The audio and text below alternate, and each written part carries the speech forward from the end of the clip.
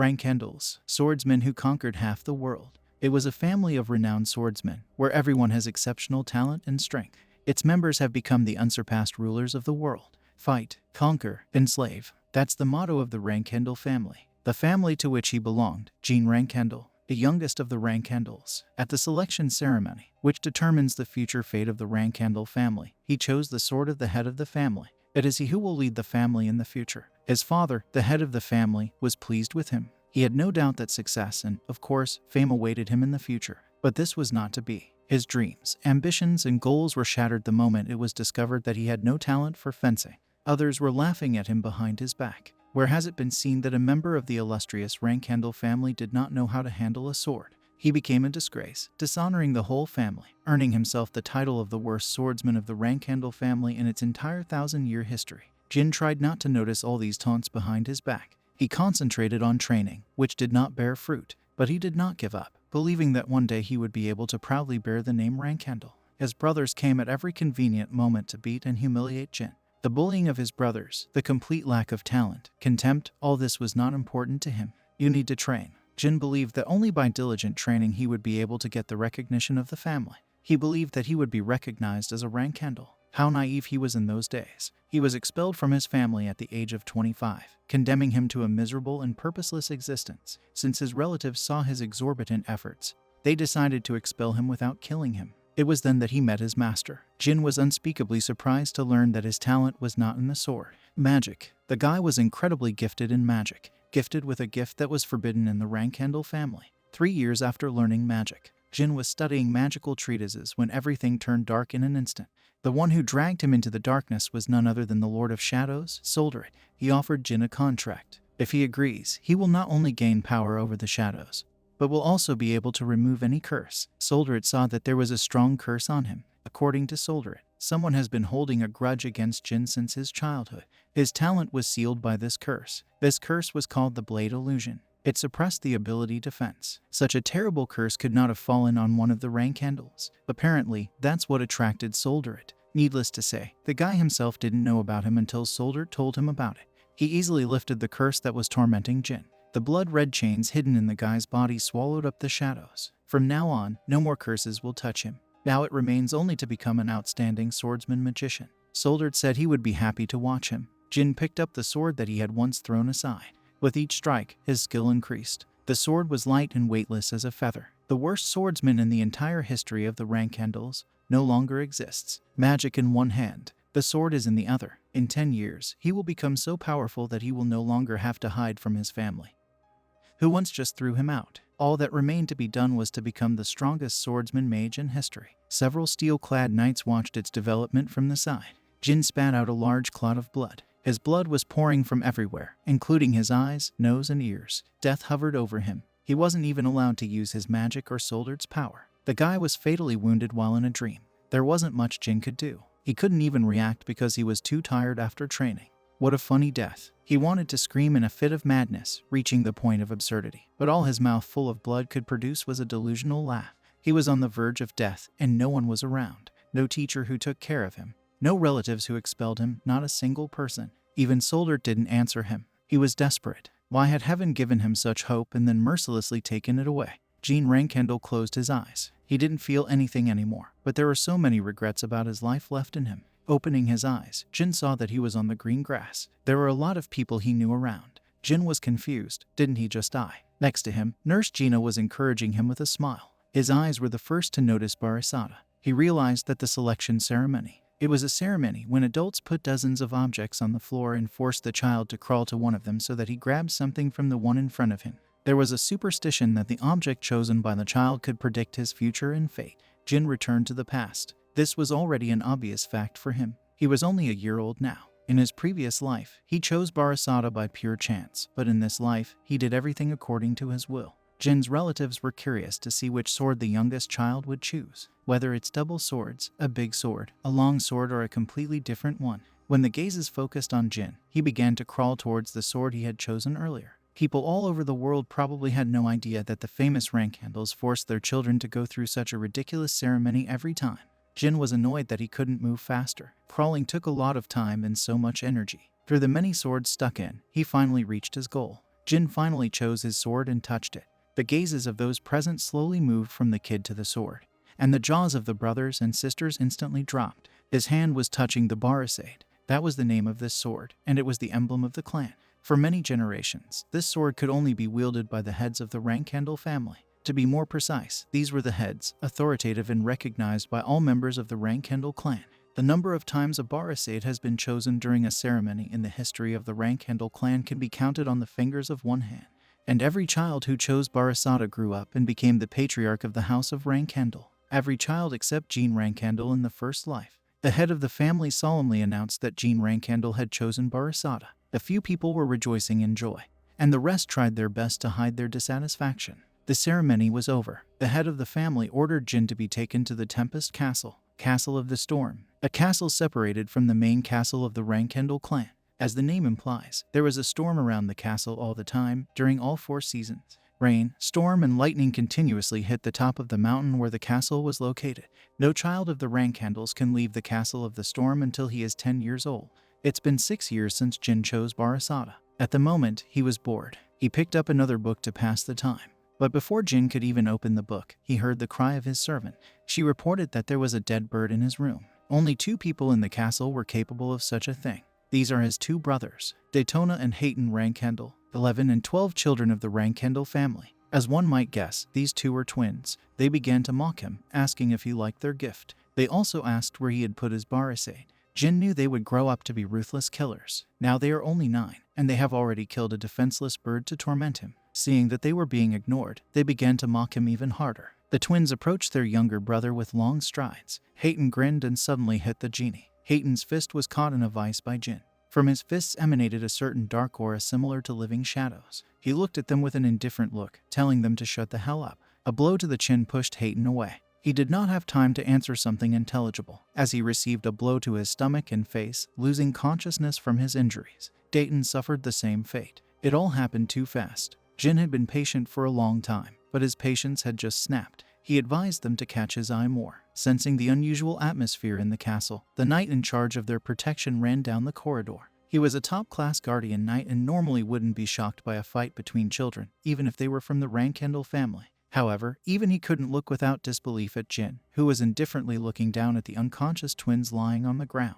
In a hurry, he asked what had happened here. Jin replied without much emotion that they had a fight and then plummeted. Of course, the knight did not believe this, but he did not ask unnecessary questions. He didn't expect anything else from the Rankhandles. Even their children were merciless. He was going to take them to the doctor. When he picked them up, Jin ordered the knight to follow him. Jin buried the dead bird by the tree, leaving the unconscious twins next to her. The knight asked if it was worth leaving them there, because the rain was increasing. Jin replied that they needed to think about their behavior. After that, Jin left, leaving the brothers. First of all, the twins didn't wake up to order him not to do it. All he could do was carry out the order of Rankhandle, who was in front of him. It is not he who should consider the consequences of these orders, but the patriarch and the elders. Even if the twins die of hypothermia, the Rankhandle clan will not put the blame on the knight. The knight watched Jin thoughtfully. That aura was similar to magic. If he's right, then there was something more serious than the brothers' quarrel. He should rather be shaking the head. Saddling his horse, the knight left the Castle of the Storm at the same moment. Jin watched it through the window. He knew that the knight wanted to report this event to his father. This knight not only guarded them, but also watched over them. Since he decided that Jin had magic, he wouldn't back down so easily. He looked thoughtfully at his hand, on which the shadows were writhing. The energy of shadows, proof of his contract with Solderit. Thanks to this power, he realized that even death did not break the contract. And thanks to his immunity to curses, the illusion of the blade did not touch him. The shame of the Rankhandle family no longer exists. Jin promised himself that everything would be different now. Now he decided to prepare for his father's visit.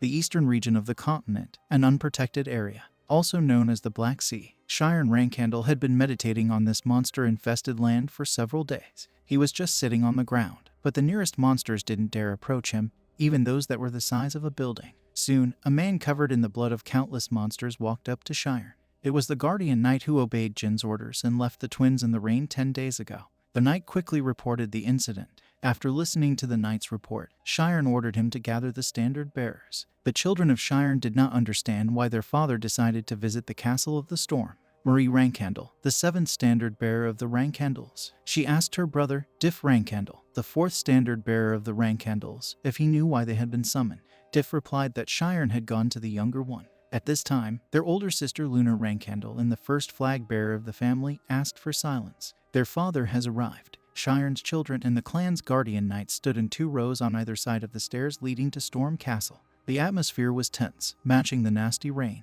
Everyone present seemed determined, as if they were ready for war. When Shiren came to the entrance of the Storm Castle, they all raised their swords into the air at the same time. The mountaintop trembled with resonating voices, as if landslides were about to begin. The Rankhandle children exchanged glances, silently sharing their thoughts. As Shiren walked past them, they slowly started following him with serious expressions. The Guardian Knights stayed behind to guard the gates of Tempest Castle. However, none of them understood what was going on. The reason why Shiren came to Storm Castle was because he wanted to see his youngest child.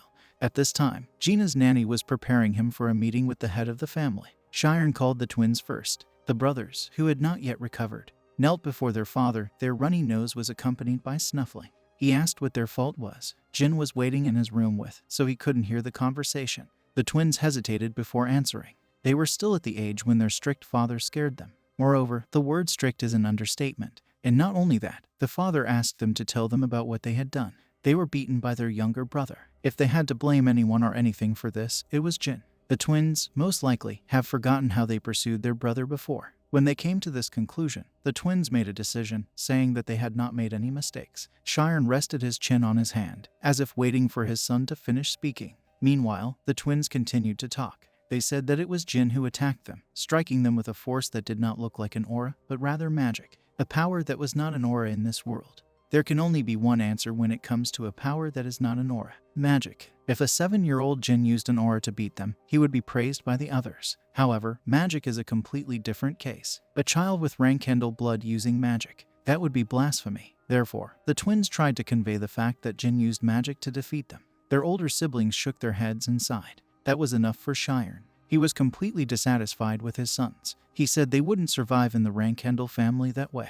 Now it was Jin's turn to appear before him. As Jin walked down the hallway, he thought about the twins who had come for him. They were depressed and close to collapsing to the ground, as if they were trapped in a beast's cage and barely escaped with their lives. Shiren Rankhandle, the strongest and most indifferent person in the world, the greatest hero of their time, a demigod, the quintessence of a knight. After he became a knight, and not a simple man, he lost his emotions. Now he is obsessed only with his family and his development.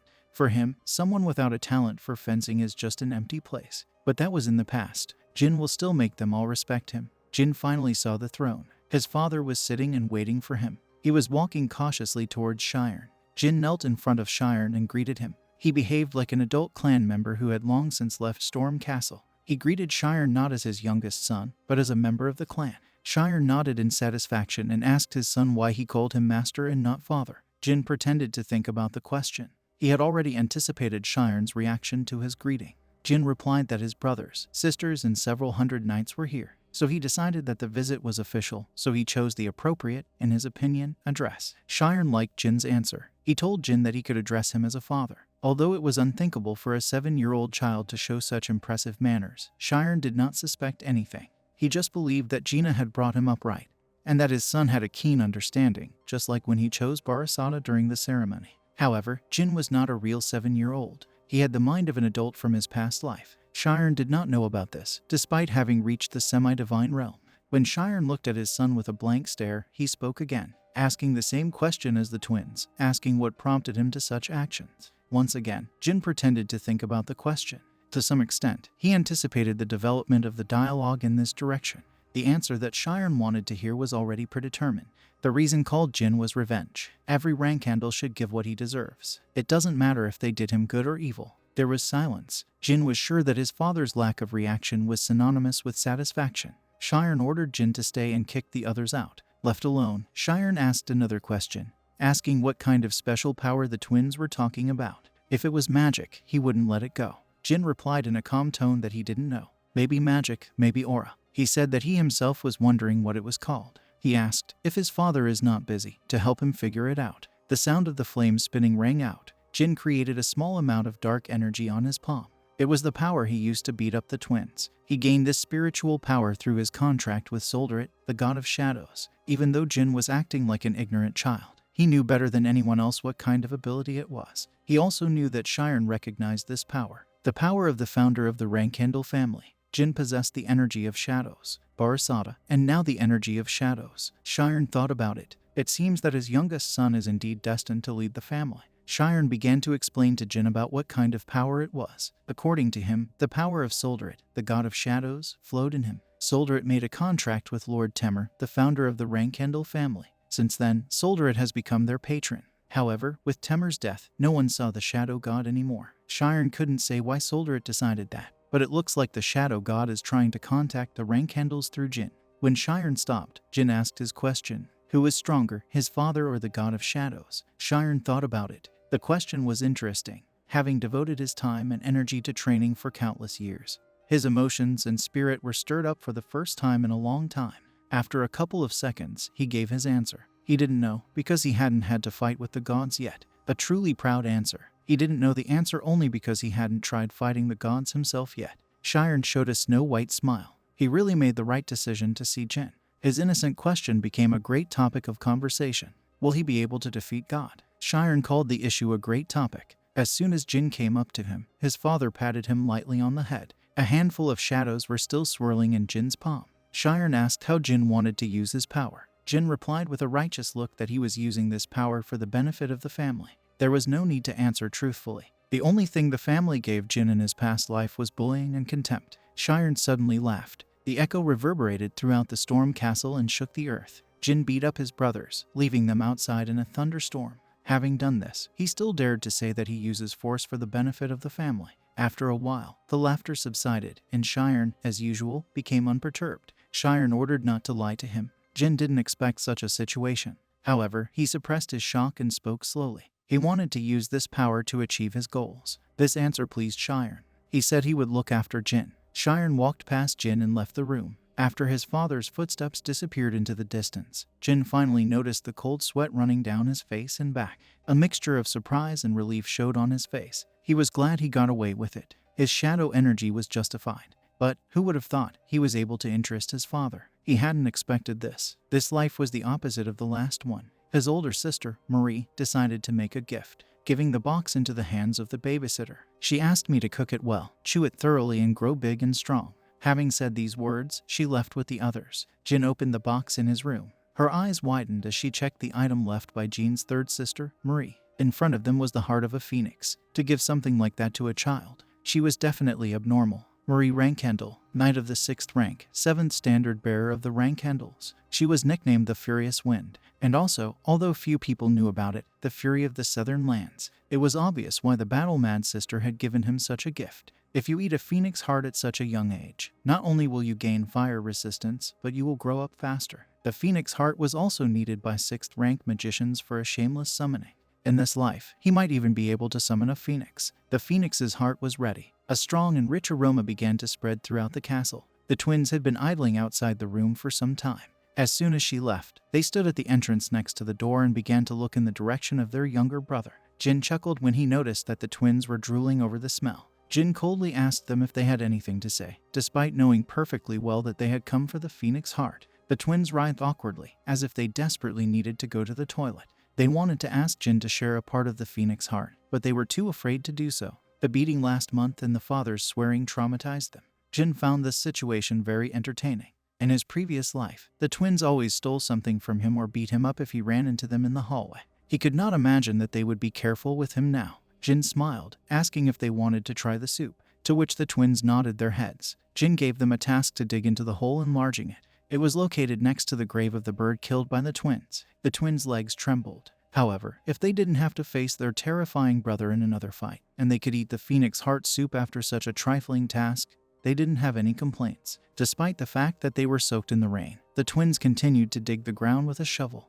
They reached the underground wall around midnight and then finally stopped digging. Under the place where they dripped there was a structure where a man was in a glass coffin. Tired and dirty twins arrived for their reward. However, they received only 1 teaspoon of soup each. The twins belatedly realized that they had not decided on the proper amount during the agreement with Jin, and were angered by their so-called reward. However, they couldn't express their disappointment for too long, as Jin glared at them as if he had graciously allowed them to enjoy one spoonful. The next morning, Jin went to the pit that the twins had dug. It turned out that the twins did not resort to small tricks. They dug a pretty big hole. Inside the deep pit, Jin saw a golden stone wall that was on the side at the very bottom. Jin walked over to the stone wall. There were scratches from shovels on its surface. The wall itself was not very strong. There were no metal bars or wires inside it to increase its strength, so a spell of the first rank would be enough for such a wall. Jin suddenly laughed because he couldn't help himself. Then he spread his arms and rested his palms against the wall. Immediately, the stone wall began to vibrate slightly. In fact, the center of the wall, where Jin's hands were, had already crumbled into small particles. A small hole appeared, through which Jin could barely squeeze his body. The guy looked at the hole in the wall. An old long corridor resembling ancient ruins came into his field of vision. A large steel gate could be seen in the distance, the secret vault of the rank handles. In his previous life, he never got into it. To enter the vault, you had to say a passphrase. The child of the rank handles wants to comfort Murekin. It was a code phrase that Jin said. The secret vault of the rank handles. Here are kept the secrets of the families that the rank handles have destroyed over the past millennium. Only rank handle standard bearers could enter here. He heard the code phrase from his brother, although he was sarcastic, saying that he wouldn't need this information anyway. The first thing Jin saw when the door opened was not a shelf with countless books, but a glass coffin. Inside the glass coffin was a human body. It was Murekin who turned into a human before falling into a deep sleep. Faced with an unexpected sight, Jin's body froze with surprise and alarm. Then he slowly began to approach the glass coffin. Black Dragon Murekin. They say the founder of the family defeated the Black Dragon, sending him into a deep sleep. Jin thought they were fairy tales. Jin didn't know much about Murekin. The legends and myths of the clan rarely mentioned him. They weren't even worried about some dragon that disappeared a long time ago. The real problem was the living dragons, and they were much more worried about them. The glass coffin shone with cleanliness. There was not a single speck of dust on its surface. However, no one wiped it. Such perfection was maintained because of the mana surrounding the coffin. Jin touched the mana with one hand, and goosebumps instantly ran down his spine. Swallowing his saliva, the guy took another step forward. If it had been a living dragon, things would have gone differently. But Murekin was sleeping inside the coffin, so Jin was more interested in finding secret manuscripts. The cave seemed wider than the central hall of the Storm Castle, although it was a little empty here, since the room was not decorated with all kinds of decorations. Jin quickly began searching for the manuscripts. As soon as he pushed open the heavy door, he found the library. In fact, this place was too shabby to be called a library. The secret library of the Rankhandle clan consisted of one bookcase and several chairs, but there was enough space to hide the secret manuscripts. The rest of the books were manuscripts of other clans. The library didn't need a lot of shelves. Dusty books were neatly arranged on a 1.5-meter wide shelf. This literature was once written by various military clans and was defended at the cost of the lives of many people. These manuscripts could only be read by the standard bearers of the military clans. Jin calmed his pounding heart and started checking the titles of every book on the shelf. He decided to start with the Kunjin family. After all, they are also swordsmen. Several hours passed while reading. Jin wanted to take the whole mountain of books, but then he might get caught. To prevent this from happening, he decided to come and rewrite. The scratching of a pencil on paper could be heard in the quiet dungeon. It took Jin exactly an hour to copy 10 pages. Then he covered up the traces of his stay and left the library. He closed the hole in the wall with earth magic and dirt lying on the ground. So 2 months have passed. During this time, Jin rewrote all 3 volumes of Kanjin. As the days passed, Jin became more and more energetic and enthusiastic. He had never felt so good getting out of bed in the morning before. An hour passed in the underground library. After incessantly copying, Jin's thin and soft fingers were trembling, so he decided to take a break for 3 minutes. Jin heard a sound behind the sliding door. He immediately jumped up in fright and focused. It was the sound of a glass coffin opening. During the 2 months he spent in the dungeon, Jin did not hear a single sound here, except for the scratching of a pencil on paper and occasional gusts of wind. Now, even being outside the library door, Jin knew for sure that Murekin's glass coffin was opening. Anyone in Jin's place would have come to that conclusion. Jin didn't remember anything about Murekin's awakening in his past life. He couldn't help but hear the news about the dragon awakening, especially while living in the Tempest Castle. A low, deep voice reached Jin's ears through the door. The dragon asked who he was, but the guy was still wondering how he could get out of this trap alive. A few seconds passed, and Jin decided how he should behave with the dragon. He tried to calm down. In his opinion, the dragon was the guardian of the family. It is necessary to show respect, and then he may spare the child. Jin deliberately stuttered and spoke tensely. He said that he welcomed the guardian of the family. He hoped that he would be able to play a child frightened by a 1,000-year-old dragon. The rain candles sometimes called Muraken their protector, so Jin decided to strengthen the effect of his words in this way. Muraken boiled with anger. He, the black dragon Muraken, was called the guardian of the family whose founder defeated him. He was just talking loudly, but the mana in the room started to shudder and swirl like in a whirlpool. Muraken's body disappeared into the black smoke and immediately materialized before Jin's eyes. Jin replied that he had been told that Muraken was the guardian of the family. The dragon was furious. He cursed Rankandle. Muraken said that he would not take it out on a small one. Jin breathed a sigh of relief when he heard the dragon's answer. He doesn't seem to be so cruel to children. Muraken suddenly took a deep breath, like a dog who has been thrown something delicious, or like a smoker who has finally lit a cigarette. Muraken asked why he smelled of shadow energy. He clearly remembered. He may have slept for 1,000 years, but he has not forgotten this smell. It smelled like that only about those who signed a contract with Solderit, as Temur once did. Jin thought about it. Does this mean that Muraken has awakened because of his power? Muraken completely ignored Jin. He closed his eyes and concentrated on the smell of energy. Jin decided to try something. A small dancing ball of energy appeared on Jin's palm. Muraken smelled the energy before he opened his eyes. He couldn't hide his surprise. In fear, Muraken began to retreat. He almost fell because of his shaking legs. His panic was growing. Muraken seemed to have his whole soul sucked out. The one he had been waiting for thousands of years turned out to be a child. Muraken fell in front of Jin and looked at him. There was silence. Jin wanted to continue their conversation, but the atmosphere wasn't right. He just couldn't bring himself to see Muraken lose his cool. Muraken said that he had once made a promise to Solderit, and it seems that in order to fulfill it, he will have to team up with Jin. He said he would explain everything later. He wasn't thinking straight right now, but I decided that at least I would introduce myself properly with a follower of Solderit. A strong wind swept through the room. Dark energy began to condense and swirl around Muraken. He transformed into the form of a dragon. A black aura covered Muraken's body like a cloud, and a dragon that almost completely filled the entire dungeon appeared in front of Jin. He's a Muraken, the representative of Solderit, his friend, the last descendant of the first being created from the shadow. According to the millennial contract, from this very moment he will serve Jin. Muraken asked to give his name. Jin replied, barely restraining his trembling heart. Black Dragon Muraken. Mount Muraken, a place with violent winds, is named after this dragon. A long time ago, the Black Dragon Muraken ruled the lands of the Rankandles. However, 1,000 years ago, Temur Rankandle defeated Muraken. They say that as a result, the Castle of the Storm was destroyed, and Muraken fell into a deep sleep. Anyone who enters into a contract with a god must do it in tandem with a guardian dragon. However, nothing was known about the dragon guardian of Solderit. Jin had been hiding Muraken in a secret library for a long time. Since they would be spending the near future together, Jin decided to ask Muraken about everything that was interesting to him. Jin asked Muraken why he and Temur were fighting. Muraken replied that he did not remember because it was 1,000 years ago. Jin was sure of one thing. Muraken was crazy about strawberry pie. Over the past 6 months, his admiration for dragons has been completely destroyed by this brute sitting in front of him now. As a wizard, he imagined legendary dragons, wise, mysterious, and powerful beings. But the dragon in front of him was very infantile, capricious, and absolutely lazy. He was constantly lying, scratching his sides and complaining about everything he could. Muraken asked what he does all the time. Jin replied that he records everything the dragon tells him in secret. Muraken perked up, asking if he understood any of them. Disappointed, Jin replied that he understood only 30%. Muraken consoled. It was quite good for someone his age. The other kids weren't capable of that. This only concerned ordinary children, and he was a Rankandle. He can't afford that. He has 12 older brothers and sisters, and mom, dad, grandparents. If he wants to crush them, he'll have to try. Jin asked how many percent Temur would understand from these books. He was wondering what he would look like against the background of the strongest man in history. At his age, Temur wouldn't have understood a line.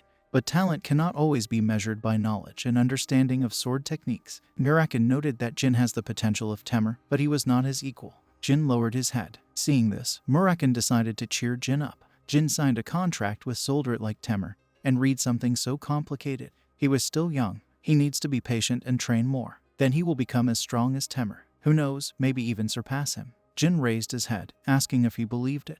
Muraken smiled broadly. He asked if he knew what Solderit's nickname was. Infinity. Solderit's power is limitless, which means that he, as a follower, too. So Jin doesn't have to hang his nose. To cheer him up, Muraken promised that he would teach him a secret technique. the release of shadow energy. Everyone who is connected with shadow magic should be able to do this. However, if he has not mastered everything, it can be dangerous. Therefore, Muraken will train him carefully and gradually. The first step was to learn how to reveal mana. The release of shadow energy is the opening and movement of mana flows. It turns out that he must master mana flawlessly. That's what they'll be doing for the next 2 or 3 years. You can't learn something advanced without knowing the basics. 2 or 3 years seemed long to Jin. Jin created a sphere of mana on his palm, and Muraken stared at this sight in surprise. Muraken was shocked. He asked how he did it. Jin replied that he had been able to do this for a long time.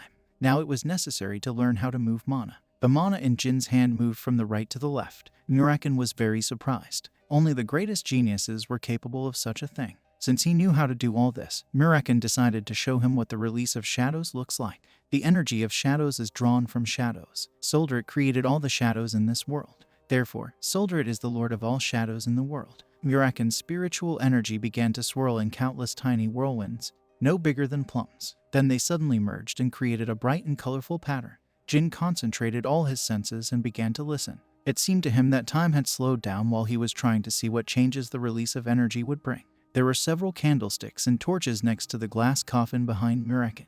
The shadows from these light sources in the underground chamber stretched out like long streams of water and began to flow towards the Muraken energy whirlpool. Jin turned to look at the other objects in the room, and the same phenomenon was reflected in the shadow of the bookshelf. Soon, he suddenly felt dizzy. The guy seemed to have fallen out of reality. He could feel the wet sweat in his tightly clenched fist. He had the urge to take a few steps back. The shadows of the objects and their surroundings really gathered in the direction of Muraken.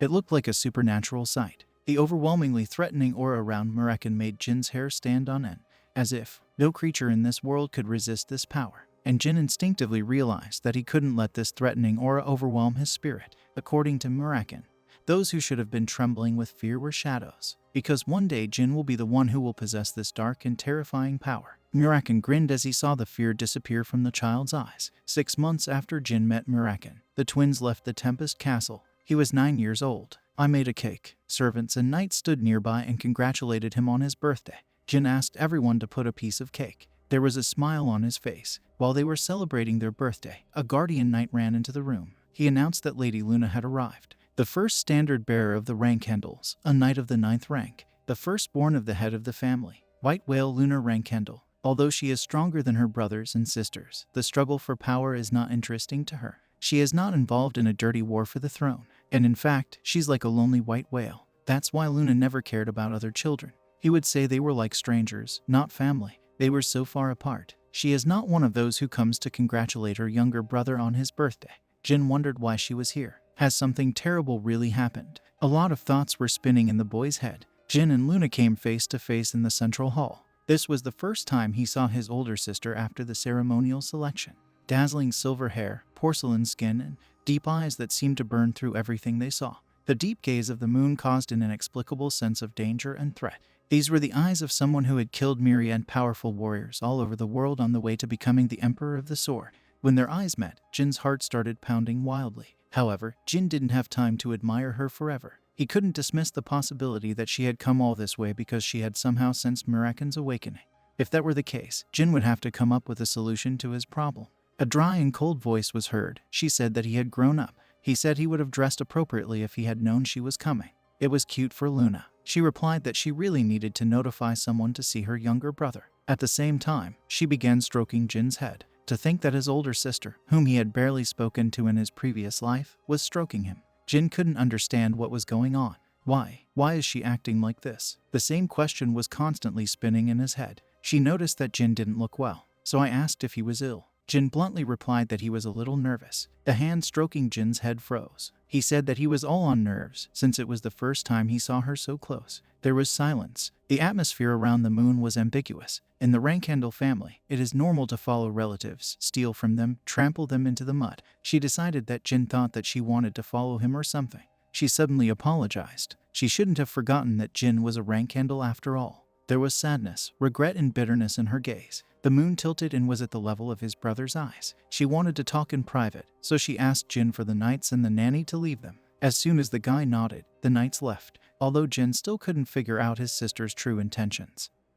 He believed that Luna didn't mean him any harm. She wanted to report something, so she came without an invitation. When their father visited him, he attracted all the brothers and sisters by his behavior, which meant that they would be watching him closely after he left Tempest Castle. She also expressed the hope that he would be able to live happily without getting involved in a family conflict.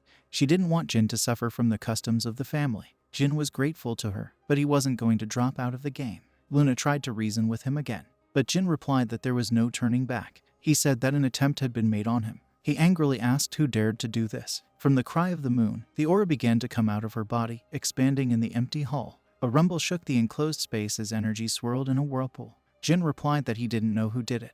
Despite his dry response, Jin was pleased that Luna was furious with him. There was no need to continue this conversation. Luna could only come to terms with the fact that her younger brother was already too involved in the family feud to break free at the moment. She hugged him, saying that it saddens her. While the girl was trying to sort out her mixed feelings, Jin gently put his arm around her neck. Who would have thought that the famous white whale was such a sweet and gentle sister? Jin no longer thought of her as a scary 9-star knight, but instead considered her a simple person who suffered in this confusing family. He asked her not to get upset. She congratulated him on his birthday, giving him a pendant with a blue stone. If Jin breaks the dark blue gem on the pendant, the moon will be sent to the place where Jin is, but only once. So she asked Jin not to take it off. Jin's gloomy and dreary birthday was brightened up by the presence of his sister. After their conversation in the hall, Luna stayed in the castle for another 2 hours before leaving. After she left, Jin went to Murakan. When he saw Jin, he pointed to the pendant on him in shock. He noted that the one who gave him this pendant seems to love him very much. It was an artifact of the Demon King Orgel himself. Thousands of years ago, people risked their lives just to get one of his artifacts. The pendant gave its owner resistance to attacking magic no higher than the 5th rank, and also enhanced magical power. Murakan was sure that the pendant also had the ability to summon. Murakan asked if this gift was from that person with very strong energy. Jin was surprised that Murakan could sense her from here. Murakan was sure that she had noticed him, too. Jin began to worry. Murakan calmed him down, because his sister gave him something so valuable. She would definitely not give up her brother to watch him die. Leaving, Luna uttered the words that no matter what he did, no matter who he became, she would always be on his side. Jin thought that life in the Tempest Castle would be incredibly boring. But it brought him a lot of things: the recognition and hopes of his fathers, the heart of the phoenix from Marie, friendship with the moon, and even acquaintance with the dragon guardian Murakan. He could not have dreamed of such a thing in his previous life. He is already 10 years old, so the preparations for moving to the central castle began. Currently, Jin was training 2 skills at the same time. He studied the release of shadow energy with Murakan in the dungeon, and Khan, a knight from the castle, taught him the martial arts of the rank handles. As a result, the boy had no time to rest at all. Looking at Jin, Han thought that this was to be expected from someone who the head of the family was interested in. When he trained others, he evaluated their abilities. But, apparently, it was Jin who was here evaluating whether he was fit to be his teacher. After the training, Han bowed, saying that it was an honor to train him. There's not much time left before Jin leaves the castle. Khan promised that he would do his best to prepare him in the best way. Jin touched the candle flame with his index finger today. The fire touching the tip of his finger had absolutely no effect on him. Jin didn't feel a burning sensation, as if he had dipped his finger into warm water. He ate about half of the heart. He'll finish the rest in a couple of years. She was preparing the necessary things, because at dawn they would leave the Castle of the Storm. He was leaving tomorrow, so he asked Murakan how he could take him with him. Murakan has been waiting for this day for a long time. The dragon replied that although he was weakened, but it was all a trifle. He would go after him and no one would even notice him. Has Murakan weakened? Jin was very surprised. Jin asked if he could recover his strength. They will be getting stronger together, because he is his guardian dragon. Murakan asked him to quickly become a strong swordsman magician, like Temur. In a previous life, Jin had heard from Solderit that his family were swordsman magicians, and the founder of the family, Temur Rankhandel, was the strongest swordsman magician in history. Now everyone has forgotten about it. According to Murakan, the Rankhandel family rejected magic and seek only swordsmanship because of a humiliating contract made 1,000 years ago. Although Murakan is revered as a guardian of the family, it is unlikely that anyone will be happy about his return. If it had been thousands of years ago, Murakan was sure they would have been revered for bringing the most noble creature back into the world. Jin was incredulous. Murakan asked not to worry. He promised to hide well, and he will put an illusion on an empty coffin so that no one will know that he is not here. Although he won't be able to maintain the illusion for too long, he will support her for as long as he can until he recovers his strength. As a sign of gratitude, Murakan asked for more respect and reverence. Jin smiled. A bottle and a basket appeared on his hands. When Jin opened the basket, the stars shone in Murakan's eyes. The basket was filled to the brim with strawberry pies. The pie was from the first strawberry this year, and he stole the wine. Jin asked only not to get drunk. He was afraid that Muraken would impose some strange illusion. The dragon said that it was not in vain that he raised him, looking greedily at a bottle of wine. The next day, around lunchtime, 2 knights from the main castle of the rank handles came to the castle. There were fewer escorts compared to when the twins left the castle, but this time both escorts were 7-star knights. Knights Jerome and Holtz. She spoke in a solemn tone, looking straight into Jin's eyes that his life would no longer be as calm as in the castle. Besides, she won't be able to cook him a pie all the time anymore. Jin's days at Tempest Castle were rarely calm and peaceful due to his constant training. But he had already adapted to such an atmosphere. The knights from the main castle greeted the boy politely. A steel carriage pulled by horses was waiting for them at the foot of the mountain. October 30th, 1790. Finally, he leaves the Castle of the Storm and goes to the Rankhandle estate, the Garden of Swords. Jin's days at Tempest Castle were accompanied by constant rains. However, as soon as they descended the mountain and reached the bottom, the landscape turned white. It was the first snowfall this year. Moreover, heavy snowfall. A few hours later, the snow rose to knee level. Because of this pure white landscape, the crew had to slow down. The knights Jerome and Holtz dismounted and began to sweep away the snow on their way with swords. She said they needed to wait out the snowfall in the nearest village. If there is a lot of snow, they will be able to teleport. Although this was the first time Jin had seen snow in a long time, he wasn't particularly excited because of their serious circumstances. A carriage slowly approaching and a snowfall that seemed to be trying to swallow the whole world. Jin was leafing through his notes transcripts of secret volumes from Castle Tempest to kill time. But the unexpected happened. Suddenly, the 2 horses pulling the carriage screamed in horror. The 1-star magic spell ice spears pierced the sides of the horses. The carriage shook as if it was about to turn over, and the next second the coachman was killed in the same way. Ambush. Jerome and Holtz shouted loudly, immediately covered Gina with her body, and began to watch what was happening outside. The usual gentle and kind look was nowhere to be seen. Her eyes seemed to burn with anger as she displayed a fierce intent to kill. She told Jin not to worry, because the knights were of the 7th rank, just like herself. About 20 enemies. There are mages and warriors there, maybe even archers. Jerome and Holtz were fighting now. She reported on her own observations of the situation. Although she tried to calm Jin down, he was much calmer than the nanny herself. Jin's pupils dilated. He shouted that they needed to get out of the carriage now. Under no circumstances should guardian knights leave a Rankhandle child unattended. One of them had to stay. This meant that at least one of them was a traitor and an impostor. Something must have been planted in the carriage. They had to leave. I checked the situation outside through the window. As Jin had noticed, Jerome and Holtz had abandoned their positions as soon as the attack began. Her face contorted with rage as she ground her teeth. Anger was directed at the 2 traitors, as well as at herself for noticing the situation only after Jin pointed it out. Suddenly she waved her claw. The steel carriage was neatly divided in half and easily fell apart. Jin could now see the sky from inside the carriage. Then the woman jumped out of the wreckage and picked up the boy, running like an arrow flying in the wind. Since the traitors had prepared the crew, there could be hidden functions to prevent them from escaping. Therefore, she had to act quickly to avoid all possible traps. She said that she would accept any punishment as soon as they arrived at the estate. Jin replied that now was not the time for that. He wanted to make sure of something. The ambush could have been set up by their allies. If the attackers needed him, they would have attacked when Jinny got out of the carriage. But it was too quiet. If the opponents Jerome and Holtz were fighting were Jin's allies, then the boy and the babysitter were saved. But Jin couldn't dismiss the possibility that the attackers were actually other enemies who had different goals than those 2 traitors. Nevertheless, she took the boy in her arms and ran to the battlefield. The voices of the attackers were heard. On closer inspection, Jerome and Holtz were fighting on equal terms against about 20 opponents. Demon and Black Sakura, the Utah family, part of the Mytol family of magicians and mercenaries of the Black King's squad. The attackers were indeed allies of the boy and the nanny. A knight with short red hair and a scar in his left eye stood with his back to him. He introduced himself as Murika. Murika was the captain of the Black King's squad. They came to rescue Jin on the orders of the Rankhandles. Jin immediately realized that Jerome and Holtz were not traitors, but impostors. If they were of the 7th rank, they would easily cope with all of them. Gilly wrapped her aura around the claw and glared at the knights. The faces of the 2 traitors visibly distorted. Smiles began to appear on them. She also realized that these 2 knights were not the Rankhandle knights she knew. Like Jin, she was aware of the might and power that true 7-star knights possessed. She asked who they were. Jerome replied that he would not say anything to the Rankhandle mutt. The fake Jerome let out a sickening laugh and fell silent. It looks like they weren't going to give more information. She asked Jin what she should do. Jin had no hesitation in ordering one to be killed and the other to have his hands cut off and brought to him. Jin didn't have time to look back, as she already rushed to the two imposters. As she swept across the snowy landscape, the air was torn apart by a sonic boom. She was a swift arrow. The mercenaries and magicians couldn't believe that it was possible to reach such a speed by running through such a thick layer of soft snow. The three-pronged claw tore the neck of the fake Jerome.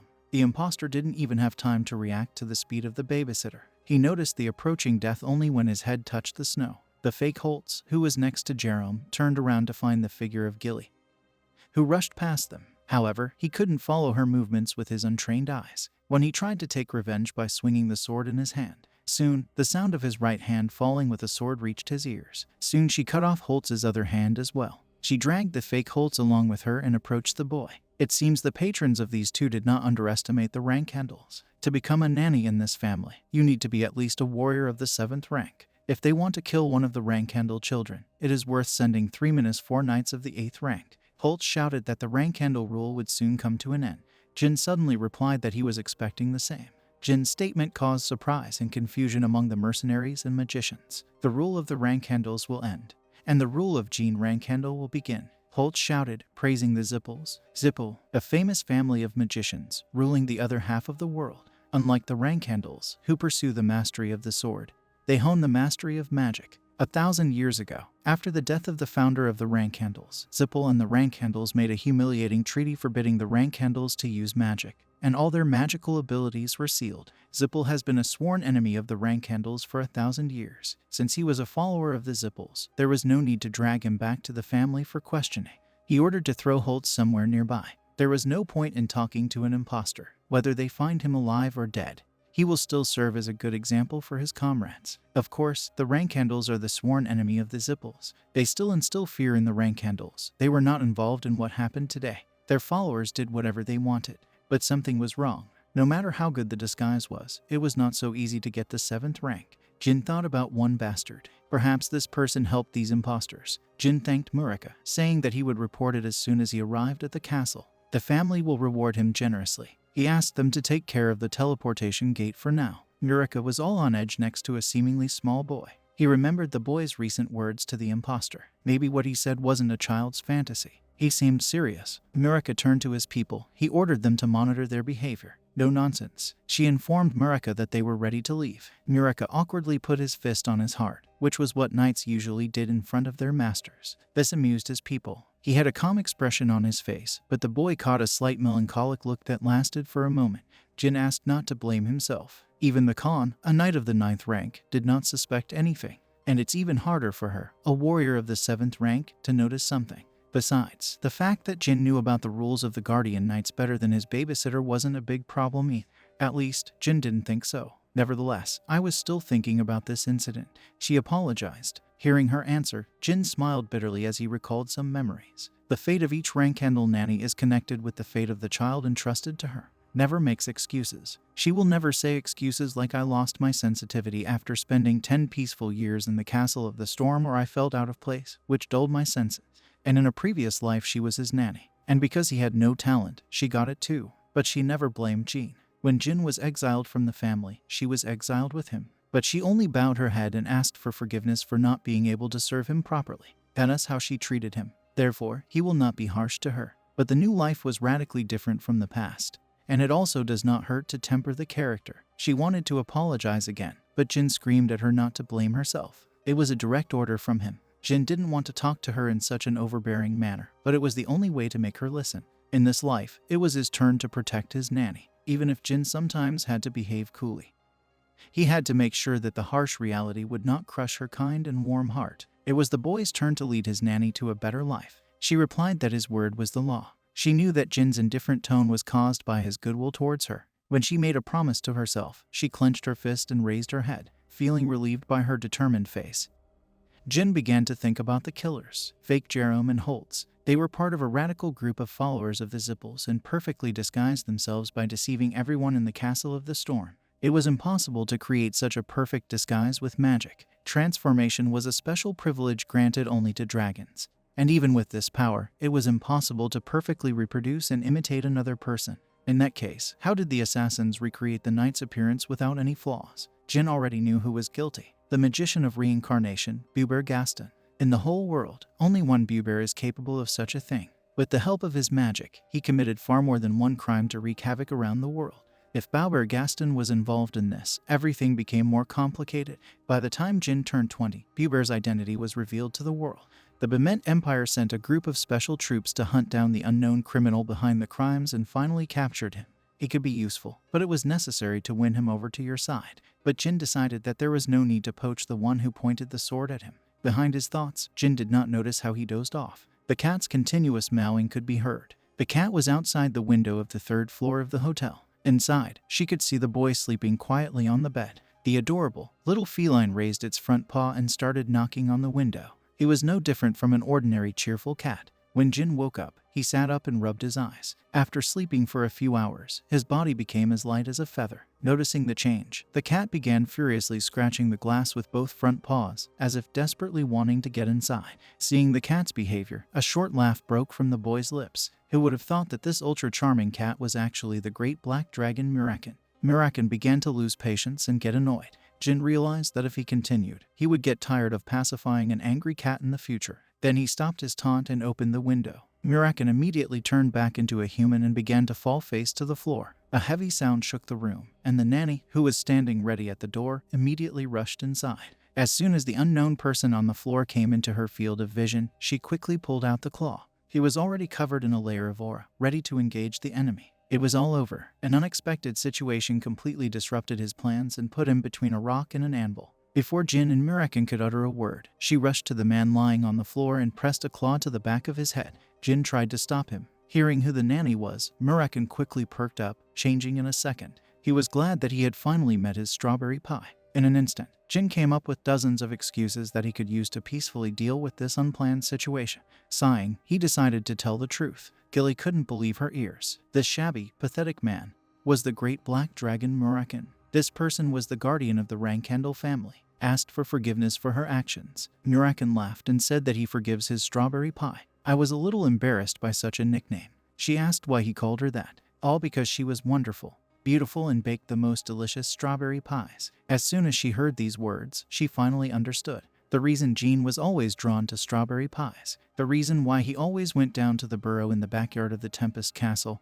And why he always took these pies with him. Jin began to tell and explain his last years spent in the Castle of the Storm. Although he didn't mention his regression, he told her about his census of secret folios and sold her its contract status. Surprisingly, she remained calm and collected during Jean's story. However, she was nodding intensely all the while. It was at this moment that an informal group of 3 Rankandels was formed, consisting of a nanny, a child, and a dragon. She asked if the noise was because of the transformation. Muraken laughed out loud, answering that he just fell. She wasn't sure now if she could trust the dragon or not. Jin replied that they could, sort of. The middle teleportation gate. Over the next 2 days, the Black King's mercenaries duly escorted Jin and company to the capital of the Kingdom of Middle. It would not be an exaggeration to compare mercenaries with real knights for their amazing dignity and the courtesy they showed to their clients. However, they never understood why their client picked up the black cat halfway.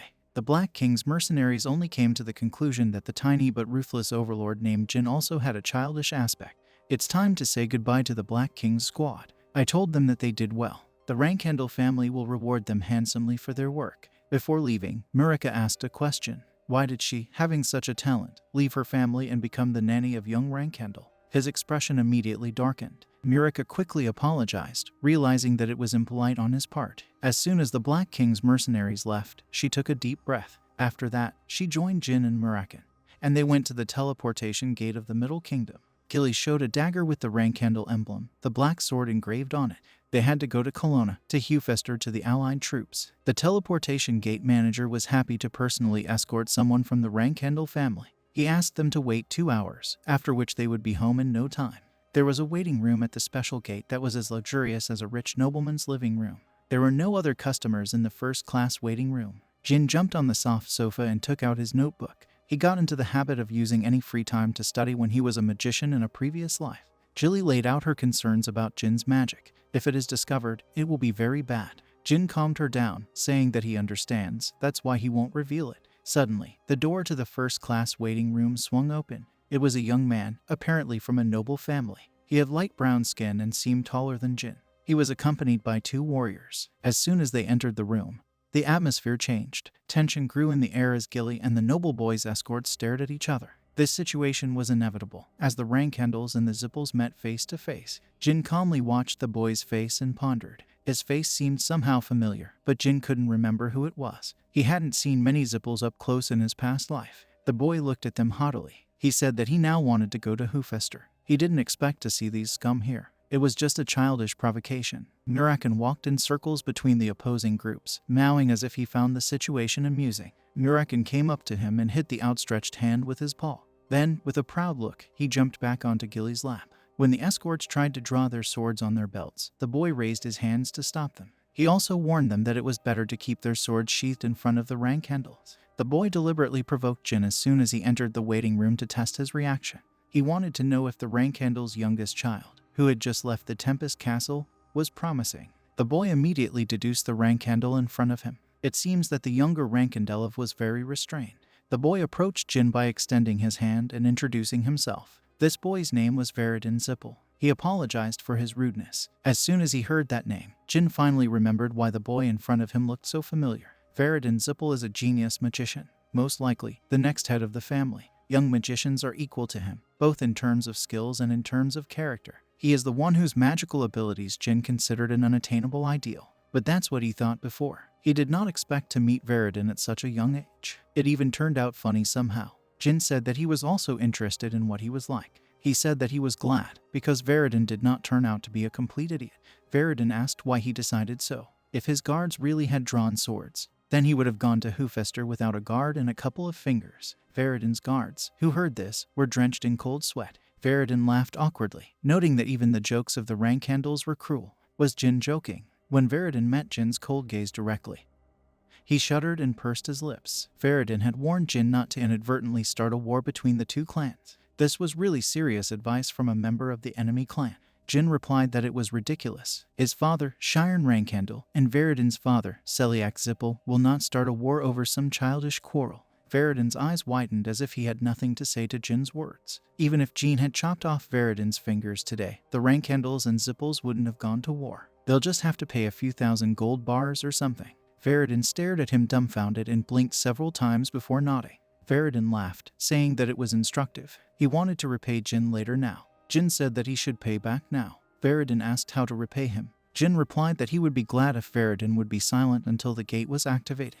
Veridin Zipple returned the favor as requested by Jin. He didn't say a word until the teleportation gate was activated. From time to time he glanced at Jin to check what the boy from Rankendel was doing. Jin Rankendel. Veridin was sure that in a few years he would shake the world and spread his name. He was very curious. He wanted to talk to him some more, but Jin didn't want him to do that. Veridin's eyes sparkled with curiosity as he continued to glance at the 10-year-old boy. They only had a short conversation, but the meeting was refreshing and exciting. Consequently, there was a certain amount of benevolence in Veridin's curious gaze. If it wasn't for their origin, Veridin would definitely have made friends with Jin. Wait a minute, if Jin is a Rankendel, then they can become sworn enemies. Veridin chuckled softly, letting his imagination soar to the skies. Meanwhile, Jin also thought to himself, is everything all right with the Zipple's head? It's time to teleport. They were warned that it could cause headaches and nausea. Blue Mana began to color the special waiting room. Then she gently covered the participants inside. Veridin excitedly shouted that he was glad to meet Jin. He will be looking forward from the next meeting. Jin, on the contrary, hoped that he would never meet Veridin again. As soon as they left the waiting room, they were greeted by the quiet scenery of the Alliance teleportation gate. In general, there should have been countless people in this area, but since the youngest Rankendel master was coming today, the administration set strict rules. A group of knights approached Jin and his team. They were the guardian knights of Rankendel. A middle-aged man among the knights spoke up. His name was Pedro. He was the second manager of the house. He and the others headed towards the Garden of Swords. The Garden of Swords, a place that symbolized and represented the Rankendel clan. As the name suggests, the vast garden had more swords planted in the ground than flowers or trees. Thousands of swords belonged to deceased Rankendels and clan members, but not all. No one got the right to plant their swords in the garden just because they were a clan member. This was a special right granted only to clan members who had contributed to growth and prosperity. Once upon a time, Jin hoped that after his death, his sword would be placed here in the garden. In the past, he was weak, devoid of potential. He was neither a leader nor a blade. Why did he even think that hard training would change anything? But now, his life in this worthless place will make sense. Jin thought he would be nervous on the way to the Garden of Swords, but it was the opposite. In fact, the sight of the swords planted in the garden gave him confidence and mental fortitude. Standing in front of them were Jin's 12 siblings, his parents, the masters of the Rankendel clan, and all the potential heirs to the throne gathered in one place. Gathering together all the direct descendants of the Rankendel bloodline was extremely rare. His mother was the first to speak, saying that it had been a long time since we had seen each other. Black Panther, Rosa Rankendel, the lady of the Rankendel house. Jin slowly approached his parents. Moving forward, Jin could feel the eyes of his brothers and sisters who were standing in line on both sides. Murakan was the reason for this. Their younger brother, who attracted the attention of his father, lovingly cared for the cat. They expressed a mixture of surprise, amazement, and mockery. When Siron frowned, he asked Jin, "Did he pick up this cat?" Jin expected his father to ask this question first before any greeting. And he also knew what to say to satisfy this picky man who turned out to be the strongest in the world. He replied that he did not pick up, but sheltered. The corners of Shiren's mouth turned up in a slight grin. That's how a real Rankendel should answer. The expressions of some of his siblings became somber, probably because they used to be severely punished by their father when they picked up a cute pet. Or maybe some of them just didn't like Jin. The cat jumped into Rose's arms. Surprisingly, she just caught him and began to calmly stroke his fur. She asked what the cat's name was. He replied that his name was the Rankendel Moth. There was a flurry of complaints, but as soon as Shiren opened his mouth, everyone immediately shut up. Shiren asked why he gave his last name to the cat. Jin gave the last name to be responsible. It was the first time he had sheltered someone, so the name had to be significant. Shiren asked if he understood the significance of their last name. It was a difficult question, but Jin nodded without hesitation. If someone offends a moth, he will pay for it. Shiren noted that Jin seems to have a talent for making enemies. He glanced at his children. They quickly lowered their heads. Jin grinned. He had a talent for getting rid of his enemies as well. Shiren grinned. He warned his children that they should be careful with the younger one. 4 years later, summer of 1794. Over the past 4 years, Jin has become a knight cadet of the 2nd rank. Garen Altamir informed Jin that the training was over. Garen was a guardian knight of the House of Rankendel, who trains low-ranking cadets. Garen also reminded Jin that Lunar Rankendel planned to train him. Jin had almost forgotten about it. He decided to have a snack first. Will Jin be having lunch with the cadets again? Garen said that Madame Rosa would be upset. Jin sighed. He didn't want to play peekaboo with his brothers and sisters while eating. Garen said he understood. He will inform Rosa Rankendel about it. The servant started bringing food to the training ground. It was a huge pot of rice, vegetables, and meat. The food was simple and rough enough, but the ingredients were first class. Cadets stood in line, waiting for food to be distributed. Jin didn't follow them, as Bellup was in charge of his food. Bellup Schmitz, a low-ranking knight cadet, a 13-year-old boy, a commoner, a year younger than Jin. Due to a lag in training, he was stripped of his rank and expelled. At least, that was the case before Jin's regression. Jin asked him if it was delicious. Bellup was very grateful to the Rankendel family that he could eat such wonderful meat. Bellup was especially grateful to the young master, because he was always ready to share meat with him. Because Bellup wasn't going to stop himself, Jin had to tell him to stop talking.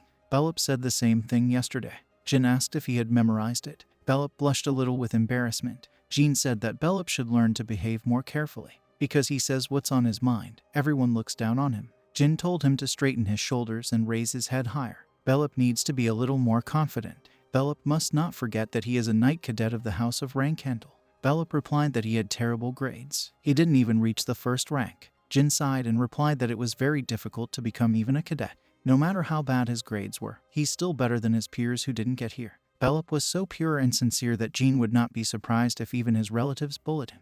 Jin asked himself one question. How did someone so pure, trained by the sword master Karin, become a loyal dog of the Bement Empire, turned into a ruthless killer? When Jin found out that Bellup had become an imperial bodyguard, he was shocked, and when he found out that he had committed suicide, he was upset. Jin looked around. After making sure no one else was looking in their direction, he quickly passed some of his food to Bellup. He said he wasn't hungry, so Bellup could finish eating. Jin will personally make sure that Bellup is not kicked out this time. He's already dead. Jin won't repeat his mistakes again. The release of shadow energy is the 2nd rank, mana is the 4th, fencing is the 2nd. Everything was going well. At this rate, in a couple of years he will reach the 3rd rank in fencing. Jin was Luna's favorite little brother. She said that today they will continue yesterday's training. However, this time everything will be somewhat different. She told Jin that the heart is his eyes. He must look with his heart. Jin has never heard of such a workout, but apparently he has no choice. For those who live by fencing, it is extremely important to open the inner vision. Luna told him not to open his eyes. Only knights who had reached the 7th rank could comprehend inner vision, and she wanted to teach someone who had recently received only the 2nd. In addition, usually inner vision was achieved by scattering the aura, but during training with the moon, he could not use the aura. However, Jin obeyed his older sister's instructions and kept his eyes closed because he knew her identity. Moreover, she was widely known as the strongest among the 13 rank-handled children. If any of the other brothers and sisters had started teaching Jin, as Luna was doing now, he would have thought that they were trying to prevent his growth with some nonsense. Or maybe they have become fanatics of some kind of pseudo-religion. Jin decided to trust her. He was sure she had thought of something. He focused on training. He was sure that someday he would figure out how to do it. They stood facing each other, eyes closed, until evening came. When their lesson was over, Luna smiled. She praised him. He could be coming back. Jin had no idea what he had done well, so he could only nod at her statement. When Jin started to leave, Luna was thinking, looking at his back. Jin showed a concentration unusual for knights of the 2nd rank. She was sure that with such potential, he would understand everything in a couple of years. Luna smiled contentedly. Cadets gathered at the training ground. Today they will have sparring matches, so there was a strange mood between them. The results of the duels were very important for their overall scores and rating, and higher scores would give them a bigger scholarship and the opportunity to become a knight guardian with special treatment. No wonder all the cadets were on edge. Karen said that today was an important day for Jin as well. His mother, Rosa Rankhandel, said that if he defeats 10 opponents with a higher rank, he will be able to start training in an advanced group from next year. This was great news for Jin. Jin turned his attention to the corner where Bellup was standing. As expected, the cowardly boy looked around nervously. He reminded Jin of a small prey that barely escaped from a predator and hid in a small hole. Jin needs to do something to prevent Bellup from being kicked out. But Bellup still lacked confidence. Garen arrived at the training ground, and the cadets immediately got in line. After a simple warm-up and physical exercises, Garen announced the sparring order and schedule. Today they will fight 3 opponents in turn. The top 10 will fight one-on-one with Jin. There wasn't a single cadet in Garen's class who could beat Jin. Therefore, whenever sparring took place, Jin fought several duels more than others. Duels began. Their duels were quite good. The training was not in vain. These sparring sessions continued for another 2 hours, and finally it was Jin's turn. Among the 24 winners, Garen chose the top 10. Jin grabbed a wooden sword and faced his first opponent. Jin quickly finished this duel, as there were still 9 sparring sessions left. Jin won 8 in his previous life, but this one needs 2 more. Jin lightly swung his wooden sword, waiting for the next opponent. Jin's next opponent was Meza Milkano, Knight Cadet of the House of Rankhandel. The usual group. Meza Milkano is one of the few who, after completing her training, will become a Guardian Knight. The battle with her is the most important moment in the test. Meza promised that she would beat Jin, no matter what it cost her. Jin nodded, saying he was looking forward to it. Meza attacked first. Jin noted that she was even stronger than before, but it wasn't enough to defeat him. True, he will have to fight 8 more, but holding back his strength and energy in front of Mesa is a bad idea. Jin needs to defeat her in a direct clash to sow fear in the minds of his next opponents. Jin planned to plant a thought in the minds of the other cadets during his duel with Mesa, that they would never be able to defeat Jin in a head-on battle. This time, Jin was the first to make a move. His attacks consisted of the simplest and chopping blows. Not a single wrong or strange movement was added. Meza easily parried and dodged his attacks. But as the offensive continued, her thoughts became complicated and heavy. Why does he only hit her with ordinary punches? Before that, he demonstrated a wide variety of techniques. Although these were standard attacks, every move was heavy and sharp. Mesa's hands and wrists were numb from parrying them all. However, that wasn't the reason her mind was confused. While Meza was racking her brain, Jin continued to swing the wooden sword with a calm expression on his face, even when Mesa twisted her body to avoid his series of simple attacks. He still stuck to the basics. Did he underestimate her, thinking that she was incapable of defeating him? Meza gritted her teeth and stamped on the ground to stabilize her position. As soon as Meza took a pose and gripped her wooden sword tightly, her anxiety disappeared. She also started using only the simplest attacks to counter Jin. Soon, all the bizarre techniques and complex movements completely disappeared from their duel. Each of them took turns attacking and defending. It was a very simple fight, a simple brute force battle. She wouldn't let Jin push her away. This time she decided to surpass Jin. Suddenly, Meza screamed loudly, lowering her wooden sword. She tried to regain full control of her emotions, but this was the reason for her defeat. Jin didn't dodge the blow that contained all of Mesa's strength and took it head-on. Mesa expected him to step back to evade her attack, so she planned to quickly rush forward to deliver the final blow. The wooden sword she swung down with all her might shattered when Jin's sword deflected it. "How is it?" When Meza subconsciously asked herself this question, Jin's wooden sword had already reached her neck, waiting a few millimeters away from her skin. Jin told her that the fight was great. While he calmly answered, Jin's forehead was wet with sweat. Then Meza turned her gaze to her broken sword. It was neither a trick nor an illusion. Jin didn't use the aura, so why did only her wooden sword break? Watching Jin head to one side of the training ground to get a new wooden sword, Meza finally understood the reason for this phenomenon. Every observer believed that the duel between Jin and Mesa was a brute force duel without any intricate or complicated techniques. However, there was one hidden truth in the battle. While Jin and Meza exchanged blows one after the other, the boy aimed at the center of Meza's blade each time. On the other hand, Mesa's attacks affected the entire surface of Jin's wooden blade. Jin's determination to break Mesa's sword is against Mesa's determination to face him head-on in a head-on battle. Mesa's broken wooden sword was by no means an accident.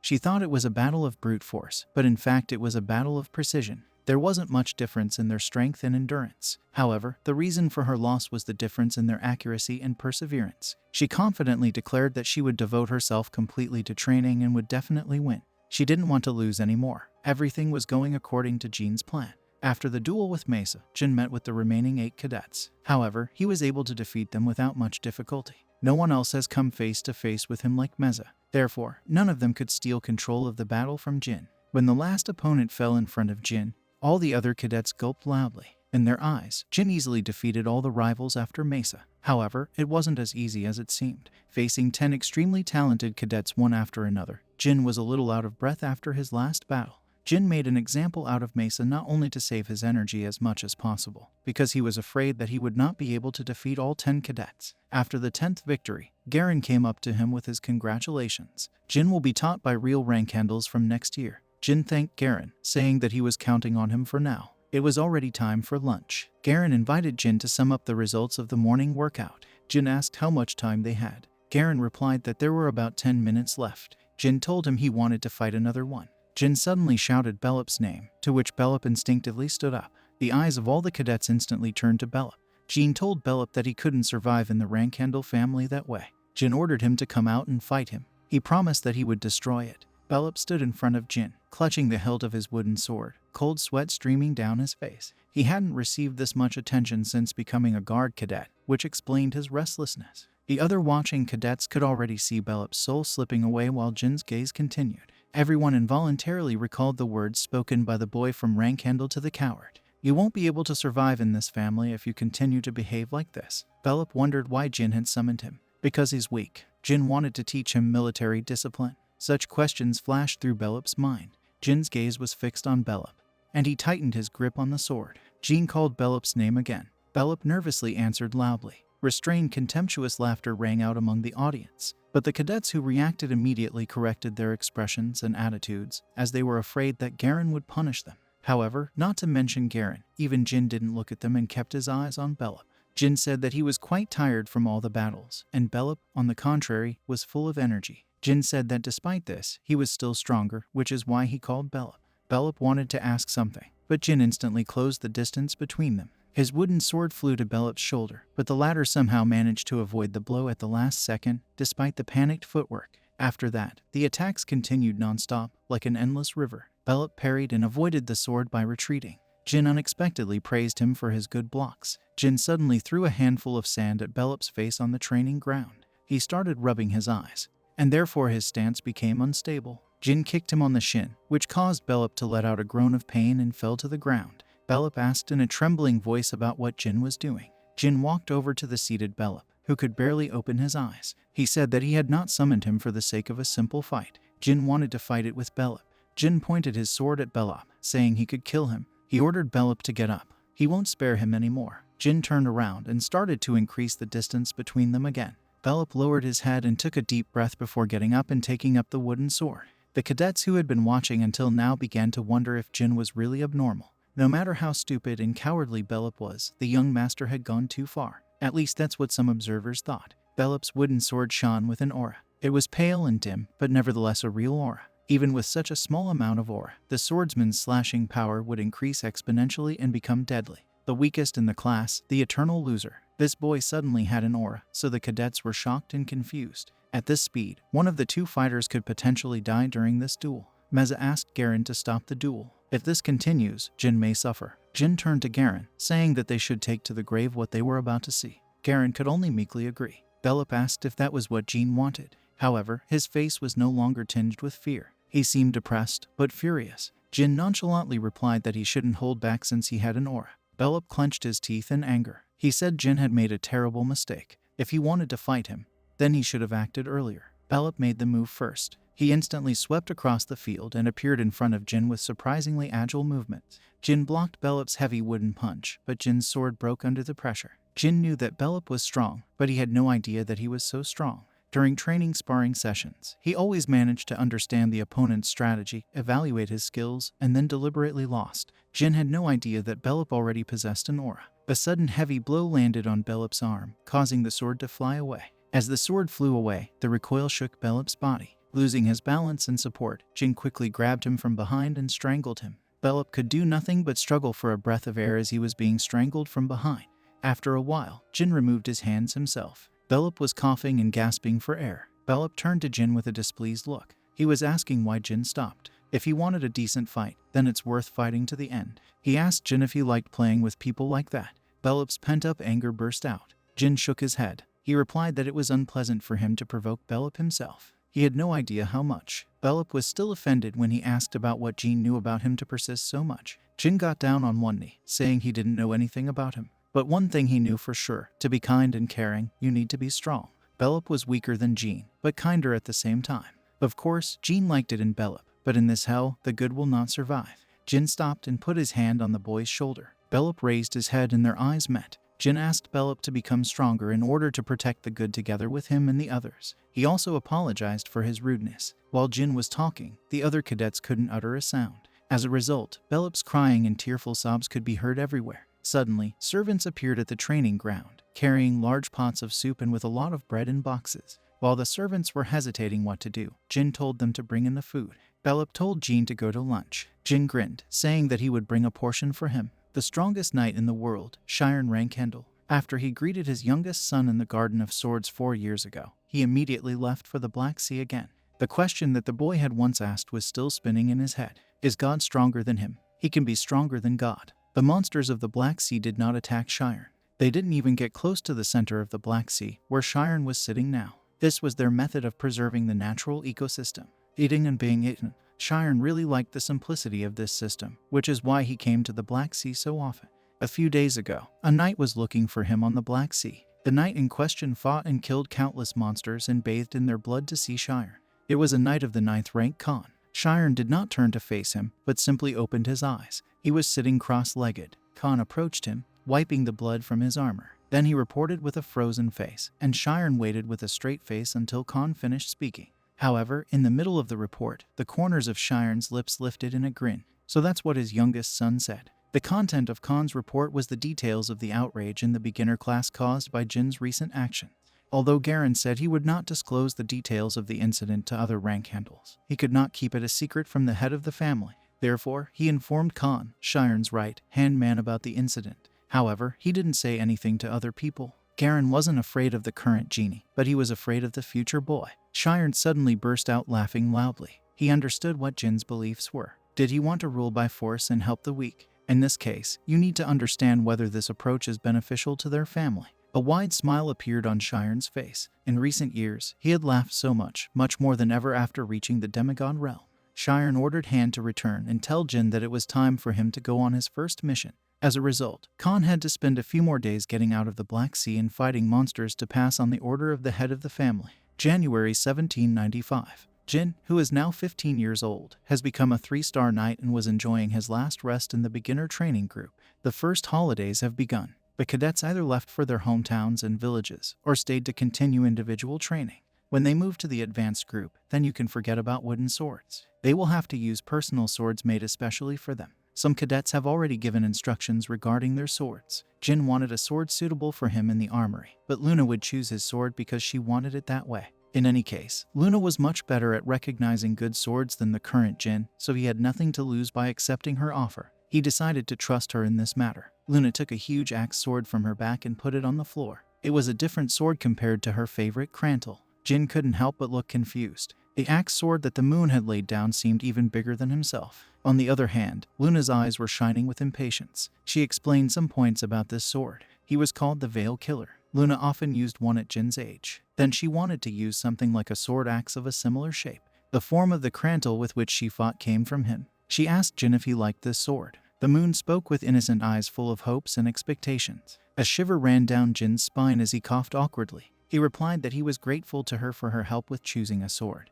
but it was unlikely that such a sword would suit him. The joyful and hopeful mood of the moon immediately disappeared. She smiled grimly as a gloomy atmosphere formed around her. She said it was a joke. It didn't sound like a joke though, but Jin didn't dare say those words out loud. For a few more seconds, Luna cherished the impossible dream that Jin would take her sword. However, she soon gave up and took a deep breath. She understood him. He will have another sword. She really tried, choosing him. I thought which one would suit him best. Which sword would suit only him. And then she thought of him. Since Jin chose Barasada at the selection ceremony, this sword will suit him best. The sword that the moon showed was in a neat, black scabbard without a single ornament or decoration. He seemed ordinary, but when Jin received the sword from Luna, his eyes trembled. When he grabbed the handle and pulled, a snow-white blade appeared in his field of vision. Jin admired the clean, unpainted sword as he mentally shouted out the name of the weapon. He looked at the multicolored reflection that shone like a star diamond, with a look as if he was head over heels in love. Bradamante. He is the brother of Barasada, the blade that Temur Rankhandle once used. With the exception of Barasada, there were very few swords in the Rankhandle arsenal that surpassed Bradamante.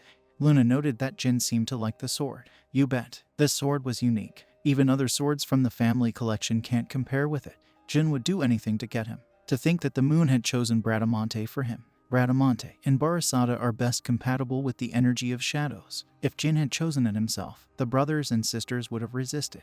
Others also wanted Bradamante.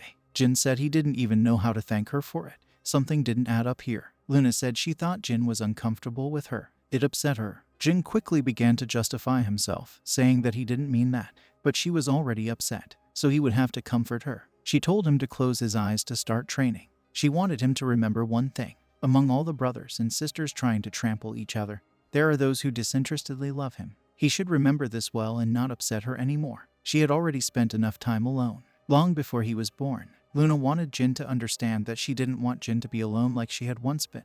Jin decided not to question Luna's goodwill and love from now on.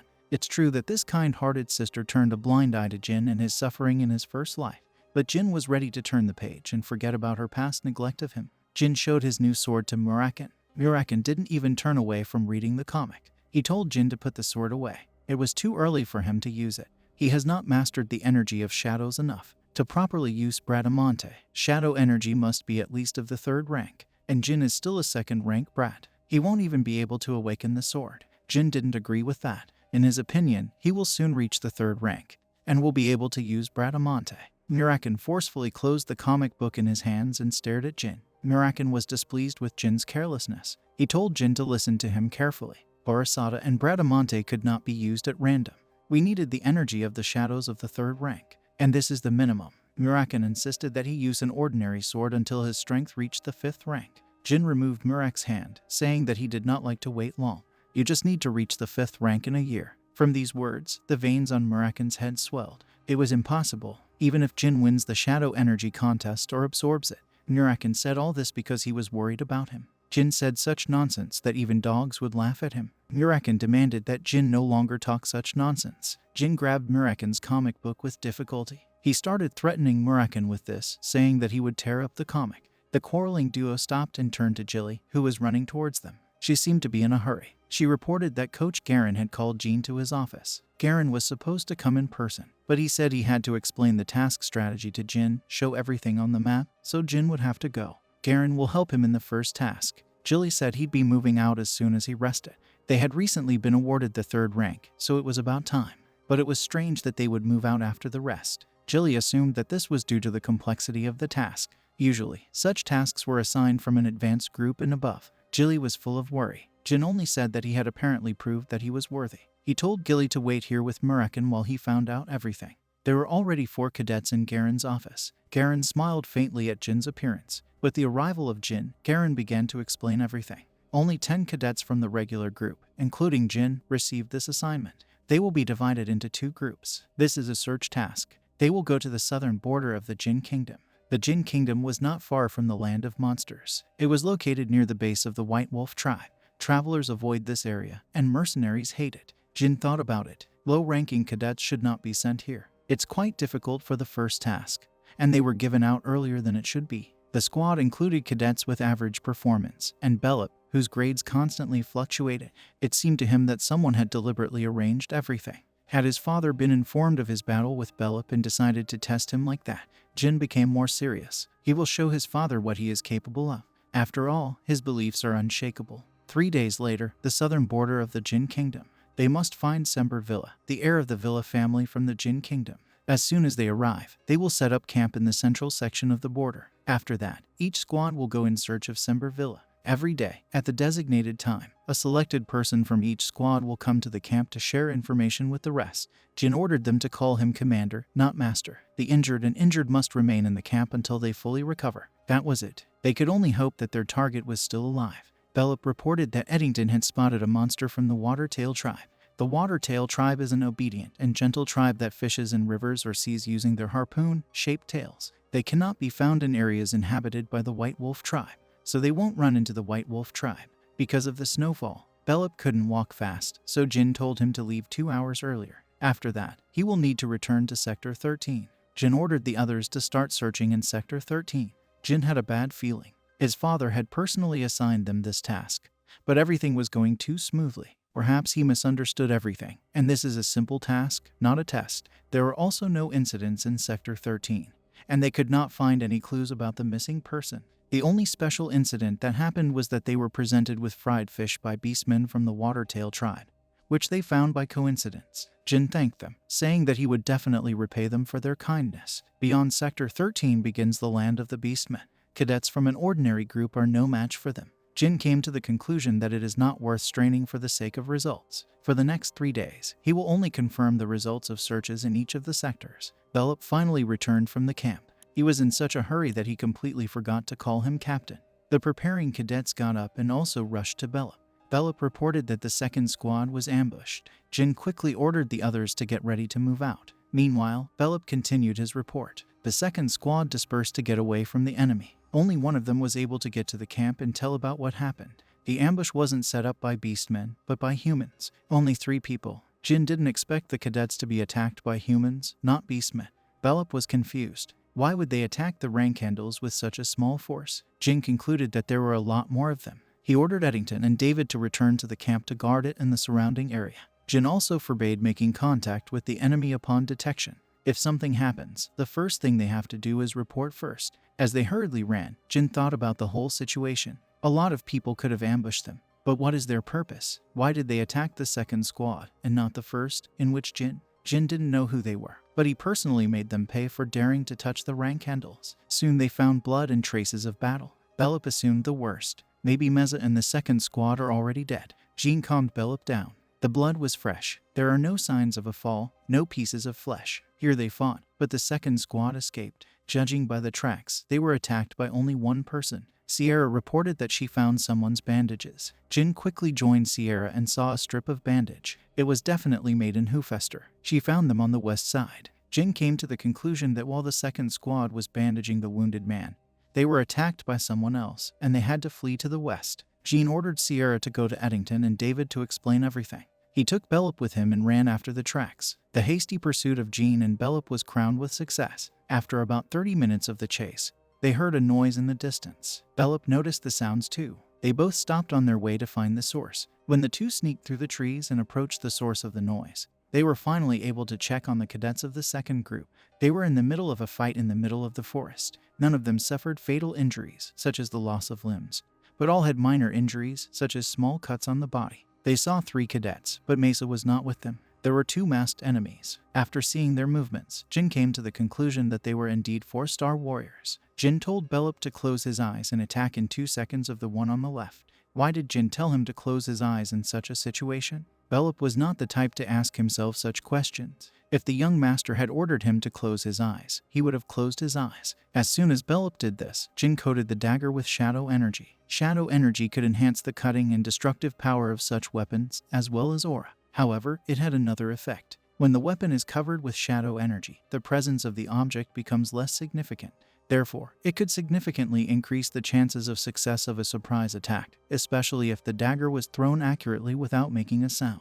Jin dropped the darkened dagger. The blade cut through the wind, sweeping over the forest, and stabbed into the back of the right enemy's head. The attacker, who was brandishing a sword, immediately stopped. But before his ally on the left could even turn his head to check on him, Belop ran up behind him and stabbed him in the back with his sword. The attacker quickly noticed the attack and turned to parry Belop's sword, but Jin's subsequent sudden attack cut his Achilles tendon. Jin did not immediately take the attacker's life and hit him on the back of the head and temple with the hilt of his sword. When the enemy fell to the ground in a semi-conscious state, Jin pressed his knee to the back of his head and completely suppressed him. The cadets of the second group ran up to Jin. Relief and hope for survival were reflected on their faces, but they were soon replaced by despair that they had disrupted the very first mission of the young master. They were fine, but Mesa was captured. They felt guilty about it. Jin didn't blame them. He told them to take care of himself. Jin exhaled deeply, grabbed the surviving attacker by the hair and took off his mask. It was the face of a 30-year-old man he had never seen before. The man immediately began to beg for mercy. Jin replied that for a follower of Zippel's, he valued life too much. Jin gave the man a choice, or he will tell you who they are, what their purpose and base are. Then only he will die, or he will keep his mouth shut. And Jin will kill not only him, but also his loved ones. Jin will keep his promise. He's Jin Rankendel. Jin swore to the man the honor of his family. The attacker's eyes trembled as he listened to Jin's cold voice. There was no choice. The man gave up and told everything. He didn't want anything to happen to his loved ones. They were a group of revolutionaries Kinzello. As soon as he heard this name, Jin remembered that it was a terrorist organization that was active just shortly before his death. The world was overwhelmed by panic when they killed a bunch of people in King Jin. They call themselves revolutionaries, and revolution is for them to overthrow kings and put their own at the head of the whole world. Jin asked the man if they wanted to cause riots in the Jin kingdom by killing the Rankendel cadets. The man replied that he didn't know anything. He was a simple 6. He didn't even know where the main base was, but his group was located right near the Beastman's lands. There were about 24th rank warriors and more magicians. Jin asked his last question. Why did they kidnap Mesa? Just for the sake of propaganda. To promote the revolution, they were ordered to take all the girls alive. The cadets clenched their teeth in anger. Jin pulled Bradamante out of the scabbard, and the attacker closed his eyes. A thud. With this, Jin kept his promise. The head fell to the ground, and Jin swung his sword one last time to wipe the blood from the blade. Jin asked how long it had been since Mesa went missing. About an hour. This meant that they were already close to their camp. Jin ordered the cadets to give first aid to everyone and request reinforcements. The cadets were surprised. Did he really want to go alone? All the cadets raised their voices disapprovingly. According to the now-dead attacker, there were 20 members in their squad in total. The cadets were right. Chasing them to save Mesa was reckless, especially if he goes alone. They're just cadets, and cadets often died during the mission. The cadets tried to dissuade Jin from this dangerous venture. Jin calmly looked around, making eye contact with each cadet. Once one of them was captured, Rankendel could not leave him. Jin said he's stronger than they think. He told them to carry out the order. Any objections will be considered insubordination. All the cadets erased their distressed faces. They couldn't say anything more because of Jin's powerful tone and gaze. He called out to Belop. All of the second squad were wounded, so the strongest among them was Belop. Jin told him to be on his guard. Now that everything was said, Jin ran, as time was of the utmost importance. He didn't want to be late. There are about 24th rank warriors in the enemy's squad. Jin's swordsmanship and shadow energy are of the 3rd rank, and magic is of the 4th. He grew up pretty quickly, but now he can't cope with everyone. The main thing was to save Mesa. Therefore, he will try to avoid battles and focus on the search. After calming his breathing, Jin created a ball of mana on his right palm. He planned to use mana to search for enemies. Reconnaissance of the area. As the mana ball on Jin's right hand gradually penetrated into the ground, Jin created a second mana ball on his left hand. This one was partially transparent, as it had the attribute of wind. After the wind blew around Jin for a few seconds, he detected a slight reaction and started moving in that direction. The wind followed the information provided to it by the magic of the earth. The wind was pointing towards the meadow. The kidnappers couldn't have gone far. An arrow was flying at him from the tall grass. Jin effortlessly dodged it and aimed his own in the direction from which it was released. Jin saw 2 warriors and a mage. Jin cut one of the warriors in 2 with his magic. When one of the warriors approached, Jin pulled out his sword and blocked the enemy's sword. At this time, the enemy magician prepared a spell and released it into the genie. Jin didn't escape the attack and took it with his body. The corners of the warrior's lips lifted as he saw the mage spell work. Jin then used the fact that his body was covered by flames to hit the warrior with Bradamante. Jin grabbed the fire whip clinging to his clothes with his hand and extinguished it. Sparks flew around as the mana in the spell scattered to the wind like ashes. Since he had completely absorbed the Phoenix's heart, all fire spells of 6-star or lower rank could no longer deal damage to Jin. The magician began to cast a new spell when he realized that Jin had a high resistance to fire magic, an icy shot, the same spell that attacked Jin's carriage on the way to the Garden of Swords. The icicle shot flew towards Jin, but this time it fell apart and fell to the ground without even reaching him. The pendant of the Orgala Demon King, given by the moon, protected Jin. It will be difficult for a magician to penetrate the mana of the pendant with spells of 5 stars or lower. The mage could do nothing but watch as Bradamante's blade sliced through his own flesh. It looks like the people from Kinzello weren't trying to hide. They most likely expected that the opponents had no combat experience. Now Jin could also see the tracks of the carriage wheels. Jin stopped for a moment to examine these footprints. Kinzello had its own hierarchy. Jin suggested that they divide the loot according to the position in the group. This meant that they would not dare to touch the share of the one who is in charge. So far, there was a chance to save Mesa. Jin was already near the Beastman's lands. Kinzello's base was somewhere nearby. In this case, they needed to be distracted and to find the right moment to save Mesa. A ball of fiery mana formed on Jin's hand. It was the same spell that the enemy mage had used earlier. Jin swung the fire whip in all 4 directions. The spell has decent firepower, but its real advantage is that after hitting the target, it is not so easy to separate it. In other words, there was no better spell than this to burn the sodden forest. Jin cast the same spells over and over again. Magical arson was a serious crime in this world. However, such restrictions did not matter to Jin Rankendel. As soon as the area was ablaze, Jin summoned wind mana. As soon as he finished using it, a bluish wind filled with mana began to carry the flames forward. As the name suggests, it was a spell that created a huge gust of wind that undulated forward like a wave. Flames engulfed the forest. Initially, he couldn't burn wet trees, but as soon as the flame got big enough, it started to consume everything in its path, wet or not. So, Jin went through the forest, burning it. He hid his body behind the flames, taking advantage of his resistance provided by the Phoenix Heart. Now he could see the building in the distance. It was the headquarters of the Kinzello branch. People left the building one by one in a panic. Kinzello's members were running around chaotically. Since the fire had not yet reached the headquarters, it was planned to extinguish it in advance. Jin was observing the situation among the enemies. The person who seemed to be more senior than the others seemed to have noticed something. He began to lead the others and give orders. Jin flew to the commander, who was left alone, like a whistling arrow. He quickly neutralized the enemy by taking the keys from him. When he opened the rusty iron door, the first thing he saw was the entrance to the basement. When he came down the stairs, he saw Mesa with her hands tied. As soon as he saw her, Jin felt relieved. She hasn't experienced anything alarming yet. She was still wearing her cadet uniform. He cut the rope. Mesa didn't understand why Jin was here. It was very dangerous here. Putting one of Mesa's hands on his shoulders, Jin was about to stand up. An explosion sounded. Both started and raised their heads. From this sudden explosion, the entire building trembled. Mesa asked Jin to promise her that if he was in danger, he'd better leave her. She couldn't let Jin get hurt here because of her. Mesa was incredibly serious. Jin nodded silently, but that didn't mean he agreed with Mesa. If he really agreed with her, he wouldn't have come to save her alone. However, he decided that pretending to agree with her was the best way to calm her down in this situation. Jin left the headquarters accompanied by Mesa. Once they were outside, he finally realized what was going on. When he finally came out, he was greeted by the corpses of Kinzello members. They seemed to have been cut by large claws, as their bodies were covered with scratches and laceration. Jin realized that it was the hands of beastmen from the warrior tribe. Something was slowly coming out of the fiery inferno not far from them. His fur was too white to belong to someone who had just come out of the fire. Height exceeding 2 meters and frighteningly glowing eyes. The White Wolf tribe. Their opponent held a huge hammer in his right hand. Mesa quickly said that she would distract the wolf, so Jin had to leave. Jin hit Mesa on the neck. Her trembling body swayed as she passed out before she could say anything else. The wolf heard everything. He was unhappy that people could not put out the fire. The White Wolf turned to Jin, asking if he was to blame for this. Jin nodded his head. He introduced himself to the beast. He is the son of Shiren Rankendel, Jin Rankendel. Jin told the wolf to tell his name. The beast grinned when he heard the name Rankendel. A few days before the start of the search task, the Rankendel house. The day Jin received the sword from Luna, he actually tried to wake up Bradamante that evening. When he awakened the sword, Jin felt a wave of power overflowing and wrapping around him. However, Murakan intervened and beat him up, so Jin was unable to complete the awakening.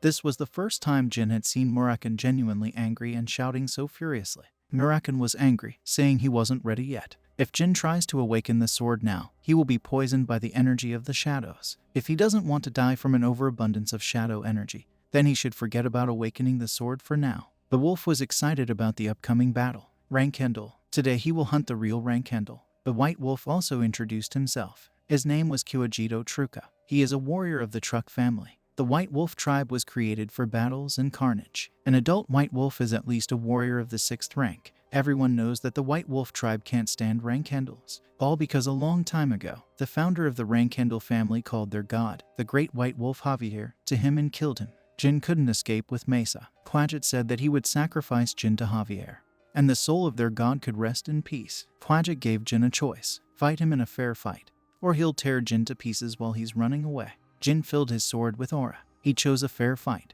Jin made this decision taking into account the characteristics of the white wolf beastmen. As a rule, they considered people to be simple prey or toys with which they could play. They never showed honor or dignity and brutally killed their prey. However, there are certain situations in which they risk their honor by fighting the enemy. This happens when they consider their enemy strong enough, or a Rankendel is in front of them. In these cases, they try to arrange an honorable duel with their opponent. The beastmen of the white wolf tribe will put aside all behind-the-scenes methods and treat their opponent with respect. Since those who die in this duel do not experience injustice, they can be offered to Javier on the altar. Quajit charged forward, swinging his hammer. He was incredibly fast, and no one would have thought that this speed came from a carcass with more than 200 kilograms of pure muscle mass. Jin dodged the blow by stepping back with a skillful movement of his legs. Kuajit skillfully changed his position to make a crushing attack. Jin could only helplessly retreat from the giant enemy. In those few seconds of exchange, their weapons touched each other only once. But that single blow was enough to make Jin feel like his wrists were about to fall off.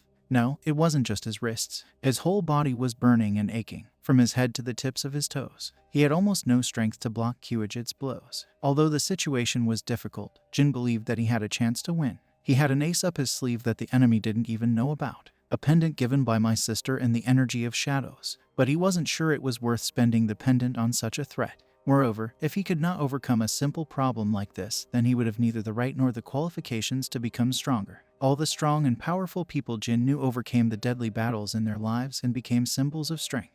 In such cases, having a weapon that the enemy did not know about was always an advantage. There were two important things that Quajit didn't know about Jin. The fact is that he could use both shadow energy and magic, but he couldn't use magic. Magic was out of the question. Furthermore, rank 4 magic wouldn't be strong enough to pierce through the thick hide of a white wolf beastman. And if a guardian knight is sent to find out about Kinzello, he will immediately see traces of mana. Then he will be discovered and expelled from the family. There was no other choice. He will forcibly awaken Bradamante with the energy of shadows. The awakening of Bradamante, an exclusive feature available only to the contractor controlling the shadow god's shadow energy, a function that Murakan advised Jin not to use until he reaches the 5th rank of shadow energy. Jin groaned loudly, blocking the heavy blow of Quajit's hammer. Despite Bradamante's perfect defense, the boy's body was at its limit. Quajit praised Jin's sword, but for some reason the sword was not black, like the famous swords of the Rankendels. Quajit raised his hammer high. If this boulder-like weapon falls on Jin, he will undoubtedly die. Jin tried to remember how he felt when he tried to awaken Bradamante. He must remember, Bradamante has awakened. At the moment when he was about to deliver the decisive blow, Quajit felt his vision suddenly darken. It was only a moment, but for some reason it seemed to him that several hours had passed. Quajit couldn't swing the hammer. Time stopped for him for a moment. When he regained consciousness and looked down, his now clear eyes saw a black blade slicing through his body. A black blade that seemed to be colored by shadows in the darkness. Quajit had always wondered before why the Rankendels were famous for their black swords. But now everything became clear. A moment later, Quajit dropped dead. Jin said that the fight was good. Fortunately, Jin successfully woke up Bradamante. Unfortunately, when all the shadows in the area were pulled into him, Jin felt a burning pain, as if his body was being torn into thousands of pieces. Severe dizziness seized him when he began to hear auditory hallucinations. Most of the hallucinations were related to the events of Jin's past life. Things like you're a disgrace to the family or a loser like you shouldn't have been born into our family. Such auditory hallucinations constantly disturbed him. However, such words and slander did not affect the current genie. He completely ignored what his ears heard and focused on the energy of the shadows within himself. At that moment, Murakan's silhouette appeared. He asked Jin about whether he would wallow in the mud poisoned by the energy of shadows. He told him to get up. If Jin loses, it's over. He couldn't resist it forever. Jin had to do something to overcome this crisis. And the answer was obvious: the release of shadow energy. The boy barely managed to sit cross-legged on the ground, after which he began to collect the energy of shadows inside his body in one place. Dark red blood gushed out between his trembling lips, and his eyes completely rolled back, unable to return to their original position. He was constantly coughing and gasping for air. Jin felt like he was walking a fine line between life and death right now. However, he couldn't control the violent and chaotic shadow energy within himself just by releasing the third-ranked shadow energy. Starting the release, Jin spat out a clot of dark blood and fell. The energy of the shadows surrounding him destroys everything. There was no way to use the release, but it was impossible to give up. He tried again. It didn't work out. One more time. And so on until the moment it doesn't work out. Soon his surroundings regained their original colors. When he exhaled deeply, the energy stopped. She didn't do Jin any more harm. He did it. The pain went away unexpectedly, and it couldn't help but bother. It was too weird. The body hadn't changed in any way, but it was overflowing with shadow energy. Jin could move, but with little effort. I had to pick up Mesa and leave. He found someone. Someone was behind the ruins. Jin saw a terrified young man who raised both hands defensively. He looked frail and weak, as if he had never faced difficulties in life. Jin couldn't help but bow his head in confusion. He begged him not to kill him. At first Jin thought it was someone from Kinzello. The young man was even more scared and gave his name. This person was Sembaram Villa from the Jin Kingdom. Jin was surprised. This was the man they had to find. Jin introduced himself to Sember. As soon as Sember heard Jin's name, his eyes glistened with tears. He was too happy to be saved. The name Rankhandle alone was reassuring. Sember said he would never forget Jin's kindness. After receiving the heartfelt thanks, Jin could only stand awkwardly and feel awkward. Ever since the members of Kinzello attacked the cadets, he had completely forgotten about the existence of Sember and their mission to find him. Throwing Mesa's arms over his shoulders, Jin suddenly turned back to face Sember and asked about how it happened that he was captured by Kinzello. They initially thought that Sember was just lost. Sember replied that he was following his beloved. But the thing was, she died 2 years ago. However, the face, the voice, even the 2 moles on her arm, everything is exactly as when she was alive. Maybe he was crazy, but everything Sember said was true. He said he couldn't have been mistaken. Jin already had suspicions about Buber Gaston. An exact copy of the people was similar to his work. They probably wanted to kidnap Sember for money. Was there any connection between Baobear and Kinzello? The last time Jin ran into him was when he was 10, and here he is again. Something was wrong here. It was necessary to meet with Buber to understand what kind of person he is. Fortunately, his studio was located in the Principality of Kirano. Jin decided that when he moved to the advanced group, he would definitely look in on Buber Gaston. When Sember finished his story, he smiled shyly. He thanked Jin for listening to him. Jin replied that the Guardian Knights would be arriving soon, so it was time to return. Sember thought that Jin had summoned them for him. Sember was touched by Jin's kindness and looked like he would willingly give everything if he asked for it. Jin didn't have the heart to say that it was all for Mesa's sake, so he just nodded awkwardly. Ignorance is bliss. At home, Jin was greeted by a joyful Gilly, who congratulated him on the successful completion of the task. Jin was probably tired, so she made him a bath. But before Jin could enter the bathroom, an angry Muraken got in his way. When Jin tried to stroke Murak, the cat bit his fingers. Jin threw Muraken into the wall out of pain and surprise. Muraken started hitting Jin's face with his paws. He was scolding Jin. Muraken has said many times not to awaken Bradamante. He was very worried about him. Jin wanted to make excuses, but Muraken turned into a man and began to move him back and forth. Muraken didn't want to listen to Jin's excuses. In his opinion, nothing could be more important than the life of Solder, its only follower. Jilly tried to stop Muraken. Muraken looked at her with a strange look, and then said that they had problems because she did not bring strawberry cake. Jilly took his hint. Jin objected to Muraken. His friend was abducted right from under his nose. Should he have dropped it? Who knows what would have happened then? Muraken asked that the pendant around his neck was just for beauty. Why didn't he use it? Jin, escaping from Muraken's grip, replied that he did not want to waste this pendant in vain. He may meet much more powerful enemies in the future. Muraken grabbed his head with his hands. An excited Gilly quickly ran up and helped him. Jin wondered how Muraken found out that he was trying to awaken the sword. Muraken replied that the rank of his shadow energy had jumped sharply from 3rd to 4th. And how can I not guess? Jin felt that the energy was overflowing him, but he could not imagine that he would jump a whole rank. Muraken told Jin to thank Solderit for his mercy. A total of 11 people have experienced shadow energy poisoning, and 9 of them died. Jin knew he was one of the survivors, so I asked who the second survivor was. He was thinking about the founder. Muraken replied without much emotion that he was the second survivor, and Temur would have simply died. Jin waved it off, saying that they were similar. He told Muraken not to worry. Jin wasn't ready to experience such pain again. After saying that, he left to wash up. Muraken told Gilly that Jin needed to be starved to death so that he could finally pull himself together. Gilly apologized, saying she needed to cook dinner for Jin. Muraken was left alone. He was very jealous of Jin. Anna rank handle, the 9th rank handle standard bearer, and Mu rank handle, the 8th rank handle standard bearer, were chatting among themselves. They had heard the news that Jin was able to defeat a warrior from the White Wolf tribe, but they did not believe this, saying that he had defeated only a bandit who had put on a wolf skin. Mu wondered how Jin managed it. He only reached the 3rd rank. Anna replied that Jin might have been able to defeat him if of course he met the weakest white wolf. Mu objected, saying that even in this case it was impossible. It made even less sense that their mom immediately believed Jin. The two disgruntled ladies shook their heads. Meanwhile, the two young men were white as a sheet. Needless to say, it was Daytona and Hayton. From the very beginning of their ill-fated relationship with Jin in the Castle of the Storm, the twins could not see Jin as a younger brother. To them, Jin was a monster. Hayton whispered to Daytona that maybe Jin really killed the White Wolf.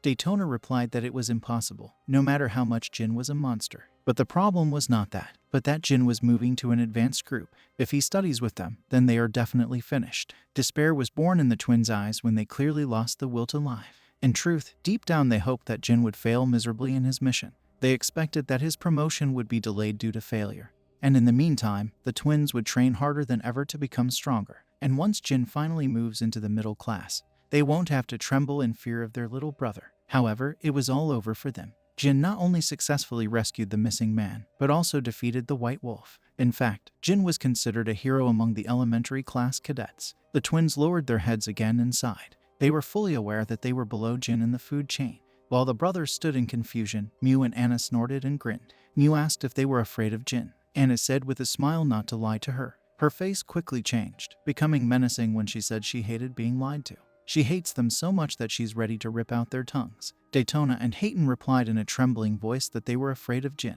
Anna asked if they wanted their older sisters to help them. She told them to take their slaves. They could use them. The twins' eyes sparkled with delight. In an advanced group, everything obeys the laws of the jungle. Both knights of the 3rd and 5th rank are engaged here. Newcomers are mixed with those who have been here for 10 years. Mu and Anna chose several cadets and turned them into their slaves. The sisters told them to take the slaves and show the place to the youngest. They didn't like him either, and if they could not cope with it, then they could not wait for mercy. Relaxing out of the bath, Jin thought about the fruits of his last mission. He strengthened the admiration and faith of the cadets in him. Where else would someone find a rank handle who would voluntarily sacrifice his life to save a simple cadet? Normally, 100 cadets would have to risk their lives to save one master. Many of the novice cadets had great potential. Meza and Belop were clearly very promising, but also most of the cadets involved in the mission were also very gifted.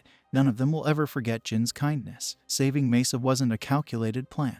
Jin lived 100 years, considering his past life. If Jin hadn't saved Mesa during this mission, he would have been tormented by guilt and shame for a long time. He didn't regress in order to survive such a life. He had experienced more than enough feelings of helplessness in his first life. Jin completed the first task, so it was finally decided to transfer him to the advanced group. In addition, his shadow energy has reached the 4th rank. If he wants to use it properly, then he should reach the 6th rank in fencing in 5 years. The knights of the 6th rank are excellent swordsmen, the 7th are masters. However, there are countless masters around the world, which is not surprising given that 2 billion people live on the continent.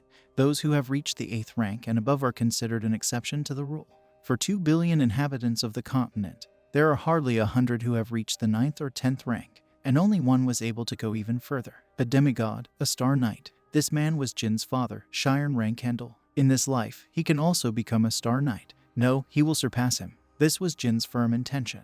Jin was called by his mom. Rosa Rankadel was doing paperwork when Jin appeared in front of her. She was very pleased with his results. She received Petro's report. Jin refused her advice to move to another room. Only the child who would become the next head could use these chambers. It's been empty since Joshua lived in it when he was younger. It's time for Jin to take it too. Jin thanked her. He replied that he could not accept it. No matter how good the room was, it remained just 4 walls. She was too big and luxurious for him. Rosa wanted to convince him again, but Jin replied that he had already decided everything. She tapped her fingers on the table for a bit, and then released Jin. Left alone, Rosa Rankhandle thought, was there no greed in her youngest son? Or is there too much of it? What she offered was a room for those children who would become the head of the Rankhandle family in the future. She was sure that Jin also knew about the support he would receive from the moment he entered this room. However, he will also become a target for those who have not received this opportunity. Jin probably realized that she was testing him. She will look forward to his progress in the intermediate class. Jin came out of his room with Bradamante on his hip. He was going to check out the cadets he would train with starting tomorrow in the intermediate training class. The cadets stood in front of the genie. Although they pretended that everything was fine, tension and anxiety could be seen in their eyes. Starting tomorrow, they will be transferred to an intermediate training class. It consisted of several factions. They found a place in his faction. They will get into territorial battles and face aggression. They knew better than anyone else that they were the only people in Jin's faction. They also knew that because of this they would become objects of persecution, threats, and coercion. It was a natural phenomenon. Although the other cadets could not torment the pure-blooded Rankandel, they could still target his faction. Jin told them not to be afraid. After all, he wasn't going to just watch if something happened. All of this will disappear once he completely restrains the intermediate class. Up to this point, he had ordered them to move in groups of 3, even if they were not in training. They also shouldn't have acted alone.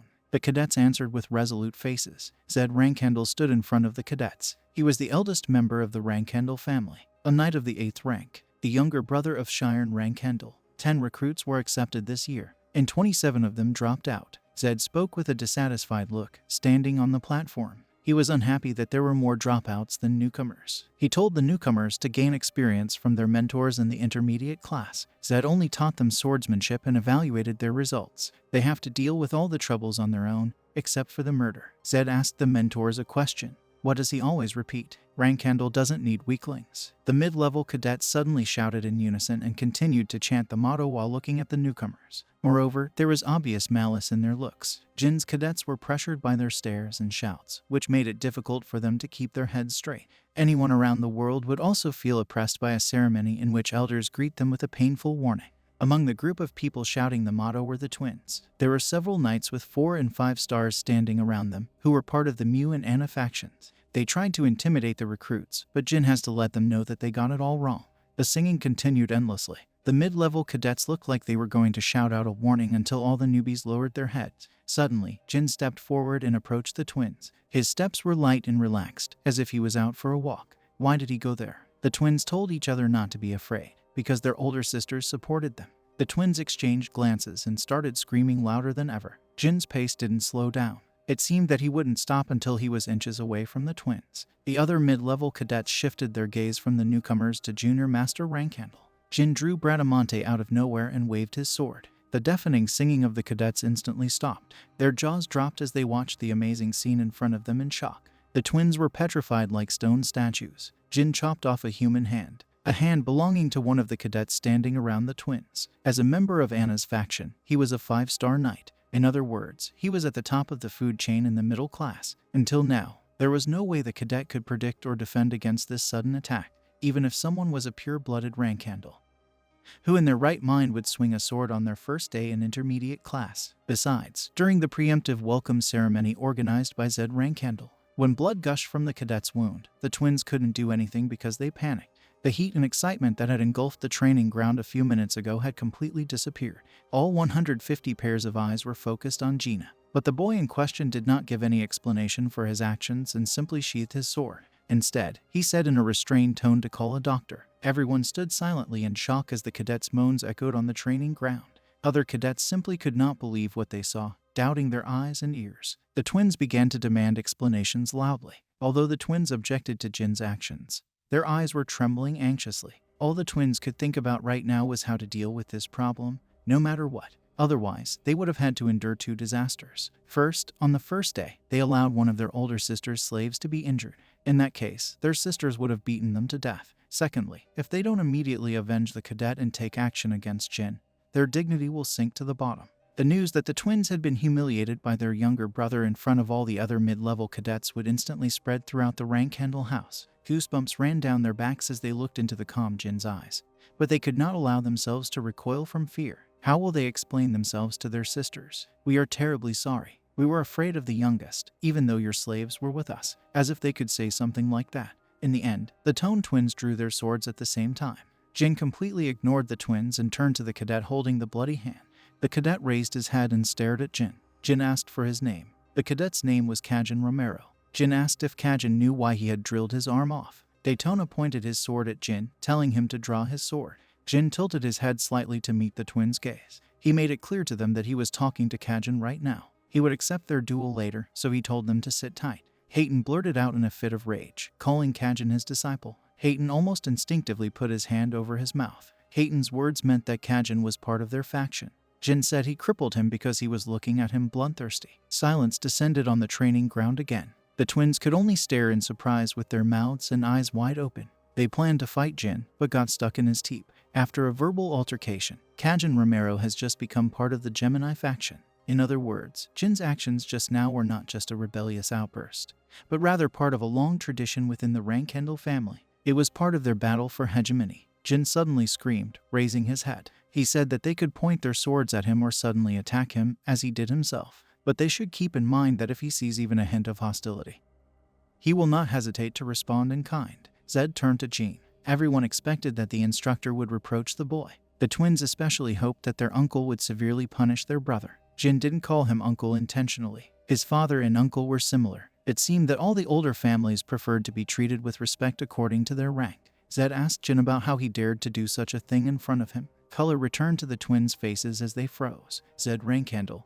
Their awe-inspiring uncle. Zed's thunderous roar could make anyone shudder in fear, even their monstrous little brother. Jin replied that he was sure that he would not fight with the twins, but with him. A white sword formed in Zed's hand. He pointed that sword at Jin. Zed demanded an explanation, and depending on the answer, he could decapitate him right on the spot. Jin stood calmly, as if not noticing the blade from the aura. He replied to Zed that Zed decided to use a unique technique to intimidate cadets, despite the fact that Jin was in class. Zed swung his sword slightly, and a small wound appeared on Jin's left cheek, but the boy stood motionless and waited for an answer from his uncle. Zed asked his question. Jin didn't like that he was scaring the cadets, so he decided to make this commotion. Except for the part that he didn't like, it was just as Zed said. In that case, Jin should have challenged Zed. Why did he hurt another cadet? Zed was interested to hear his nephew's answer. Jin replied that he didn't attack him because he couldn't defeat him now. If he thought he would come out victorious, he would not have attacked Kajin or his brothers, but his uncle. Zed said Jin didn't seem to value life, or they hoped too much for the status of the patriarch's son. The sword-shaped aura on his arm dissipated. Jin replied that this was not the case. Sitting back just because his opponent is stronger is not what a member of the Rankendel family would do. The legs of the cadets nearby were on the verge of trembling. They had no idea on what basis this 15-year-old newcomer could stand on his own and talk like that. Zed spoke again only after a few seconds of thought. Death will be only a moment, and honor will be a legacy. How stupid. But that was what Zed Rankendel wanted to hear. Z grinned and suddenly burst out laughing. Jin's bravado was so absurd in his eyes that it made Zed happy. Zed recognized Jin. He was really worthy of his surname. Zed loudly told the cadets to remember this day. Today they saw what it's like to be in the Rankendel family. Jin decided to show that the Rankendels are crazy fanatics. Zed told the cadets to fight and not forget who they are. After these words, the cadets were free. Training starts tomorrow. Cadets began to leave the training ground in an organized manner. The twins felt the blood being sucked out of their bodies. Jin spoke as he passed them. As their younger brother, he gave them advice. Now they could be more afraid of their older brothers and sisters. But will it be the same further? He told them not to dwell on what was happening now. They'd better think about the future. The twins couldn't even answer Jin when he smiled gently. Jin finally returned to his room. He put his Bradamante on the sofa. He turned to Jilly, who was carrying a tray of tea. Jin said that he announced the battle for hegemony to the twins, but the older sisters, Mew and Anna, were probably covering for them.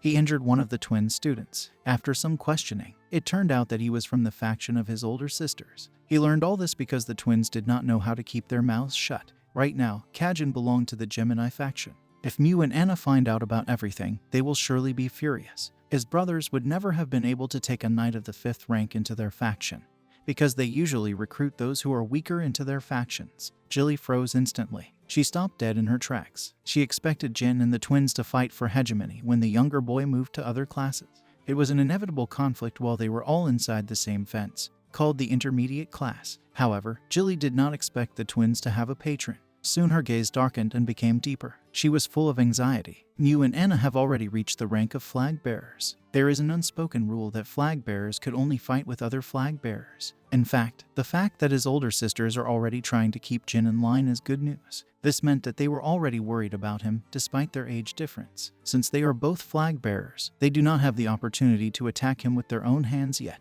The only thing they can do is disrupt the distribution of his team and increase the complexity of missions due to their authority. Then there will be a chance that he will be wounded or killed. But there's one thing his older sisters don't know about. Most difficult missions are tasks for one person. But if he gets assigned single missions, Jin won't have to hold back and hide his true abilities, will he? Unlike group missions, Jin will be able to use magic and shadow energy when performing single missions. He could use magic, shadow energy, and combat techniques recorded in the secret folios of various battle clans while no one was around. Therefore, single missions are a great opportunity for him. If his older sisters send Jin on solo missions, he will be immensely grateful. It's suffocating to limit yourself only to fencing. He will just complete missions, use his hidden abilities to destroy his enemies, and get some achievements. Achievements and missions. This was an absolute criterion by which teachers evaluated cadets of the intermediate class. There were cases when a cadet was an excellent swordsman, but lagged behind in completing tasks, and vice versa. Needless to say, missions were a more important criterion. Moreover, single missions with high difficulty were the best missions to complete in order to get the most points. Solo missions usually consisted of assassinations and espionage, so they were the most dangerous. He was also sure that no one would mind if he took the cat with him, but he won't take Murakin on assignments. Murakin will do something else. Until then, they need to lay low. The intermediate class began its training in earnest. Compared to the initial training class, there are no special differences in the mode, except for the fact that the cadets used real swords and the difficulty was higher. However, when the afternoon classes began, Jin and the twins were taken to a hidden area inside the training ground and taught rank handle fencing. It was a privilege only available to rank handle's direct descendants. Zed started his little speech. Their family's fencing prowess is, in simple terms, overwhelming. It is destructive and unshakable. The individuality and virtues of the Rankhandle family are perfectly embodied in their fencing. Rankhandles fight, win and own. These character traits of the Rankhandles were reflected in this art. The twins' faces were bruised and swollen, just as Jin had predicted.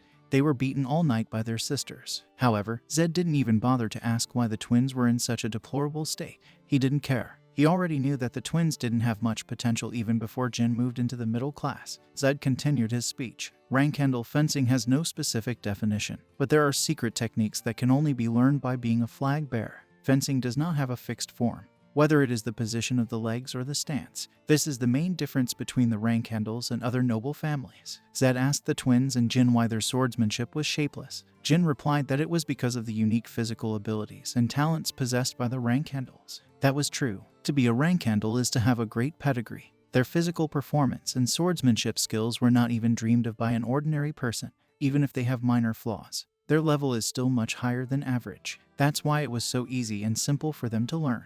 Now Zed will give each of them a steel ball. Holding the steel ball in his hands, Jin felt that there was something inside the ball. These steel balls were called pure stone. When they hit, they made a ringing sound. Zed slowly unsheathed the sword attached to his belt and applied it to the clean stone. Now they will hear 3 types of sound, so they should be more attentive. The first blow. Zed didn't put much effort into his sword and just lowered it slightly onto the ball. A rather thick and muddy sound echoed through the room. There was a feeling that someone would feel nauseous if they listened to it for a long period of time. Soon Zed hit the ball again. This time, there was much more power and speed in his swing than before. This time, a clear and elegant sound worthy of the name of pure stone rang out in the room. The sound seemed to have penetrated their ears and calmed their entire bodies from the inside out. The twins exclaimed in amazement. Jin's eyes also widened as he looked at the pure stone. It's been a long time since Zed last heard that sound. As they saw, a pure stone makes a thick and muddy sound when you hit it weakly, but it makes a beautiful sound when hit with perfect force. Jin seemed to understand everything. The essence of the training is to make the sound perfect with every beat. This was done to train the strength of spirit, willpower, perseverance, and concentration. If we take into account the physical abilities of the Rankhandle family, this exercise is ideal, although its essence is simple. However, they only hit a piece of steel. Jin thought it was too boring for the Rankhandle family's special training. Jin was curious, what was the third strike? He could definitely hear the rattling inside the stone. Jin found the answer to his question. When Zed raised his sword for the last time, he immediately grabbed the necks of the twins standing on either side of him and pushed them. The surprised twins fell to the ground together with their younger brother because of his strength. As soon as they touched the floor, the twins were ready to curse Jin, but they could only blink in shock as they watched the situation unfold. After Zed's final blow, the pure stone exploded with a deafening roar. A lot of steel balls flew out from inside. They flew in all directions like arrows. An ordinary person would have easily died from being pierced by all these powerful projectiles. Surprised, the twins looked around. They felt their hearts sink as the balls rolled on the ground. Zed praised Jin's reaction. These stones were designed to explode if they took too much of a blow. Zed spoke with a satisfied smile on his face. They've learned everything they need. Now they finally start training. If you hit too hard, it will end like this. Zed said that they were the first after the moon who did not suffer from the stone. Most of their siblings studied with Zed, so this cruel provision is part of the dedication. Zed didn't think there would be another unharmed child. Jin asked how the moon was able to avoid damage. Zed replied that maybe Jin would be disappointed when he found out about it. At least his brothers were annoyed. Jin was ready for this. Zed said that unlike Jean, she didn't shy away. Like the others, Luna took the hit, but it was so strong that there was not even a scratch left on it. As Zed had warned them, it was a somewhat discouraging story. Nevertheless, Jin was quite satisfied. If one of his siblings had escaped all the balloons, unaware of the dangers of this demonstration, it would have meant that they were more gifted and talented than Jin himself. After the story, Zed made them train. They should be pure stone until they give out a clear sound at any time and in any situation. The Room of the Moon. The woman in question was spending a peaceful and relaxing time inside, sipping a cup of tea with her babysitter. Her nanny's name was Nanny. Nanny turned to the moon. She thought Anna and Me were very suspicious. There was an incident when they tried to keep Jin under control. Two of them were talking about potential suspects in the assassination attempt on Jin when he was just a year old. Ever since Luna first heard Jin's words when she visited him at the Tempest Castle, she has been searching for the culprit to this day. She didn't give up even after 5 whole years. It was because she cared a lot about her younger brother. But that wasn't the only reason. It was a long-standing and traditional taboo within the clan when a pure-blooded rankhandle living in the main house touched the life of a family member who had not yet left the Tempest Castle. If Luna had informed Cheyenne about this incident, it would have caused a lot of chaos in the clan. However, she decided that it would not benefit Jin, so Luna decided not to report to her father. Moreover, they didn't have any evidence. It's true that these two are very domineering and tend to overstep their boundaries, but Luna didn't think they would be crazy enough to try to kill someone in the Tempest Castle. To be honest, Nanny thought there was a possibility that Jin had lied to Luna. Then he was only 10 years old. They haven't learned anything in all these years. Luna didn't think Jin was lying to her. Then he was wary of her. Not because it was awkward for him to communicate with her for the first time, but because he was on guard. His look. It was the look of a man whose life was in danger. Nanny asked if they should take a closer look at Mew and Anna. Yes, Luna will leave this matter in her care. The moon is more concerned about the fact that they haven't found anything yet. Something was wrong. She had an ominous premonition. Nanny was worried, too. Worried about what her brothers and sisters might do to her. Luna smiled, telling her babysitter not to worry. She had already survived her 30th birthday, so she thought that her nanny's worries were unnecessary. Luna hoped Jin was doing well. She believed that her mind's eye training would help Jin pass Zed's initiation. Pure stone really hits hard. Luna is sure that Jin will be fine. It was great to watch Jean Ross. She smiled warmly every time she remembered him. A day passed. 4 hours have passed since the start of the training. Jin and the twins still had to create a beautiful sound by hitting clean stones. Fortunately, until now there have been no cases when someone accidentally burst steel balls. Unpleasant sounds have been echoing in the hidden training room for 4 hours in a row. Jin could say with confidence that among all the training he had done in his life, this was by far the most unbearable. These disgusting sounds made it difficult for him to concentrate. The twins have already vomited on the ground a couple of times. Meanwhile, Jin was sweating like a bucket, but somehow managed not to let go of the sword and fall to the ground.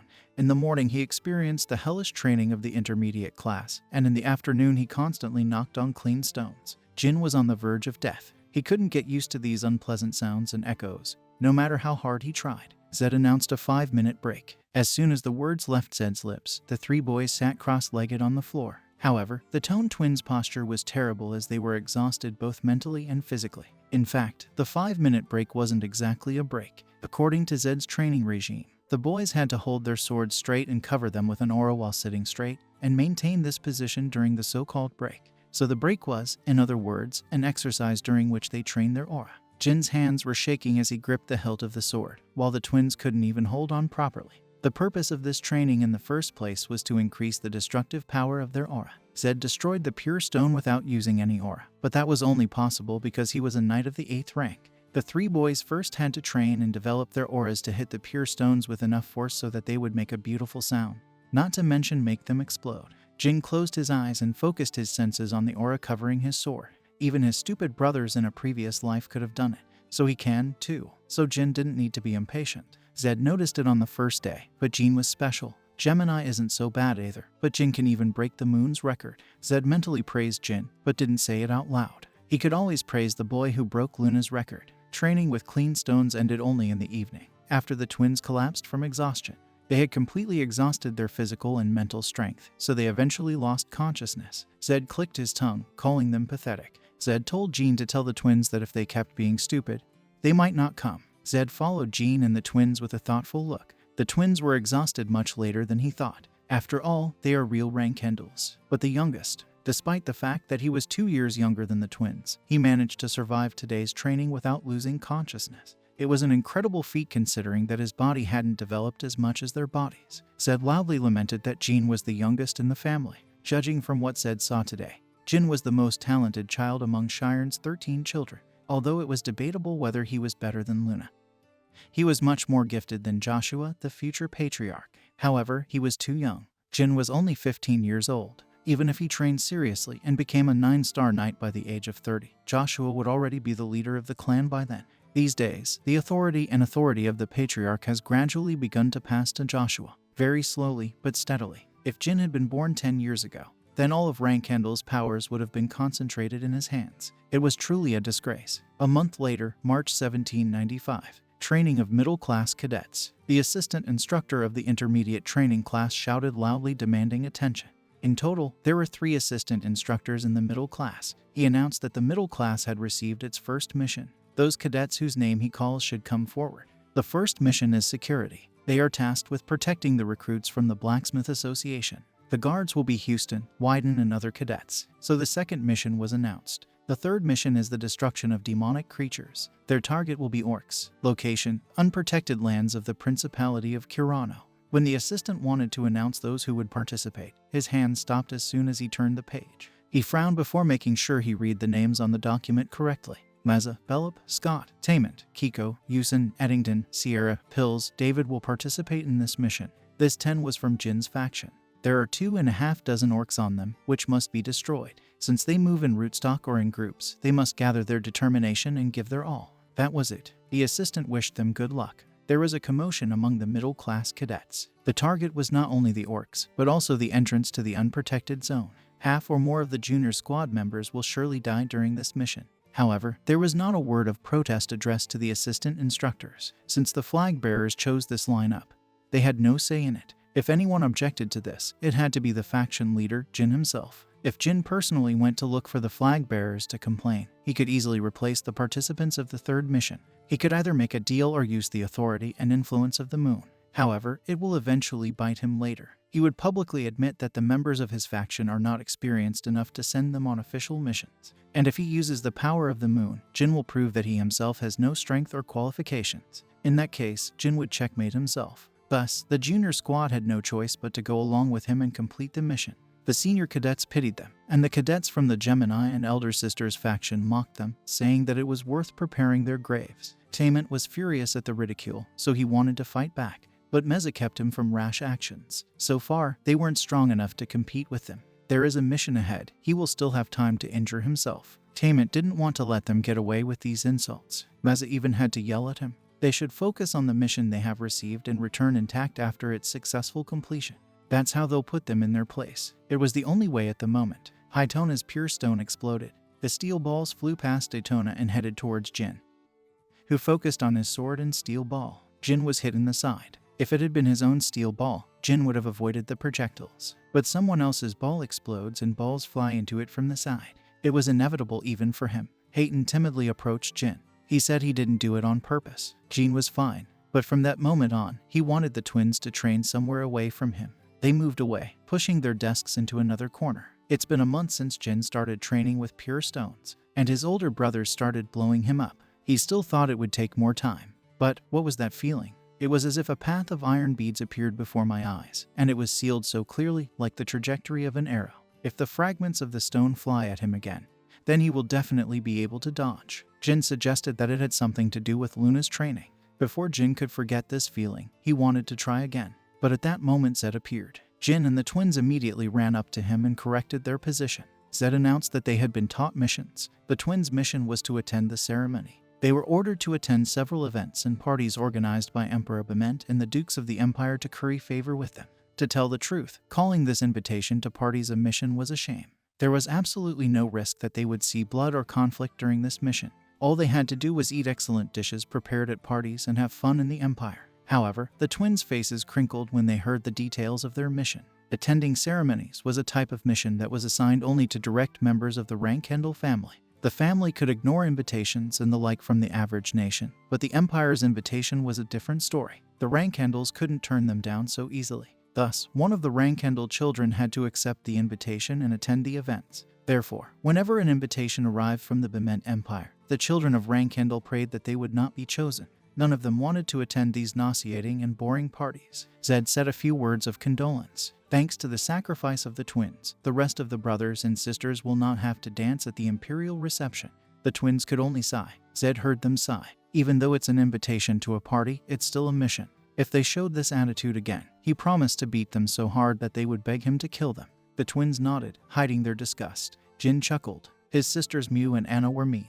They were clearly punishing their ignorant brothers by sending them to a social event in the Bement Empire. It was a big event, and it will be difficult to refuse even if you are a Rankendal. Many bigwigs will gather there. Zed told them to learn something useful from them. Now it's Missy Jean's turn. Zed stopped in the middle of a sentence. The twins listened attentively to his next words. They were curious to know how crazy a mission their sisters had assigned to Junior. Rear to kill. The goal is the toy of the master of the Talaris Layan Palace. In other words, one of her many lovers. The Ice Palace is a huge tower in the middle of the western sea of the continent. It is owned by the master of the Ice Palace, the 51st Master Talaris Indorma, also known as the Spider of the Abyss. She became famous for being ruthless to anyone who attempted to kill her lovers. The Ice Palace is an independent force beyond the influence of Rankendal and Zippel. Jean's target was named Elcaro Shanderer. He was accompanied by the people of the Ice Palace and lives in the criminal district of Mamita. The twins exclaimed loudly in disbelief. Missions in Mamita were usually assigned to Guardian Knights. This was not a mission that a mere middle-class cadet like Jin could accomplish. The murder of the lover of the master of the Ice Palace in Mamita.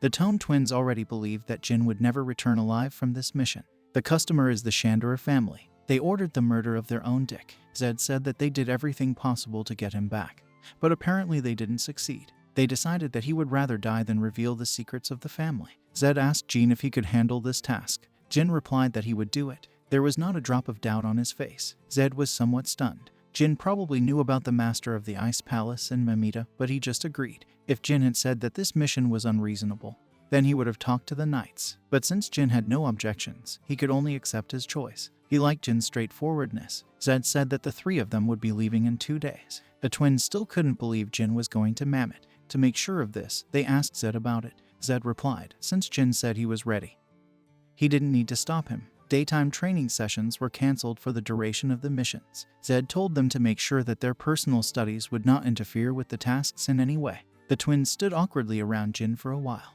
Although they were thrilled that their brother was about to die, they were also unhappy about it, as if there was a bitter taste in their mouths. The twins did not know that they had a strong love and hate bond with their younger brother. They said that if he was pinned down, then let him reveal himself and say that he was a Rankendal. Then no one will dare to touch him for sure. Jin didn't expect them to worry about him. The twins began to deny it. Jin interrupted them and bared Bradamante, covering him with an aura. The twins froze when their brother suddenly pulled out his weapon. Before they could ask what he was doing, Jin swung his sword, aiming at the clear stone behind them. A beautiful metallic sound echoed through the room. Jin smiled with satisfaction. He suddenly felt that he would definitely succeed if he hit the pure stone right now.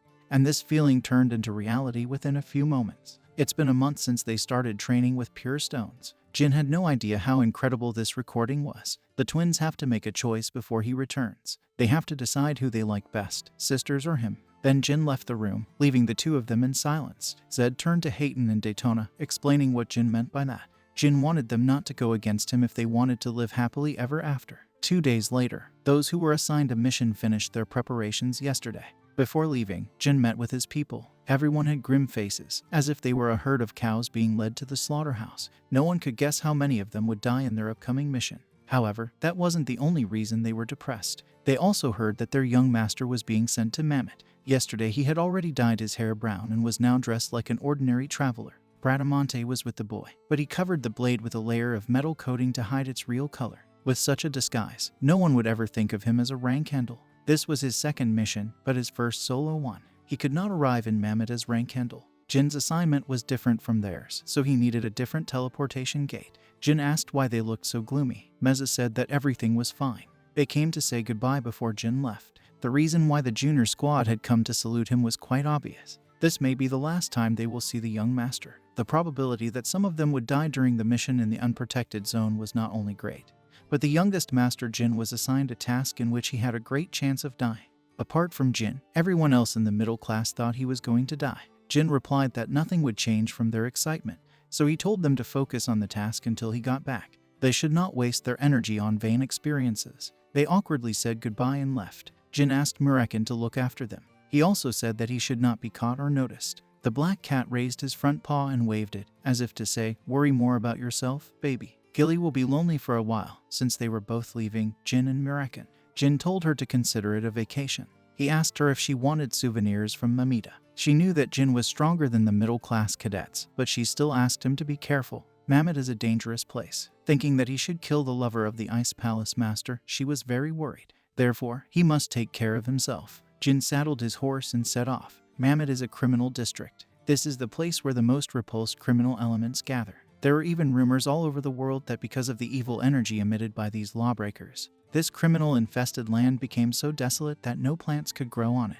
But it wasn't a rumor. In fact, Mammoth was a barren wasteland where not a single blade of grass grew. The scorching sun, criminals who crawled around a small town like disgusting insects. There was no gate to the city. There was only a broken sign surrounded by garbage. And as soon as you passed by this sign, you found yourself inside Mamita. A huge man screamed, breaking into one of the pubs in the city center. On his back was an equally large and intimidating iron mace. The people in the pub applauded joyfully, recognizing the huge man. One boy entered the bar wearing a torn robe. It was Jin. Everyone here immediately fell silent, watching the newcomer. Jin took one silver coin from his breast pocket and tossed it to the bartender. He ordered a glass of water and a light snack. The bartender caught the coin and snorted as if he couldn't believe what was happening. Soon the whole pub was filled with laughter. The big guy grabbed Jin's shoulder and asked why he was acting like them. He also asked if he was a knight of the 9th rank from some wilderness. The big man threateningly brought his face closer. He said that since Jin came to Mammoth, he should learn its rules. He was telling Jin to get on his knees and lick his shoes. The big guy wanted to say something else, but he was interrupted before he could finish the sentence. In fact, he would never be able to finish his sentence again because the tip of the dagger that Jin took out was stuck in his neck. The huge man was standing too close to Jin, not maintaining vigilance, so he didn't have time to react to the boy's attack. No one expected that this boy would pierce the neck of such a giant without the slightest hesitation. As soon as Jin put away his dagger, blood gushed out of Tonk's wound as he fell to the floor. A long minute of silence followed. No one made a single sound. Jin silently hurried the bartender, urging him to bring cold water and snacks. Soon enough, the men started laughing and joking again. They behaved as if the friendly conversations they had with the big guy until recently were a sham, and returned to their tables drinking beer in their original groups. This was a common occurrence. No matter how friendly they were with him, there was no real friendship between them. As Master Gina said, all the madmen gathered in Mamita. If you want to impress the local marginals, show them strength and fearlessness. These words of his master helped him today. Even in his previous life, he received a lot of support. Jin hoped that the day would come when he would be able to repay his teacher. The bartender put a glass cup and snacks on Jin's table, a cup of cold water. The bartender said he didn't put poison in the food. Jin replied that he knew that poisons were not favored here. The bartender was somewhat surprised that Jin was so knowledgeable about Mamita. He asked if Jin had any relatives in this town.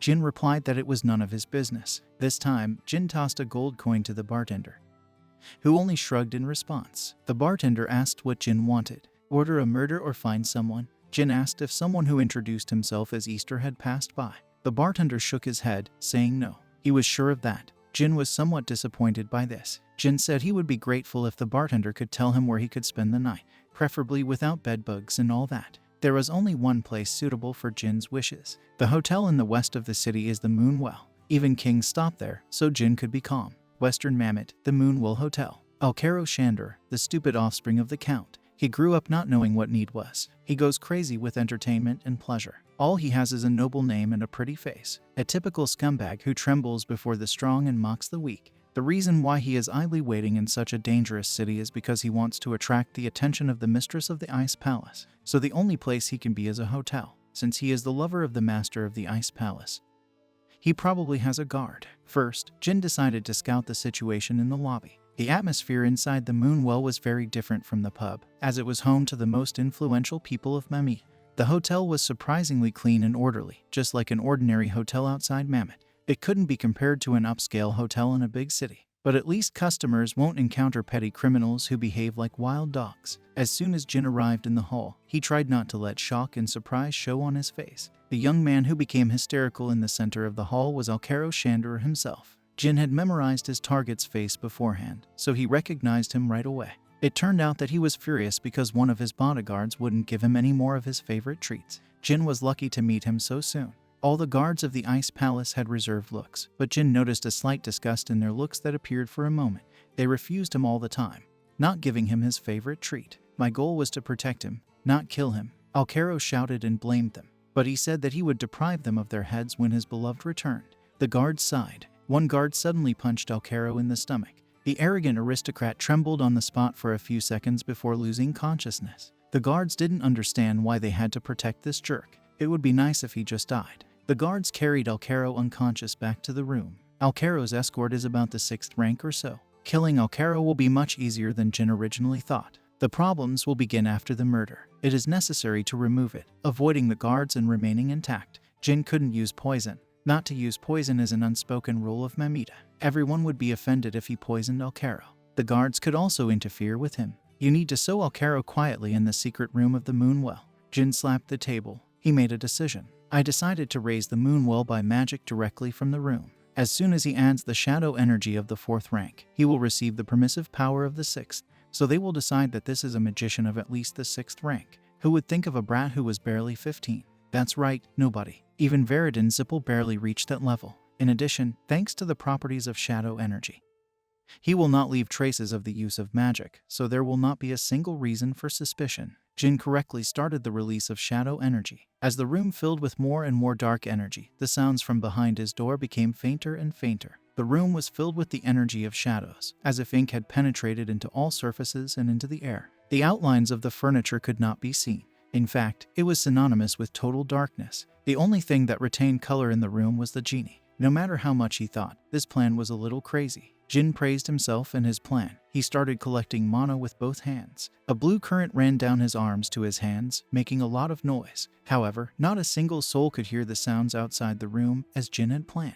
Then threads of shadow energy were mixed into the current, summoning lightning. The first lightning fell on the Moonwell, destroying half of the roof of the building. Before the injured screamed in pain, before the whole could raise their heads and look at the sky, a second streak of dark blue lightning struck the Moonwell. This was the second attack. People started running out of the ashes, screaming. A few minutes before that, the girl and her 2 guards were walking through the dirty streets of Mamita. They were wearing the distinctive robes of the Ice Palace. She asked one of the guards how many bodyguards Alcaro had. 6. He has 6 bodyguards. The girl crumpled the paper in her hands. All the difficulties are due to a puppy who does not know his place. The second guard smiled. He will be finished today. His mistress was here to personally get rid of Alcaro. She sped up to reach the Moonwell faster and tell the bodyguards the good news. A huge lightning bolt struck the Moonwell. The girl who was about to enter the Moonwell tilted her head in confusion. Watching this spectacle, whoever the people who attacked the hotel were, they definitely chose the wrong day. It was Ceres and Dorma, the commander of the 7 swords of the Ice Palace, as well as the daughter of the master of the Ice Palace. One of the guards suggested that some high-ranking magician harbored a grudge against the Moonwell, but it could be an attack on their Ice Palace. There are 6 people of their palace in the hotel, and her mother's lover is there too. Ceres hurried them on. I don't care about Alcaro. The priority is the lives of their people. The third bolt of lightning fell on the Moonwell. Ceres had to stop. Immediately, the last lightning struck the hotel. The 4th charge was much stronger than the first 3, as Jin strengthened the spell using all the energy of the shadows in his room, which, in turn, erased all traces of dark energy in him. A streak of electricity hit the hotel in the center, and the building split in half. The divided hotel was on the verge of collapse on both sides. Ceres entered the ruins of the building, hoping for the safety of her people. When she entered the ruins, Jin fell from the 2nd floor. The fall from the 2nd floor wasn't that painful, but Jin needs to pretend. Maybe it was because he had spent all the energy of the shadows on the last lightning bolt. But it was damn close to the 7th rank. Thanks to the pendant, he managed to avoid serious injuries. The boy looked at his surroundings, acting as naturally as possible. He had to check if Alcaro was alive or not. Although he didn't see the target of his murder, Jin noticed the bodyguards running around.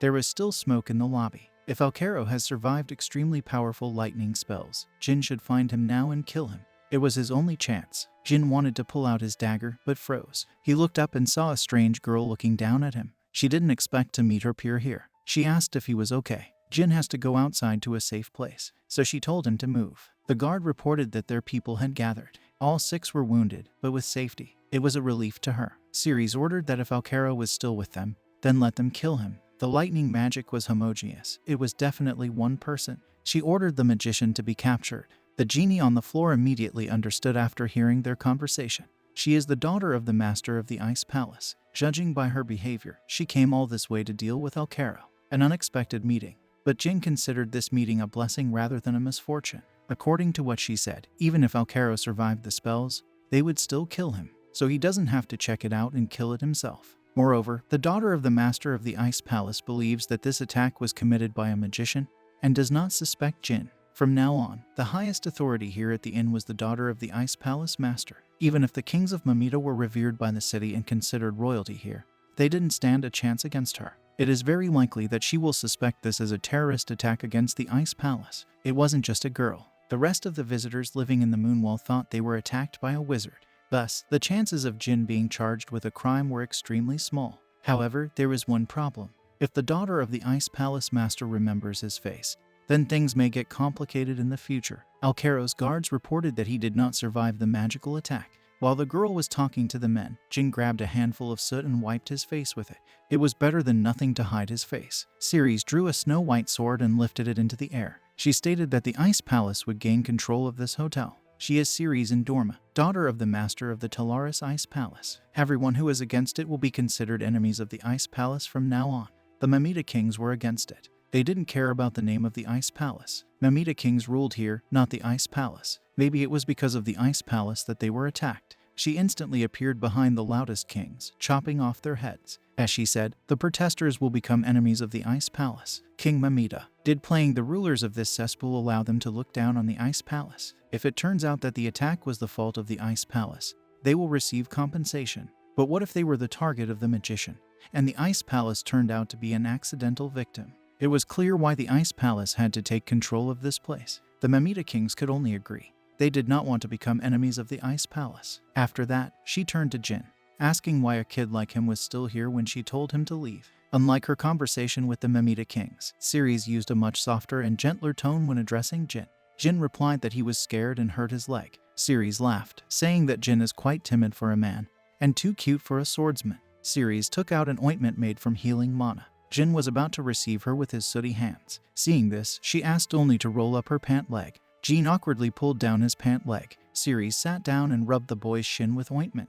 She declared that Jin was a real lucky guy. Not only did he manage to survive the magical attack, but she, Ceres Indorma, shares the medicine with him. She said to take it as the greatest honor. Jin asked how he could repay her for her kindness. Ceres smiled kindly. She said it was nothing. And how can someone like him repay her? Let him just think of it as a pleasant memory. She cut herself and left him alone. Jin waved after her with a smile. As soon as she was no longer visible, the smile on his face subsided. The mission was accomplished. Meanwhile, Gina's squad was carrying out its own mission. And contrary to the expectations of all representatives of the middle class, the members of the Jin faction coped well with the orcs. They had already subdued 17 of the 25 orcs they were tasked with defeating. The orc that had just been killed was the 18th.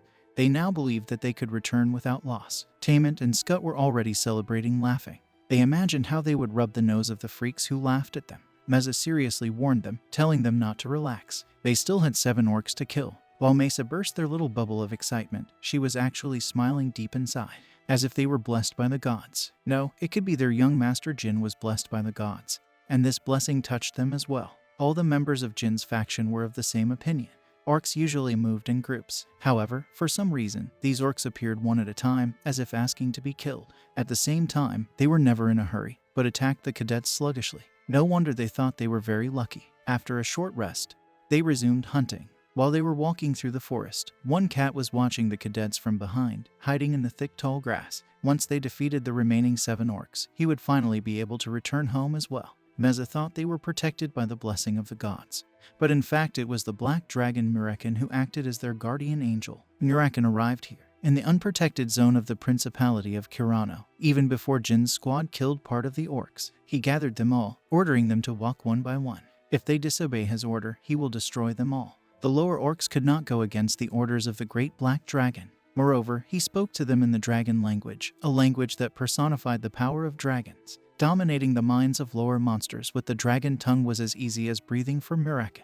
He was the only reason why Jin's faction could safely defeat the orcs one by one. Needless to say, the cadets had no idea about this truth. Muraken was unhappy that Jin forced him to do such unworthy things. So what if he's a soldierate contractor? The black cat grumbled with displeasure. But still, he was watching Jin's faction. He will definitely make him buy him new comics. Muraken's pupils suddenly narrowed. He immediately transformed into his human form. He sensed a dangerous presence in the distance, slowly approaching the camp where the squad was staying. Muraken bitterly clicked his tongue and stood up. Fortunately, the cadets only had the 3rd rank. Thus, Muraken could erect a large barrier around the camp, and the children would not be able to distinguish the darkness of the night from the dark hemisphere protecting them. A handful of shadows gathered in both of his palms. It was on a completely different scale compared to the demonstration he had staged in the underground hall of Storm Castle. Since Muraken lived next to Jin on the surface of the continent, he slowly inhaled the many shadows around him every day. Thus, he regained some of his strength from the era when he was known as the Black Dragon that shook the world.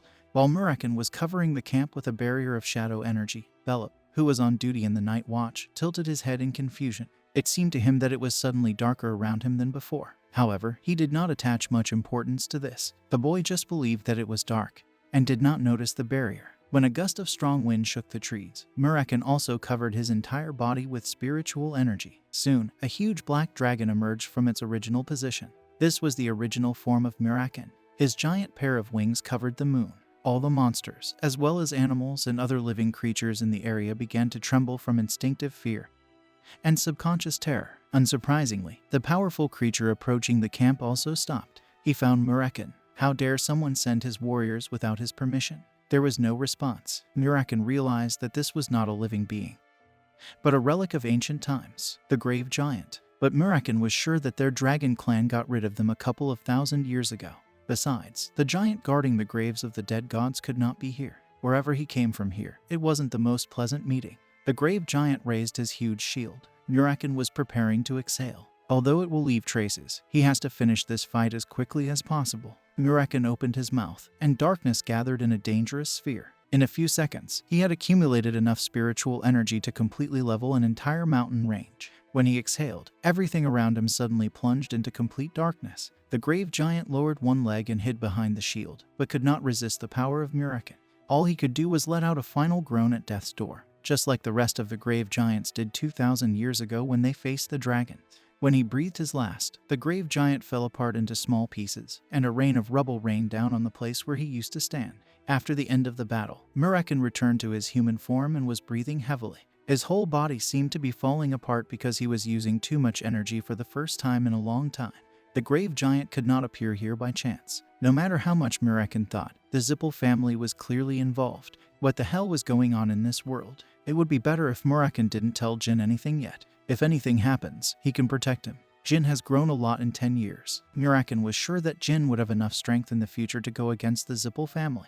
Gaston walked in circles and dragged his fat body. He was so excited that he couldn't stop biting his thumbnail. A man entered the room. This man was Bishkal Ibriano, the head of the terrorist group Kinzello. Vuber informed him that his creation, the Tomb Giant, had been destroyed. Bishkek was aware of this. As far as he knew, the Tomb Giant had been attacked at night. Bauber clutched his head. He never thought that anyone would dare to destroy his precious creation. Bishkal replied that this is not the most important thing right now. The one who defeated the grave giant is a dragon. Moreover, a shadow dragon. Bishkal personally went there to check everything. Vuber stopped fussing and silently looked at Bishkal. Did the dragons really notice their work? Bishkal wasn't sure yet, but he thought it was a warning. He told Bubara to look around here. He will send people to help him. He needs to meet with the Zippel family urgently. The successful return of Jin and the junior squad from their respective missions was the hottest topic in the intermediate class. No one predicted such an outcome. Most people believed that although some members of the junior squad would return alive, many of them would die during the mission. However, the biggest surprise was the Jin. He had to kill the lover of the master of the Ice Palace in Mimita, and no one thought that this was achievable. They all thought that Jin would return without completing the mission. No one in the world wants to die at the age of 15. Even Zed was surprised by the success of the mission. He praised Jin several times in front of the other cadets and expressed his satisfaction and delight. The flag bearers who gave him this task will obviously be surprised. Why, they'll be furious when they find out how it went. There was one group of cadets who gritted their teeth irritably while watching this, and the details of Jin's assignment reached them. By some miracle, on the same day, a magician staged a terrorist attack at the hotel where the target of the task was staying. They considered Jin a real lucky guy. They complained about the injustice of this world, not only rank handle, but also kissed by fate. No matter how hard some try, they will never reach above the average cadet. They were cadets from Mew and Anna's faction, including Kaj and Romero, who were sitting on the ground and complaining together. They used to be at the top of the food chain in this jungle-like intermediate class, but recently their authority and power have plummeted. The humble cadets who had once been wary of them were now sucking up to the junior squad, and it annoyed them to death. If Jin or the other guys were exceptionally strong, they would have accepted this outcome. But Jin is only a knight of the 4th rank, and the rest of the 3rd. They asked Kajin if they would leave everything as it is. And what did they offer? Even if Jin was arrogant and the youngest lord, he still had pure rank handle blood in his veins. Until he gets a direct order from Mew, he can't do anything. Kajin suddenly fell silent. He noticed that Jin, who was sitting on the other side of the training ground, suddenly began to approach them. The cadets began to fuss. Had they been heard? Jin replied that he had excellent hearing. Unfortunately, he heard everything. Jin shrugged and spoke as he joined the group. The expressions on the faces of Kajin and the others darkened noticeably. Jin asked Kajin about how his hand is now. Kajin replied that the doctors said that due to how smoothly Jin cut it off, it was easy to restore it. Jin noted that they had quite an interesting discussion. Kajin told him not to pay much attention, because most ordinary people, when faced with someone like Jin, whisper behind their backs. Jin said it didn't matter what he did or didn't do until he became a flag bearer. Roughly speaking, it had nothing to do with them. Despite the shock and surprise, Kajin changed his attitude and chuckled softly. It doesn't concern them. Kajin asked if he would be whipped instantly for something like this, if only Jin wanted to. Jin was silent for a moment, and then he asked, why would he do that? Because he behaves extremely brazenly. Jin agreed with Kajin's words because he was like an eyesore. Kajin's sarcastic and arrogant tone surprised his own associates. Even the other cadets in the area who were having their own conversations fell silent and turned to them with their eyes wide open. The other cadets began to gather around them, whispering to each other. Classes have already ended for today, so Zed and the assistant instructors have already left. Kajin got up from his seat and decided to say whatever he wanted. In his opinion, it will be unpleasant for anyone to watch how Jin gets universal recognition, having completed the mission only on pure luck. It looks like there was a misunderstanding. Jin said that, not because Kajin was mocking and behaving impudently. Kajin Romero, as a knight of the 5th rank with outstanding abilities compared to intermediate class cadets, Kajin should be stronger than Jin. So Jin asked why he resorted to swearing behind his back. This time, Jin drew his sword and pointed it at Kajin. Jin has already said that everyone had the opportunity to challenge him. Jin took a few steps back and got ready. Kajin only looked stunned, while the other cadets couldn't hide their shock and tension. But why would young Master Jin do that? Everyone was asking the same question. Although Jin was strong, they all believed that he was still inferior to Kajin, that he would never be able to defeat a knight of the 5th rank. Kajin raised his head and silently looked into Jin's eyes, asking if Jin was sure of this. Absolutely. Jin was absolutely sure. He told Kajin to draw his sword. There was no need to give in to him. He wanted to deal with everything properly. This meant that they could not put aura restrictions. Kajin stood up and drew his sword. He said Jin would regret it. Kajin was the one who took the first step. He instantly closed the distance between them and used his superior physique to overpower the opponent in a frontal attack. Each sharp swing created deep reverberation that made Jin stagger. Kajin had really heavy attacks. Kajin Romero, 24 years old, knight of the 5th rank. He was only a mid-level cadet in the Rankhandle clan. But in the outside world, he was strong enough that every group and organization around the world was trying to recruit him. Even if he left the clan right now, he could easily find a job as a knight and be revered by the public as a respected warrior. Among all the people Jin had faced in the swordsman duel, Kajin was the strongest opponent so far, even if you take into account Jin's opponents from his past life. But Kajin is no match for those with whom he has to fight. As the battle continued, Jin continued to retreat while Kajin pursued him like a predator. One could easily see the malice in Kajin's eyes as he brandished the sword. Kajin began to say that Jin was still too weak to fight with him on equal terms. Kajin instantly changed his stance and grabbed his sword with both hands. Then he enveloped him with an aura and swung with all his might. It was as if he was holding a war hammer instead of a sword. He even tilted his sword to strike with the flat of the blade. He was trying to destroy Jin's defenses. Even though Jin parried the blow, he received a kick, and Jin barely managed to hold his sword. However, his posture was broken. It was the same with Kajin, but that was his intention from the very beginning. Kajin swung with all his might, hoping to destroy his stance. Taking advantage of the recoil from his extreme punch, Kajin kicked his opponent in the thigh with a U-turn. The shields he wore enhanced his overall strength and damage. Jin gritted his teeth as his thigh throbbed in agony. He He didn't have time to moan loudly. Kajin had already regained his balance and launched a series of attacks. Jin started dodging Kajin's attacks. However, Jin didn't back down out of fear. He was trying to concentrate on a certain sensation. Just like the day Hayton hit him with a steel ball, he was beginning to understand the trajectory of Kajin's next strike.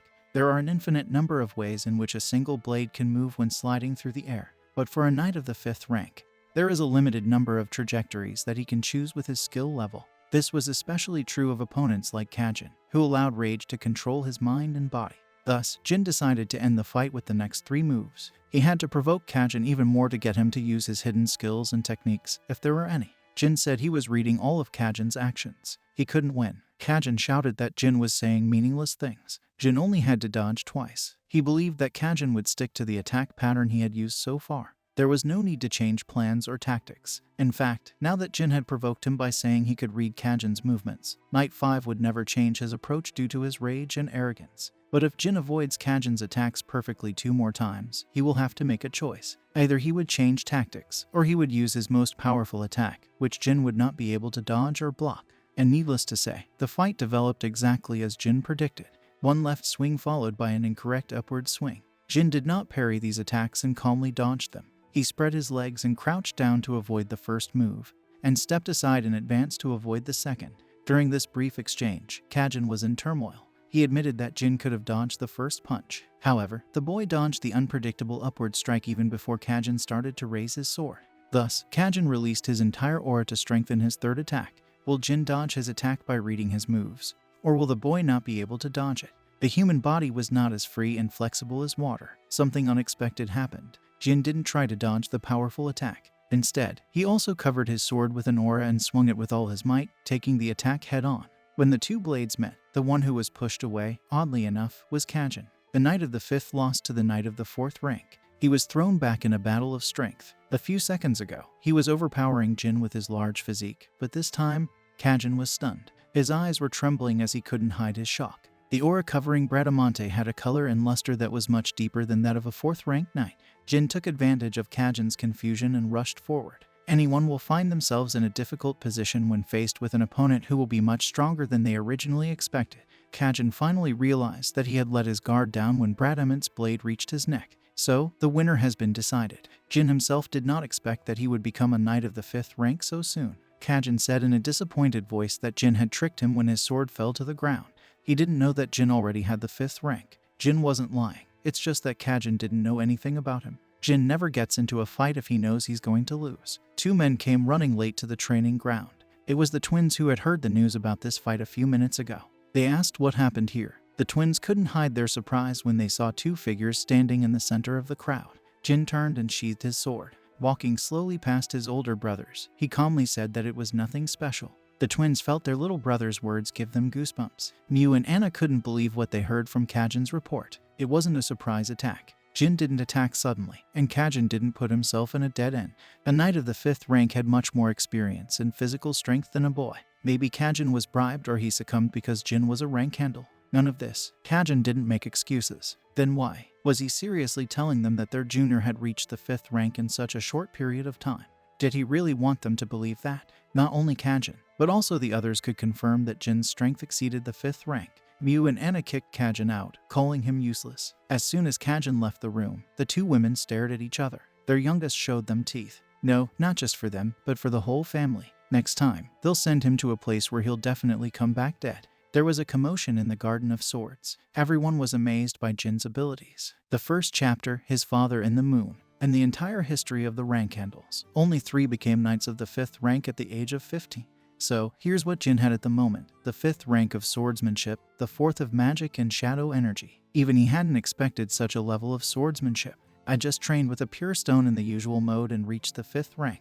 It seems that if one of his 3 powers, shadow energy, magic, or aura, becomes stronger, then it affected the rest. When he was overloaded with shadow energy earlier, he opened a stream of mana and aura. In all history, no one had such abilities, so it was useless to search for records, but Jin was sure that these 3 forces were connected. Jin noticed flowers that hadn't been there before. They were brought into the room while he was gone, so Jilly didn't put them away. She asked if she should put them away. Jin shook his head. There were no curses on them, so let them stand. Returning to the topic of conversation, since they discovered that he had become a knight of the 5th rank at 15, His brothers would start to get a little nervous, including brother Joshua, who is vying to be the next head. Joshua Rankendall. When Luna Rankendall abdicated her position as the first standard bearer, the second standard bearer Rankendall became a strong candidate. With the support of his mother, Rosa Rankendall, he consolidated his position. Jin would like to hide his abilities until the time comes and he decides that revealing his achievements will bring more benefit.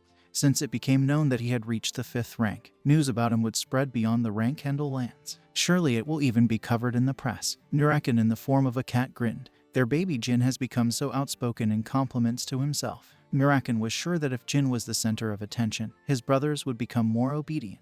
That was true. But more importantly, Shiren Rankendall will personally arrive at the Garden of Swords. Shiren needs someone else for the role of heir. Other than Luna, Shiren has never been happy with any of Jin's seniors. Luna, who was the only one who got his attention, was not interested in the throne, so he decided that she was not suitable for the role of the head of the family. Then Joshua strengthened his position. Brother Diff, Sister Runsha, and Sister Marie became temporary successors. This line was carved in stone, but since Jin appeared, everything has changed. Shiren Rankendall does not look at age. He's the kind of person who gives everyone a chance, so he'll be chasing Jin, just like when he was a regular rank. Jin was sure that his father's orders would include 2 things. First, this is a test. Jin thought about it. Will he be able to overcome the age difference between him and his brothers? Secondly, it is protection. Shiren clearly wouldn't want Jin to die at the hands of relatives before he passes the test, and all because he is a special case. Jilly said that if Jin's story was published in the newspapers, he would be inundated with invitations from families and groups from all over the world. She was right. Jin will sort out all the meetings at once, namely, hold a banquet when Shiren arrives, so Jilly should be ready. It will be her responsibility to keep an especially vigilant eye on Murakan. If he turns into a human and makes his way to the reception, then this will be the end of them. Murakan protested. He wasn't a child. Jilly said she would take Jin's words into account. Murakan stared at Gilly, but the nanny simply avoided looking into his eyes and averted her gaze. 2 days later, the family began receiving letters, just as Jin had predicted. Since Jin was never shown to the public outside of the clan, the messengers desperately tried to get more information about him. The butler was very busy answering an endless stream of letters. When Gilly asked Pedro, it turned out that even the ruling family of the Bement Empire did not stay away. Through Khan, the head of the family sent a schedule of visits home. He planned to arrive in a month, and the arrival dates of other families were immediately scheduled. Gilly noted that the young gentleman had become quite quiet lately. Jin closed the book. He replied that if they tried to take control of him when everyone's attention was focused on him, it would be like a demonstration of either their fear or hatred, depending on the reputation. The man who ran up to Jin with a frustrated expression on his face was Pedro, the second butler. As soon as he saw the butler's face, Jin knew that the time had finally come. Pedro's whole body was soaked with sweat. It turned out that he had run through the huge sword garden to tell Jin this urgent news. He said that Jin was assigned a mission. Jin was being sent straight to the ruins of Colin. In total, 5 flag bearers came running to the main building with a rose challenge. These were Ran, Vigo, Mew, Anna, and, finally, Runsha. Rosa made them stand up straight in one row and stared at them with a dark, heavy gaze. The barrage of screams and reprimands she hurled at them subsided a little. But as soon as Jin entered the room, she raised her voice again. When Rose let out a deafening roar, the documents and pen holder on her desk flew in all 4 directions. In fact, the pen stand cracked and fell apart because of the energy in her voice. She took a deep breath and turned to Jin. The attention of his siblings also turned to him. Ran and Vigo's looks were tinged with annoyance. Their reaction was natural, since they did not participate in the issuance of his mission. Mew Anna openly demonstrated their dislike for Jin.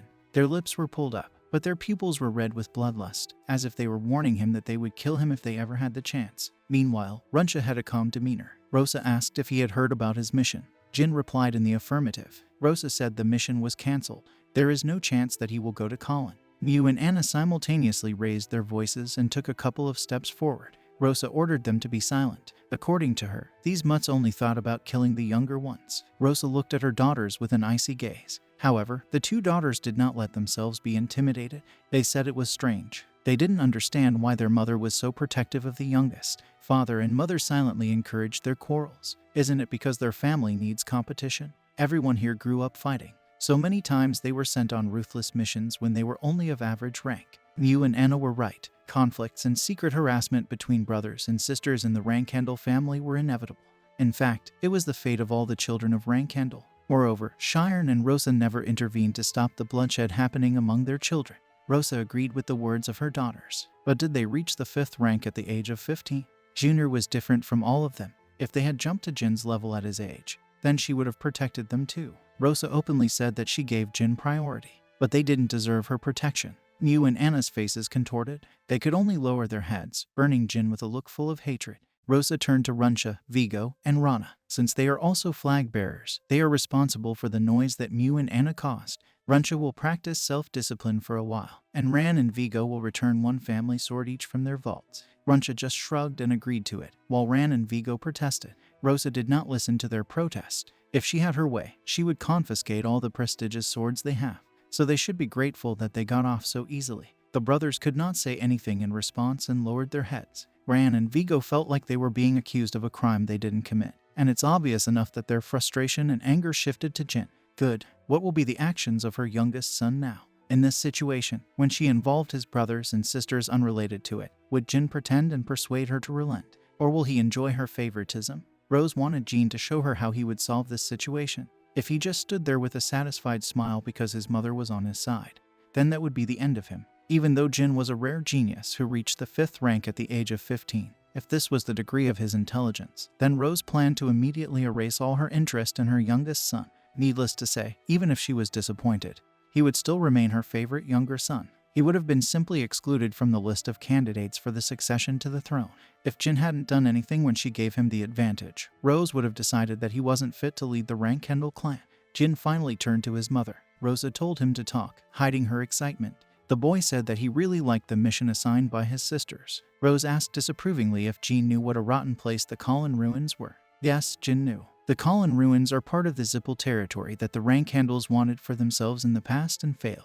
He understood the risk, but he wasn't going to back down in this battle. Jin said that the mission they assigned him was wonderful. The place is really dangerous, but he didn't believe it was an irrational decision. They probably decided that he had high enough abilities for this. Isn't that why they assigned him this mission? Rosa was arguing. Was he trying to get her out of herself? Reckless bravado. It wasn't a bad reaction, but it wasn't what Rose was hoping for. Jin replied that if they were to replace a person on a mission so suddenly, it would be equivalent to their incompetence. Rosa said that they would not be suspected of such a thing.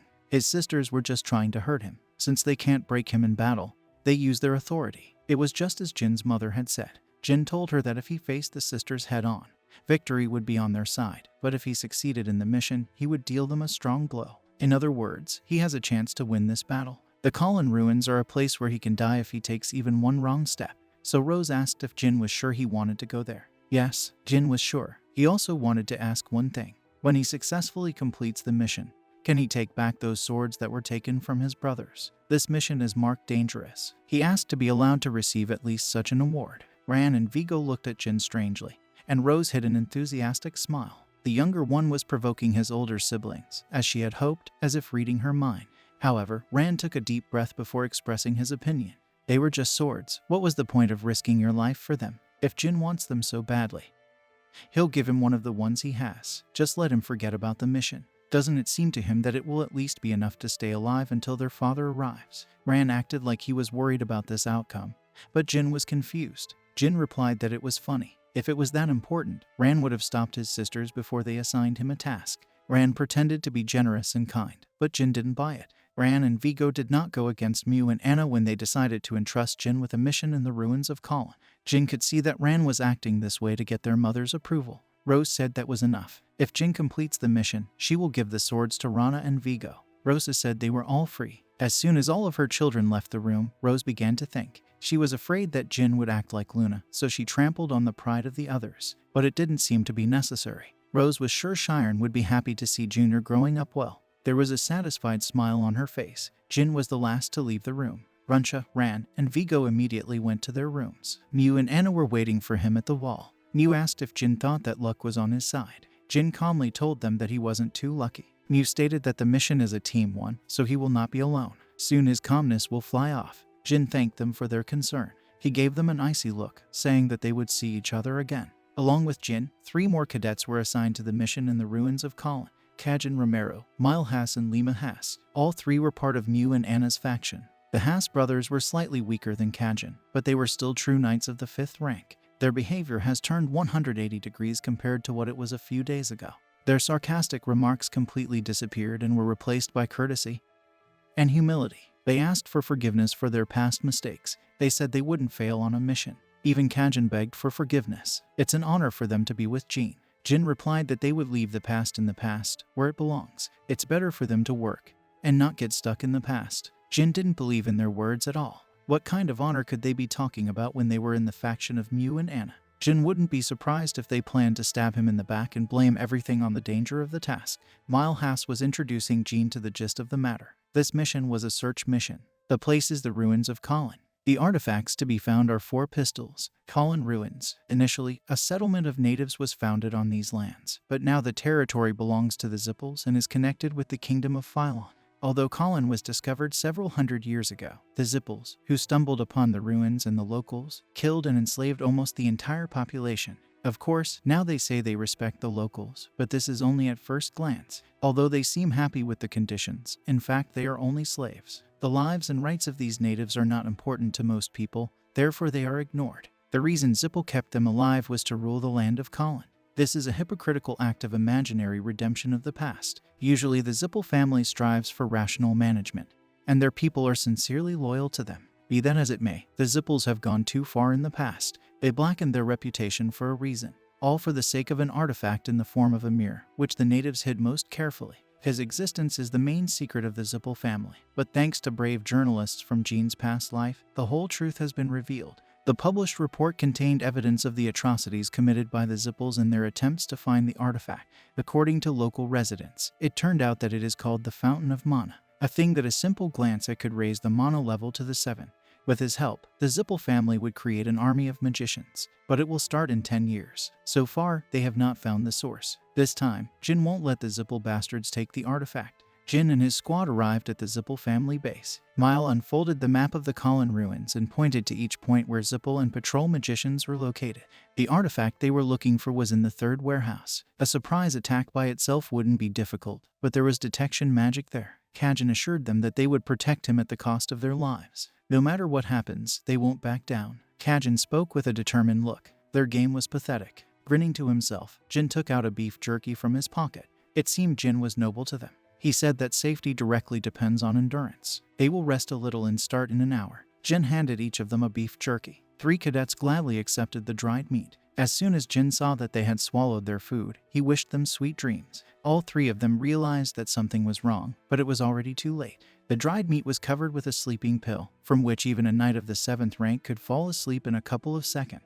Kajin and the Haas brothers were already feeling sleepy and could barely stand on their feet. All 3 fell, entering the land of dreams. Jin would have been less suspicious of them if they had behaved as arrogantly as usual. However, throughout their trip here, the 3 cadets were constantly fawning over Jin. They thought Jin would let his guard down, and when the opportunity presented itself, they wouldn't hesitate to slit his throat. Jin put on his mask properly and headed down the mountain road. The evening breeze, walking between the trees and branches, was refreshing. He wondered if only dogs tend to follow their master's orders with blind devotion. There were 2 guards at the entrance to the warehouse. In addition, the guards stationed at the main and back entrances to the warehouse were not magicians, as Jin had predicted.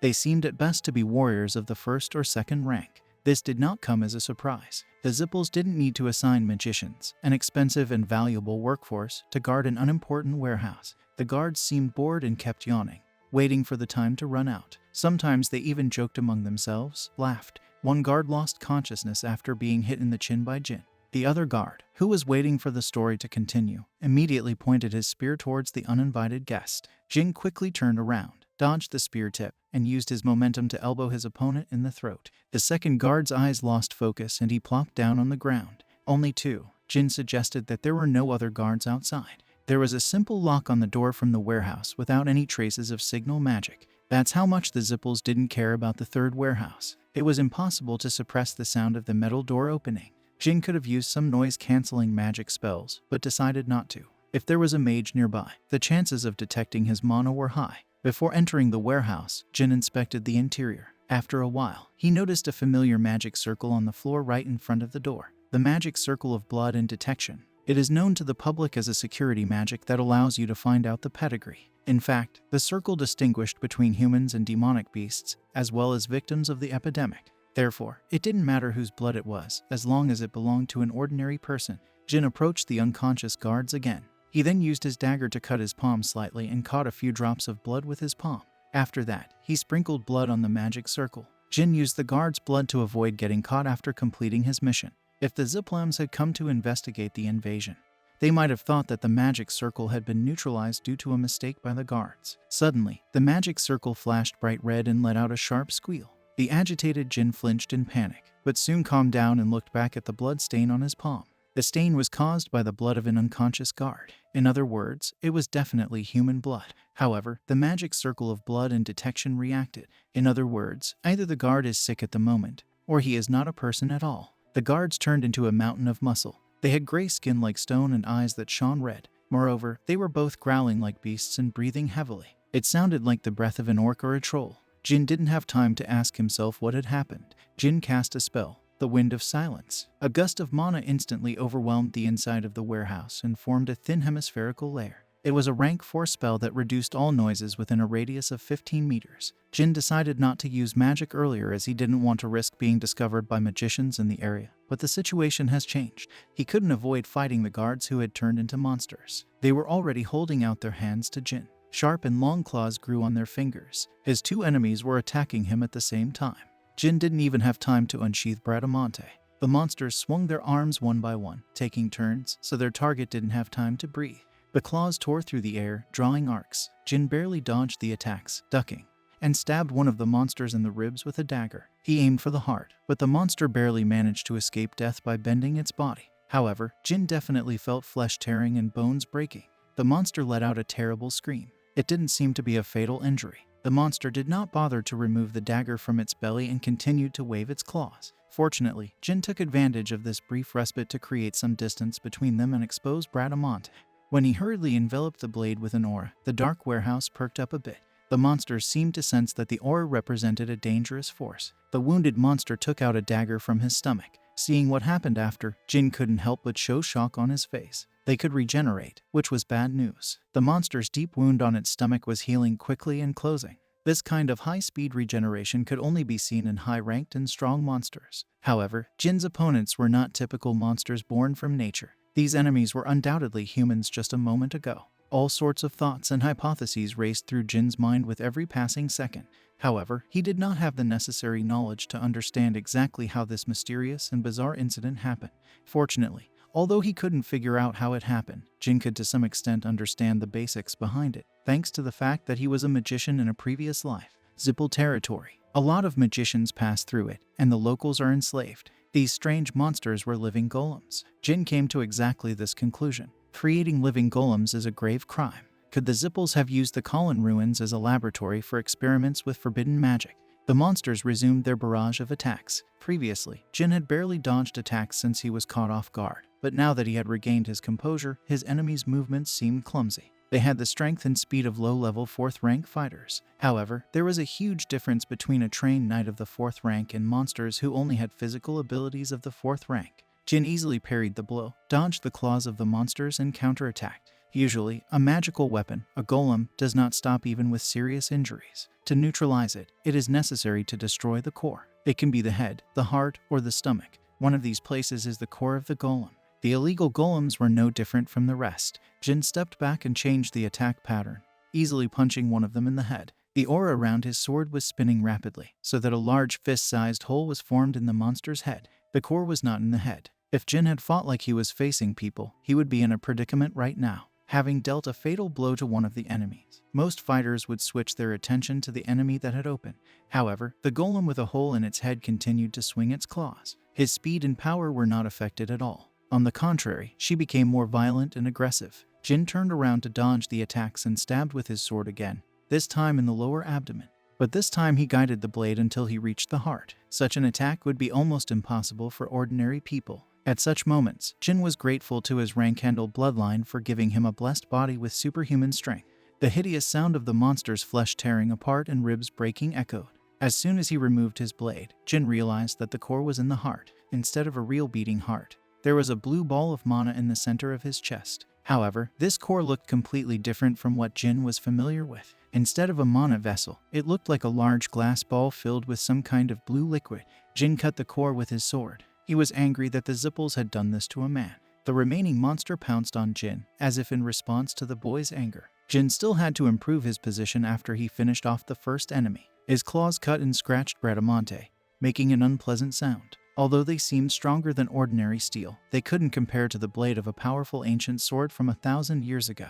Pushing the monster away, Jin pierced his chest with his sword. He felt a solid ball of mana burst at the tip of his sword. The body of the fallen monster trembled, and pretty soon it also returned to its human form. Only then could Jin finally breathe and relax. The Wind of Silence spell he had cast earlier was still in effect. Suddenly, Jin heard a voice. It came from a fallen monster. No, from a man writhing on the floor. He begged to be killed. He hurriedly sat down and examined the second victim. Surprisingly, he was still breathing. Barely, but still. However, he still had a somewhat inhuman appearance. It was obvious that all of their bodies had swollen and ruptured. Jin soon came to the conclusion that he could not be saved. He had countless questions. How and why they became living golems, who was behind it, how they became experimental zipples. However, the guard didn't have the strength left to speak. All Jin could do was relieve him of the pain and agony. The Jin pierced the skinny neck, and the victim peacefully closed her eyes. Jin also closed his eyes for a moment and raised his head. He didn't know about their circumstances, but no human in the world could voluntarily become a living golem.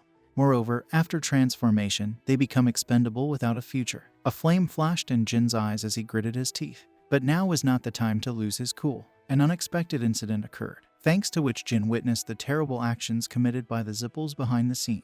And now Jin was suspicious of his older sisters, wondering if they knew about this truth when they sent him on this mission. However, he still had a mission to complete. He couldn't just go home and tell his siblings that he couldn't complete the mission because he was attacked by living golems. Even if he tells the truth to the whole world, the Zipple family will find a way to hush it up. Creating living golems was a terrible crime. The mere discovery of signs of living golems was more than enough to force the Empire to conduct an official investigation.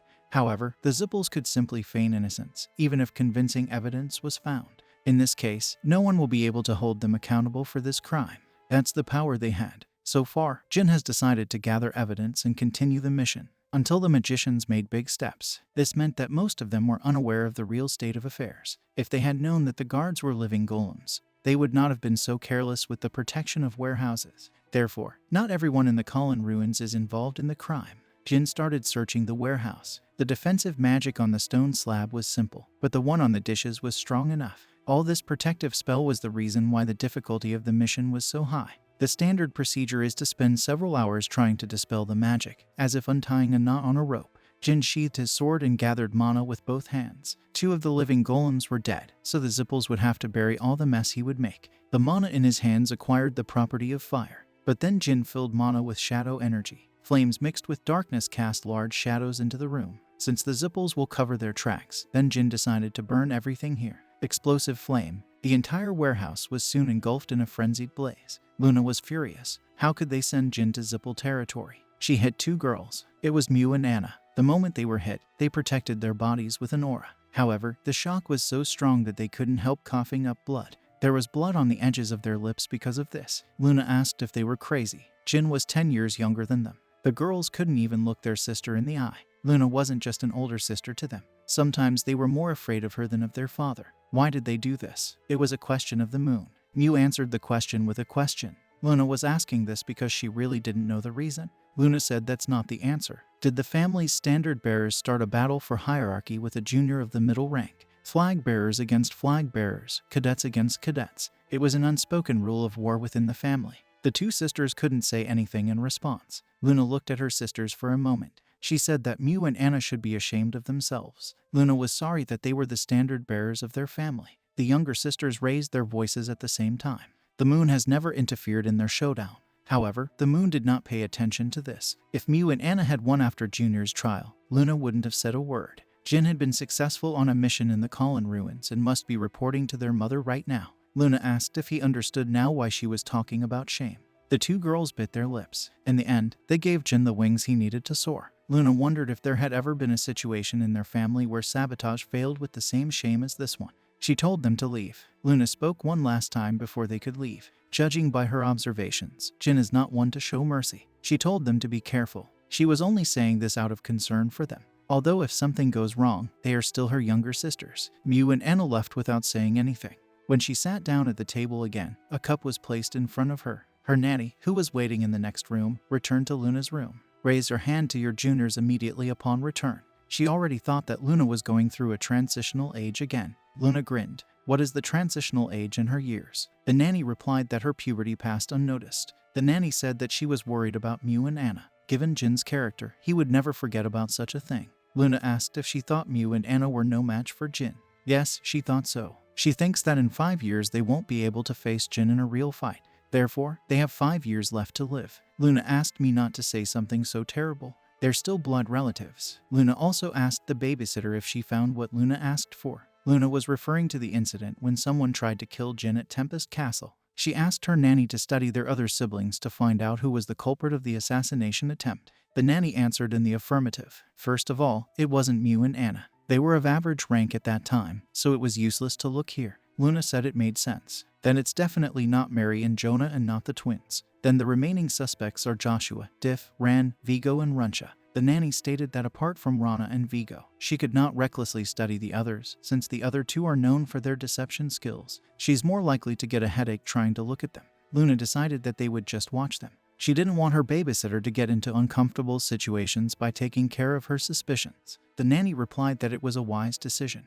She said there was no need to worry too much. Even after the assassination attempt, Jin grew up well. As soon as Jean entered the room, Jilly ran up and grabbed his hands. There were tears in her eyes. She thanked God that Jin was safe and sound. Jin smiled. Everything was fine. He said that soon even she wouldn't be able to beat him. But he was sent to such a dangerous place as the Colin Ruins. If something went wrong, Jilly would take revenge at the cost of her life. Murakin nervously asked his strawberry pie not to say such terrible things. The black cat, wagging his tail, asked if Jin had reported. Yes, he reported. People would probably gossip that he had completed this mission with outside help. But right now he didn't care about gossip. Jin took out a glass bottle, into which he put the fragments of the core of a living golem. He asked Murakin and Gilly to take a look. The heart of a living golem. Murakin watched the core with interest. He said that Jin was a favorite of fate. Since he himself returned in one piece, the golem must have been the result of a failed experiment. Had Jin found him in the ruins of Colin? Jin explained that 2 guards turned into monsters and attacked him. They regenerated every time he hit them, and this appeared when he pierced their cores. Murakin opened his eyes wide and his pupils narrowed. Living golems. Last time there was a grave giant. Now there are living golems. What's next? What was the plan of the bastards from the Zippel family? This news spoiled Murakin's mood. Murakin turned to Jin. In any case, if his words are true, then this is the work of the Zippels. Considering that the ruins are their territory, Murakin suggested that Jin visit Colin again later. He wanted to ask them a couple of questions about what was happening. Due to the living golems, Jin was somewhat nervous about having to return to the ruins. But since Murakin would be with him, it would be a much safer journey than his recent mission. With luck, he might even be able to find the source of mana. Whatever mess they make there, the Zippel family will do everything possible to hide the situation. Jin nodded to Murakin. He will allocate time for this. Shortly after completing the mission, Kajin and the Haas brothers returned on their own, but Mayuana stripped them of their cadet qualifications and kicked them out of Rankhandle. The expulsion of the cadets who had officially completed the mission was a cruel punishment, but no one felt sympathy for them. June 1795. Every time Jin lowered his sword onto a clean stone, a beautiful sound would be heard in the hidden training area. Zed stopped him. As of today, his training with the pure stone is over. Zed was expecting only twins tomorrow. Zed also said that Jin doesn't need to come to morning practice with the rest of the cadets. The head of the family will tell them something next week. The twins' ears pricked up. Although they were usually dumb, they could still understand what Zed meant by his words. These words meant that Jin was promoted to trainee flag bearer. The trainees of the Rankhandle flag bearers were given one command: to accumulate achievements and win honor. It was a test. Honor is not something that can be obtained suddenly one day. Therefore, trainee flag bearers often left the clan for a long time and ventured out into the world on their own. Needless to say, the trainee flag bearers were not allowed to receive any help or support from the family during this entire ordeal. For once, Jin did not hide his emotions and express joy. Until now, his life in Storm Castle and Sword Garden had been filled with restrictions. He could only openly train his swordsmanship, but not his magic or shadow energy. The other two forces had to practice secretly, away from the public eye, as if he was a criminal. However, if he got the opportunity to spend a long time away from the Rankhandle family, then he would be able to develop his strength the way he wants. Shiren was heading to the Garden of Swords. Not only was it an official visit, he was organizing a big banquet with all the guests. Currently, more than 500 Guardian Knights were escorting Shiren out of the Black Sea as a formality. Han reported that they would reach the Garden of Swords in 2 hours. Shiren said that the last son always interferes with his training. He planned to stay on the Black Sea for 10 years, but how many times does this happen again? Although Shiren seemed annoyed, there was a soft smile on his face. Khan had sensed in the Tempest Castle that Jin was unusual, but he could not even guess how much. What he was doing in the Garden of Swords really shocked the Khan. Shiren was silent for a while, and then replied, "Jin's fighting spirit is extraordinary. He was just a child." But his eyes betrayed deep regret at their first meeting, even though Jin tried to hide it. Remembering this, Shiren couldn't help but smile. Shiren Rankhandle couldn't forget how Jin provoked his siblings as soon as he arrived at the Garden of Swords. He was sure that no one had taught Jin this, but Junior instinctively knew the rule of destroying opponents. His other children knew this and tried to keep Jin, but he survived and returned every time he was thrown into the clutches of death. And now he has the 5th rank. In addition to Mammoth and the ruins of Colin, Shiren was more interested in the first mission. Jin fought one-on-one with a warrior of the White Wolf tribe and won. Shiren had expected Junior to use his subordinates as a shield, but who would have thought that he could handle a wolf alone? But this, Jin was able to prove the weight of his own promises. Remembering the past, Shiren nodded to himself with satisfaction. Han asked Shiren if he really believed that Jin had killed one of the White Wolves on his own. Yes, Shiren believed that. In truth, it's not really alone. Shiren thought Jin was using shadow energy to kill the White Wolf warrior. Anyway, Jin was funny little. Shiren learns from Jin all the details of the first mission. The parade reached the Garden of Swords at noon. The Guardian Knights who were in the Garden of Swords had already lined up at the gate 3 hours before Shiren's arrival. The knights synchronously greeted the patriarch of the Rankhandle family. Soon, Rose and the clan's standard bearers appeared from behind the Guardian Knights. Shiren said with satisfaction that Rosa had done well. Rosa replied that it was his children who had prepared everything. She didn't have to do anything. When she answered, Rosa's gaze shifted cautiously to Joshua. Shiren said that since adult children coped well without him, then he had no need to leave the Black Sea. Joshua's smiling face darkened and he lowered his head. The guests they will receive today will be overly attentive to Shiren. Won't this complicate the life of the children? Rosa replied that it was so. She personally prepared Shiren's favorite dishes, so she asked him to go inside. Shiren walked past Joshua and didn't even look at his eldest son. Strictly speaking, he did not look at his other children either, continuing to walk. However, Joshua must have felt humiliated as they were standing in front of the whole family. Shiren continued on his way, but stopped only once and stared at the 2 swords hanging on Jin's belt. Shiren turned to Ran and Vigo, asking if they had given away the swords he had given them. Ran and Vigo were undecided. Then, with a sigh, they replied that Junior had taken their swords. They agreed to hand them over if Jin successfully completed the mission in the ruins of Colin. Ran and Vigo wanted to dig a hole on the spot and hide. The humiliation was terrible, and they could not bear the thought that their father would be disappointed and lose all interest in them. However, Shiren just laughed out loud and patted his sons on the shoulder. It was just great. Let them make sure they get the swords back. Junior is as astute as ever. Sometimes he wondered if these qualities really came from his blood. Ran and Vigo breathed a sigh of relief. Not only did they escape their father's fury, he also made a joke, washing away all their worries. However, they did not know one important fact. When Shiren talked about blood, he wasn't referring to Jin's insight. He talked about the uselessness of Ran and Vigo. Shiren and Jin watched the banquet. Jin had actually attended several banquets in his past life thanks to his magic teacher. But this was his first time taking part in a banquet hosted by the Rankhandles, even taking into account his past life. At that time, whenever the clan organized a banquet, he was not allowed to attend it. He had to stay out of sight like a criminal. The pure-blooded Rankhandle, who became a knight of the 1st rank at the age of 25, was the epitome of Rankhandle's shame. Now he was an honored guest next to his father. To think that he finally got to this place after he died one day. Jin felt proud, but at the same time a bitter taste in his mouth. In fact, if you look deeper into his emotions, bitterness overcame a sense of pride and joy. However, Jin didn't express his feelings and just waited for his father's next words. Shiren said that their family rarely arranges such events, because Rankhandles celebrate only those occasions that deserve to be celebrated. In other words, Jin's achievements were quite high. Jin thanked him with a smile for his praise. Shiren gently patted Jin on the back. Jin was scared to death at first, but managed to hide his shock. Only his hand moved slightly. Shiren asked how many people they invited. Jin replied that maybe about 1,000. Right, since the last time 7 years ago, the number has increased by 200. Shiren asked what it meant. Jin didn't have to think about the answer. This meant that their family's authority had increased over these 7 years. From time to time, other families organize huge banquets, but all the 1,000 guests gathered today are outstanding people. rank candles don't allow small fry or worthless people to attend their banquets. Jin nodded in response to his father's words. As Shiren said, today's thousands of guests were stars and celebrities. They were the leaders at the helm of the world, managing the billions of people inhabiting this continent. But even among all these rulers, Shiren Rankindle stood at the top. For 7 years, he did nothing but continue his training, destroying demonic creatures in the Black Sea. Nevertheless, the authority of the Rankindle family continues to grow, because in the current era he is the only one who has become the quintessential knight. If he disappears, it is very likely that most of those present here will turn their backs on the Rankindles. Jin knew this truth better than anyone else. Without his father, Shiren Rankindle, the family would never have been able to accumulate so much power and influence. Rankindles were one of the two main genera on this continent along with Zipples. But if we exclude Shiren from the equation, the gap in power and military power between the Zipples and the Rankindles will only increase and increase. Thus, the world is moving towards a system in which the Zipples will have full power over the continent.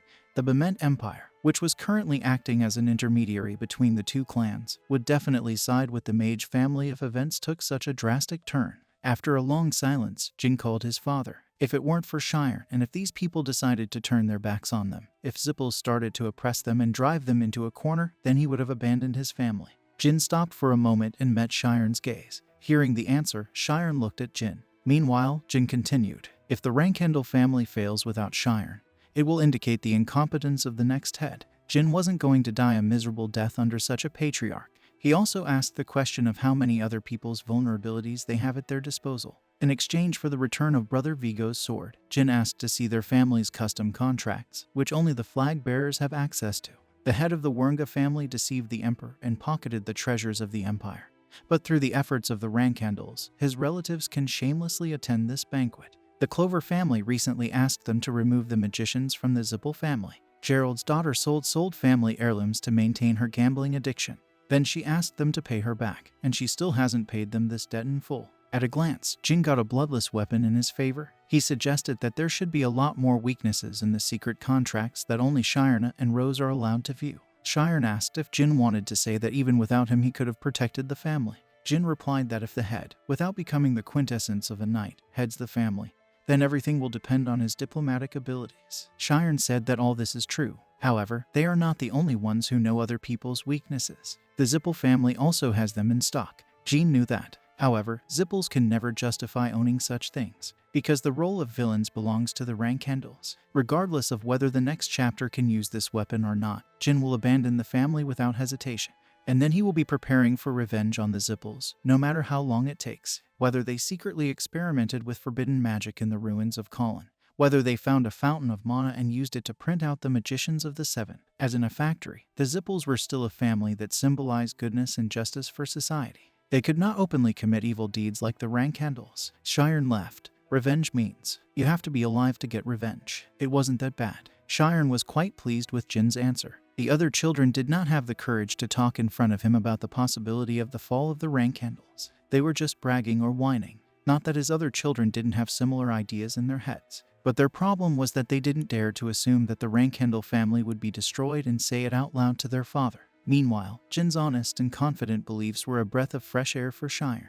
The boy was not conceited and did not get ahead of himself. Calculating wasn't exactly the word to describe him right now. Composure was the best choice, and this collected attitude of his was something that Shiren was very pleased with in Jin. Shiren only regretted that Jin showed up so late. It was as if Luna's talent, Marie's wild nature, and Deef's fighting spirit were combined in one body. Minimum 10 years, maximum 15. This was Shiren's prediction of how long he would be able to defend his position as patriarch. Now he was curious to see if Junior would be able to change the current hierarchy of candidates for heirs during this time. Now watching Jin will become his new entertainment and hobby. Most of the guests have already arrived. It was time for them to go to them. There was also something Shiren would like to discuss with Jin after the banquet. Jin's promotion to trainee flag bearer. That was what the conversation was going to be about. Since he had already heard about it from his uncle, Jin was not very surprised. However, hearing about it directly from the father's mouth was a completely different feeling. It looks like he will leave the family soon. The next 4 days of admission will be really long. Shiren and Jin left the balcony and entered the central hall. They went up to the second floor and waited for the guests to arrive and greet them when suddenly the butlers rushed to Shiren. They reported that guests had arrived uninvited, guests who have not sent an official request. The Zipples came. The butler continued to report to the patriarch with a worried look. There were 5 of them, assistant head Andre Zippel with his family. It was audacious of them. Shiren ordered Heinz to tell Andre to get out and invite the others inside. Only let it be done not by him, but by the servants. Andre Zippel really brazenly intruded, but Jin didn't think that his father would reject the deputy magicians like this. As soon as the butlers left, Siran turned to Jin and asked if Jin thought he was being too rude to Andre. Jin replied that it was quite suitable at the moment when Andre Zippel expresses his displeasure and leaves with his family. He will ignore the order of the head of the rank handles to enter the rest of the 4, and this is forbidden in the Garden of Swords. Exactly. Andre will comply. If not, he will return home with his legs cut off. If Andre had come uninvited to a banquet hosted by another family, the head would have had to let him in, despite the discomfort. However, no matter how influential and powerful he was as a great magician, he was just a man compared to Shiren, who entered the demigod realm. A slightly strong man, but a man nonetheless. And even if Shiren turns Andre into a cripple, the Zippels won't start a full-scale war against the rank handles. However, they will take revenge as soon as Shiren passes away. Shiren looked at the guests and said words of gratitude that they had walked all the way to the Garden of Swords. Having received such a beautiful son in his declining years, it seems that he will finally be able to get rid of his burden. Shiren wanted the others to express gratitude to his youngest son, Jean Rankhandle. There were numerous claps, as at every official banquet, followed by cheers and applause. However, the banquets arranged by the Rankhandles were known for their originality. Greetings were short, and the hosts did not accept gifts. Only 2 rules apply at the Rankhandle banquet. If you get involved in a fight while drunk, you should follow the guards to the arena. The loser must submit, and the winner must show mercy. After all, they're at a banquet. Jin realized that battles were inevitable. 1,000 influential and powerful figures from all over the world gathered in one place. Many of them held a grudge against other guests, so confrontation and arguments were inevitable, since the guests would get drunk from the available alcohol. At ordinary banquets, 2 hostile parties simply looked at each other from afar or just had light verbal arguments. But the banquets hosted by the Rankhandles were different. If 2 drunken sworn enemies met eyes, they just had to go to the arena without making a fuss. The only rules were not to kill and accept the results of duels. Some would be ashamed not to be able to kill their sworn enemy, but it was still quite pleasant for the winner to beat and knock his opponent down. The loser even had to admit that he was weaker and lower, which was very nice. Shiren wished them a good time. More applause followed. Jin couldn't help but think that their family was crazy without a doubt. Shiren turned to Jin. If he finds someone he likes, then let him drag him into the arena. However, he should not choose those who look weaker than him, unless of course they have offended him or his family. Losing was also prohibited. If Jin loses, then Shiren will take everything back, starting with Bradamante and ending with his nanny. Jin replied that he would know. Shiren was the first to go down and mingle with the guests. Although he organized this banquet for Jin, he did not plan to drag his son everywhere with him and show off in front of the guests. Jin saw his father off with a bow. Jin chuckled, watching his father's back. But it was the first time they had talked to their father like this. He couldn't even dream of such a thing in his previous life. They've been communicating like father and son all this time. However, his task in this life is not to get his father's recognition or become a favorite. His only goal is to surpass his father. In truth, this is what Shiren most wanted from his children.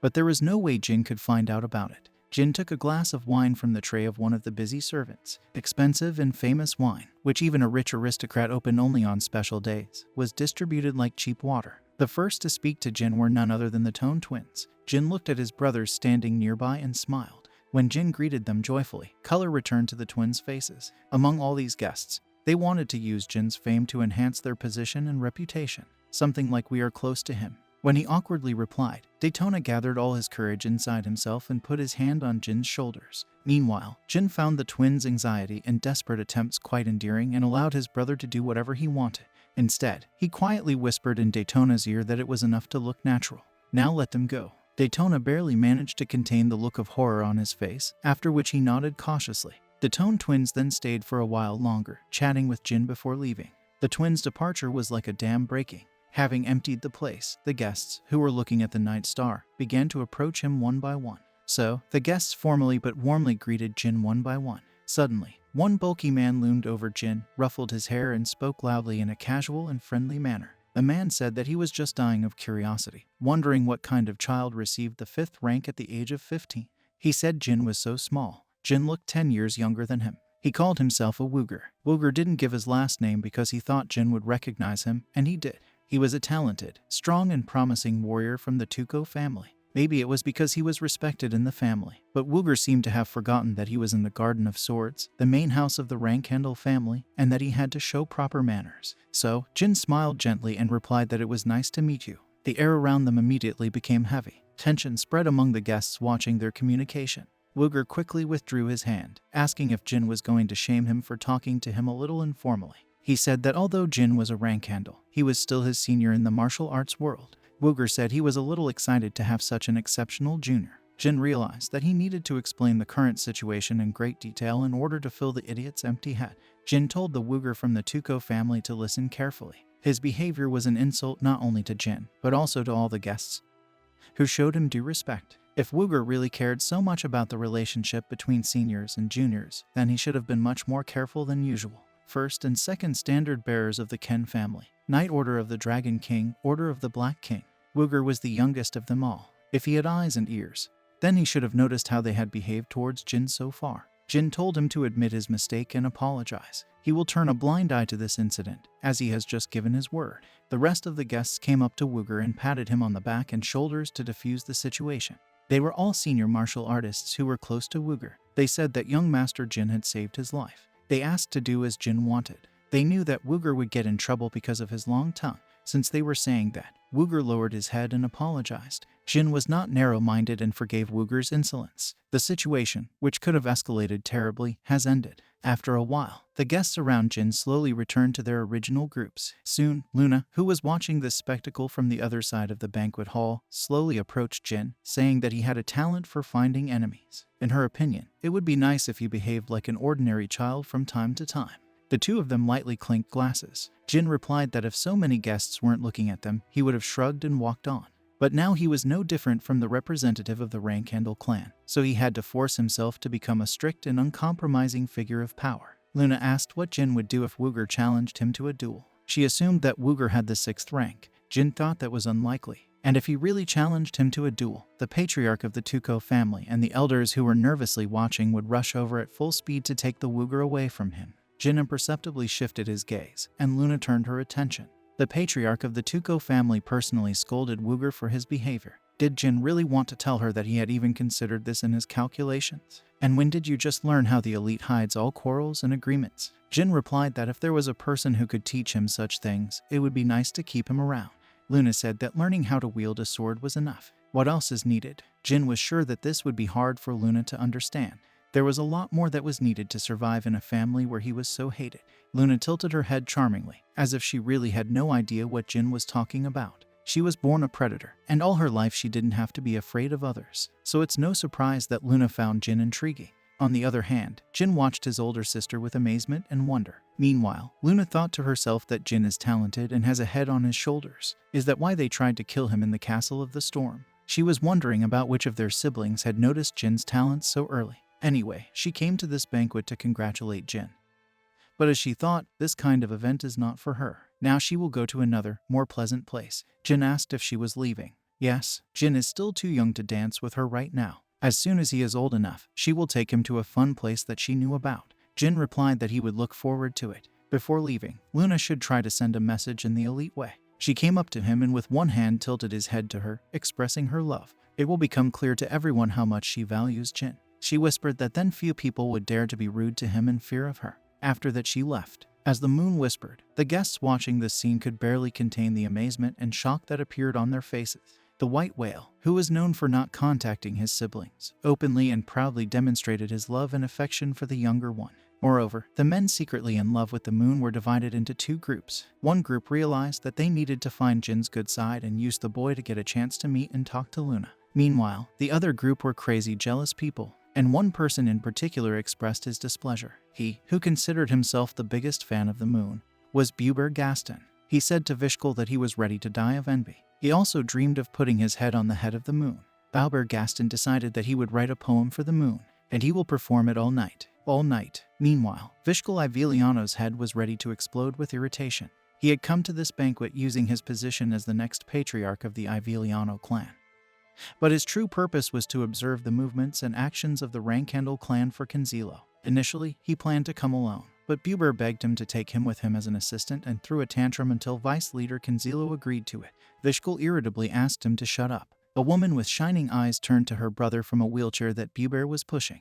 Vishkal's only younger sister, Margella Iviliano. She asked her brother not to be cruel to Bubara. First of all, it was important for Buber. Secondly, she could safely attend the banquet only because Buber believed in her and took her with him. Therefore, she asked Vishkal to be patient. Vishkal irritably covered his face with his hand. Buber perked up. He said loudly that he knew that Margella understood him well. He, Bauber Gaston, would willingly become her legs. A group of 3 was quite noticeable because of the wheelchair. In fact, they attracted Jin's attention, and he calmly looked at them, but did not recognize either Vishkal or Buber. He didn't know that Vishkal was the vice leader of Kinzello in his previous life, while Buber changed his appearance thanks to his transformation skills. After a while, Jin looked away from them. People were coming up to talk to him again, so he didn't have the leeway to keep watching them. It was exhausting for Jin to play the role of host. He remembered the Zippels. They were nowhere to be found. He thought about it. Was it worth looking for them? Jin was looking for visitors who arrived at the last moment.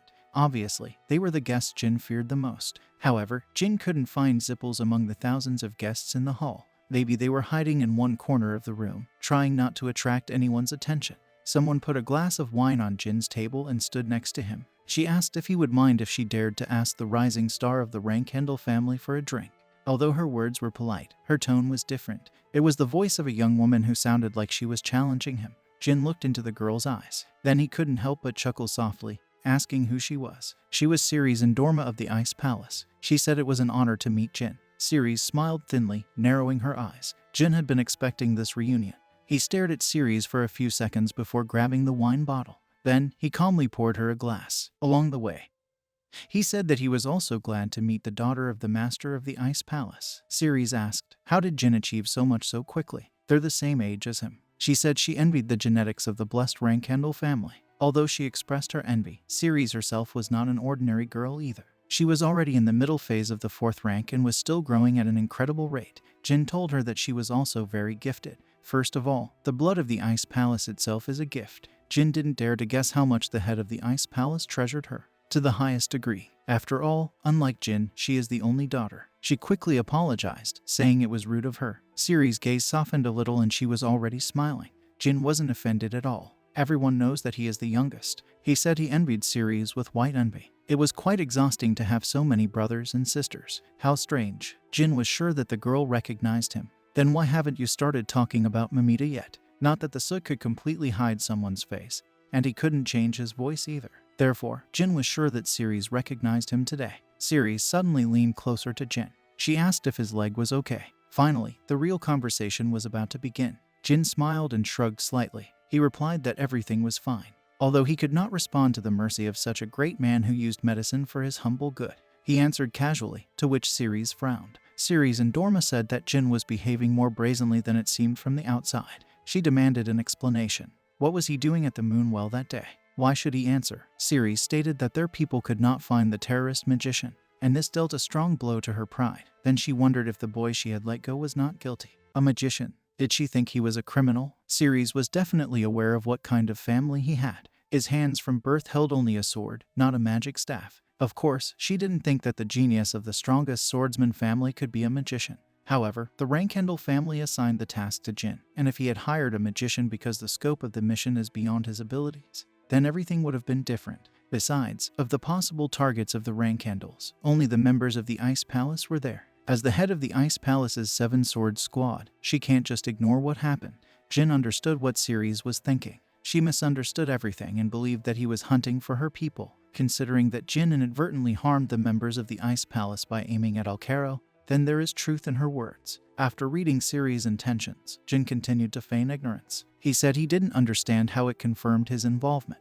Isn't what she said just her assumptions? She grinned. If Jin was going to play innocent until the end, then she just had to react. Ceres pointed her finger at Jin and loudly declared that she would drag him into the arena and then beat him to a pulp. She wanted to spit in that self-confident face. She wanted Jin to fight her. Jin's father had strictly warned him against fighting with those who were weaker, but if she wanted it that way, then he would make concessions. As soon as they entered the arena, the guardian knight standing inside greeted him. Jin said that everyone except the medics is free. He also asked for 2 swords in good condition. The knight replied that no one would be allowed in until their duel was over. The audience and those who are set up for a good fight will catch up by midnight.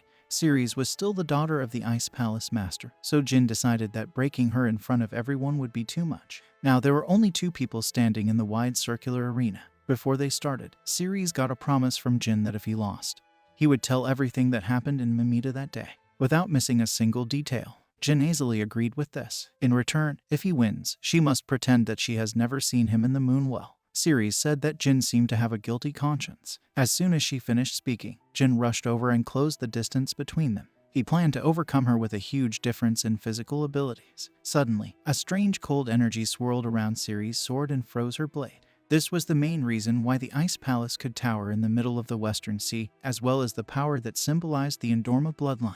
10,000 ice swords. The 2 blades collided, and the sound of breaking ice echoed through the arena. If Jin hadn't instinctively covered his sword with an aura, his weapon would have shattered into pieces. Jin didn't expect her to use a secret technique from the very beginning. He said he was a little sad because he hadn't learned his family's secret technique yet. What should he do? Ceres grinned. What does it matter to her? She started attacking Jin herself. Jin didn't counterattack and just kept concentrating on his defense. Thus, Ceres believed that victory was assured to her. Horizontal slash, lower slash, now the diagonal. Ceres' fencing was fierce but flexible. Jin moved his whole body to dodge and deflect her attacks. Although it seemed like he was being pushed away, Jin was waiting for an opportunity. Moreover, the fact that he managed to deflect her sword every time proved the superiority of his swordsmanship over Ceres. Soon enough, Ceres realized that her opponent was more restrained than she expected. Jin was without a doubt of the 5th rank. Although he is in a hurry to block her ability, as the battle progresses, his real skills will be revealed. But even so, Ceres was sure that the difference of 1 rank would be more than compensated by 10,000 ice swords of the 3rd level. Jin was superior to her in both strength and endurance, so she couldn't let this battle drag on. He is studying her movements and will counterattack, so she has to put an end to this battle right now. Their messy and chaotic duel slowly but gradually came to a standstill. Over time, they both got used to each other's movements, but there was no reason to delay the fight, and Ceres wasn't the only one who thought so. Jin was slowly switching to footwork, which put him on the offensive, and he had the same thoughts as his opponent. Ceres is a 4th rank sword master. Even if she is able to use 10,000 ice swords, there is no chance that she will be able to defeat him in a fair one-on-one duel. Jin was sure that she was aware of the gulf between them and was preparing to end everything with one blow. She would definitely use a secret technique, but Jin didn't know how strong the ice sword's attack would be. Therefore, Jin decided to use the most powerful secret technique that he himself knew. When he was in Tempest Castle, he didn't just read secret volumes underground to kill time. Needless to say, Ceres didn't know that Jin already knew several secret techniques of various martial arts. Before Jin could decide on a countermeasure, Ceres boldly charged at him. She screamed loudly and swung her sword. Suddenly, a violent blizzard materialized in the arena, spinning in a circle with Ceres in the center. But unlike a blizzard, which forms naturally when the icy wind reached Jin, he received small cuts on his face. Sharp winds tore at his clothes, and cold air bound his neck and joints. The 3rd style of the ice sword is avalanche. As soon as Ceres finished creating this blizzard, the arena turned completely white. Ice crystals formed and exploded with a dull sound, and a pure white aura avalanched into obstacles. The landscape suddenly changed to a snow-covered mountain peak in winter. Snow blocked Jin's vision, and a wave of cold energy made it impossible to breathe. In the center was Ceres with an enthusiastic expression on her face, showing her confidence in victory. But then she saw Jin with the same expression on his face. It was the glow and grin of a man who knew he had already defeated his opponent. For a moment, she felt awkward. But the avalanche was already released. Jin can be a gifted prodigy who reached the 5th rank at the age of 15. But he was definitely not able to resist this secret technique. Then what is this unpleasant feeling? The blade of the sword was right millimeters from her face. She was able to dodge, but the sword began to crumble and soon exploded. He shouted at her to dodge. Either Jin had overestimated the power of the 10,000 ice swords, or the secret technique of the Attila family was much more powerful than he expected. Whatever the answer, Jin regretted using this technique. If she doesn't dodge, Ceres will definitely die. Otherwise, at least she will remain a cripple for life. This destructive power is not something that the 4th rank can handle. Jin's heart was pounding wildly in alarm about her possible death. Meanwhile, Ceres gritted her teeth to suppress her instincts, squatting down. And so a second passed. As soon as the storm of blades subsided, the 2 fighters exclaimed to themselves. One had a sense of relief, and the other groaned in humiliation. Ceres sat down just as Jin was asking about her condition. Jin threw away the remaining sword hilt in his hand and grabbed Ceres by the shoulders. She just stared into the void with her eyes wide open due to the intense shock. It was her first defeat since she took the sword. When victory was close, but the storm of blades turned the tide of battle, Ceres decided not to dodge the blow. She believed that she was not a weak person who needed to rely on the mercy and pity of her enemies. However, no matter how strong her pride was, no matter how important her honor was compared to her life, no matter how iron-willed she was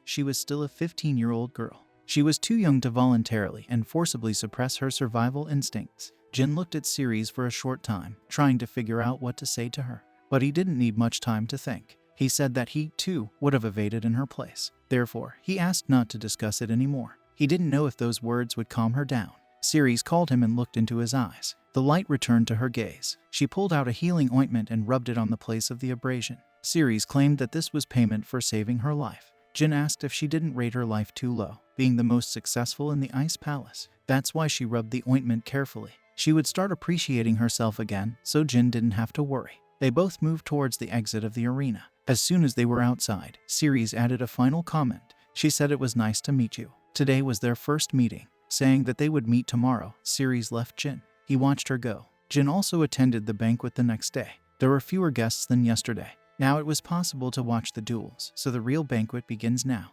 Maybe he can meet those guys from Zippel. Jin was curious to know how high their skill in magic was, since he had heard that Zippel's 4 guests were between 15 and 20 years old. They were the best magicians he could compare himself to. Moreover, if he had the opportunity, he would like to ask them about the ruins of Colin. But Jin changed his mind, as it was probably a bad idea. In any case, when he becomes a reserve standard bearer, he will have some free time, in which he will calmly walk through the ruins with Murakin. With his help, finding a fountain of mana will not cause problems. So the Zippel bastards will not be able to continue stamping magicians. This time he will be able to prevent a terrible event. He suddenly noticed a black cat naively walking around the banquet hall. The guests were surprised by the presence of a small cat in the main house of Rankhandel, so they could not help but look at him. Jin was sure that Murakin had snuck in without Gilly's knowledge. The boy wasn't sure if the dragon noticed his gaze, but Murakin straightened his tail and walked to the center of the hall. Then he arrived safely at his destination, the lap of Ceres. The girl was satisfied with the affection of the cute pet for her, and she began to stroke him. After a while, she looked at the name tag on the cat collar and burst out laughing. The Rankhandel moth. That was the name written on the tag. Ceres laughed for a long time before calming down. The young man spoke to Jin with a sincere, friendly smile. Jin knew this boy, as well as all the exploits and achievements that he would achieve in the future. However, he didn't want to pose as a familiar, even though he was a Zippel that Jin was looking forward to. This is Veridin Zippel. He was finally able to meet Jin again. He can't even imagine how long he's been looking for it. Jin pretended not to recognize him. Veridin couldn't believe Jin was saying that instead of greeting. How could he forget about him? Veridin said he thought about Gina every day. Ceres seemed to have misunderstood Veridin's words. Veridin even gave a hint to Jin. Sighing, Ceres left with Murakin, calling Veridin a crank. Even after the tip, Jin didn't recognize him. Therefore, Veridin gave another attempt and a new hint. But even then, Jin didn't recognize him. At this point, Jin found their communication amusing, so he continued to feign ignorance. Veridin put his hands on Jin's shoulders, saying that his memory is worse than he expected. Veridin said to listen carefully and make sure he memorized his name. When Veridin wanted to give his name, he was interrupted by Jin. If he insisted on acting like he was seeing him for the first time, it should be obvious that he didn't want to show recognition. So Jin asked why Veridin didn't understand him and kept pestering him. He removed his hands. Just to think that by the age of 30, this boy will actually become a magician from the 9th rank and will be elected the next patriarch. Jin also realized how ignorant Veridin was when they first met, but that was just on another level. He was speechless at how ridiculous the situation was. Even though Jin bluntly said how tiresome Veridin was, this Zippel didn't let it bother him for too long. He briefly assumed a gloomy expression, but soon resumed the conversation. Veridin said he was looking everywhere for Jin yesterday. And the last 2 hours, too, but I didn't find a trace. No matter how big this hall is, it's just a banquet hall. Did he seriously mean to say that he hadn't found it after 2 hours of searching? Jin spoke as he recalled the previous day. He was the center of attention, and the guests continued to approach him. He was also located in the center of the hall, so even if someone did not want to see him, he inevitably noticed the boy at least once during the evening.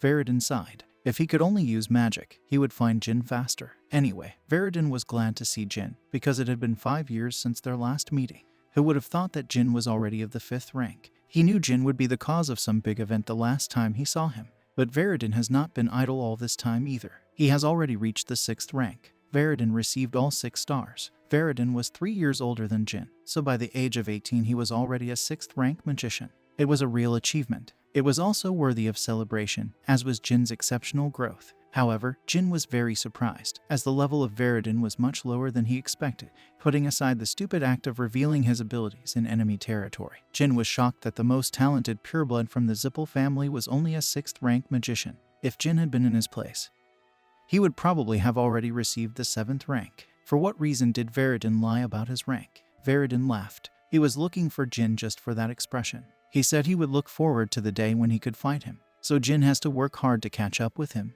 Jin didn't bother to reveal the true reason for his shock. Meanwhile, an unsuspecting Veridin stood with his chest out, thinking that Jin was struck by him. Seeing this, Jin thought that Veridin was hardly hiding his rank. Anyway, if Veridin was actually able to reach the 6th rank only in his 18th year, then after the current head of the Zippel family, Celiac, he is the closest to the top of magic. It was a good opportunity to objectively assess your potential. Jin repeated himself, telling Veridin to keep his mouth shut. He was too talkative. Veridin Zippel laughed. Jin sounded just like his father. Jin replied that in his place, everyone would say so. He asked why the Zippel family had come to the banquet uninvited.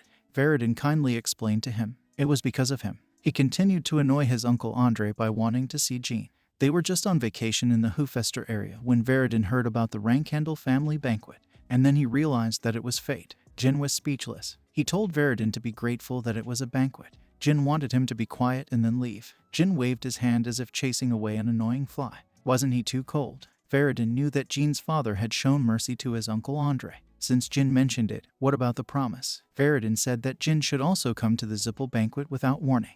What if Jin commits a terrorist act? Veridin grinned. Even if Jin does that, he won't kill him. If a fight starts, he will not take part in it. Jin thought that Veridin was a silly romantic. Jin said that an unpleasant guy had been staring at him for some time. He walked towards this man. It was Bauber Gaston. Jin asked him if the man wanted to say something to him. Vishkul was not with him. He was looking around the banquet hall with his sister. That's why Bauber could behave so casually and without consequences. Until now, that is. Bauber asked about when the moon would come. He wanted to give her a notebook, inside of which were poems that he had been writing all night. Bauber said that he filled them with his love. Bauber was sure that when Luna reads his poems, she will understand that he is better than he looks at first glance. He also said that perhaps in the near future Jin will become his brother-in-law. At that moment, he blushed and giggled. Bauber overstepped his limits and angered Jin. Even Veridin, who was silently watching this conversation while sipping from his glass, couldn't help but spit out his wine after hearing these words. Jin took the papers from Bauber's hands and tore them into 4 pieces. The thick stack was easily torn, like a thin cloth. It looked like his dear guest needed a good beating.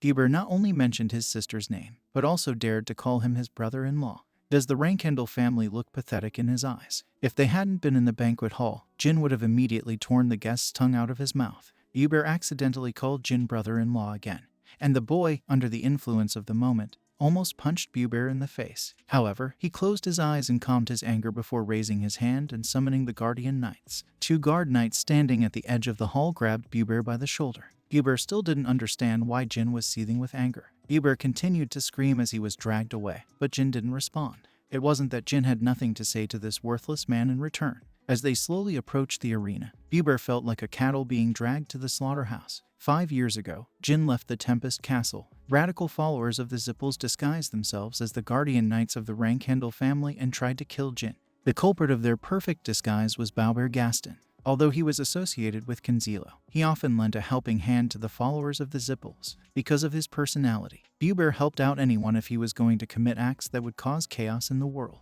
Of course, if he himself was not in danger. Did Jin find out about this? But Bauber quickly dismissed the idea. In fact, no one in the world knew that Bauber was the culprit of the attack 5 years ago, as he was informed that the followers of the Zippels who asked him for help had failed their mission and died. Jin coldly stated that the duel would be hand-to-hand.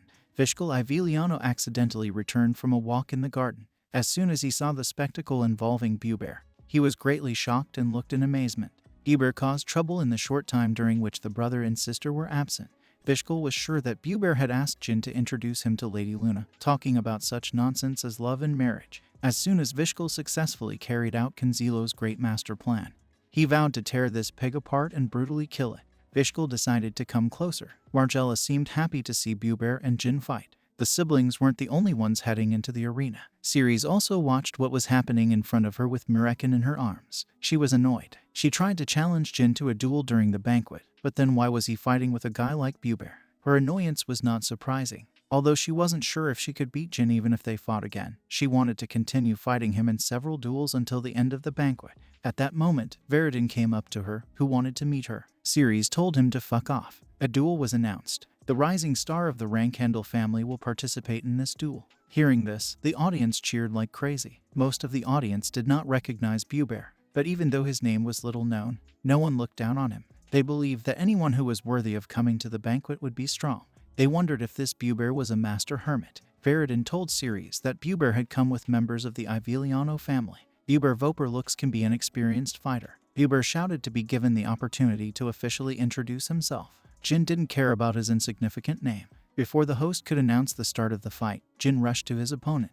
The audience came to the conclusion that Buber had slapped Jin seriously, behaving inappropriately, not expecting a sudden attack. Buber was hit in the face and retreated a couple of steps back. When he winced in pain, dirty words and curses instinctively burst out of his mouth. But Buber was no fool. Although it wasn't widely known, he was a 6th-rank martial artist. His fist flew forward with an incredible speed that could not be expected from a burly man like him. Although his strike seemed quite simple and unsophisticated, Buber's hand was shrouded in a piercing aura, a tough counterattack. But Jin calmly avoided the blow. At first glance, Buber's aura seemed much more destructive and powerful than Jin's. The audience was a little disappointed, as Buber turned out to be weaker than expected, but they still watched with excitement since he was stronger than Jin. Buber's subsequent hook hit Jin squarely in the jaw. Jin felt his legs go weak, and a grin appeared on Buber's face. However, Buber's smile did not last long. The stumbling genie should have fallen face first to the floor, but instead he pounced on Buber with his arm pulled back and bloodlust in his eyes. He definitely saw Jin's legs losing strength. However, it was just a bluff. The blessed bodies of the Rankhandles will not collapse from a simple blow to the jaw. If Buber had fought Rankhandle earlier, he would not have let his guard down after a successful strike. Jin hit Buber in the face with his palm, and a heavy blow echoed through the arena. Buber's nose was flattened and twisted, and a trickle of blood was running down his chin. However, he didn't have time to moan in pain. The Rankhandle's fighting style was to show less and less mercy as the enemy was defeated. Another blow on the broken nose, one on the left cheek, on the right side, on the solar plexus. Jin's 2 aura-covered fists pummeled Buber mercilessly, and it was far from the end. In fact, Jin behaved somewhat sensibly. If it had been another Rankhandle, Buber would have been hacked to death on the spot before he could finish brother-in-law, even if they were in the banquet hall. Veridin enthusiastically supported Jin. A young girl's voice was heard among the audience. It was Margella. She turned to Vishkal, saying that she was disgusted by Jin's actions. Isn't it obvious who won?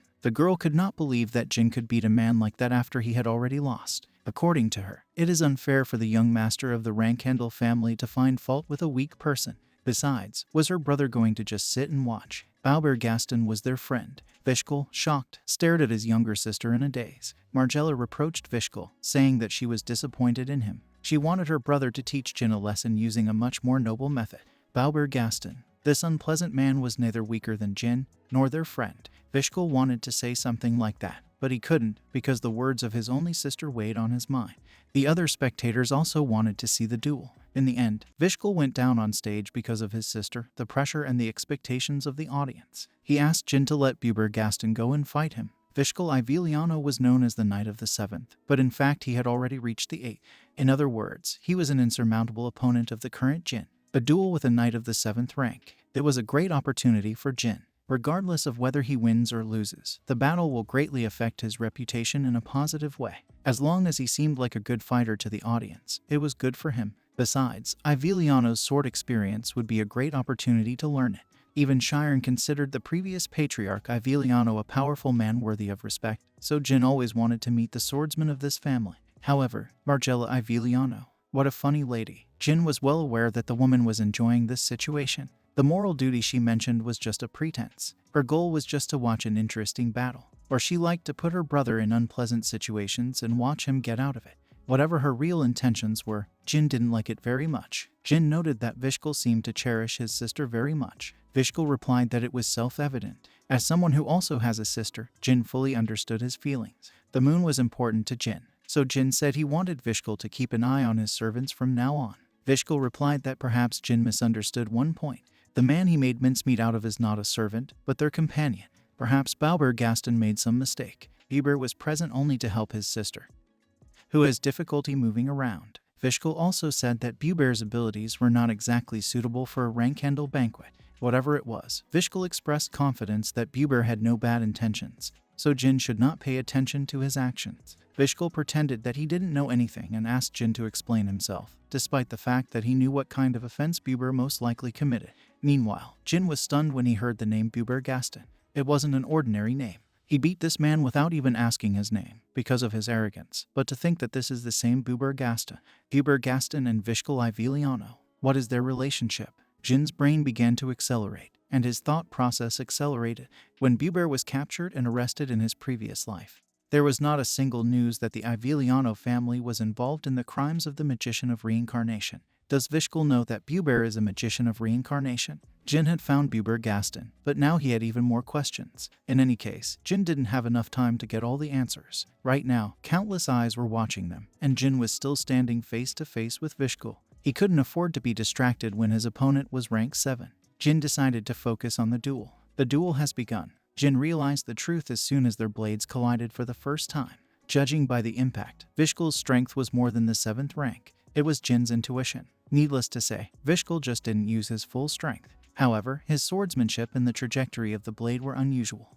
Jin could even tell that Vishkal's swordsmanship was as profound as his Uncle Zed's. He couldn't explain it properly, but Jin realized as soon as their swords collided that Vishkal was hiding his true skills. Vishkal's blade moved like a whip and cut Jin's shoulder. The wound was not deep, but blood spurted out of it and sprinkled the arena floor. Jin tried to avoid the next attacks, but was wounded in the thigh. Vishkal's blade flew in unpredictable trajectories, and the boy could not understand his opponent's fencing with his current skill. The Iviliano family's fencing was tricky and irregular. Those who have experienced this insidious style before have always tried to avoid meeting another Iviliano swordsman in their lives. Veridin grinned. In such situations, the rank handles only shine brighter. If the swordsmanship of the Iviliano clan was like a cunning snake, then the rank handles were an indestructible rhinoceros. Even if his horn breaks, he will never stop his headbutt. Rank handles' swordsmanship specialized in confronting enemies stronger. The problem was that because the rank handles were often too strong and rarely faced opponents who were superior to them, they could not make full use of their fighting style. Jin's blade still stood strong and fierce. In fact, his movements were slowly changing from defensive to offensive. His senses sharpened, and the trajectory of the blade became bolder.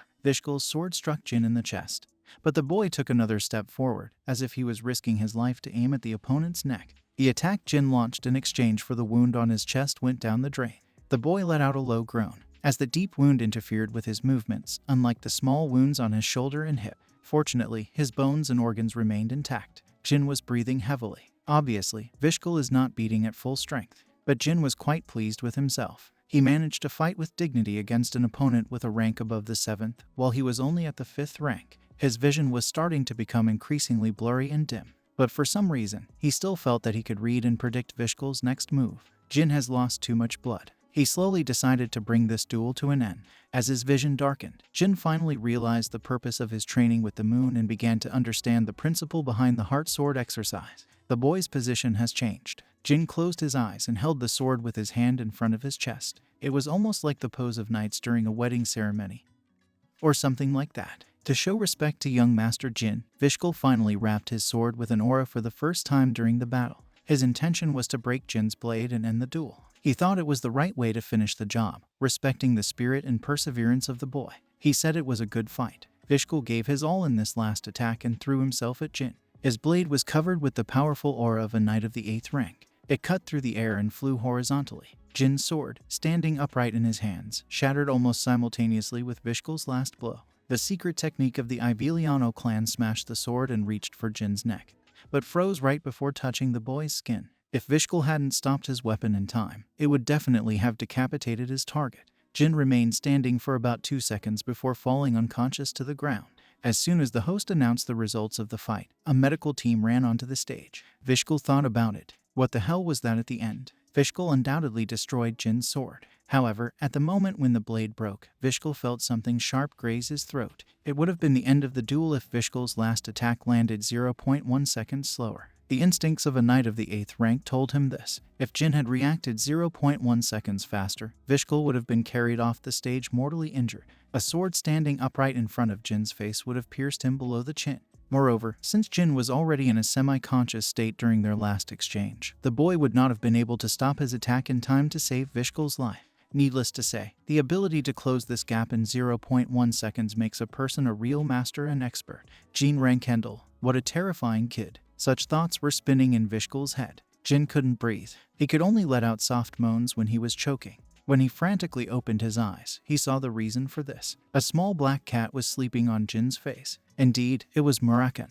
It had been lying on Jin's face for more than 30 minutes. Jin slowly stood up and stretched out his hands, taking Muraken by the scruff of the neck. The sun's rays penetrated through the window and illuminated his room. His whole body was as light as a feather. The wound on his chest and the abrasions all over his body completely disappeared. The medic probably healed Jin while he was unconscious. Jilly sensed his awakening and went to the bed with a cup of cold water. It was from her that he learned that he had slept for 2 whole days. Jin sighed. The banquet was over. It looks like he couldn't even greet the guests who had come to meet him. Jilly said there was no need to worry so much. She said that in the last 2 days everyone had been hotly discussing him with Vishkal, and this in itself is a confession. And all because Jin showed the sword of the heart. The fact that he was able to do this at the end of a duel with a knight of the 8th rank was truly impressive. Jin thought about it. It wasn't a perfect heart sword, but he got what he wanted.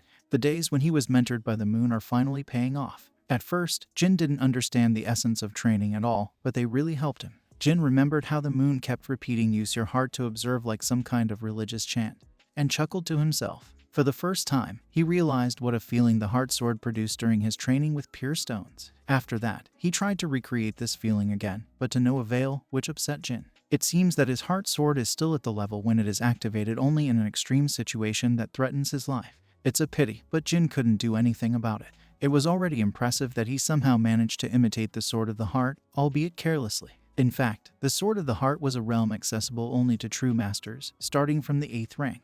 Besides, Jin got enough buns, confirmed Veridin's status, and he found a kind of friendship with the heiress of the Ice Palace. I also found out that Buber Gaston and Vishkal Iveliano know each other. It is very likely that the Iveliano family or Vishkal are behind the crimes of transformation. It is also possible that Vishkal was part of some organization not part of his family, and Buber Gaston is associated with them. Jin thought about many possibilities, but he couldn't jump to conclusions. He had to investigate them and unravel the truth himself. After Jin's thoughts came to an end, Jilly pointed to a certain vase by the bed. There were pure white flowers with a soft shape like a snowflake, faintly glowing. Gilly said that the flowers were left by the heiress of the Ice Palace. Did she really like the young master? No. Jin explained that in the language of the Ice Palace, these flowers meant endless duel. He smiled. It looks like Ceres wanted to fight him again. Muraken said that this was the first time Jin had received flowers from a girl. Although it's a challenge, it's still a memorable moment. He asked if his strawberry pie agreed with him. Muraken grinned and looked at Gilly. He was careful with her because of the incident when he snuck into the banquet hall without her permission. Indeed, for the 2nd day in a row, Jilly behaved as if Muraken did not exist. The cat's ears drooped. Ignoring Muraken, she informed Jin that the head of the family had told her to come to him as soon as he regained consciousness. It's time to prove your worth. A test to prove his worth for becoming a flag bearer. Although he had expected this, Jin felt a bit conflicted now that his father's instruction had arrived.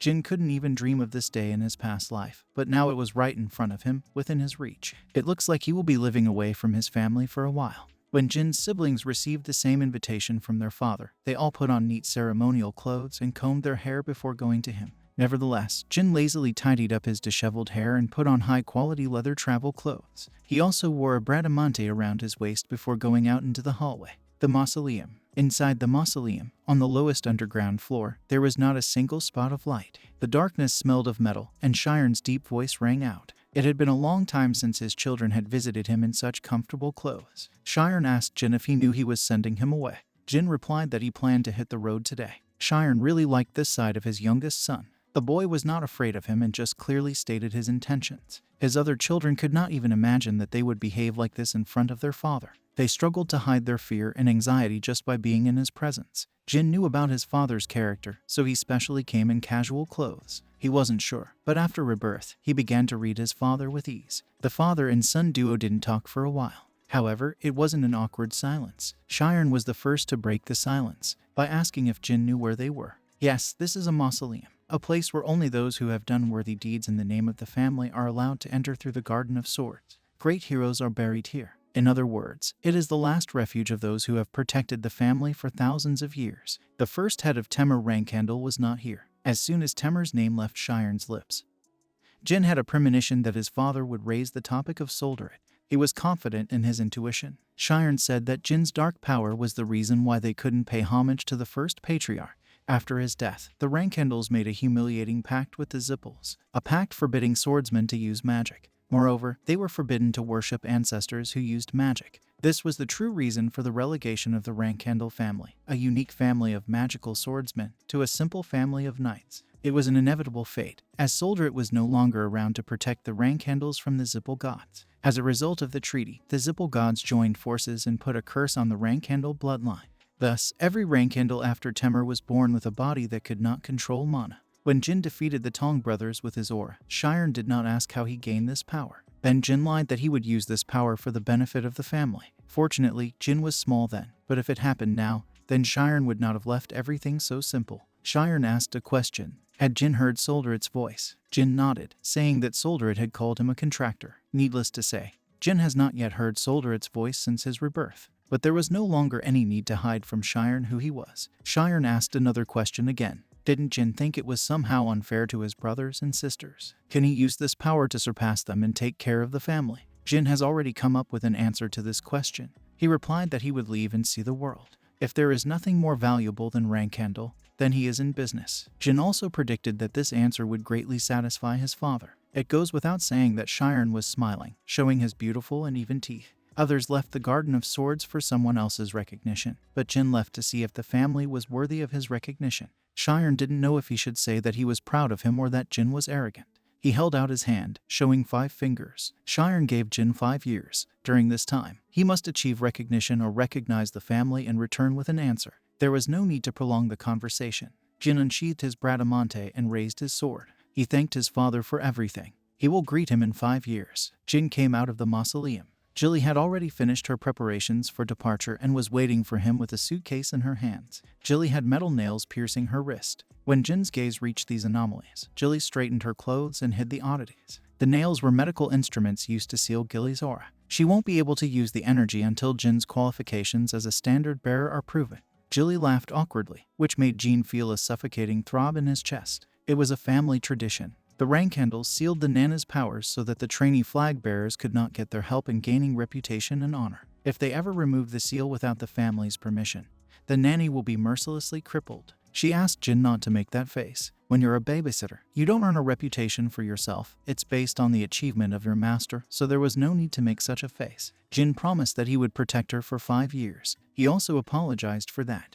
Jilly closed her eyes and smiled. It was enough for her that she could be near Jin. She would still regain her powers when he completed his test. After taking a last look at the Garden of Swords, they left this place. This is just the beginning of his journey. Jin wanted to see the world. Shiren, who remained in the mausoleum, quietly thought to himself, will his youngest son get the power to free the Rankendals from the Zippels? He couldn't wait to see it with his own eyes. Even though Shiren had reached the demigod realm by wielding a single sword, he still couldn't break the pact made by his ancestors. The only hope of the Rankendal family was Soldret's contractor, his youngest son. Of course, at the moment, this hope was just a candle in the wind. One day passed. 2 people were walking along a path in the forest. Jin used his fire magic to light the way in the night. Jilly asked if it was normal that they left without saying goodbye. The cadets under his command and Lady Luna will be disappointed. Jin said not to worry. After all, the moon itself is freedom-loving. And the cadets, he wasn't going to die. If he had warned them, they would surely have arranged a send-off with their swords raised. No, he was sure it would be. Jilly asked where they were going. From what she had heard, most of the flag bearers went to Mammoth first, because destroying evil is the most effective way to earn fame. Rankendal's replacement flag bearers. Before becoming full-fledged flag bearers, they must go to the outside world and create a reputation for themselves from scratch. In addition, independence is one of the mandatory conditions. No support from the family. For example, his sister Mary defeated all the strongest people in the southern regions of the continent and became recognizable as the Fury of the Southern Land's Furious Wind even before being ordained as a standard bearer. Other siblings were absent from 6 months to 2 years. However, Shiren gave Jin all 5 years. There is only one reason for this. He must learn everything about the energy of shadows. Jin replied to Gilly that they would go to the kingdom of Arkan. Jilly was worried. This was Zippel territory. The Kingdom of Arkan is a nation that is affiliated with the Lutero Federation of Magicians. Jin said that when he was on a mission in the ruins of Colin, he heard that a large number of unregistered magicians were rampant in the area. As the name implies, unregistered magicians are magicians who have not registered their name with the Association of Magicians. Most of them are either criminals or evil mercenaries. They teamed up with martial artists and caused a lot of trouble to the locals of Arkan. Jilly said it was a great idea. Jilly said, shaking her fist, that she was happy to get rid of bad guys when she was on duty. It goes without saying that Jin didn't hear any of this in the ruins of Colin. It was just information he knew from his past life. Anyone who has been to the Arkan Kingdom knows that unregistered mages and mercenaries are wreaking havoc. A small number of unregistered magicians and mercenaries in Arkan were pawns and henchmen of the Dark Tessing family. Jin's real business was related to this family. In the underground auction house that housed the Tessings, there were countless items whose true value was not yet known to the whole world. He has a couple of grimoires and a ring in mind. However, there was one big problem. Jilly informed them that they would not be able to use the teleportation gate to get to the Arkan Kingdom. Following the rules of the family, she was only able to take 10 gold coins with her. As a backup flag bearer, Jin was forbidden to reveal his rank handle affiliation, so the choice of transport was scarce. The trio went broke. In the Garden of Swords, none of them needed to worry about money, but right now they only had 10 gold coins in their pockets. Jin said he would sort it out when they got to the Jin Kingdom. The Jin Kingdom. But how will they get there? Gilly was interested in that. Jin replied that they would just fly. He told Murakin to transform. Jilly tried to talk him out of it. What happens if someone finds out? Murakin jumped off Gilly's shoulder and has already returned to his black dragon form. He said to hold on tight. We'll have to fly at all costs to get to the Jin Kingdom by tomorrow. Walking down the corridor, Luna felt a strong energy. Turning her head, she saw Murakin flying through the sky, as well as 2 people on his back. Her beloved younger brother rode the dragon when he became a backup standard bearer. She smiled. Jean was very special. He rushed off without even saying goodbye to her. Luna wished good luck to her cold little brother. The trio arrived in the Jin Kingdom. Unfortunately, Gilly's condition was bad. As soon as they landed on a hill in the vicinity of the capital of the Jin Kingdom, Jilly got off the Murakin and began to vomit. Murakin started blaming Jin for this. Jin replied that he had nothing to do with it. It's just that someone doesn't know how to drive. Murakin comforted Gilly for a while, patting her on the back. She was still trembling all over with a face as pale as a ghost. Murakin took advantage of this opportunity and hugged Jilly tightly. Whether she knew of his intentions or not, Jilly didn't resist. Then Murakin talked a lot while looking at Jin. He said he would look after Jilly and let Jin go and find them money. Jin decided to follow Murakin's suggestion. The center of the capital of the Jin Kingdom, the Villa family mansion. Fortunately, Samber was sitting in the center of the lake in the residence and looked pathetic. That way, Jin didn't have to deal with other guards and wreak havoc. Despite the grandiosity of the banquet in honor of Jin, Samber found out about everything only after the end. Even if it was a mission, Jin saved his life. Samber wanted to meet him again and thank him for saving him. At that moment, Samber appeared and covered his mouth with his hand. Samber tried to scream out of surprise. Recognizing his savior, Samber calmed down.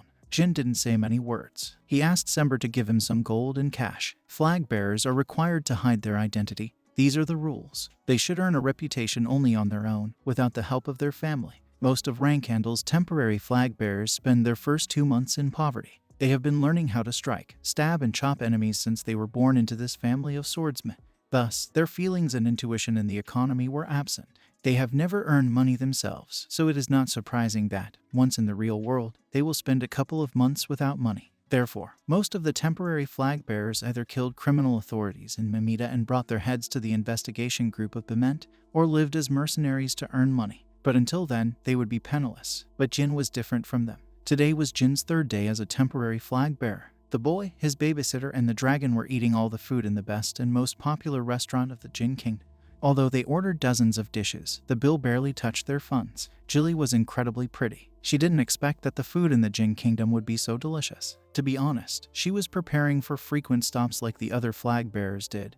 But thanks to Jin, they got there in the blink of an eye. Murakin burst out laughing. Yesterday she said, "Isn't this extortion, young master?" Jilly didn't know what to say. Jin replied that everything was fair. Having helped with the money, Samber was able to repay his debt. Looking at Murakin's stomach, he asked if it was a girl or a boy. They will have to pass the teleportation gate. What will Murakin do if he throws up again? Murakin told him to be silent. He's a glutton. To eat to the brim is sacred, even if it starts to turn out. Murakin seemed to be himself. If it wasn't for Jin, Murakin would have to starve for the next few days. Jin told him not to talk about gluttony as if there was something to be proud of. Murakin replied that if Jin didn't want to watch him empty his stomach, then they could fly. Only Jin insisted on teleporting. Jilly's seasickness wasn't the main problem. They were on their way to the kingdom of Arkan. This place was affiliated with the Lutero Magicians Federation, which is run by the Zippel family. Currently, 80% of active dragons cooperate with Zippels, so if they carelessly fly in there, it would be tantamount to a declaration of war. Murakin turned into a cat again. He said that more than half of these dragons would shit their pants after hearing just one of his names. Scoundrels hold their heads high. The world has become such a wonderful place during his absence. Dragons, gods who are indebted to dragons, and dozens of contractors associated with these gods support the Zippel family, and they all waited patiently for Shiren's death. On the one hand, Jin is the only one of the Rankandals who has signed a contract with God. When Shiren disappears, the Zippels can easily destroy the Rankandals who have been a thorn in their side. Stop. Jin thought about it. How did the Zippels manage to assemble a table of contractors? And even in one generation? It was hard to call it a coincidence. The trio headed to the teleportation gate of the Jin Kingdom, where they completed the legal procedures. Murakin didn't have an ID, so he turned into a cat to travel with Jin and Jilly. As soon as they took their seats in the quiet waiting room, an employee made an announcement. Jilly was impressed by the identification cards made by the family. They didn't have a single problem. They were sophisticated enough to deceive even the Special Affairs Department of the Bement Empire. Bright blue mana gently enveloped the three of them, and after a while they opened their eyes in the Kingdom of Arkan. Jin spent a year in the capital of the Kingdom of Arkan right before his rebirth. Although there was a 15-year gap between the current city and the city from Jin's memories, the view didn't change much. Street vendors, homeless people lurking on the ground next to them, people from the dark alleys of the city, etc. The shadows on people's faces contrasted sharply with the clean roads and bright sunlight. Indeed, the city was warm all year round. Jilly also noticed the discrepancy and was wary of their surroundings. The city was too gloomy, despite the good weather. Jin assumed it was the looters. He heard that it was especially bad at this time. He offered to stay first, and only after to find the victim. In truth, Jin had already chosen a hotel, as well as their first target. Standing in front of an old and dirty hotel, Murakin turned to Jin with displeasure. Was he seriously going to stay in this god-forsaken barn? Jilly supposed Jin must have had a plan. Murakin was not convinced. Jin was rich now, so does it make sense for them to stay here? Jin did not plan to show himself as a regressor to Gilly and Murakin in the future. Thus, Jin needed good excuses to convince them whenever he made plans using his knowledge from his past life. Just like now, he asked if it was a good idea for a bunch of unregistered magicians to come to such an environment and show that they have a lot of money. But even so, Murakin was not convinced. Why should they stop where even orcs wouldn't go? Jin came up with some excuse and led them to the hotel. One thin man was sitting behind the counter with his head on a hard table, and his drool formed a puddle. He didn't feel the presence of the trio and just snored loudly when the smell of alcohol filled the air. He shifted his position uncertainly and quickly examined the three guests from head to toe. Then he immediately marked them for fools that he could fool. A gigolo, a swordsman on his first journey, and a woman. Well, she's pretty. The maid, obviously. This is a young and stupid aristocrat with his servants playing adventurers. Despite such thoughts running through his head, he was just smiling brightly from the outside. His name was Jet, and this was his hotel. He offered the trio a special orange juice. Jet made his decision as soon as he saw the trio. He will drug them with sleeping pills and sell them as slaves at an underground auction Tessing. Quick mind and quick execution of their plans. The blessed bodies of the Rankandals have little resistance to most poisons,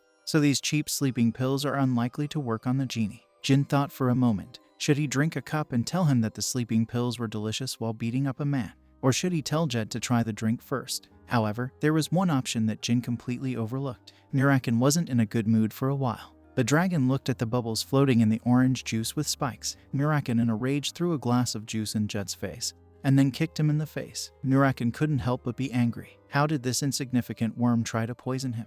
Jilly stared at the glass of orange juice in a daze. Jin just poured the juice on the floor. The tyrannical aura of the shadow dragon broke free, which terrified Jet. Murakin threatened to kill him, saying that he would die today. Luckily for him, Jet was quick-witted and adaptable. He did not hesitate to change his behavior, as he was very attached to his life. The best plan now was to immediately kneel down, admit his wrongdoing, and beg for mercy. Needless to say, Murakin didn't give Jet time to apologize and continued the barrage of attacks. The dragon in human form spat out all kinds of insults to the tavern owner. Jet is a self-proclaimed high-class informant, the one to whom Jin owed a debt in a previous life. Thanks to his help, Jin, who was expelled from his family and had no foundation, was able to settle here in Arkan. Over time, he and Jet became closer, but it didn't lead to anything good. under the pretext of getting to know the underground auction houses of Tessing.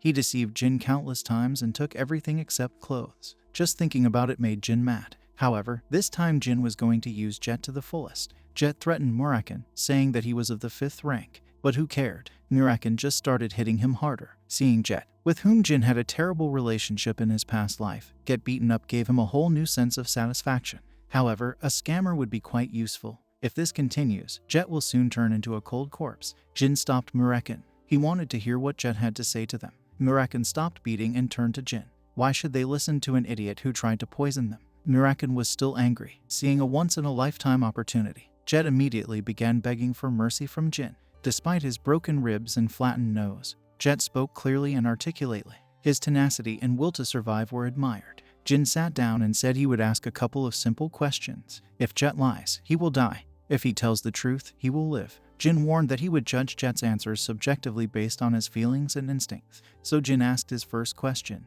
What did Jet do? Normally, the first question that could be asked would be something like, did you really poison our drinks? Or why did you put poison in us? However, Jin's interrogation started with a more advanced question. So Jet realized that Jin is not an ordinary child. He knew that it was useless to try to win Jin's sympathy, so all he could do was reveal the truth as objectively as possible. He started with his name. Jet was a hotelier and an informant. He also said that he is a fraudster and a human trafficker. From Jet's to-do list, Muraken and Gilly's faces contorted. Jet crawled to Jin's feet in the blink of an eye. Jet said that if Jin spared him, he would be very useful to him. He knew all about Arkan. Jin asked the second question. It looks like he was trying to get them drunk in order to sell them somewhere. Where did he want to sell them? Everything was like that. Jet quickly confessed, lowering his head even lower. Jin stepped on Jet's hand. Jet screamed in pain, quickly calling the name Tessing. The underground auction house of Tessing. Jin pressed harder, asking for details. Tessing is a dark organization that runs auction houses. There are slaves, Illustrian poisons, stolen treasures, and even artifacts. In other words, a place where everything is. Jin removed his foot.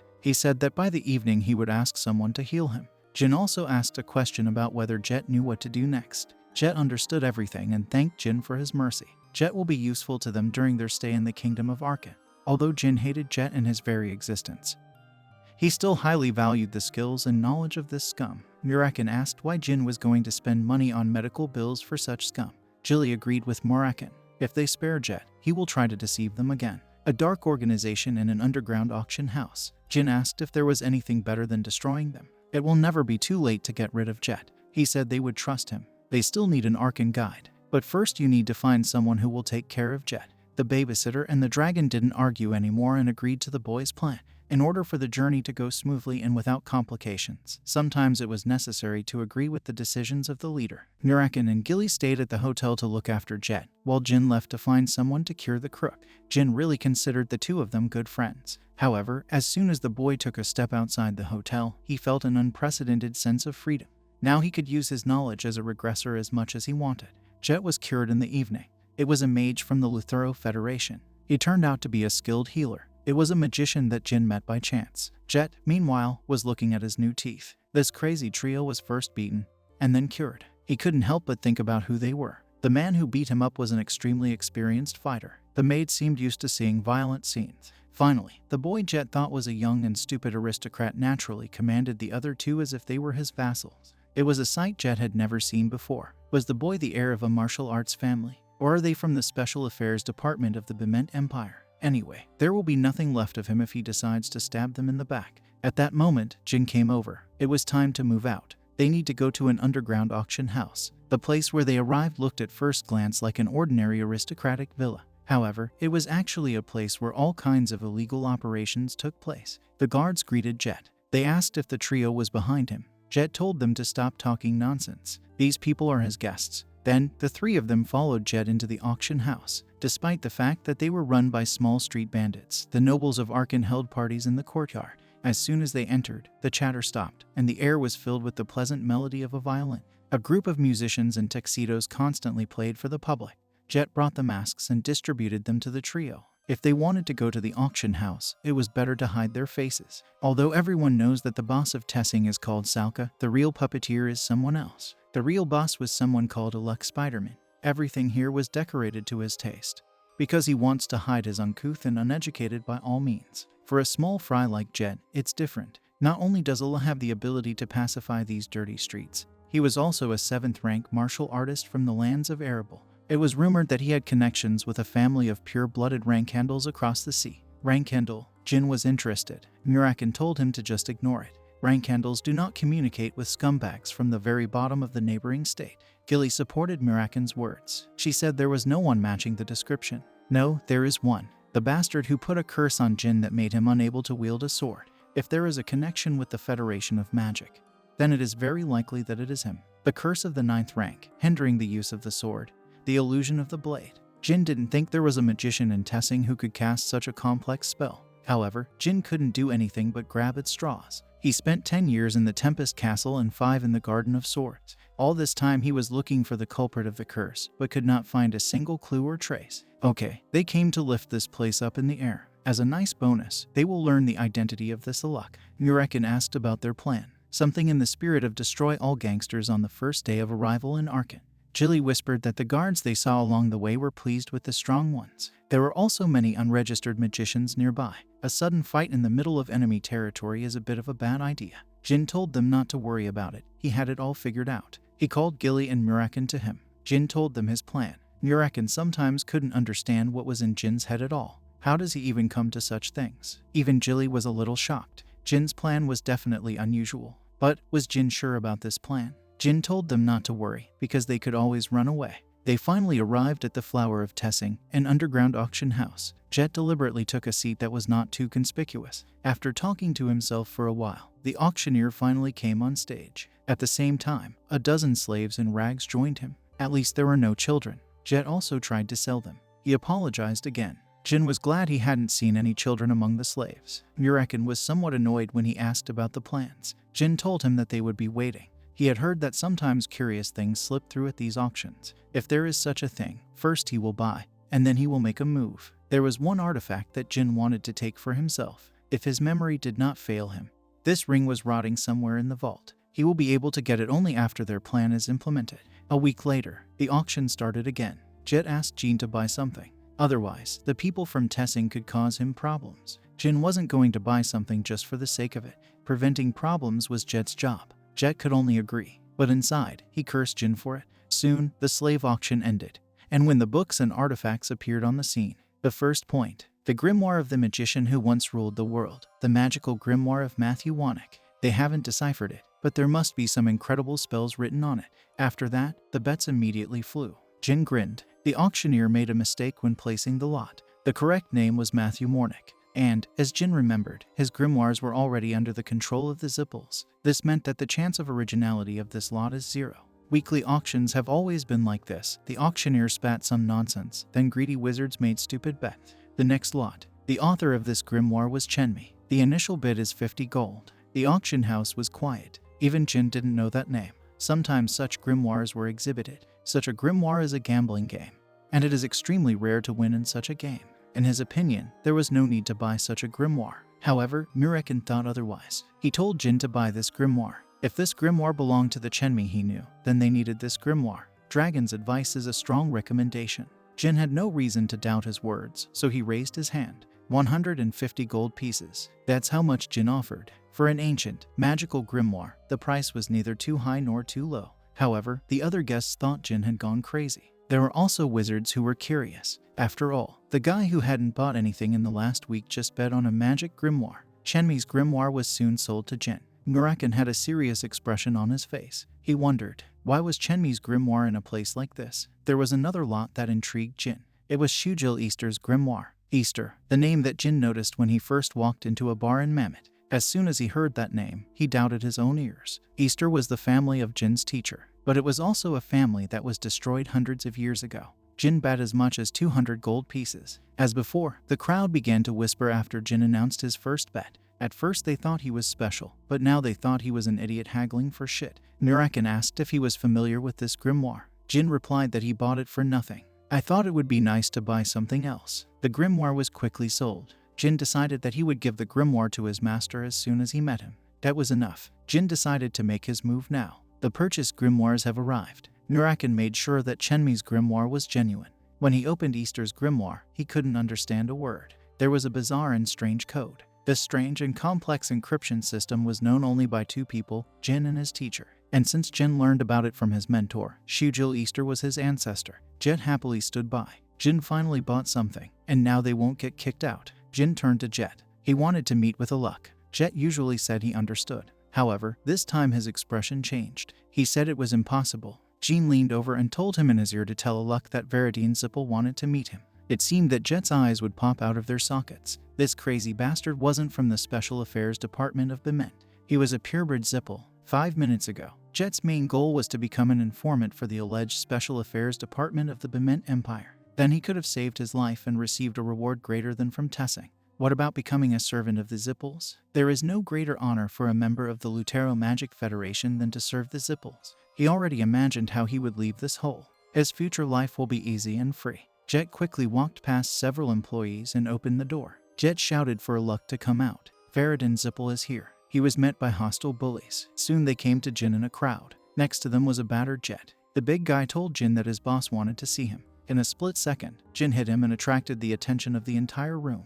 In his left hand, Jin created a crimson sphere of flame. He asked if he was a fool. He wasn't, Jin asked, despite the fact that he knew Aluk's face. The big guy looked confused, but he couldn't fight back or anything like that. Jin said that they revealed their name, but Aluk dared to send his pawns to him. Jin told Aluk to crawl on all fours right at his feet. 5 minutes have passed. Aluk really crawled up to Jin. A rather large middle-aged man crawling on the floor was not the most pleasant sight. As for Aluk, millions of thoughts raced through his head. He had a herd of his subordinates with him. The other agents, who were standing awkwardly, quickly dropped to the ground. If the situation had continued as it is, the rest of the work would have been a piece of cake. After scaring Aluk, they could inspect the vault and pick up the artifact. However, Aluk was not a simple man. If he ever saw an opportunity, he would break out and kill all three of them. Jin stood there as if he was used to acting like a boss. Frankly speaking, he behaved the same way as at home. Aluk asked for forgiveness. He made the mistake of not recognizing him, the Lord of Heaven.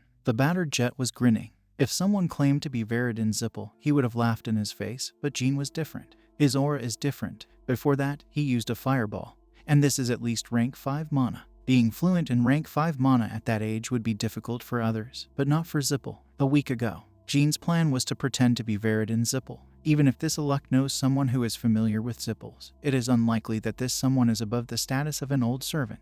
Aluk will not be able to prove that Jin is not Veridine. Jilly was worried. If in the future this becomes known to the family or, fate forbid, to the patriarch, then he will not turn into problems. Jin ordered Aluk to get up. The man was more than 2 meters tall. Meeting with Aluk created the feeling that he was standing in front of a wall. However, the head of the teasing clan was constantly looking down, never meeting Jin's eyes. It was an obvious reaction after meeting the supposed purebred Zippel. Jin showed 2 recently purchased grimoires. Aluk lowered his head when he saw the magical manuscripts. He apologized for requesting the magical manuscripts without Zippel's permission. Jin stated that these manuscripts were highly valued by his family. How much money did Aluk earn on this? Aluk said that it might seem like a pathetic excuse, but he is a master of martial arts. He was stupid enough not to be able to determine the value of these texts, and inconvenienced him. He will do everything possible to get them back. Aluk only asked to give him another chance. Jin patted Aluk's chest with magical manuscripts. He said it would be easier to get them back himself than to rely on a guy like him.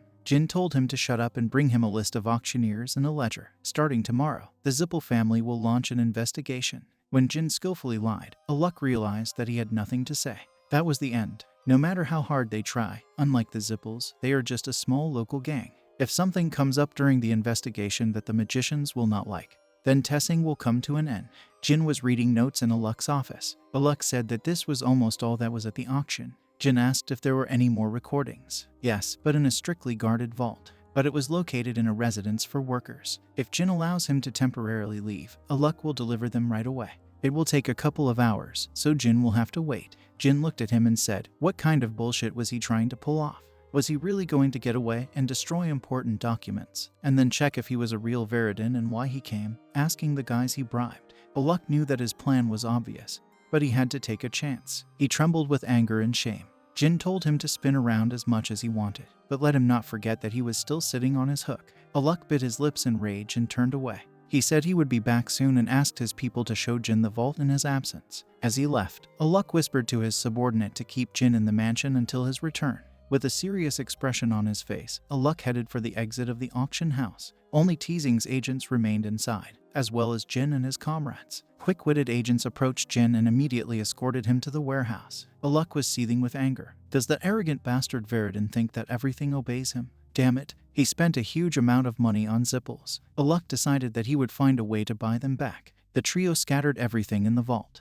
Everyone was looking for something valuable. Jilly asked if everything was okay. Murakin replied that everything was stolen anyway. The dragon threw out all the things, saying that there was only trash here. One of the grimoires fell on the head of the Aluk man. He turned to Jin. It was about this oaf. He'll know for sure that Jin lied to him when he gets back. What was Jin going to do then? Jin calmly replied that they were just buying at a 100% discount and running away before Aluha returned. Jin opened the small chest and found the artifact he had come for. It was a low-quality silver ring. Jilly asked if they would continue to throw themselves into the pool with their heads. She couldn't get over the shock. Jin chuckled. He took it as a compliment. Jet came running with a stack of papers. These were the slave papers that Jin had requested. Jet recorded everything, from the region of birth to age. Jin praised him. Jet has done a really good job in such a short time. Jin said they were done here. The guard blocked his way, saying that his boss would be back soon and would bring the account books. Until then, he should stay in the mansion. Jin knocked him out with one punch to the jaw. Jet was shocked by this. He started praising Jin. Not only a powerful magician, but also a great fighter. Inside, he was feverishly thinking why Veridin had knocked out the subordinate Aluk. Suddenly, Jin asked Jet if he had a family. Yes, Jet had a young son. Jin told me to grab him and run. And it's better to run to the Bement Empire. Jet was stunned. He thought that Veridin was abandoning him. Jin also told Jet to hand over the bills and introduce himself as an informant. That's the only way he can survive. Jet started saying that he would stay with him until the end. No, he won't give up so easily. He was busting his ass for this opportunity. Jet asked him in a righteous tone to let him serve Jin in his great deeds for the rest of his life. Jet wanted to succeed at something for once. Jin said he wasn't Veridin Zippel. For Jet, it had to be the eye-popping truth. 2 hours later, Aluk came and saw an unconscious subordinate. There was no trace of Jin and the other two. Aluk had already realized that Jin was an imposter. He found out that Veridin Zippel has long silver hair. Aluk was informed that the imposters had taken information about slaves and other clients, and then ran away, saying that testing was over. The veins in Aluk's neck bulged with rage. Aluk was ready to explode. He took one of his subordinates by the head and slammed him into the wall. As much as he wanted to kill all his workers, catching the imposter was more important. Aluk ordered to take all those who remained, and the crooks will be returned. Aluk's face was distorted from overflowing negative feelings. He decided that he would personally skin them. Jin didn't leave Arkan. He and his companions were waiting for Aluk on the outskirts of the kingdom. Murakin asked why they were idling. He didn't think they would get anything by fussing over this Aluha. Jin needed to check if Allah had any connection with the Rankandals. It was very important for young Rankandal. Although Murakin didn't particularly like it, he decided to take it as a farewell before leaving. In the end, Aluk gave Jin a Chenmi grimoire and even gave him a masterpiece. Murakin almost went crazy when he saw this thing in Jin's hands at the auction exit. How did Jin even find out about something so old and was even able to find it? Some time later, a group of the Tessing family found the trio while they were sitting around a small fire. The employee started a signal firework. However, they could not openly attack 3 targets. The imposter was a child, but they remembered that he possessed at least rank 5 magic. It was a strange confrontation. Jin, who wasn't going to run away, was just waiting for Aluha, and they were waiting for reinforcements. The evil Aluk came running. He was wet with sweat. Behind him were about 100 subordinates who were also panting from exhaustion. Aluk was finally able to catch up with the scammers. How dare they deceive him? Did they really dream that they could trick him and escape? Yes, he will hang them in the market for the edification of others. Aluk will show you what happens when you contact the head of Tessing, Aluk the Spider Armed, the register in which the names of the kidnapped slaves from Bement were recorded, the ledger of transactions with the ancient grimoire that the Zippel family is looking for, as well as the customer register, which lists all the aristocrats who turned a blind eye to Tessing. Jin will spread it all over the world.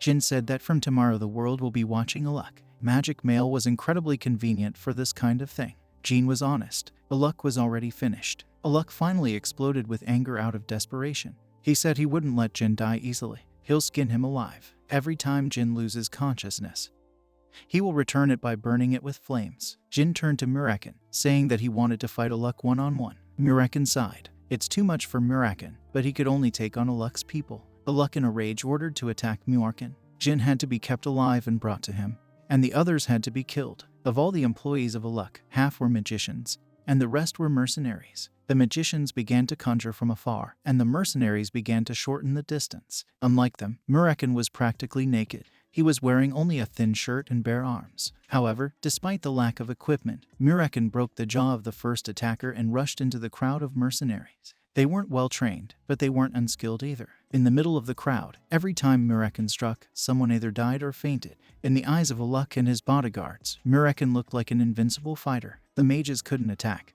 They just looked at it in fright. If they open fire, they will hit their comrades. Seeing this, Aluk ordered them to attack Jin and Gilly. The magicians changed their target after hearing the screech of the Aluk. Jin grinned at the incompetence. Jin told Gilly to stand here for a second. The mages raised their staffs at the same time. Ice icicles, fireballs, and wind magic formed. It all went to Jin and Gilly. All this magic was below the 5th rank. Jin didn't even need to dodge these weak spells. Thanks to the Orgel Demon King's pendant, Jin was immune to any spells of the 5th rank and below. The spells scattered before they reached the genie. The spells of the unregistered Tessing mages were blocked in the blink of an eye. The magicians were stunned by what they saw. Jin thanked his sister Luna for the training. It was much easier after them. Gilly sighed and rebuked him. Jin didn't even say goodbye to her before he left. Murekin is almost done with the mercenaries. It doesn't matter if there were 50 or 100 of them, 6s or 6s. It was too easy for the Shadow Dragon. 5 minutes have passed since the start of the fight. The fighters flew away like rag dolls. Tessing's mercenaries were losing the will to fight.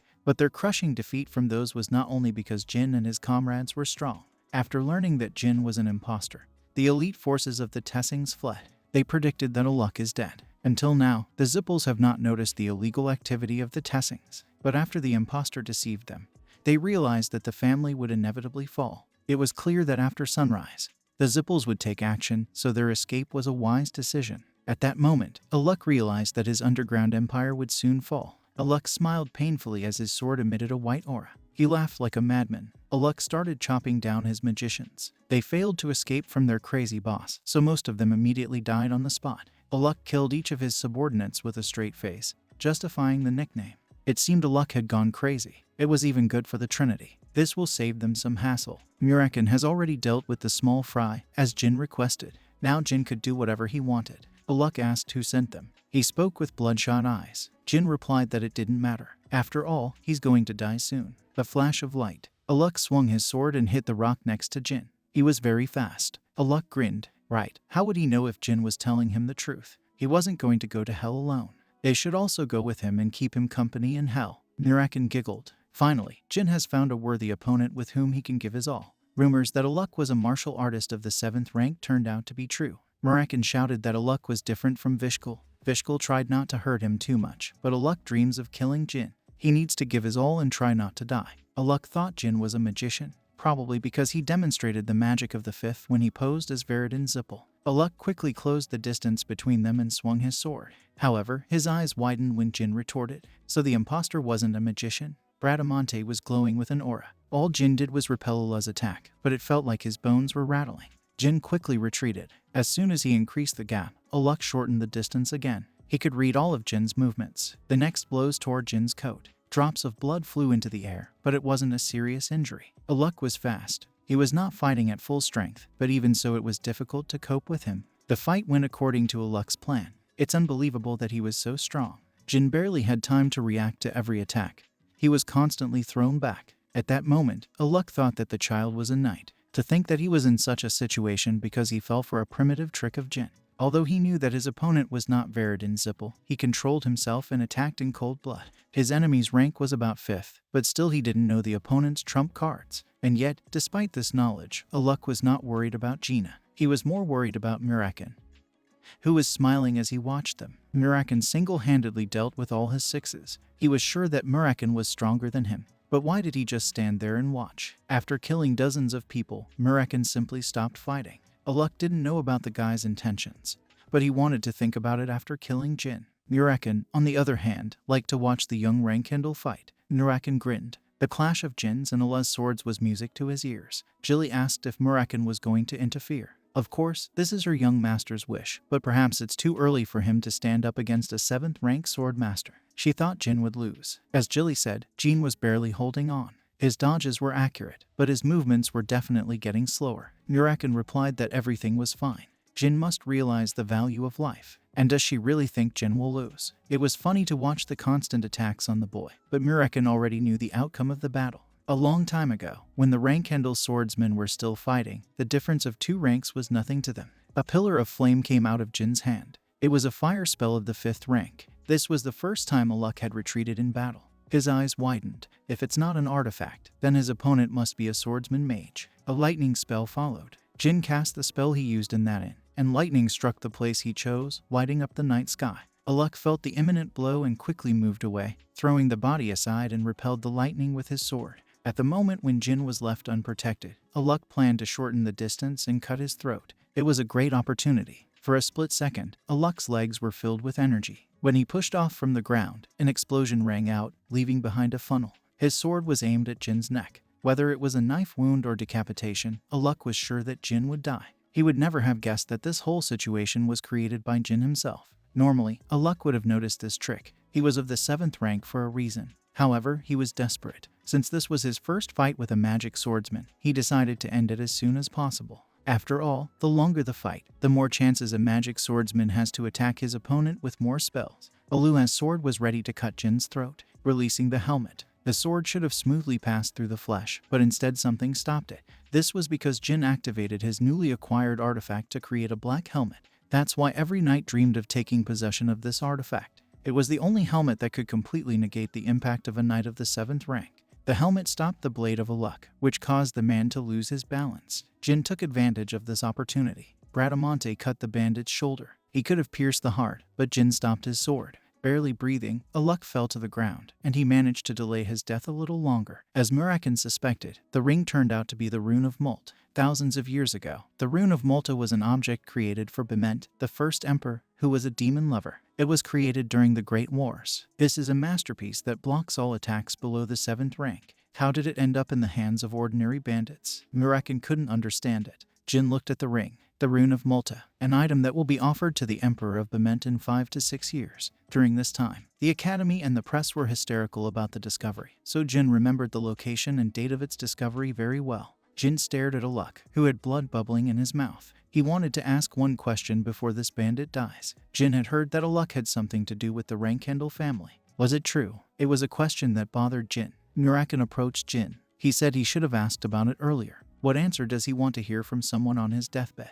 Aluk laughed strangely with the last of his strength. Now he knew. The boy who killed him must be Jin Rankendel. I see. So he still failed. Aluk said his last words. He said Jin wouldn't be able to stop this man. Those were his last words. Aluk was no longer breathing. Jin assumed that Aluk Spiderman was not his real name. It was necessary to figure it out. The 7th-ranked swordmaster is a gang boss who has a connection with the Rankendels. Murakin didn't find it strange. One of Jin's ancestors ran the bar, having the 9th rank. Yes, but Jin wanted to understand who Aluk was talking about. We need to make sure, because he was going to become the head. You can't stop this man. Of course, these were the words of a vile thug. His words definitely imply some connection with Rankendel, but they are not necessarily trustworthy. Aluk said he knew Jin. Then the fact that he failed probably has something to do with the sword illusion. And the reason why Aluk pointed out his age and inability to stop this unknown is that Aluk was aware of the power struggle. Luna Rankendel had left her family, so she should have been removed from the list of suspects. Definitely not Mew. Anna and the twins, they are too young and inexperienced. The rest are not so smart and diligent to get involved in these family intrigues. The culprit must be someone who is sensitive to rank, who pulled the strings when he found out about Jin's talent. Namely, the eldest heir, Joshua Rankendel. No one else has that kind of influence. It doesn't matter if Jin jumped to conclusions or not, but he'll find out soon enough. The news spread throughout Arkan that Tessing had been destroyed. Destroyed thanks to a joint investigation by Zippel and Bement. The evil gang was destroyed in one day. The residents of Arkan were happy with this news. Jean was reading the latest newspaper. It said that an informant of Tessing, Arkan's criminal organization, had surrendered to the authorities. Tessing's internal informant, who was involved in human trafficking, said he felt remorse for his crimes. Jin praised Jet for a job well done. As Jin had expected, Jet had a strong survival instinct. He listened to every word uttered by the investigators and answered with the best possible answers. He would have been harassed by the Zippel family or Bement, so this is a very small price to pay for his life. Murakin clicked his tongue. He was unhappy because he wanted Jet to suffer and experience more pain. Anyway, Zipples and Bement got all the laurels, but Jin was not left empty-handed either. Murakin grinned, hinting at the ring and other things. Right, Jin received the Multer Rune, magical grimoires, and a victory over a 7th rank sword master. He was quite satisfied with his acquisitions. At this point, Jilly voiced her concerns. The rank of a luck does not mean that he is similar to others. Jin shouldn't be too careless just because he defeated Aloha. He should be careful next time. Jin replied that he understood about it. If Gilly, who was also on the 7th rank, had been in Aluk's place, then perhaps Jin would not have survived that night. He will be careful and will not let victory turn his head. It was time to move on. Because of Jet's efforts, no one will even think of looking for them, so they could safely go to the next point. They will go to Tikkun, an independent city. Murakin didn't know about this place, but Jilly was aware of it. There was a large information house in Tikkun. Tikkun, an independent city. After the info offices of Rankandel, Zippel and Bement, this is the most reliable place. Murakin asked if Jin was going to find all the bad guys, as it was with Jet. Jin smiled. It certainly sounds good, but this is only one of the ways. Sailing on the ship, Jin thought about it. From now on, as he moves on, his memories from his past life are in priority, so you need to come up with a goal. However, this is not all. It is also necessary to study everything related to Vishkal I Viliano, Buber and Kanzella, plus Aluk's past and his affairs with the Rankandels, Colin ruins and forbidden magic. There was so much to check. The most suitable place for this is the 7 Flowers in Tikkun. Murakin said that he had found out what trace Chenmi had left. It was light magic. Jin was surprised to hear about light magic. It seemed to him that she had disappeared in ancient times. Murakin replied that it might be so. 15 centuries ago, about 500 famous magicians of the Zippel family plotted to kill Chenmi, but they all failed. That's probably why no one, including Jin, knew about Chenmi. Zippels erase from history everyone who gets on their nerves. This is a distinctive feature of the Zippel family. That's why there are no records of Chenmi. Rankandels cannot overcome the limits of their energy. Therefore, they will become the same in the near future. They will be forgotten, just like Chenmi. Therefore, learning to learn the Chenmi spell was incredibly important. Murakin was going to demonstrate Chenmi's spell. Jin moved a little closer to see everything better. Murakin said with a grin that Jin should watch and remember. Maybe that's what he needed the most right now. In Murakin's right hand, mana began to gather and solidify. Naturally, Jin stared intently at the mana sphere, waiting for a bright result. However, the ball of energy was drowned in black. Jin was somewhat surprised. Isn't it light magic, so why is it dark? The moment he thought, before the mana sphere dissipated and disappeared, a bright, white light appeared, like hot, red-hot steel. The moment the room lit up, Jin reflexively shuddered and groaned. The reason was the blinding light that filled the room. It was as if he was looking at the sun at the height of noon. The light seemed like a giant needle piercing his retina. Seeing Jin's condition, Murakin burst out laughing. Jin really wanted to give Murakin a nice uppercut for telling him to watch carefully, but the power of the spell gave him goosebumps. If he could use this spell at will during battle, fighting a stronger opponent wouldn't be a problem, including scenarios where he needed to escape. The spell was useful in both offense and defense. This spell is called Flash Bang. She was Chenmi's most valuable magic. Jin has indeed acquired something very valuable. Compared to Chenmi, Easter's grimoire was somewhat ambiguous. This is a coded system that even annoyed him, the great Murakin. He wasn't sure about the contents, but he was wondering if it would do any good. Jin told him to just leave it. One day he himself will bring the grimoire to a good decryptor. A week later, Tikkun, an independent city. A city on a small island in the south of the central continent, which is not related to either the Rankandel family or the Zippel family. Although the population is small, it is a popular place for tourists, as you can watch the ocean from anywhere in the city. Jilly was impressed by the beauty of the Tikkun.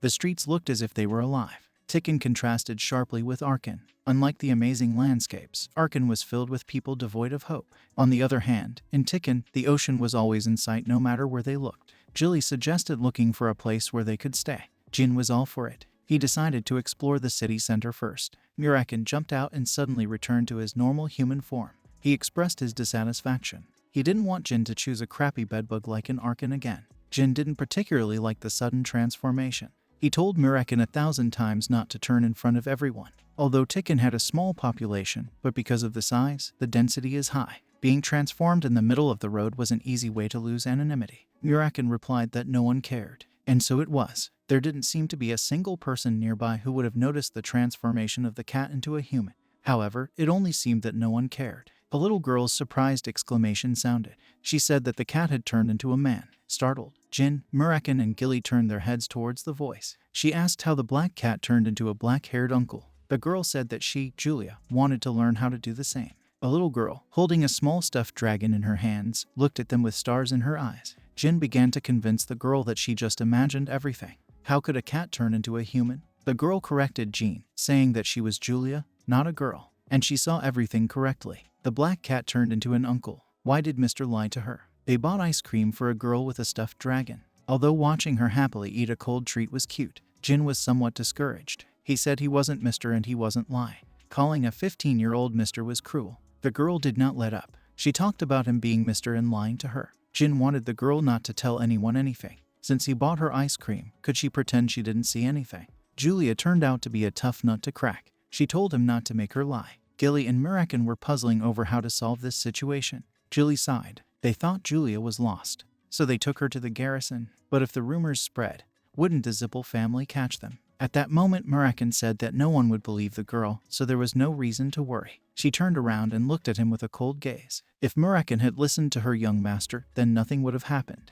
Fortunately, only a little girl witnessed Murakin's transformation. Otherwise, there would be a lot of problems. So they came to the garrison. Julia said she didn't like the garrison. They were constantly bothering her mom and bothering her. Jilly said it wasn't good. Are they using cruel methods and exploiting people? Jin suggested that the girl's mother could be a criminal. He decided to go inside first and check. After thinking about it, they still agreed that the best way out was to take her to the guards. Julia pouted and then accepted her fate. The guard recognized Julia. He shouted for them to bring the leader. Their little Miss Julia was here. Jin asked the guard if he knew this girl. The guard laughed. Julia was the daughter of their leader. Julia pointed her finger somewhere, saying that her mommy is coming. A tall woman approached them. She looked at least 2 meters tall, with broad shoulders and a knife scar on her left eye. It wouldn't be surprising if she ran several shady organizations like Teasing, but she was wearing a military uniform. It was hard not to notice the flashy icon of the head. The woman hugged Julia before lifting her in her arms. The leader. Jin didn't think that was the only thing this woman was doing. Mother and daughter hugged. It even looked cute. The woman was telling her daughter not to go so far away anymore. The girl objected, saying that her mom does not play with her. The woman apologized. They will play for a long time after she finishes her work. The 3 onlookers couldn't find the words. The woman introduced herself as Alika Badger. She was the head of the Tikkun garrison. They shook hands. Jean also introduced himself, but only changed his last name to Gray. He said that the 3 of them were passing through in Tikkun, so they were tourists. Alika wanted to thank them somehow, so she asked if they needed anything. Jin asked her to recommend them a place to stay. Alika bent down and put her ear to the girl, who then began to whisper something. Alika thought for a while, wrote something on a piece of paper, stamped it and handed it to Jin. It was a simple letter. She said that it was a letter of recommendation with the seal of the head of the garrison. Wherever Jin goes, if he shows this letter, he will be welcome everywhere. Alika thanked them once again for finding her daughter. Picking up the letter of recommendation, Jin replied that they should thank her. After that, they left, following their backs with her gaze. Alika asked her daughter if the cat had really turned into a human. Julia replied that it was, but the trio didn't want to talk about it, so she pretended she didn't know. Alika stroked her with a smile. She said it was a good job, because everyone had their own secrets. Alika thought about it. Transformation is something that only dragons can do. The strength of the recommendation letter from the chief of the Tikkun garrison exceeded their expectations.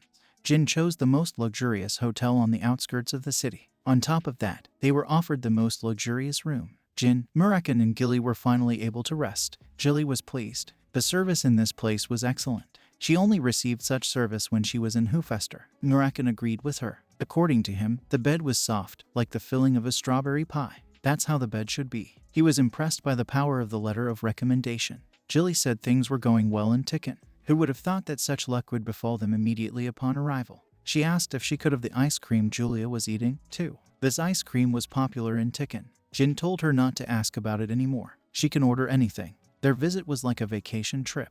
The 3 of them had been together since their time at Tempest Castle, but this was the first time they had encountered such hospitality. Gilly seemed especially happy because she was constantly humming a tune. Seeing how pleased she was, Jin was pleased. As soon as Gilly left the room, Murakin called Jin over. The dragon asked how Jin planned to get into the 7 colors. It won't be easy. Jin replied that he wanted to find one person first. 7 colors is the best information house in Tikkun. In its center is someone called the Noble Kashmir Sword, the famous swordsman that everyone knows. He was recommended for the role of a teacher of the initial skill of the Rankhandle sword. Many young swordsmen from Rankhandle begged him to train them, but he always refused. This is the only information known to the house. But 10 years later, he will reveal that he is actually a member of the imperial family of Bement, who uses the information gathered by the 7 flowers. With the exception of the intelligence departments of the Rankandals, Zipples, and the imperial family of Bement, 7 colors was the next best source of information. It was the most useful source before coming to power. The agency was an incredible group of information brokers, but no one knew that its leader was a member of the imperial family of Bement. He will receive sovereign power from Bement, the Zippel and Rankandal families, after which he will gain support as the first king of the independent city of Tikkun. A meticulous man who is not just skilled in fencing, but also has enough skill to hide for so long. Jin thought about it. Kashmir could support him. The problem was that it was necessary to get closer to him somehow. Shortly after leaving, Jilly returned to her apartment. However, her scared face didn't look like she ordered ice cream. She reported that something was wrong. There was no one in the loggia. All the staff and guests have disappeared. At this moment, dozens of footsteps could be heard approaching them from the corridor. It was definitely the sound of soldiers marching in steel boots. The stomping stopped at their door. Then, a quieter pair of steps approached him. A man came through the open door and put his hand on Jilly's shoulder. He asked if everything was fine here. Murakin didn't know anything about the man's identity, but their visitor was a famous swordsman that Jin and Gilly knew. It was a noble Kashmir sword. Meeting him was their main purpose of coming to Tikkun. They struggled to find a way to meet him, but to think that he would come right to their doorstep. A rather unexpected turn of events. Seeing the hand on Gilly's shoulder, Murakin was furious. He rushed forward and hugged Jilly. Jin quickly shouted to Murakin not to kill him. A fanged monster from the shadows appeared in front of the swordsman's face. Kashmir shuddered with fear. Jin was confused. Kashmir shouldn't be here. He shouldn't have found out about his affairs in Arkan. And they didn't cause any trouble, because they just arrived in Tikkun. More importantly, Kashmir wasn't alone. There were many soldiers outside the room. They were clearly brought in for a possible battle with the dragon. They would have entered the room if they just wanted to scare them. At this rate, there won't be a wet spot left of the Trinity. Jin told Murakin to calm down, because the space here was too small. If he fights here, Gilly might get hurt. Murakin had to calm down. He didn't want Gilly to get hurt in any way. Murakin asked Kashmir if he knew him. He was displeased with the swordsman's disrespectful tone. Did he really look down on everyone because he had a sword on his belt and sixers trailing behind him? Jin breathed a sigh of relief. Murakin restrained himself this time. Kashmir did not greet them, or rather Murakin, respectfully. Murakin continued to pour out curses and curses, because of which Kashmir was amazed. It was a well-known fact that dragons had incredible pride. Kashmir should have known this, but he still casually greeted Murakin. The presentation of Kashmir was ruined. He seemed very shocked. At that moment, he was sure that Murakin was a dragon. Otherwise, he wouldn't have frozen in place like a scarecrow after a cruel humiliation. Jin gently stopped Murakin. Then the dragon stopped, not taking his eyes off Kashmir. He would have torn his jaw apart several times if he hadn't been stopped. Murakin was angry for several reasons. The biggest one was that he made Strawberry Pie feel threatened. And then he came, disturbing their peace and showing disrespect. Jin told Kashmir to relax and put the sword away, if he certainly came without malicious intent.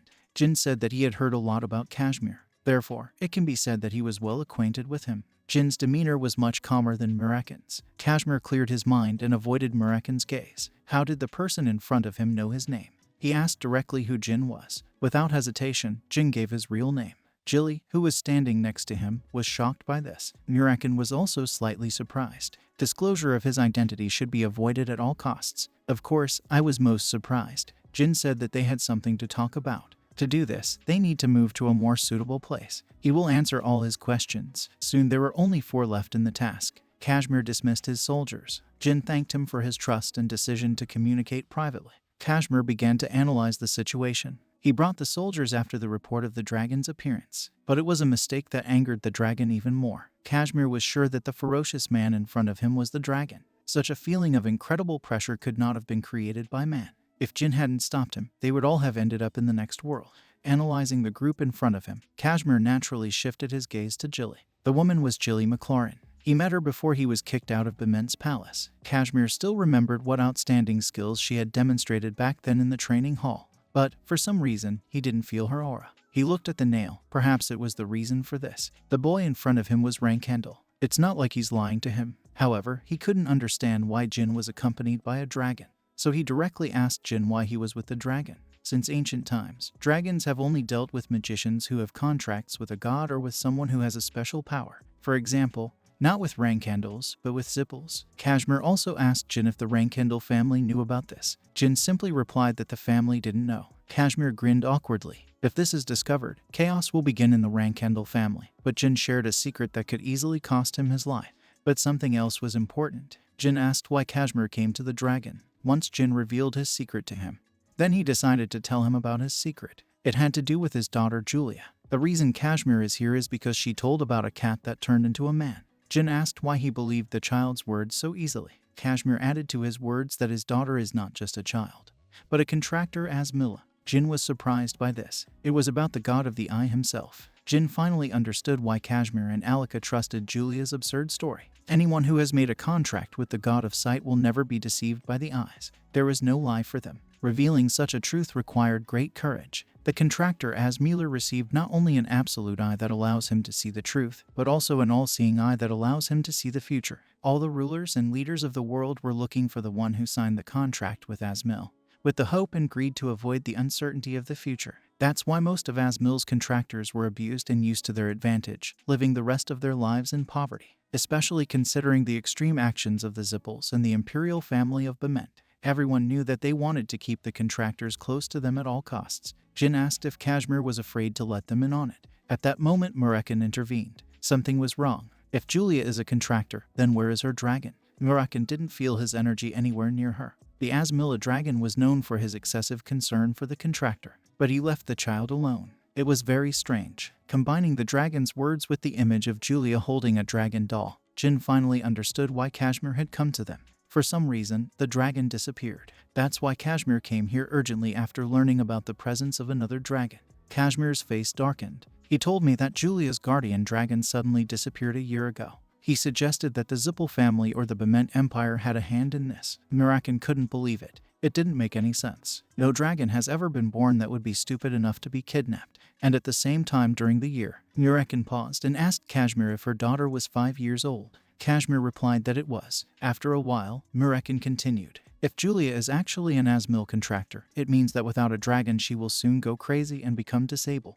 Kashmir's eyes filled with hopelessness. Anyone would be shocked to learn that their daughter would be bedridden for life. Asmil's contractors are able to see the future. People don't know, but this vision causes great damage even to the dragon's psyche. Now the girl was too young to distinguish a dream from reality, so nothing special has happened yet. If she continues to see the future without protection, as it is happening now, in a year or two her eyes will become uncontrollable. Jin asked Murakan to tell him in more detail. How will the vision of the future make Julia disabled? It was about causality. Those who know the future must follow what they have seen. If he doesn't, Asmil's punishment will begin. When a vision of someone's death appears, nothing can be changed. Contractors who violate this rule will eventually be destroyed, even if they want to change their actions after seeing the future. Asmil's contractors must follow their fate. Thus, even if they see in the future that their brother is going to be killed, they should not tell him about it or stop the murder. From the very beginning, Kashmir's daughter lived in a world different from theirs. Judging by the expression of Kashmir, Murakan hit the bullseye.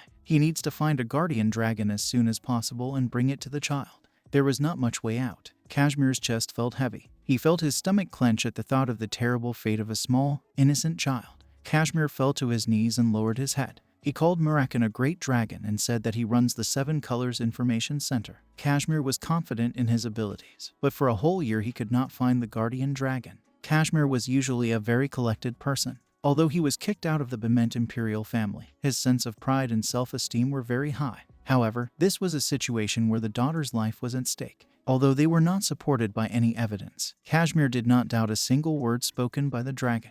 After all, he was in the presence of a dragon and a pure-blooded Rankhandel. They wouldn't lie because it would tarnish their names. Murakan did not reject and did not agree. He said that the meeting with Julia upon arrival in Tikkun was not just a coincidence. Asmil asked for their help for his young contractor. Kashmir began to beg Murakan to help. The dragon stopped him with his hand, saying that he couldn't do anything even if he begged like that.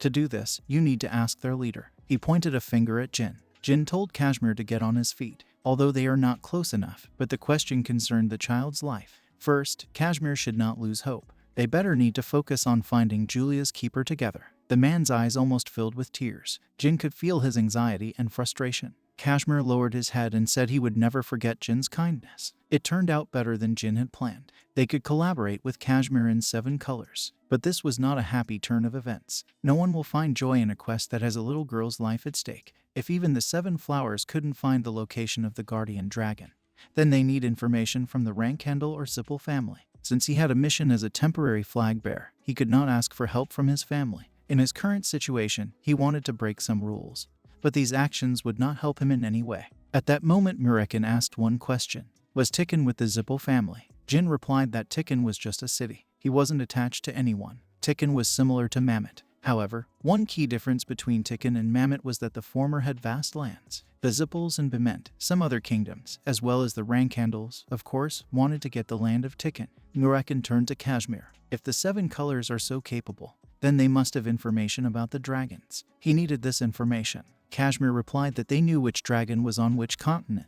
Murakin told him to give him all the information about the dragons of the Bement Empire. He was going to fly to the Bement Empire and question the other dragons. Most of the Zippel dragons were his enemies, so he couldn't ask them. Almost 80% of the existing dragons were related to the Zippel family. Most of the rest were with the imperial family of Bement. And the rest, a very small part, were associated with smaller families or unknown contractors. Jin couldn't seem to believe it. Murakin chuckled. He said that this method is something like a last chance. There was nothing the dragons didn't know about. A small wooden house. A beautiful woman with silver hair was sitting inside. It was the silver dragon Quickhantle. At that moment, a joyful girl ran up to her. She was waving a newspaper. Her name was Ania. She talked about how Jin was amazing. They were the same age, but Jin was already rank 5. Quickhantle said that Ania is a good contractor, so she can also stat like Jin Rankhandle. The girl was somewhat incredulous. Quickhantle said that unlike the child from the family, the guardian of which is a black-haired guy, Ania is a contractor of Ulta, the god of time. Before she could say even a few words, she felt a long-forgotten energy. She froze for a moment with her eyes wide open. Quickhantle told Ania to lock herself at home and not come out until she returned. Ania asked if something serious had happened. The woman replied that it was nothing special. Just one blob came. She seemed angry. Silver dragon scales and claws appeared on her fingers. They flew for at least 2 days to a remote ocean territory near the Empire of Bement. When they approached the boundless ocean at a high altitude, Murakin slowly began to descend. They arrived early in the morning. There were no boats in the moonlit waters. Murakin was about to release his energy. Then Bement's dragons will come out on their own. He told Jin to hide well so he wouldn't get caught. Murakin began to radiate his energy, but Jin felt nothing. The special energy that only dragons could emit and identify was akin to dolphin echolocation.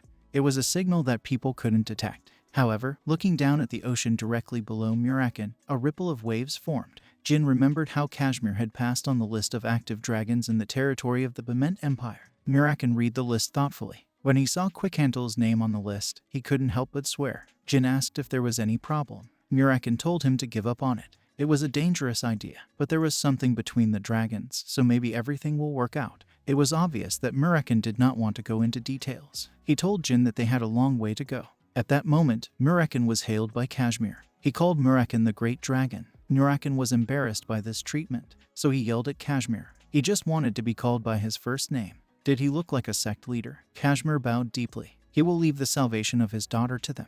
Before leaving, Murakin decided to say 2 things. Firstly, until her dragon returns, Kashmir should make her daughter tired every day. If she gets tired, Asmil's strength will weaken. He has to play with her when she wakes up. Kashmir should do everything possible to make the girl fall off her feet. Kashmir replied that he understood everything. He will play with her around the clock. Then what is the second thing? Ice cream. Murakin said to bring 1 ice cream, since someone couldn't eat it because of him. Jilly was surprised. She said Murakin was so kind. The dragon giggled contentedly. He remembered what she said about the local dessert. Jilly said that wasn't what she was talking about. Murakin managed to calm Sir Kashmir down so quickly. Because of her words, Murakin exclaimed that he didn't care about the feelings of some micro. Jin smiled, remembering that. Murakin pretended that he didn't care about strangers. But in fact he was very attentive. Such as he, his black dragon. Murakin seemed to notice someone. From afar, 2 flying figures approached them. It was 2 earth dragons. They were Labis and Untel. Murakin said that he beat them most often.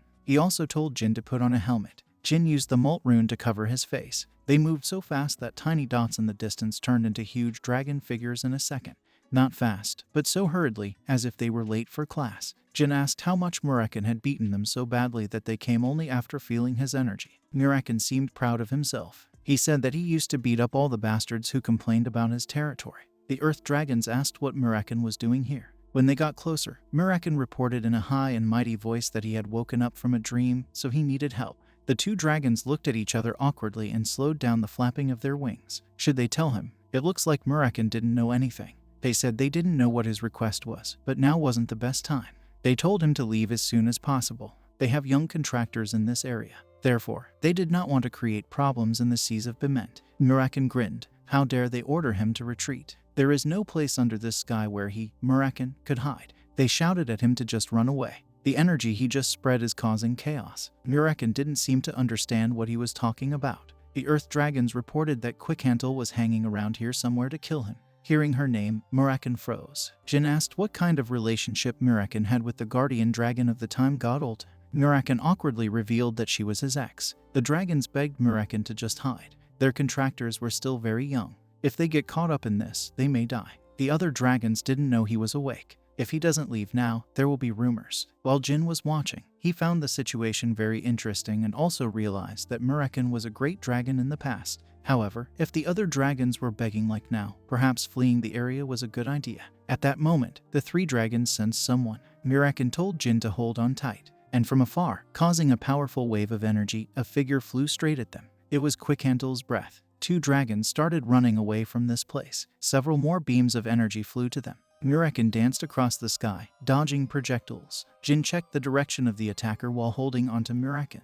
He saw a woman who was releasing energy rays from her hands. Jin realized that this was an ultimate skill of the 8th rank or higher. How many are there? Quickhantle screamed that Murakin was a bastard that even the grave would not fix. How dare he shamelessly show himself here? She was clearly furious. Jin asked if they would fight this monster now. Yes, the dragon replied that they would fight. Jin sighed and asked how long their relationship with Quickhantle lasted. Their relationship lasted 500 years. Well, in human years, about 5 years. But it didn't matter. Murakin asked Jin to chop her Bradamante if the opportunity arose. Jin asked if she was going too far if it was over between them. As if Jin didn't know. Murakin does not communicate with those who are below him in class. Therefore, when the situation gets bad, he gathers his forces and wreaks havoc in one fell swoop. You need to do one thing to strike. Quickhantle turned into a dragon and declared that it was too late to escape. She will kill Murakin in the sea. The brilliant silver dragon that merged with the night sky finally revealed itself by flying through the clouds. Quickhantle, the one who guarded the time horizon.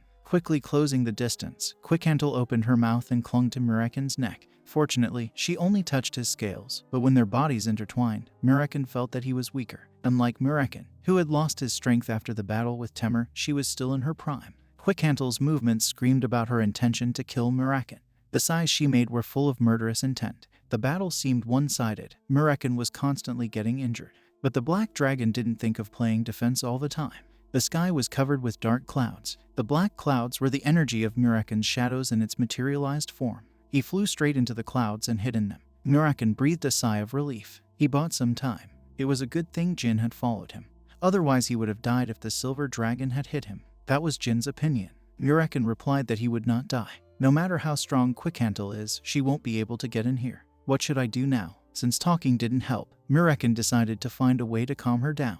But Murakin was wrong. Quickhantle tore the cocoon of shadow energy with her claws. Quickhantle chuckled. Did Murakin really think that he could be used by releasing the energy of shadows against her? Murakin seemed unable to believe his eyes. Quickhantle was so angry, seeing Murakin's sincere misunderstanding. This bastard has no idea how weak he has become. He is very mistaken if he thinks that he is the same as before. Murakin started asking Quickhantle to stop. He wanted to leave everything as it is in memory of the old days. He said that he only came because he wanted to ask for something. In memory of old times. These words angered Quickhantle even more. Thinking about the past, she realized that tearing him to pieces would not be enough. Murakin bit Quickhantle on the wing. The sounds of something breaking and clicking resounded everywhere. Due to the fact that they were enveloped in the energy of shadows, none of the dragons fell, although they stopped flapping their wings. Murakin asked her to calm down. Why did she go so far when they just broke up? Just broke up. That's exactly what she was beating him up for. She hit him hard with her dragon paw. Murakin gave a signal to Jin.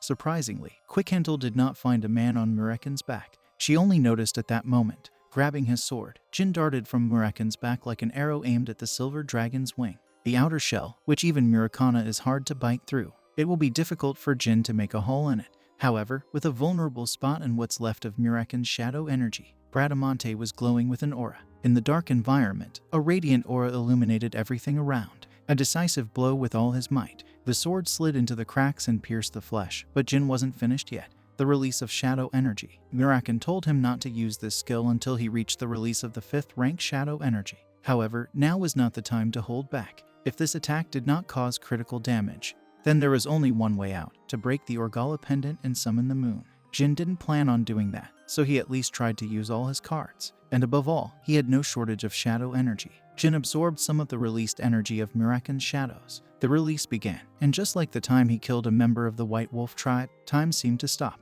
The energy around him began to swirl. More and more crackling energy penetrated into Quickhandle's wound, and the tears spread across her left wing. She let out a painful cry and tried to get rid of him, but it was too late to stop Bradamante.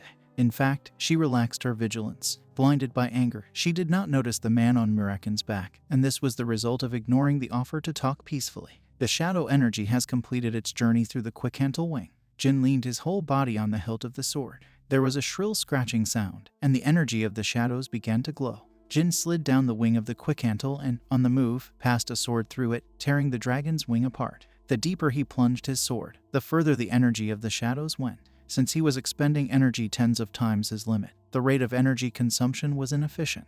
Even a knight of the 7th rank could not break through the wing of the Quickhandle, so there was nothing else to do but pour all his energy into one attack. The attack was over, and Muraken caught Jin as he was falling. Cold sweat covered the boy's body from spending so much effort. However, when he saw the massive wing falling into the ocean, he felt confident in his amazing feat. A second later, the Quickhandle plummeted. The ocean swallowed her whole, a huge splash, symbolizing her death. Jin also had to deal with shivering, which was a consequence of going beyond his limits. Well, did he become a dragon slayer? Muraken said that now they should hope that Quickhandle has calmed down a little. Jin was shocked. What was Muraken talking about? The dragon replied that an ordinary dragon would have died from such a thing, but not Quickhandle. She's completely different. The Time Ruler will not perish so easily. Looking at the ocean, Jin swallowed. Jin summed up that they might end up missing even before they find the missing dragon. Rewind. Quickhandle's wing and body flew up into the sky again. She was rewinding time. In fact, she wasn't defenseless during this process. The space around her was warped, and a swing of the sword through it would hardly touch anything. Goosebumps ran all over Jin's body when he saw the picture in front of him. Muraken calmed him down. Although it looks like a scam, but it consumed a lot of energy. He told Jin not to move an inch just in case. Quickhandle has transformed into her human form. Luckily for Jin and Muraken, she didn't attack them right away. Muraken said that he did not know that she had feelings to such an extent that she flew into a rage. Didn't they part on a good note? A good note. Muraken suddenly abandoned her without any explanation. Does he call this a good note? Muraken snapped back. She was angry herself when he started talking about breaking up. Frankly, he didn't cheat on her, they just didn't get along. The two dragons began to swear at each other. It was a conversation between two dragons who had lived for thousands of years. Jin had to be silent for a while. The dragons tried to figure it out, but they just repeated the same words over and over again. Their conversation never developed. Muraken is tired of this conversation. Therefore, he declared that he had not come to fight. He needed to ask one question. She first glanced at Jin and asked if he was the soldier's contactor. Muraken replied that it was not so important. One of them was in great danger at the moment. One of them, Quickhandle chuckled. He was disgusting to her. Muraken personally killed so many dragons. What can we talk about here? When Muraken heard these last words, his expression froze. It was a painful topic. Muraken told her that her brother's enemy was among them. It was a dragon he didn't know anything about. He only killed him because she hated him. Muraken took a deep breath and continued. Whatever it was, he was mistaken in deciding to turn to her. I should have asked the others. Quickhandle stopped Muraken leaving. She said that she always gets emotional when she sees him. Quickhandle apologized for what she said and told him to ask his question. Muraken reported that recently one of the guardian dragons of Asmil disappeared. Gone? Did Muraken mean Tikkun Latri? Now they have come to the main topic. Quickhandle asked if it was weird. The dragon was recently taken by Valletta. They finally found out the culprit behind Julia's dragon's disappearance. The Valletta Wind Dragon, one of the dependencies of Melzir, the Wind God, and the guardian dragon of the vice head of the Zippel family, Andre. Is the Zippel family involved? Quickhandle was sure, because they said they would teach Ladder the language of dragon magic. She offered to change the place of conversation. If they go back a little, they can avoid the traps and get into the basement. She told them to follow her. A forest on the outskirts of the capital of Bement. A trio of a man and two dragons sat at the same table. Jean introduced himself as Quickhandle. She said she knew who he was. He's a descendant of Temur, right? And he must also be the youngest son of the Rankhandle family, Jean Rankhandle. Muraken was discouraged. He immediately asked about how she found out about it. How could she not understand when Jin emits the same energy as Temur? They often hung out thousands of years ago, and she just assumed the age. The guardian dragon's reaction was quite sharp. Returning to the main topic, Violetta took Ladder a year ago, just when Kashmir said the dragon was missing. So she said that Violetta persuaded Ladder with tales that he would be taught the language of dragon magic. According to Murakan, it didn't sound very good. Quickhantle objected. It could very well be true. Merkin said that the current contractor Asmilla is too small to control her forces. She asked if it wasn't dangerous to have no guardian dragon. Murakan nodded. Violetta should definitely know about this. Quickhantle started tapping on the table. As expected, they definitely had an ulterior motive. For her, the life of a contract worker Asmil was not important. After all, she was supposed to be protecting Anya, not another god's contractor. However, she had just remembered that Violetta had shown some interest in Anya. She told them that when Violetta picked up Ladder, he was staying in Bement. Violetta said he wanted to introduce Ladder to her, but continued to fixate on her contractor and asked her to meet him just once for no reason. She didn't let that happen. Quickhandle sighed. She had no choice, since the identity of her contractor had already been revealed. Since there are a lot of people in the upper class of Bement who are on close terms with Zippel, it is likely that information about her handler was passed to Andre Zippel. If she had acted on the basis of her character, she would not have allowed her contractor to stay here. Contractor Quickhantle was one of the students of the Bement Academy of Magic. If Quickhantle fights Violetta for some reason, the Zippel people from the academy will do some undesirable things towards Anya. Jin intervened in their conversation. Quickhandle said that the identity of her contractor was revealed, but no one recognized Asmil's contractor, right? It's suspicious how they found out and turned to Latra. Jean deliberately didn't mention Julia's name. He didn't trust Quickhandle with such classified information. Murakan agreed with this. It was really weird. Was the magic of detecting contractors created while he was sleeping? Quickhandle replied that it was impossible. No one is able to find out about the contract until the contractor proves himself. Even if this magic exists, what good will it do them? While sipping tea, Jin explained that the Zippels would benefit from this in two ways. First, they have a way to minimize the dangers and eliminate contractors outside their territory. And secondly, if they kill the contractor, the Zippel family will have the opportunity to make a contract with God. In fact, this is not just a chance to sign a contract. Jin was sure that Zippel had a certain method. In his past life, the god of time, contractor Oltaha, officially appeared 10 years later. The contractor was a purebred Zippel. Jin didn't hesitate for a second. The Zippels could definitely make contracts if they killed the former carrier. That's why Julia's guardian dragon was stolen. Considering that he had not heard anything about Princess Takana in his previous life, it is easy to come to this conclusion. Quickhantle barely understood the child's words. Considering that the Zippels were a family that was already on top of the world, she didn't think they needed to take decisive action on such trifles, so they had a lot of contractors. In her opinion, the soldier's contractor behaved ridiculously suspiciously. Jin interrupted her. He said she was telling lies that she didn't even believe herself. Jin wasn't sure how the dragons were doing, but there was no limit to human greed. Even when they reach the top, they will not get satisfaction, but will desire things more than that. Zippels are also people who have ruled for thousands of years. Whatever they do, there's nothing strange about it. He was sure that the heads were up to something. Jin didn't fully understand why Quickhantle pretended she didn't know anything. Was she afraid of the Zippel family? Quickhantle couldn't even answer and was silent for a second. Murakan stood up and began to support Jin's words. He was worried that Quickhantle would attack Jin because of his words. He said there was nothing wrong with being careful. He could also confirm that greed was in the Zippel's blood. Quickhantle smiled and then laughed out loud. She said Murakan had changed. Well, she would help them, but first she would hide her contractor. Even Murakan did not expect that everything would turn out so easily. He expected that he would have to persuade her for a long time or leave with nothing. Quickhantle said she needed to see Violetta herself and find out the truth. If Jin and Murakan weren't lying to her, the Zippels must be looking for opportunities right now. She will only call from, and they will immediately arrive. Quickhantle put her hand on Jin's shoulder. On top of that, she had an obligation to Temur, one of his descendants here, awakened memories of the old days in her. His provocation, as well as his audacity, reminded her of Temur. She recalled with a smile the affairs of the distant past. When Quickhantle reported their plans, the door opened wide and a cheerful girl with glasses appeared. She was surprised to see strangers. Quickhantle introduced them. She introduced Murakan as an old friend, and Jin as his contractor. Ania's eyes widened and she ran up to Jin. Her face turned red. Quickhantle slapped her forehead, and Jin could only smile awkwardly. Ania said she dreamed of seeing Jin. Now he was standing right in front of her. She started begging him to give her an autograph. Ania looked like the most devoted fan.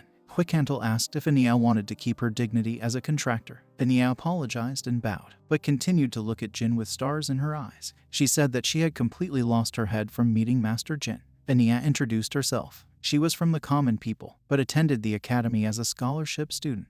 A commoner. It seemed to Jin that Ulta valued the pedigrees of his contractors. Does that mean she was too talented? Jin told her not to apologize. There is no need to be ashamed of the enthusiastic reception.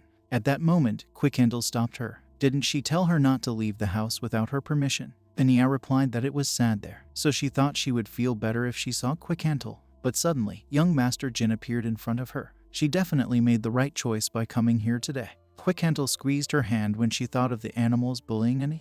If they had physically touched her, she would have killed them all. But all they did was treat Anya as if she didn't exist. Jin looked at Quickhandle. He knew how the academic nobility behaved in the presence of a commoner. Jin could imagine Anya being bullied. That's why he hasn't interacted with those bastards from the academy since his last life. Anya asked why her deeply adored young Master Jin was here. Jin approached her and told her that she was the reason he had arrived. There was a possibility that someone was hunting her because she was an Ulta contractor, so he asked if she would go with him. He promised to protect her. He told the truth straight out. It didn't take him long to realize that his wording might be misunderstood. As soon as she heard what Jin said, Anya felt like the main character of a novel. His words caused another chaos. Anya began to beat the air with her fists like a hallucination patient, and her eyes became bloodshot. She said that Ulta had finally heard her prayers. It was so loud that Murekin almost went deaf. Anya kept insanely repeating that she would go with Jin. She thanked Ulta for being able to meet Jin. Jin had never seen such a situation in his entire life. Even the great and all-powerful Veridin Zippel would not have received so much admiration from one fan. It was like a follower meeting his god. Tired of this sight, Quickhandle lightly hit Anya on the back of the head. The girl's body trembled and then fell to the ground as she lost consciousness. Jin grinned at the funny sight. Quickhandle sighed. She was afraid that Anya wouldn't want to go. Obviously, she was worried for nothing. She would follow Jin even to the underground prison of the Rankhandles. What prison? Jin said his family doesn't have anything like that. Quickhandle told him not to pretend, because there was a dragon there too. When Jin wanted to ask what she was talking about, they were interrupted by Murekin's snoring. Murekin suddenly fell asleep, snoring loudly. The woman turned to Jin. She helped him because of her loyalty to Temur, as well as for Anya's safety. But the main reason is this sleeping bastard. Jin had nothing to say. He could only imagine how deep her feelings for Murekin were. But the words that followed were completely different. She continued that it was the sleeping bastard who didn't realize how weak he had become. She won't tell him that, but he won't be able to stand up to Violetta. So if they have to fight him, she will fight. Jin asked if Violetta was that strong. Yes, but it was also the fact that Murekin was incredibly weakened. Her attack at sea would have been a joke to him 1,000 years ago. Right now, Jin and Murekin needed a place to wait for Violetta's arrival. Quickhandle offered to stay with her, but Jin will have to convince the stubborn Murekin. She was sure he would make a fuss because it was her ex's house. Silver Dragon Quickhandle. Contrary to Jin's first impression of her, she turned out to be quite thoughtful. He told her to leave it to him. Quickhandle reported that Anya would wake up in 10 seconds. She asked Jin to choose his words carefully when he explained the whole situation to her. Jin was surprised. Didn't she just hit her? Even trained martial artists don't wake up so quickly. In less than 10 seconds, Anya began to come to her senses. Goosebumps ran through Jin's body. Modern physiology and medicine could not explain the phenomenon before him. It was the will of a fan. Soon Jin began to explain. Jin started with Julia and her predicament, right down to the assumptions about Willette and the Zippels. He couldn't say anything about his past life, but fortunately, Anya easily absorbed all the contents. She trusted Jin's words completely. Intrigues and adventures related to a child, a girl, dragons, and a young Master Jin. It was very romantic. Jin replied that she could look at it that way. Anya said it's better to think positively. Well, she should get ready to leave the Bement Empire with her family and go to Tikkun. She asked when they would leave. Jin replied that the sooner the better. Anya was ready to leave tomorrow. Her whole family is a 7-year-old younger brother and an old dog, Poppy. Quickhandle told her to go and start preparing for departure. Anya couldn't wait for this. After saying goodbye to Jin, she ran to get ready. Officially leaving the academy was a bad idea. The imperial family of Bement will not let the contractor Ulta go so easily. And the moment they notice her intention to leave, they will chain her at any cost, whether it's taking her family hostage or using drugs to prevent her from leaving. The Special Affairs Department of the Bement Empire will be tasked with keeping an eye on them. Until that happened, secret departure was the best choice. There will be a search and a chase, but it will start in the Magic Federation of Lutero, not in Tikkun. Although this does not mean that there is no danger. Jin and Quickhandle decided to leave without saying anything. Ending the conversation, Jean and Quickhandle looked at the front door at the same time. They could hear pairs of footsteps that were getting louder from the courtyard. One of the owners of the steps knocked on the door. The voice was asking if there was someone like that. He needed firewood. It can't be that someone has traveled all the way to their remote place for firewood. It was the Special Affairs Department of the Bement Empire or the Imperial Guard that came to check on them. Firewood. Quickhandle only thought that this person was strange because there were many trees outside. Surprisingly, Quickhandle didn't even doubt the intruders. Jin stopped her. Did she really assume that the person outside had come for firewood? Quickhandle was definitely very strong, but because of her strength, she didn't even have an ounce of caution. Jin thought for a moment. Are all dragons so careless? He said that the person outside was most likely from the Special Affairs Department of the Bement Empire. Jin activated the rune of Molt and hid his face with a helmet. Jin assumed it was an Yu. From now on, they will most likely keep an eye on this place. They probably want to confirm the presence of outsiders that Quickhandle brought with her. Follow her. How dare they? Quickhandle was furious. Quickhandle ran to the door. Quickhandle opened the door and was greeted by a large man. He wore a huge shirt and a straw hat, and his body was well built. She grabbed him by the throat and lifted him off the ground. Quickhandle was telling him to tell the truth. Was he from the Special Affairs Department of the Bement Empire? Although the man was choking, he didn't say anything. Another man's voice rang out, and surprisingly, it came from the house. He said he sent him. The man asked her to loosen her grip. If she kills him, another officer from the Special Affairs Department will come. The attacker was wearing a red mask and a tight blue suit, the uniform of members of the Special Affairs Department. Jin knew that only important leaders wore red face masks. Quickhandle let go of the man and rushed at his commander. If she needs to kill someone, it's better to start with him. Quickhandle struck. The man didn't even flinch or dodge. He received a blow, but remained motionless like a statue, as well as unharmed. The man didn't seem to show any fear in the presence of Quickhandle's rage. He asked if she had let off steam. To think that he's fine after taking a direct hit from a dragon, albeit in human form. Jin realized that this was definitely not an ordinary officer from the Special Affairs Department of Bement. He had a red mask that only the department group leader can wear, plus he wields a curved sword. Only one person fit all these characteristics. The Emperor's right hand, the leader of the third group. The code name is one whose blade prowess is recognized even by rank handles. Undoubtedly, he is strong, judging by the energy, at least on the 8th rank. Jin was glad that he had covered his face with the rune of Molt. Quickhandle said that he was good. It was natural for a person. Once he asked for forgiveness if he offended her. They had no other option to verify the identity of her guests. Since they confirmed them, he was leaving. Once he didn't even ask who Jin and Muraken were. And if he had, Quickhandle wouldn't have told him. But could Quickhandle let him go so easily? He had so brazenly invaded her space and even dared to apologize for it. There must be a limit to human arrogance. Once he said that Anya had just left the house. Did Quickhandle think that walking alone late at night was dangerous for her? If they fight now, Quickhandle will win. But will she be able to help Anya if something happens to her in this short period of time? Once I asked if she still wanted to continue. If not, he will leave. Once he walked past Quickhandle and went out into the doorway. The silver dragon released a monstrous aura. It pressed on Raza like several mountains. Quickhandle told him to remember that next time he would have to put the most expensive on the line. Every little thing that he defended at the cost of his life. Let him be ready to lose everything because of the offense committed today. He said goodbye once and left. Raz, who had escaped from a remote log cabin, felt relieved, despite the fact that there was an unperturbed expression on his face. His demeanor was born out of a lot of rigorous training in controlling facial expressions and suppressing emotions, necessary in order to become the commander of a unit of the Department of Special Affairs of Bement.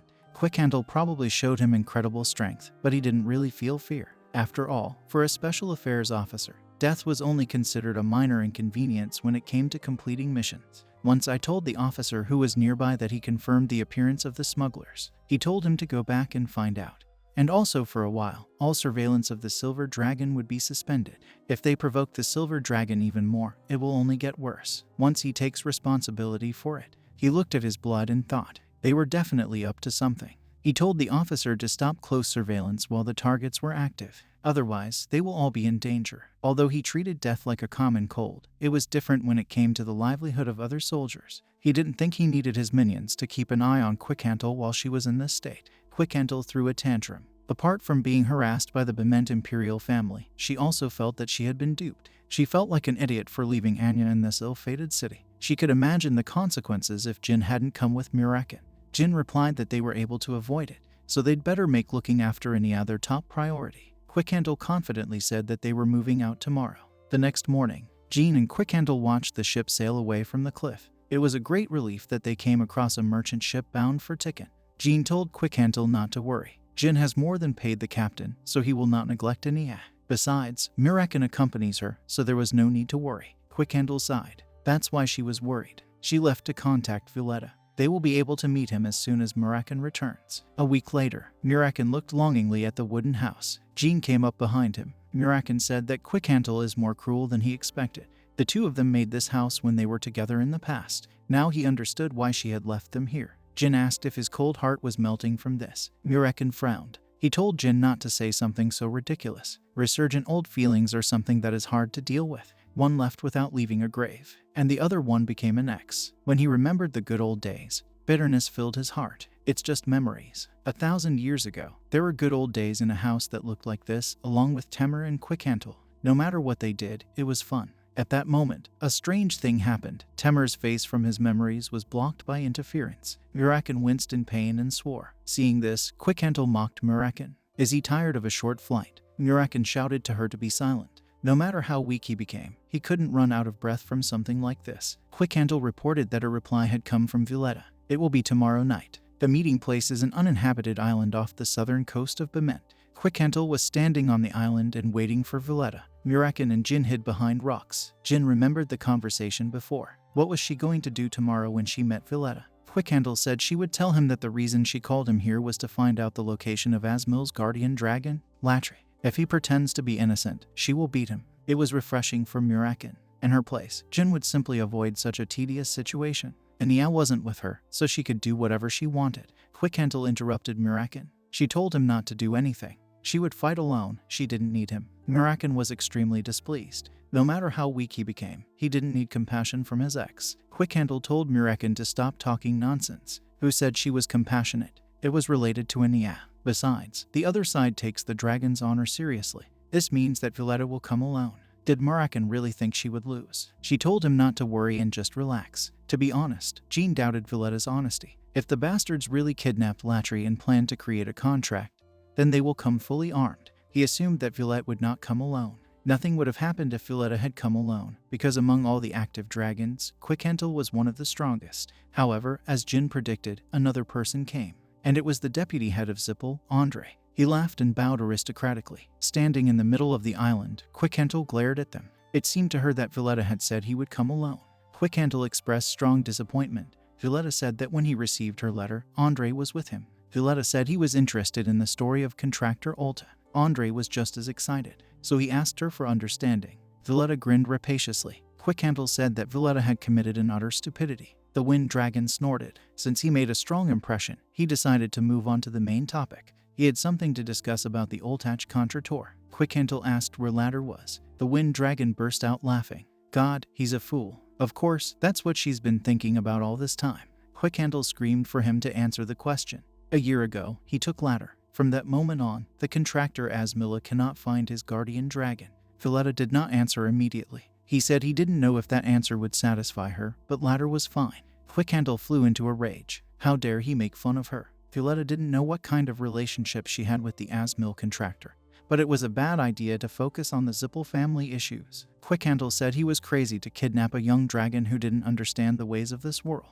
Jin and Murakin were hiding, watching the tense scene. They had already created this area with shadow energy, so their presence was hidden. Suddenly, whirlwinds appeared, surrounding the island. It was a cyclone caused by Violetta's ability. He had an offer for Quickhandle. If she handed over the contract, then in return he would let her live. Quickhandle chuckled. What kind of nonsense is this? Violetta was just an old lizard in her eyes. Violetta flew into a rage at these words. Mana flowed through the powerful winds, and tornadoes began to approach the silver dragon. Tornadoes moved like huge snakes, while the trees were lifting off the ground. However, it wasn't enough. She didn't even dodge the attack and took the wind in full force. It wasn't that Quickhandle underestimated the attack. She truly believed that it wasn't necessary. A loud echo echoed throughout the island as the cyclones touched her silver armor. But that was all. The neighborhood was devastated, as if from a bombing. And yet she was standing in the same place, in the same position. Violetta was a little surprised, slightly widening his eyes. Quickhandle had a counteroffer. Let him return Ladder right now,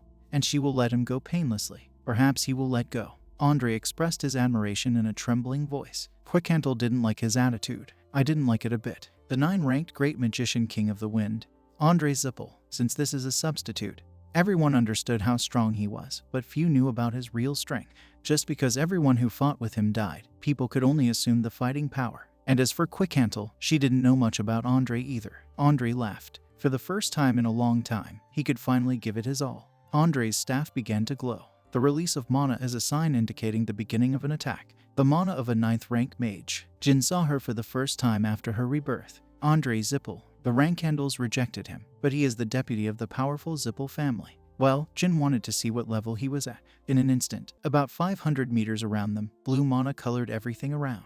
It was an unusual sight, and since he was a contract employee of the Wind God, Andrew's magic was the pure essence of the wind. Every movement of the air around the island could potentially become Andrew's weapon. The wind was invisible, although its artificial compression and movement could be seen when it tore apart space. The wind in its purest form had no shape, so Andrei's wind could become an invisible sword or a shapeless spear and pierce the enemy. The space around the great magician began to transform with the flow of wind.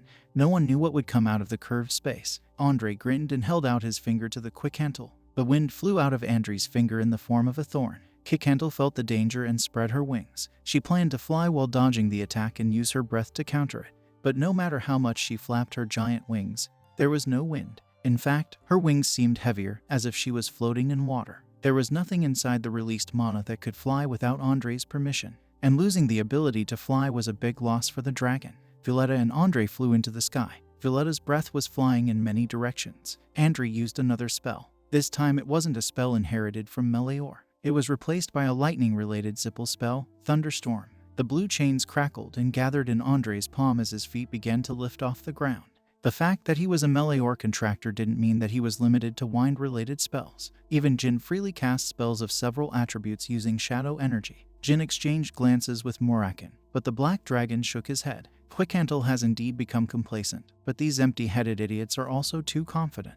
This will ruin them. When Morakan finished speaking, Andrei also finished casting the spell. Violent, electric circuits rushed to the Quickhantle, hundreds of sparks and crackles of electricity sufficient to blind a person mixed with Violetta's breath. Although they were quite far away, Jin felt the blows all over his body, despite the fact that he was protecting himself with shadow energy, a force definitely worthy of being the deputy head of the Zippel family. However, despite the undeniable power, the spell did not hit the target and became useless. Quickhantle activated her powers and froze Andrei's spell. As the great wizard controlled the wind, being a contract of Meleor, Quickhantle ruled time as one of the dragons of Ulta. Quickhantle destroyed the frozen magic with one breath. That's why time management was one of the most powerful abilities. The ability to control time and even stop magic. It's been many years since Andrei has seen such a sight. Strangely enough, greed flashed in his eyes. Quickhantle said that today she would tear apart his dirty mouth. Andrei froze, and then went berserk. She was terribly angry after just one spell. He ordered Violetta to proceed with the next attack. Violetta could not carry out this order. His body didn't move. It was the power of time control. Quickhantle got off the ground and rushed at the frozen wind dragon and knocked him to the ground. When she got close enough, she tore off one of his arms. Screeching, he fell to the ground with Quickhantle. Andrei watched helplessly on the sidelines. He could only scream. How did this nobody dare to buzz in front of her? Quickhantle was still there. Andrei yelled for Quickhantle to stop. It was hard for him to see the death of his old friend, but the silver dragon was adamant. Quickhantle told the magician to shut up and watch. He will be the next in line. She quickly killed Violetta. Despite her threatening words, Quickhantle was also very exhausted at this moment. She spent a lot of effort stopping time. If she could use her abilities endlessly, then the strongest being in the world wouldn't be Shiren Rankhandle. She took care of Violette, but she used too much strength. She now needs the help of Jin and Murakan to cope with the magician. It's good that they were there. If she was alone, then she would have an unenviable end. Andrei Zippel said she had gone too far. Such arrogance is allowed only by the best. He was obviously referring to himself. Andrei pulled something out of his robe. In his hand was a stone emitting an ominous glow. The moment Murakan saw her, he exclaimed in disbelief. He recognized this sinister object as the Source Stone. The stone transformed into its true form. His torso broke through the spiritual energy, revealing a massive shadow on the ground. Murakan nervously watched this. According to him, it was impossible. The stone had to be destroyed. Where did old Andrei get it from? Soon after, a long creature emerged from the ball, making a screeching sound that tore the eardrums. From what Murakan called the Source Stone, a huge black creature resembling a face appeared. However, his eye sockets were empty, and since part of the face was disfigured, the exact features were indistinguishable. Andre said that Quickhandle was born a silver dragon of time and lived with the idea of her own superiority. But she was wrong. Humans, dragons, and even gods will eventually fall into the hands of the Zipple family. She should stop denying it and accept it as a fact. As soon as the face formed, the long neck of the black creature stretched out, and the figure moved to bite the Quickhandle. The Source Stone preserves the power of all the gods. When danger came to the world, they created it as a security measure to prevent the end of the world. As a result, the gods themselves destroyed it. The Source Stone was so strong that it could erase the world instead of protecting it. So why an item that was supposed to disappear in the hands of a magician? Quickhandle groaned in pain. Her right side was injured. Black and evil energy was destroying her flesh. It was the first time she had met such a thing, so she did not know how to react and defend herself. Andre laughed nastily. This was where she belonged, a place where the weak must bow to the strong. He's the hunter, and she's the prey. At that moment, the evil Murakan turned into a dragon and attacked Andre and forced him to retreat a few meters. Andre Zipple was only a little surprised to see a black dragon. There are only 2 of them left in the world. Apparently, he is the Murakan of the Rankendel family. Has he really woken up from a 1,000-year slumber? So the guy next to the dragon is his contractor. Andre recognized Jean, the youngest member of the Rankendel family, who left the house recently. Since Andre recognized him, there was no need to hide his face. Andre's eyes filled with greed. Initially, he only wanted to absorb the contractor Oltak. However, the opportunity to make 2 big catches filled him with greed. His appetite has grown noticeably. If so, to be honest, he decided to wake up his sleeping friend. The face approached the corpse and whispered a spell. Soon after, black smoke came out of the wind dragon's wound, after which it began to heal. However, this was not a normal regeneration. Instead of green skin and emerald scales, the missing flesh was filled with the same energy as the Source Stone. Andre apologized to his old friend. He shouldn't have saved energy. In less than 10 seconds, the exposed white bones were covered with newly grown flesh, skin, and scales. He slowly raised his body. There should still be lakes of blood and remnants of flesh with scales on the ground,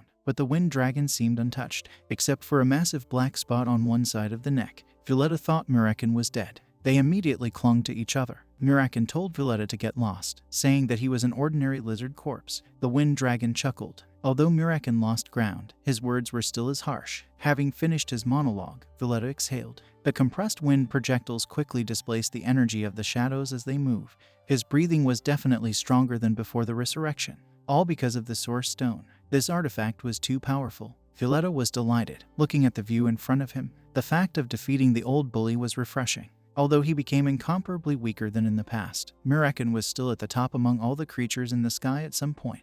Therefore, he wasn't going to lose so quickly. Resisting the breath, Murakan's body dissolved into black smoke. Then he walked up to Violetta and gathered his body back, showing himself next to his enemy. Hand-to-hand combat ensued. Every time the 2 massive dragons collided, the island rumbled and shook. Murakan and Violetta were going to use Dragon's Breath at the same time. The Wind Dragon declared that he would be known as the one who killed the legend.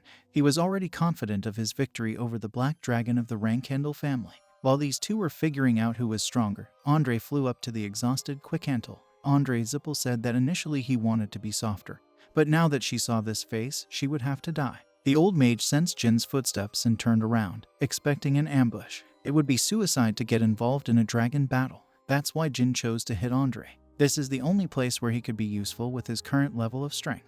But he didn't even think to hit him from behind.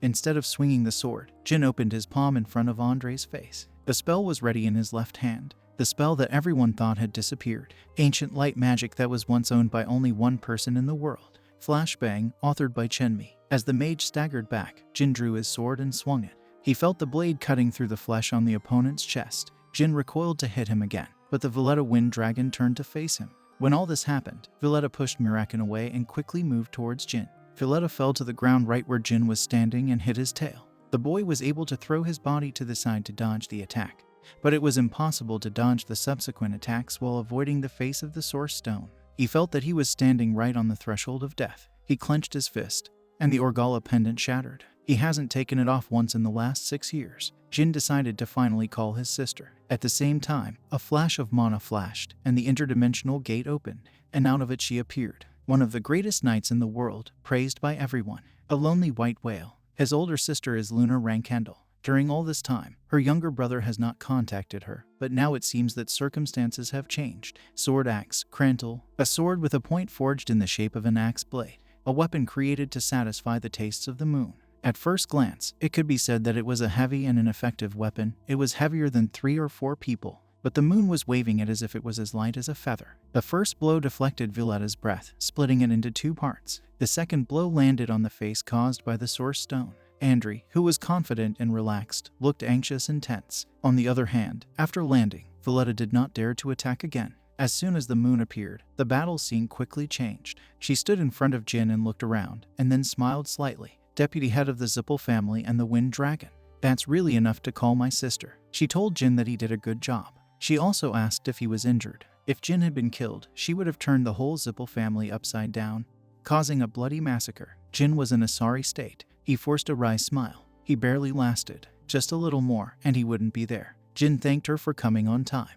After making sure that Jin's life was not in danger, she turned her gaze to Andre and Violetta. She asked Andre if he had swallowed his tongue. Luna wanted him to explain how he was related to her younger brother. All this time Andre and Violetta just stared at the moon, unable to find words. Their opponents are the deputy head of the Zippel family and the Wind Dragon, animated by an artifact with the power of God. It will be difficult even for the moon to cope with them. But looking into her deep eyes, Jin was sure. The fight was already won. After all, she was the definition of the strongest. If not her, then who? Murakan approached the Jin with a quickie. They needed to move away a little. He apologized to Jin. He couldn't block Violetta because that bastard controlled the wind.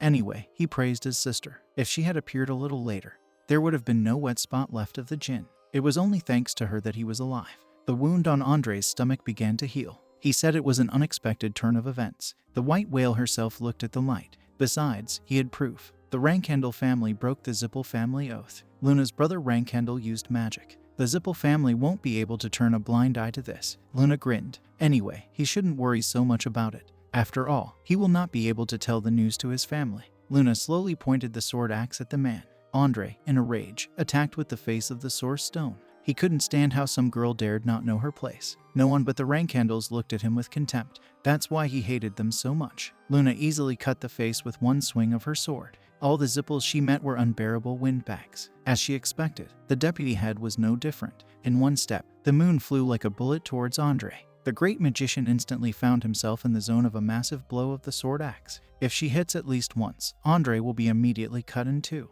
Violetta took the blow. Many places of Violetta were cut. Although it wasn't a fatal injury, the Wind Dragon was startled by its inability to react to her attack. The moon was absurdly fast. To Violetta and Andre, the moon was moving at the speed of light. It was impossible to follow her movements with the naked eye. It was the ultimate speed. They could only react to her actions by predicting the next step.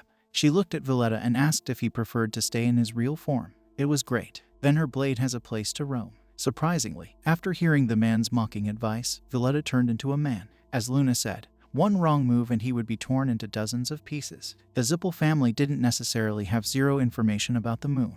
Being the strongest after Shire, the Zippels endlessly scraped information about her. However, intelligence agents who got too close often died, and every single one of the Zippels who fought against her died. Besides, the moon was a mystery to the Zippel family. They only heard rumors about her power, and no one told them about the whole truth. They were only content with a vague conclusion that she had surpassed human limits. Violetta nodded, hearing Andre's insistent cry. Since they had been working together for a long time, they could announce their next step without words. The wind began to squeeze Violetta's palm, the shape faintly resembling a spear. And even in human form, Violetta had a black spot on her neck. The power he had received from the sphere during his resurrection was still being used. Luna was pretty relaxed. However, as soon as Violetta began to conjure the powers inherited from the Source Stone, she realized that the dragon's movements had changed. This power wasn't magic. It was similar to both the energy of dragons and the energy of demons. Luna suggested that the reason why the Wind Dragon was going out of his way was to buy time for Andre.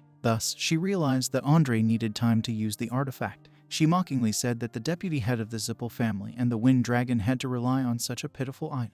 Do they really think that this insignificant thing can save them? She understood why it took the Zippels so long to catch up with the Rankhandel family. They had such a pathetic person as their deputy. Wind, aura, mana, and energy of the Source Stone. All four powers seeped into the spear. The spear was constantly growing and reached a point where it no longer resembled one. Without hesitation, Violetta started waving her weapon. Luna easily dodged the first attack. Then she deflects all the blows with her sword. After a few swings, Violetta couldn't stand it anymore. Seeing a good moment, the moon pushed the Wind Dragon away with a strong kick in the chest. The dragon breathed heavily. That was it. That was his limit. Luna asked if he had anything to show her. If not, then she will finish everything quickly. The Krantle emitted a bright radiance. The endless light of the blade shone in all directions, resembling the light emitted by the sun. His aura looked more sacred than dangerous. The third and final movement of the Rankendal's meteor shower. The blade slammed into the ground, and, in accordance with the name of the technique, the clouds dispersed when the meteors began to fall, right where the arrogant opponents of the moon were standing. Jin remembered his Uncle Zed's words. If one had to describe the family's sword technique in one word, it would be dominance. She is destructive and ruthless. Battle, conquest, enslavement. The thinking of the Rankendals is contained in the sword. That's why there was no sword technique for Rankendals. The only thing they have for killing opponents is a secret technique and a final move. Jin's eyes filled with awe as he looked up at the sky. He had heard his brothers discussing the various techniques of the family several times in his past life. After seeing how the sky opened up and the aura fell to the ground, he was able to conclude that this was the third final movement, meteor shower. But this was the first time he had actually witnessed it. And it's also the first time he's seen one of his family's secret techniques for the first time. Countless balls of energy fell like shooting stars. When each streak of light fell on the ground, Jin felt the impact with his whole body. It seemed to him that he was looking at the absolute limit of human capabilities. He concentrated on watching, not wanting to miss a single moment. He wanted to remember this scene and recreate it himself someday. Recreate the same domineering force. This final move was beautiful, and it also gave its enemies a sense of hopelessness. Handsome and strong. Every time a meteor hit the ground, the whole island cried. The earth was mutilated, the stones split, and the dirt crumbled into smaller particles. The meteors were powerful enough to turn everything they come into contact with into nothing. Among the explosions, a helpless man and a dragon looking for shelter looked pathetic. They realized that they could not survive by relying on some unfinished artifact, which eventually filled their hearts with hopelessness and suffering. Impossible. Andre muttered the word like a prayer. Violetta returned to his dragon form and jumped to protect him. Andre was in shock. It doesn't look like Luna used the power of the god she has a contract with, or a rare artifact. She only used human strength. But how is this possible? Violetta said that Andre must survive by any means, even if his body was torn into millions of pieces. As long as there was even one broken bone or piece of flesh left, Violetta could be resurrected by the power of the sphere. That's why he was never afraid of death. If he could be resurrected, then there was no reason to be afraid of death. However, the power of the moon was still terrifying. With only one technique, she made a 9th-rank magician feel terror and hopelessness. Maybe even with the origin stone, it would be impossible to defeat the person in front of her. Andre squeezed the source stone. Right. As long as he has the devil's stone, he won't die. With a stone, oh god. The stone gave Andre a sense of confidence. On the other hand, the moon was overflowing with majestic might, lowering its sword axe. She didn't even look at the meteor shower that tore Violetta apart, consumed by dissatisfaction with the results. She destroyed the island and killed the great magician Zippel, as well as his dragon. And yet she was not satisfied. She wanted to suck up to her father's level. She was still a long way from her father. Shiren's meteor shower, which she had witnessed only once in the past, was much stronger. She had to do something that would absolutely dominate the battlefield. Only then could she think about comparing herself to her father. But even so, she was sure it had paid off. With that thought, she looked around. Her younger brother is clearly provoked. She wanted to send a message to her brother that he was watching an unfinished but amazing technique, that he must grow up and become much stronger to become the next patriarch of the Rankendal family. And Jin understood his sister's feelings, even if she didn't say it, or even if she said it and Jin couldn't hear it. Even though he could barely see her from afar, he understood what she wanted to tell him. She lit a fire in his heart. Compared to any other moment, he had never been so passionate about fencing. The thought of surpassing his older sister and their father to inherit the throne beckoned him. He will never forget this moment. When it seemed that everything was over, the moon felt someone else's energy. Slowly, Andre appeared, who merged with the source stone. Luna turned and looked at Andre's new form. Her pride was a little hurt. She will be annoyed if the clowning drags on in front of her younger brother. Andre gritted his teeth and made a terrifying sound, something between a scream and a growl. Jin asked about what it was. Murakan replied that he understood everything.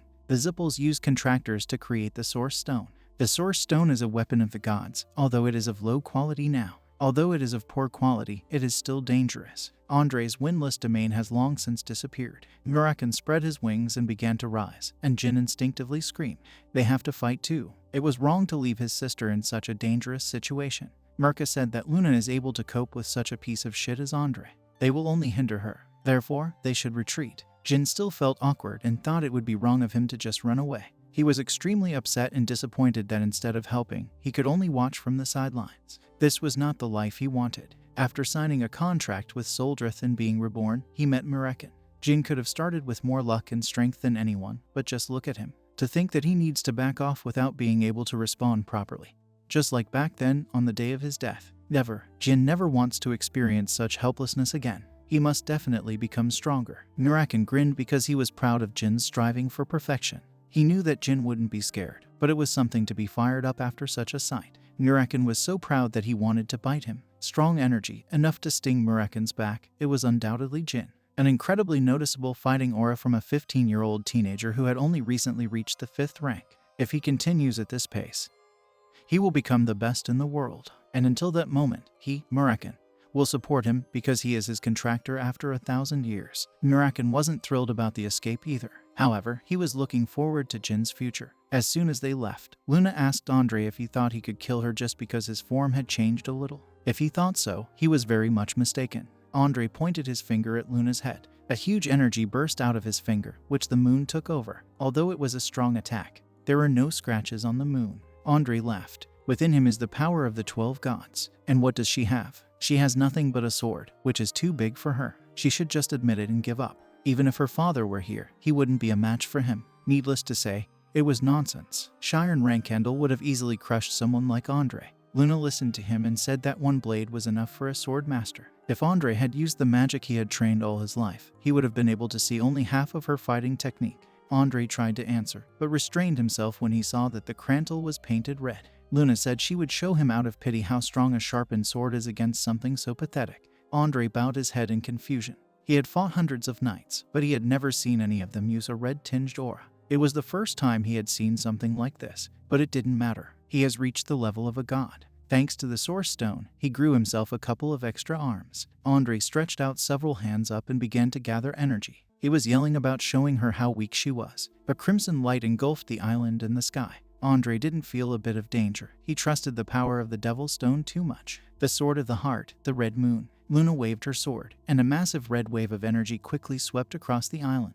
The ground soon began to rumble, and in an instant it split apart, forming cracks. A streak of red light passed through the entire island and cut Andre. The Source Stone was also cut. The space around him cracked like glass, and the dark energy of the ball was sucked into its cracks. After the battle, the island goes into the water. At the moment when the moon, which was on one knee due to exhaustion, almost reached the edge, she was being sucked in. Murekin was descending at full speed, and Jin held out his hand to her. She barely caught it and flashed a smile. It seems that her younger brother saved her today. The island they fought on completely disappeared after the devastating onslaught of the meteor shower, the Mind Blade, and the explosion caused by the destruction of the Source Stone. This destructive force was enough to completely destroy the island.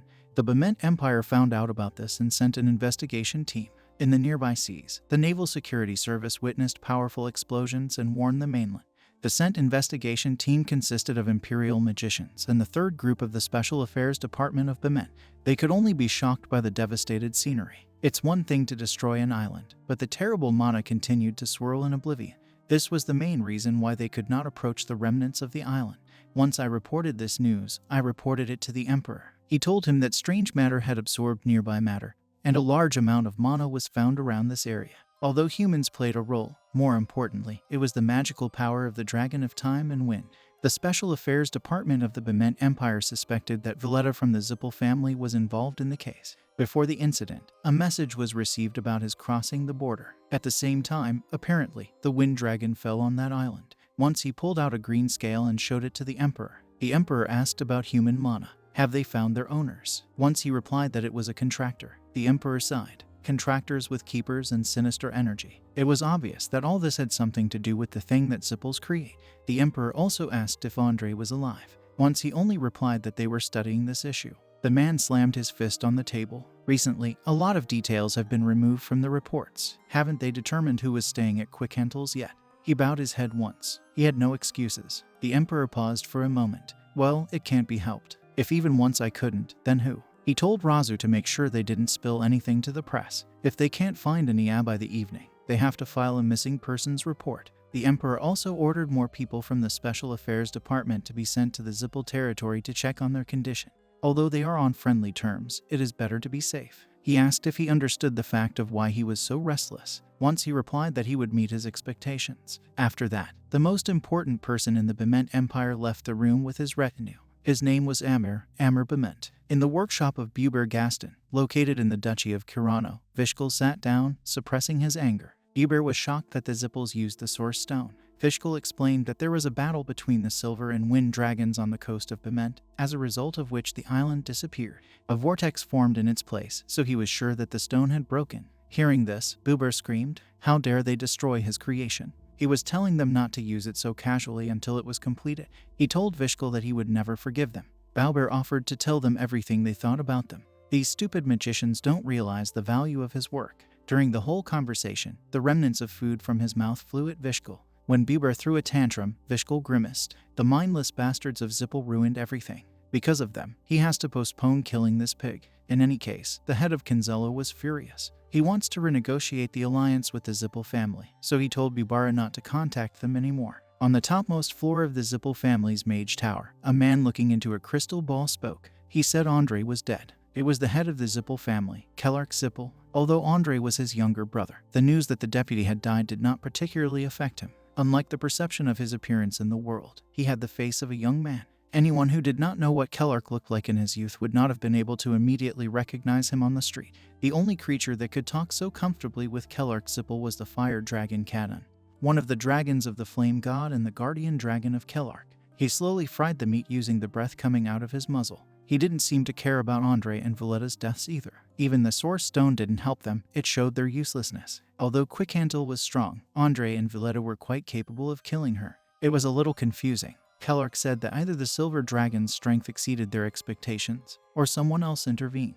It's probably one of them, maybe even both. Kadun thought about it. Who could it be? And then it dawned on him. After all, they received a report that the Shadow Dragon killed the grave giant in Kinzella. He assumed that the culprit of Andre and Valletta's death was Misha. If it was her, then everything was clear. She wouldn't be afraid of the Devil's Stone. Misha was the sister of Mirakan of the Rankhandle family. Besides, Quickhandle is his brother's ex. Therefore, Quickhandle is not quite an outsider for Misha. Kellark thought about it, and then told the dragon that he now had a job. Kadun chuckled. Did Kellark want him to find her? It was impossible. If the black dragons want to hide, no one can find them. Kellark laughed softly, telling him not to be a child. In addition, they disgraced themselves by missing the Source Stone. Kadun approached and asked if he was okay, because he had lost his brother. Kellark replied that he was sad, of course, but he knew it would happen. Kellark was shocked when he found out that Andre had attended Shiren's banquet and didn't even say anything. Kadun didn't believe him. He told Kellark to have the Devil's Stonemaker make another one.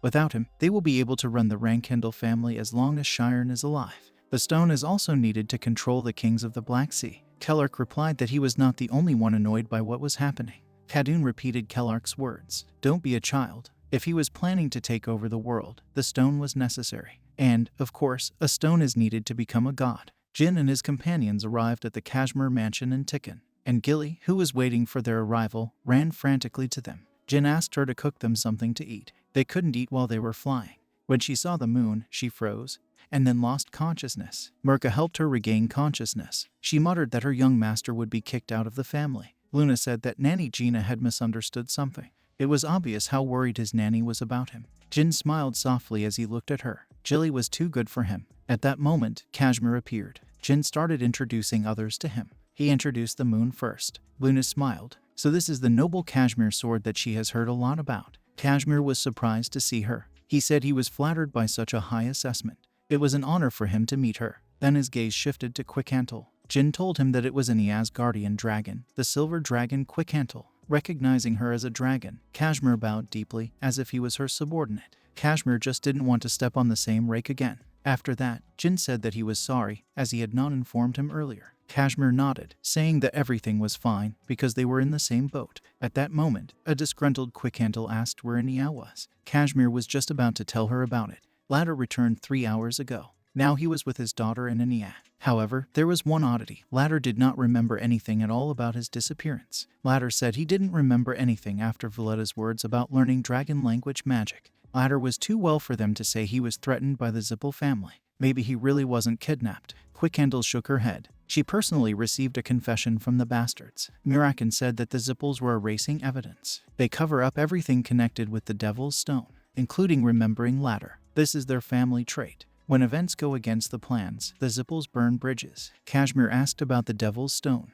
He had never heard of him before. Jin began to explain all the events to him, from the battle with the Wind Dragon and the 9th rank magician Andre Zippel to the Devil's Stone. After that, Kashmir understood everything. Jin has been through a lot. He was very grateful to him for that. So what did the Zippels achieve? Mirakan already understood what the Zippels were trying to achieve with this. The Devil's Stone. There is only one reason why the Zippels decided to imitate the Source Stone. Someone wants to become a god. They are trying to gather all the power of the existing gods and destroy the obstacles on the way to this goal, to become the only deity controlling their world. Kashmir told them to rest. It uses all possible resources of 7 colors. If Quickhandle wishes, he will take her to Ania. Of course she wanted to, so he took her to Ania. Jilly woke up, and then when she saw the moon, she experienced a severe shock while losing consciousness again. Luna was in a good mood when she heard about Jin's achievements. After they destroyed the infamous Tessing organization, Arkan became safe. The deputy head of the Zippel family and Valletta are dead, and he did it all in just 2 months. The last battle may have been completed by the moon, but if it wasn't for him, Andre and Valletta would never have come to the island at all. No temporary flag bearer in the history of Rankhandle has achieved so many achievements in such a short period of time.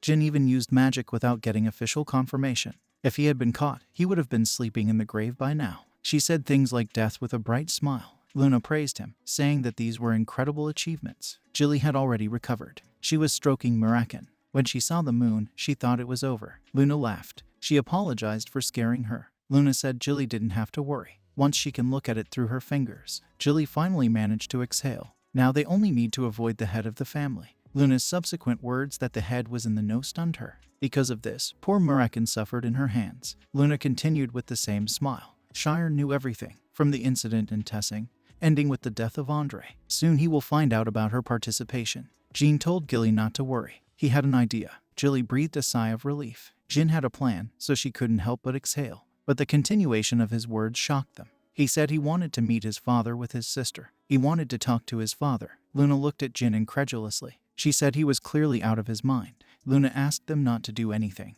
Then their father would just close his eyes. What was he even thinking when he said that? Jin replied that he only wanted to warn that the Zippel family was in the middle of executing a plan to attack the Rankhandle family. If we are talking about the Devil's Stone, then the moon can report about it. He didn't need to take that risk. Luna asked if he didn't understand what it meant for a reserve flag bearer to return to the family. Is he really going to take the standard bearer exam?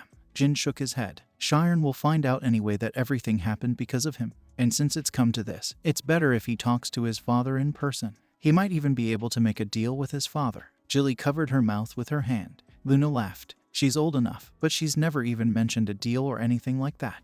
Even Luna was worried that her brother might have injured his head during the battle. The moon was extremely gloomy. If Jin goes on like this, his father will kill him. Jin nonchalantly replied that he believed that when the time came, the elder sister would stop him. Luna approached Jin and looked into his eyes. They stood looking into each other's eyes for a few seconds. She could only click her tongue. In the end, Luna didn't convince Jin. Her younger brother intimidated the family. She clearly saw how hard it was for Gilly. Luna said she would go with him. Jin replied that he planned to use the first teleportation gate tomorrow. Luna nodded. It was better not to linger. Jilly wanted to thank her, but was stopped by Luna. Since their family consists of those who strive to grab another by the throat, at least she should give him warmth. Therefore, the moon will become Jin's shield. She was sure that Jin, as usual, was up to something. Jin and Luna were leisurely heading to the head of the family. Their path was blocked by Runsha. She asked why she had brought Jin. The moon had to change his mind. Runsha spoke in a low tone, but there was a cold, furious look in her eyes. Luna turned to Jin. She should treat him well. Jin somewhat sheepishly agreed. The fourth son, Vigo Rankhandle, was the first to exclaim. He called them crazy. Is his youngest really that stupid to come back? The future standard bearer should not look for the Garden of Swords. Next to him were his fourth and fifth daughters, Mew and Anna. They said it was the result of their sister's condescension. Jin evades the responsibility of a backup flag bearer. They said it was too brazen on their part. Luna thought silently. Everyone has prepared well. Does the father know about this? In the residence outside the window, Marie and Diff Rankhandles were watching everything. It was shocking. Did Junior give up his right to become a flag bearer? No, rather, puberty made him wonder if there is life after death. Marie was a little angry. How would Junior dare to do that? They should fight when he grows up. Diff clicked his tongue and looked at Marie. However, Marie didn't answer and instead continued to look at Jin. From the moment she gave him the Phoenix Heart, she had been waiting for a great battle with Jin. But now that he was standing in front of them, she could only be confused and disappointed.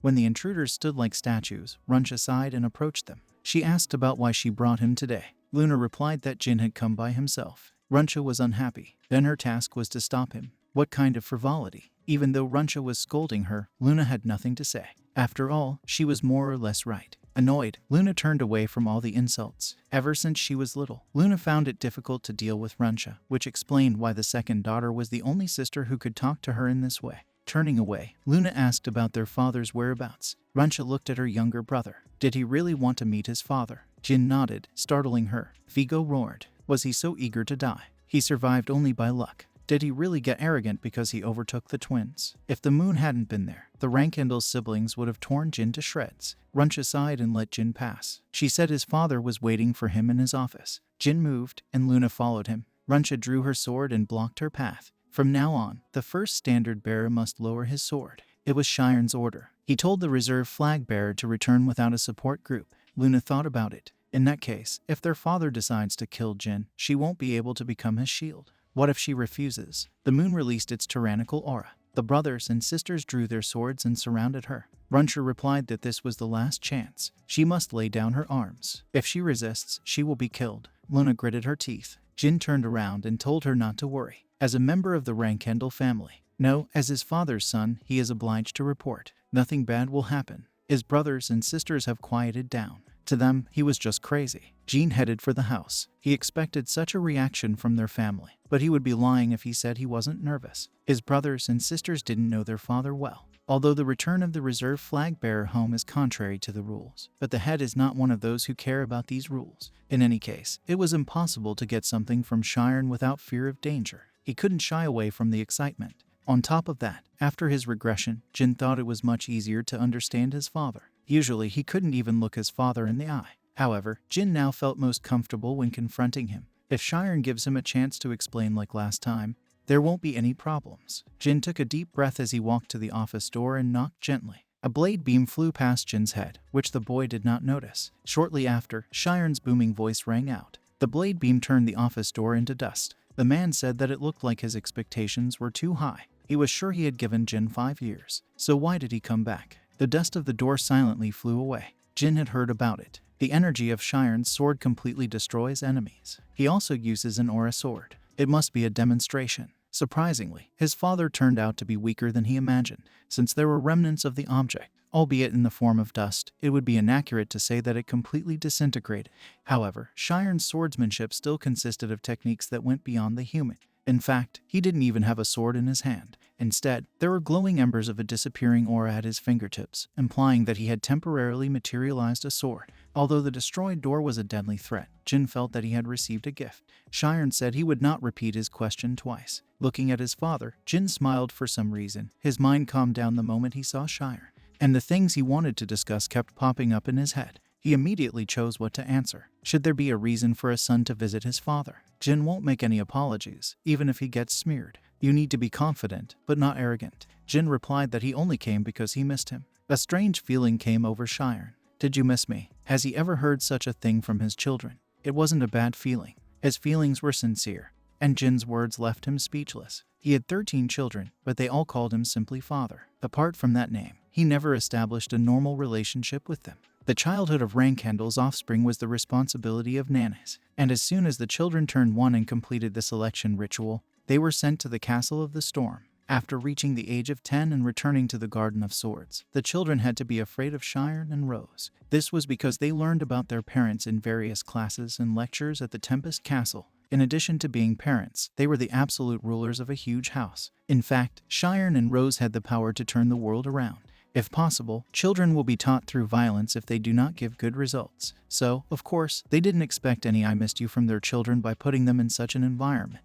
All they wanted was to determine the next in line to the throne, the one who would continue the great legacy of Shiren, the greatest swordsman in the world. Shiren said it was inappropriate. Did he become soft after contact with the outside world? Jin replied that the outside world had nothing to do with it. He said he had always liked Shiren. Shiren stifled a laugh and took a deep breath, causing the air in the room to suddenly become as sharp as a knife. With every breath he took, he felt as if thorns were piercing his lungs. It was a bloodthirsty intent. It had been a long time since his heart had been overflowing with emotions. Looking back, ever since he ascended to the demigod realm, it was his youngest son who had always worried him. Jin thought he had said something wrong. Shiren said that he did not expect this from him. He told Jin to stop talking nonsense and get down to business. Jin should give the reason for his return. Depending on the answer, his fate will be decided. And it was true. Shiren had intentions of beheading Jin the moment he replied with some useless things. Then he would instantly erase Jin from his heart. Similarly, he slaughtered and killed his brothers and sisters before becoming patriarch.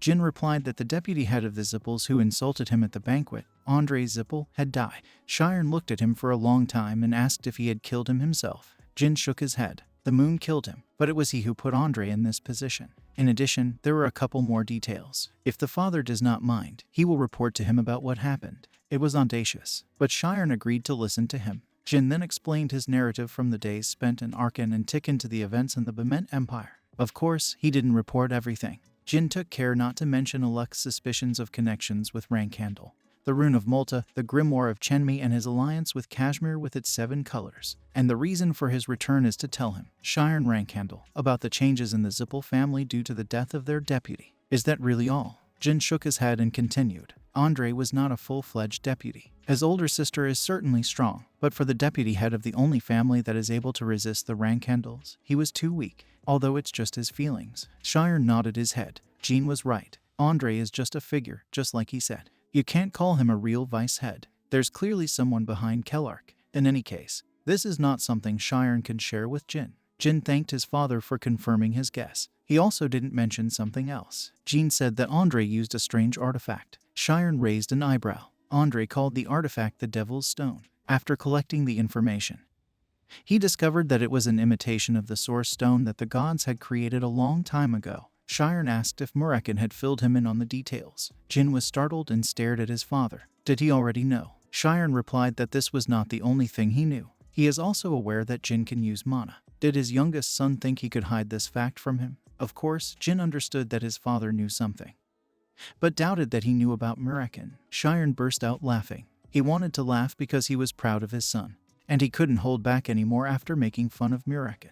But he only suspected about him. Jin just confirmed it himself. The Rankindle moth. To think that his son had degraded the great black dragon to a domestic cat. Jin couldn't laugh with Shiren out of embarrassment, but it looked like his father was having fun. Soon he stopped laughing. Imitation of the Source Stone. Jin got some pretty important information. Shiren decided to talk to Luna. He didn't know how far the Zippel family had come in creating the artifact, but this power was dangerous. He wondered if the kings of the Black Sea knew about it. Having ascended to the realm of the demigods, Shiren spent most of his time in the Black Sea. He had fought his kings many times, and each king was a particle of the Origin Stone. There's a reason they're up to something. He should visit the Black Sea. Shiren said that this time he would turn a blind eye to blatant violations of the rules. But beyond that, he asked him to say what he wanted. That was all Jin wanted. Even before he offered the deal, Shiren placed the gift in front of him. But Jin knew. His father wouldn't let him leave with something for free. As soon as he announces his request, Shiren will definitely add some conditions. He had to think hard. If he asked for something too big, then the conditions would be excessively strict. But that didn't mean he had to back down. Jin asked not to allow other members of the Rankhandle family to visit the independent city of Tikkun for a while, justifying its name. Tikkun was a land that was not connected to anyone, be it the Rankhandles, the Zippels, or the imperial family of Bement. At the same time, all 3 powers sought to colonize this land. It wasn't for power or resources. Getting 7 colors, experienced people, and a trade center would be a remarkable 3-in-1 achievement. It was just a free gold coin on Earth. Tikkun wasn't worth fighting with other clans for land, but it was still wasteful to leave such an easy acquisition alone. Shiren's eyes flashed with light. So Tikkun is the place that became the main base of his youngest son. Okay, but he had one test for Jin. The hidden master of the Tikkun, the noble Kashmir sword. Jin needs to make him one of his people and bring proof. If he succeeds, Shiren will not allow any member of the Rankhandle family to set foot in Tikkun without his permission. The term is 1 year. Shiren wanted to see if Jin could prove that he was capable of getting this arrogant bastard who refused the Rankhandle teacher position. Doubting his ears, Jin let out a refreshing scream in his mind.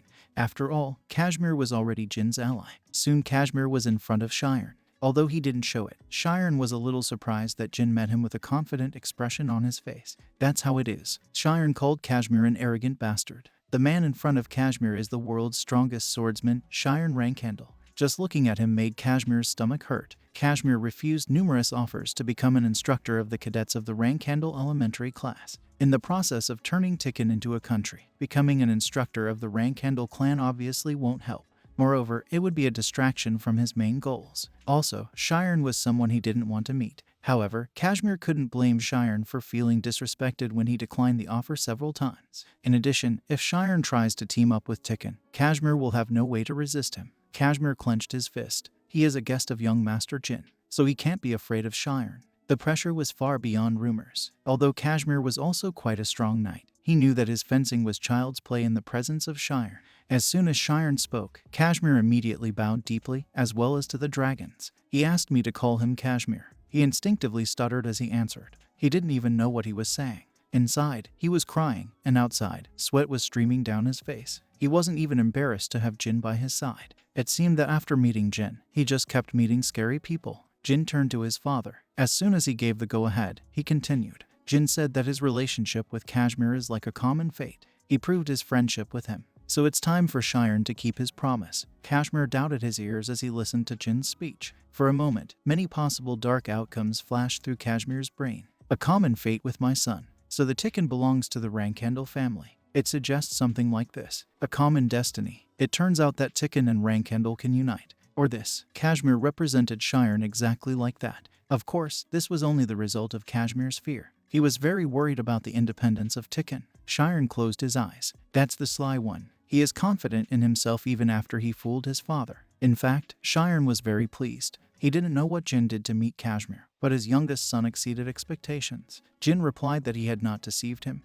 He was just lucky. Shiren nodded and said that he had passed the test. From now on, no Rankandal will set foot on the land of Tikkun without his permission. If there was nothing to say to him, then he could leave. Shiren wanted to talk to Kashmir in person. Jin bowed and left the office. Left alone with Shiren, Kashmir cleared his throat, looking at Jin's back, which was moving further and further away. Shiren's aura made him tremble. The conversation will be exhausting for him. When Jin reached the end of the stairs, his expression froze at the sight of two guys running towards him. They asked anxiously about his well-being. After Jin left the courtyard to see his father, the Tone twins were very worried about his imminent death. However, they were afraid of their other brothers and sisters, so they stayed where they were and bit their nails. Jin said he had a request for them. The Tone twins looked at him, waiting for an explanation. They were already amazed that their younger brother had returned alive after meeting his father, but his request for a request out of nowhere confused them very much. Jin replied that there was simply nothing complicated. It was about the cadets of his group. Jin wanted the twins to take care of them before he returned.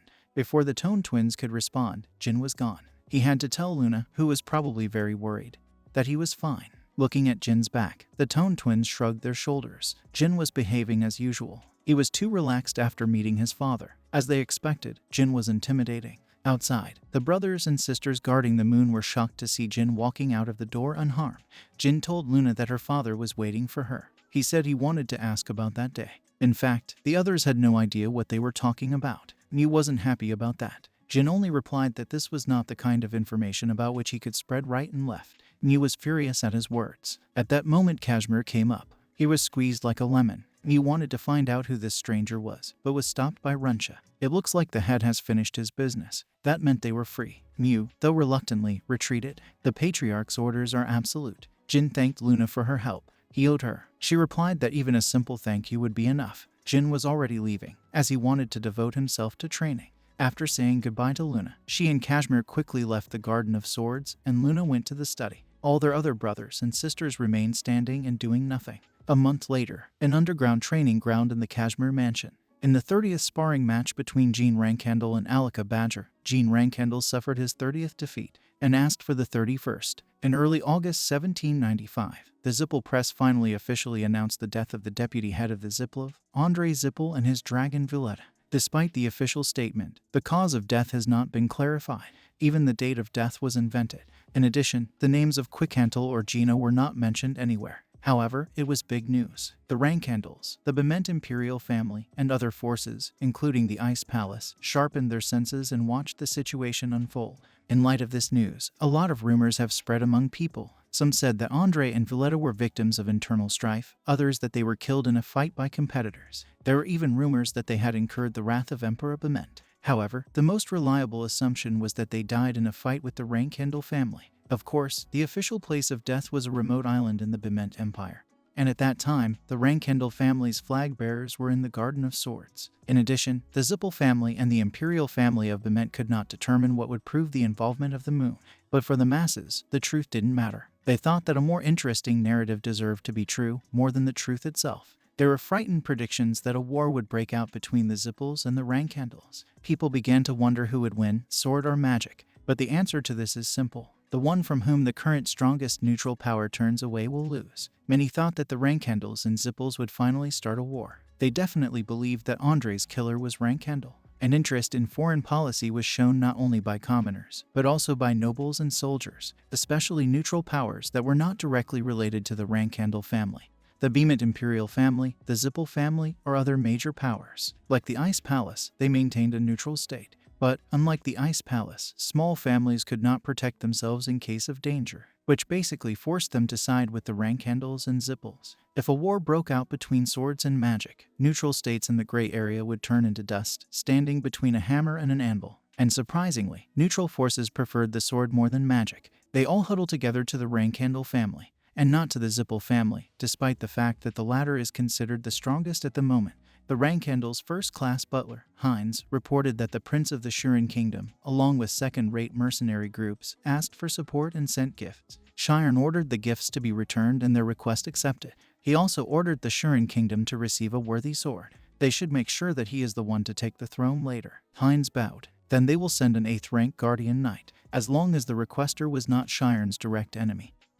He accepted any request. Although the neutral forces were not present in the world and in fact did not support the Rankendels at all, small families would be of some use once the Swordmaster's family overcame the Zippels and became the ruler of the world. As more and more families sought to ally with the Rankendel, more and more rumors spread among the common people that the Zippels would no longer be able to outrun the Rankendels. And the fact that all neutral forces sided with the Rankendel family made the rumor even more likely. Shiren was thinking about his son while Heinz was leaving. Of course, the rumors that the Rankendels were superior to the Zippels were just rumors. The Zippel family was going pretty well, and the truth was that the Rankendel family was only a little ahead. All this is the result of a commotion that the younger one made on one of the Bement Islands. The boy already controlled the family. What an impudent man. Shiren grinned and summoned the Khan's guardian knight. He told him that he wanted to visit the Black Sea. If Kashmir sends a letter, then Khan must deliver it to him. Khan will be personally responsible for this. After returning from the Garden of Swords, Jin, whom Shiren really wanted to hear about, devoted his time to personal training.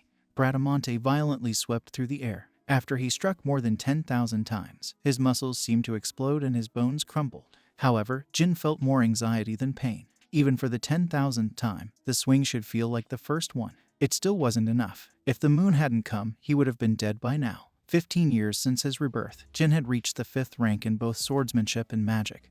But even the 5th level of shadow energy was not enough, considering what the future holds for them, which made Jin feel impatient. He felt it most of all after the battle on the island. Although he was very talented and strong for a 15-year-old, there weren't many enemies he could handle alone.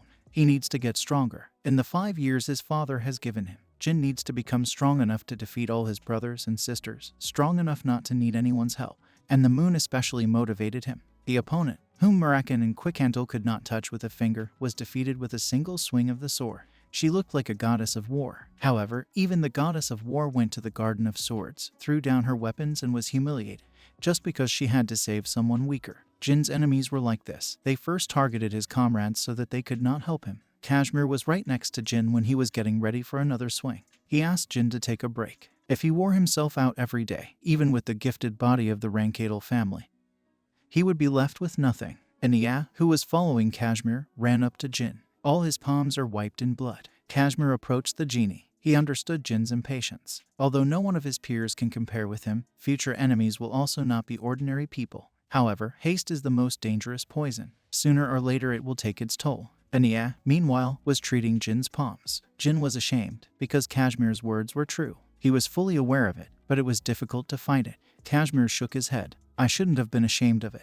Jin tolerates such a volume of training that no one can do in a day. He would say it's amazing. There was a small puddle under the Jin, consisting of blood and sweat. Red threads swirled in the clear water. Kashmir stared at the pool of blood. He noted the incredible resilience of the genie. He had never seen anything like it in a 15-year-old boy. Kashmir suggested Jin give priority to calming exercise. He was referring to sparring with someone much stronger than himself. Jin asked Kashmir if he was talking about himself. Kashmir shook his head. Jin was still too weak for that. Although Kashmir understood, so far he had only shown Jin his weak side. He took out his sword and swung. Sword furrows formed on the floor. It was as if the earth had been struck by an invisible whip.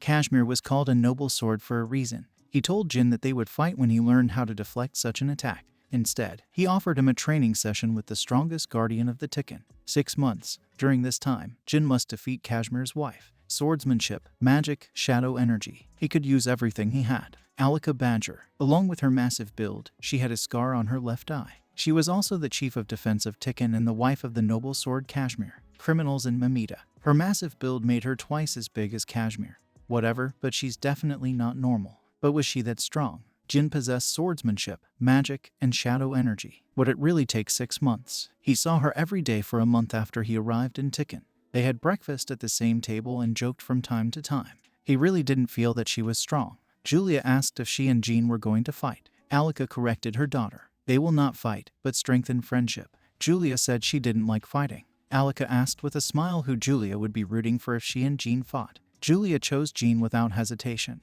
After all, her brother Jin is weak. Her mom said she should always be on the side of the weak. Alika laughed. She asked Jin not to be offended, because her daughter could only tell the truth. Jin smiled wryly. Well, then they would train after the end of her working day and dinner. Every day for 6 months. Every day. Jin said he felt uncomfortable taking up so much of her time. Alika told him not to worry, because they would finish quickly. 2 days later, in the underground hall of the Kashmir mansion, to improve the condition of his body, he took a 2-day break from training. And since he was in the best shape for their first sparring, he planned to compare and check his subsequent results. Alika stood in front of the genie and relaxed and spoke. Before she started, she wanted to warn about something. She used to work in the Special Affairs Department of Bement. After such an experience, you stop restraining yourself. So if he loses, then there is no need to get upset. After hearing this, Jin immediately understood why he didn't feel her power. Unlike the Imperial Guard of the Bement Empire, the Bement Special Affairs Department had to operate in the shadows. Thus, the first thing they learned was how to hide their strength. He expected something like this, but the Special Affairs Department of Bement, Kashmir did not say 6 months for nothing. Jin knew that the members of Bement's Special Affairs Department were at least rank 6. However, it was only a minimum. If she was guarding the Prince of Kashmir, she would definitely be at least the 7th rank. Alika closed the distance between them. Her fist was right in front of Jin's face. The speed of her movement was not what an ordinary knight of the 5th rank could react to. She planned to end the first battle with a single blow. Even though it was just sparring, fighting like it was real was her ideology. So, Alika aimed her fist at Jin's face. However, it met the surface of the scabbard instead. Jin has already activated the Molt rune. Alika stepped back. Jin used the spell he had prepared before coming to the underground training ground. Flashbang. Even for a trained knight, closing his eyes due to a blinding flash of light was inevitable. Even a moment before the victory over the enemy, Alika quickly recovered from this. Jin stood in a stance and made a stabbing blow with his sword. Alika easily dodged and threw Jin several meters into the air with a powerful blow. Alika said she was surprised. She didn't think Jin would be able to attack her twice on the first day. He didn't put much effort into the first attack. Was he trying to loosen up before sparring? It was an interesting move. She asked about the light that appeared while they were fighting. Alika had never seen such magic. Jin explained that it was an ancient spell, a veil of flashes. He covered his sword with it before starting. However, even that didn't work. It seems that such tricks will not work with her. Alika corrected his choice of words. This was not some trick, but a real carefully thought out plan. She thought about it. Jin was able to defeat much stronger opponents not just because of luck. It's about the opportunities and changes created with the help of detailed calculations and forecasts. Alika could have admired such a technique in sparring, but if it was a real fight, she could imagine the faces of his rivals. Meanwhile, Jin was also deep in thought. This was the first time he had been completely defeated after using all possible tactics. Is it because she's from the Special Affairs Department of Bement? 6 months. To defeat her, you will have to fight with her for 6 months. They agreed on one thing. It'll be fun. Kashmir was writing something down outside the door. A month later, on September 22, 1795, an unprotected area in the east of the continent, also known as the Black Sea. It's been 4 days since Guardian Knight Han left. That meant he hadn't slept a wink in the last 4 days. Along the way, Khan slaughtered more than 500 monsters. Even the weakest of the monsters of the Black Sea were incomparably stronger than the monsters in the Gnome Land. That's because these monsters grew up breathing pure evil energy. even for a guardian knight like Khan. The slightest mistake could easily lead to death. Such are the dangers of the Black Sea. Soon after, he finally found Shiren sitting in the middle of the Black Sea. Shiren, who had already noticed Han's presence, slowly opened his eyes. The knight began to greet him. The patriarch raised his hand and extended it to the Khan. Khan handed the letter over with both hands. It was a letter from Kashmir. It came 10 days ago. With a flick of his finger, Shiren tore the seal off the letter. The envelope was quite thick. Like an elder who has found old diary entries, Shiren began to read carefully. Shiren shuddered. He told him to report on Junior, but apparently he is a deeply sensitive person. Next time he will ask him to omit the pleasantries for a couple of pages. He was very annoyed, but with the patience of a knight, he turned the page. However, the next page was also filled with greetings and thanks, and on the third there was not even a single sentence about Jin. But then, on the fourth page, Shiren's face brightened a little. His eyes sparkled and he began to smile slowly. He even laughed a little. Han had been Shiren's bodyguard for the past 20 years, but this was the first time he had seen the patriarch like this. After Luna declared that she was not interested in inheriting the throne, Shiren was always cold with his children. Thus, Khan was dying of curiosity. What happened to young Master Jin that made the patriarch so happy? Shiren wondered what the younger one was doing on an isolated island, and he was being ruffled all the time by Kashmir's wife. The first sparring ended in 3 strokes. The second one is at 5, 7th at 10, the 20th at 25. On the 30th sparring, he withstood 40 blows. A letter before the 40th sparring, Khan said there were a lot of losses. In fact, if the fight is against the same person, he will gradually live longer. Did Jin's failures amuse his master? Shiren told one thing that made Khan's eyes open wide. Kashmir's wife worked in the second department for special cases of Bemen. The second department was not something Jin could easily handle. Hoping only for luck, Khan congratulated Shiren. That wasn't all. At the 40th training session, Jin withstood more than 120 blows. He has overcome his limit. If Jin had been his firstborn, Shiren would have given him the family without the slightest regret. What a pity that he is the youngest. Khan was startled and stared at Shiren. Did he really mean as a successor? Shiren nodded. Han was surprised, but not because of Jin's pathetic 15 years. This is the first time the patriarch has spoken about his desired successor. Shiren had never chosen a successor before, although he was looking forward to some of his children like Luna. This was the first time he had directly expressed his opinion. People thought of Joshua only as the first candidate to succeed after Luna's rejection of the inheritance, but Shiren never really chose him. The same thing happened with the other candidates for successors, Marie, Diff and Runcha. Having put his thoughts in order, Khan spoke. He stated that it was still too difficult. Although Jin's growth is amazing, he is suitable now, but this does not mean that it will be so in the future. Jin wasn't cold-blooded. On the contrary, he was good-natured, he had a gentle nature. Shiren said Khan was right. That was what made Jin different from Joshua. When necessary, you need to be able to renounce your family. That was the essence of the rank candles. Satisfied with the conversation, he told Khan that he could return. Before Khan left, Shiren asked why the letter arrived so late. Khan apologized. He was in a hurry with all his might, but due to the excessive number of monsters, he was delayed. Shiren Rankhandle formed an aura sword on his hands and swung it, creating a path for Khan. Next time he must come earlier. Jin fell to the ground after another sparring session. It's been 3 months since Jin tried to defeat Alika. He no longer cast spells before a fight. Today was the 93rd day. But Jin was delicious. Just think, he's already getting to push her back. Jin smiled wearily. He will have to work hard to achieve the goal. She asked if Jin wanted dessert. Latri made ice cream. Jin refused. He needs to do something. Since last week, after every fight, Jin left the training ground only after 10,000 strokes. 10,000. A realm that can be awakened when the first and last of the 10,000 strokes are the same. After training with Alika, Jin could repeat the same punch 3,000 times. Even with an exhausted body, Alika watched Jin for a while. Every time during sparring, she feels how abnormal Jin's growth is. This is probably because his aura and magic power are growing at the same time.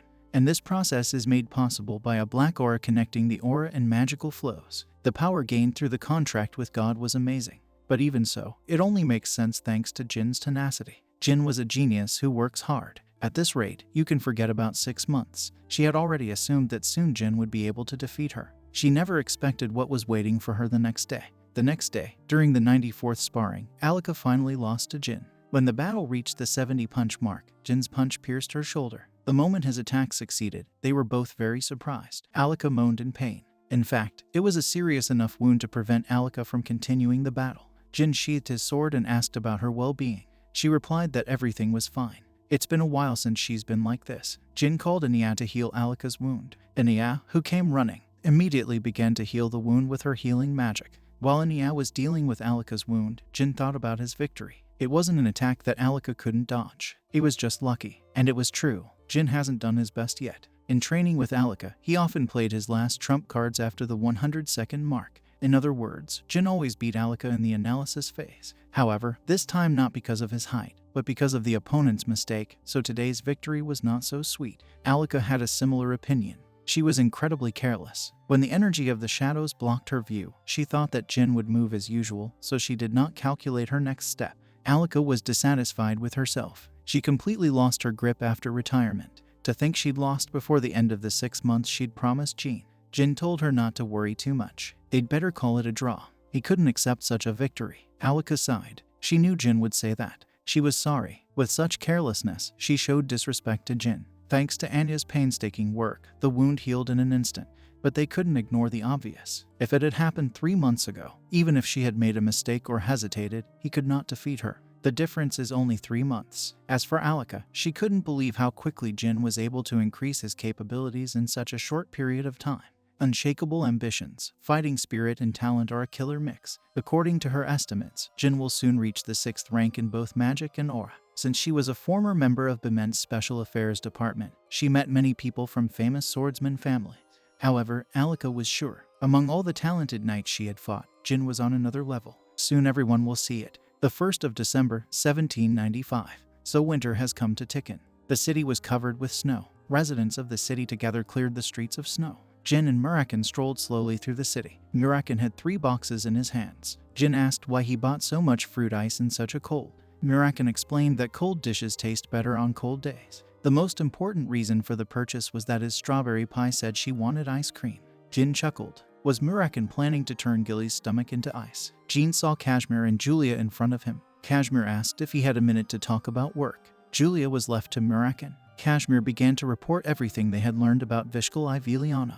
Vishkal Iviliano. He was the interim head of Iviliano, and the only talent in the family that was losing ground due to a lack of capable people. Before beginning the explanation, Kashmir clarified whether Jin knew about Kinzelo, a crazy organization that wanted to make its leader the king of the world.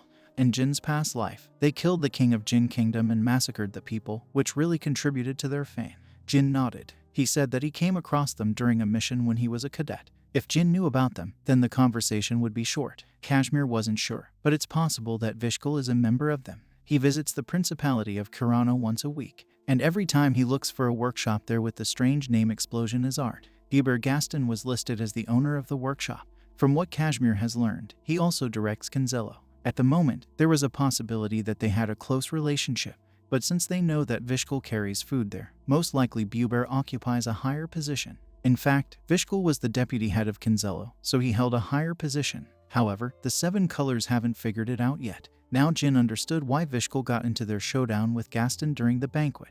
It used to seem to him that this was just an extremist group, but since an 8th rank knight was involved in this, then everything was not as simple as it seemed at first glance. At this time, Julia was torturing the dragon. She wanted to play with Jin. While Murakin was trying to calm her down, he hit his head on an icicle. In a rage, he hurled a fragment at Kashmir's head. After that, he blamed Julia for it. A knight of the 8th rank will not suffer from this. So Kashmir only looked at Murakin in puzzlement. Jin asked about the information about the spider-armed Alua. At first, Kashmir thought it would be easier to find a person's name. That finding information about some suspicious gangster leader from the alley was easy with the help of the 7 Colors Intelligence Network. However, even after all this time, they could not find the real name of Alua. He had more secrets than they expected. Although the elite troops of the 7 Colors worked hard, there was no trace of how Aluk became the head of the Tessing family. It seemed that someone had deliberately erased the information about him. That was all they could dig up. Jin thought that maybe he shouldn't have killed Aluk. Then maybe he could find out more information. Jin thanked Kashmir for the hard work. Kashmir said that the informants are really trying. They keep digging under Kinzello. Kashmir will inform you if it receives additional information about Aluha, including. Jin told him that he owed him. Kashmir smiled. He said you shouldn't thank him. If Jin is really grateful to him, then let him play with Julia. Kashmir was afraid that Murakin would take it out on him, so he asked him to play with Julia faster so that she wouldn't get the Great Dragon. Jin replied that he would play with her without any problems, but today it would be somewhat difficult. It's time for sparring. He also asked Kashmir to be present during the sparring.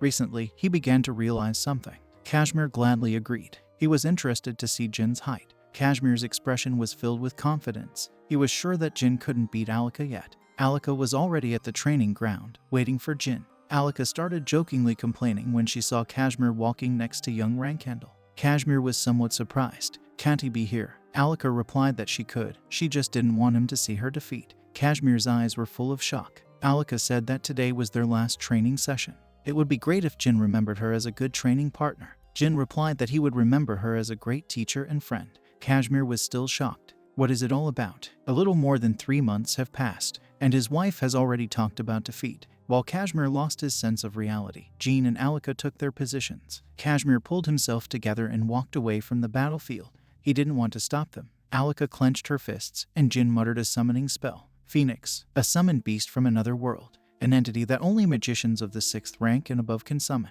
It wasn't just his swordsmanship that had improved over the past few days of fighting. His shadow energy and magic were also greatly enhanced. Jin created an interdimensional portal, and a huge flaming bird appeared from it.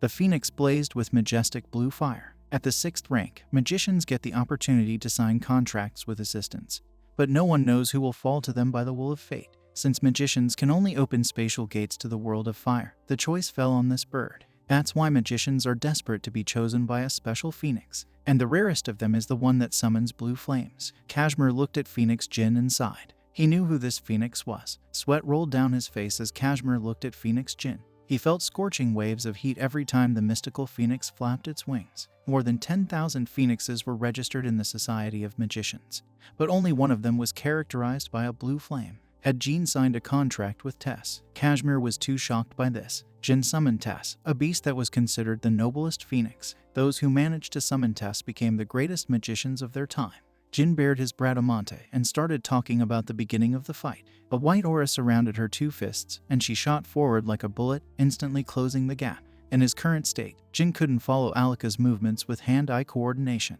He usually anticipated her movements and counterattacked. However, there was no need for that today. Tess was emitting a dark blue flame that touched everything around her, preventing Alika from getting closer. The weakest flame was no lower than the 5th rank. Even for a 7th rank knight with a trained body, without an aura shield, she would have received a 2nd-degree burn.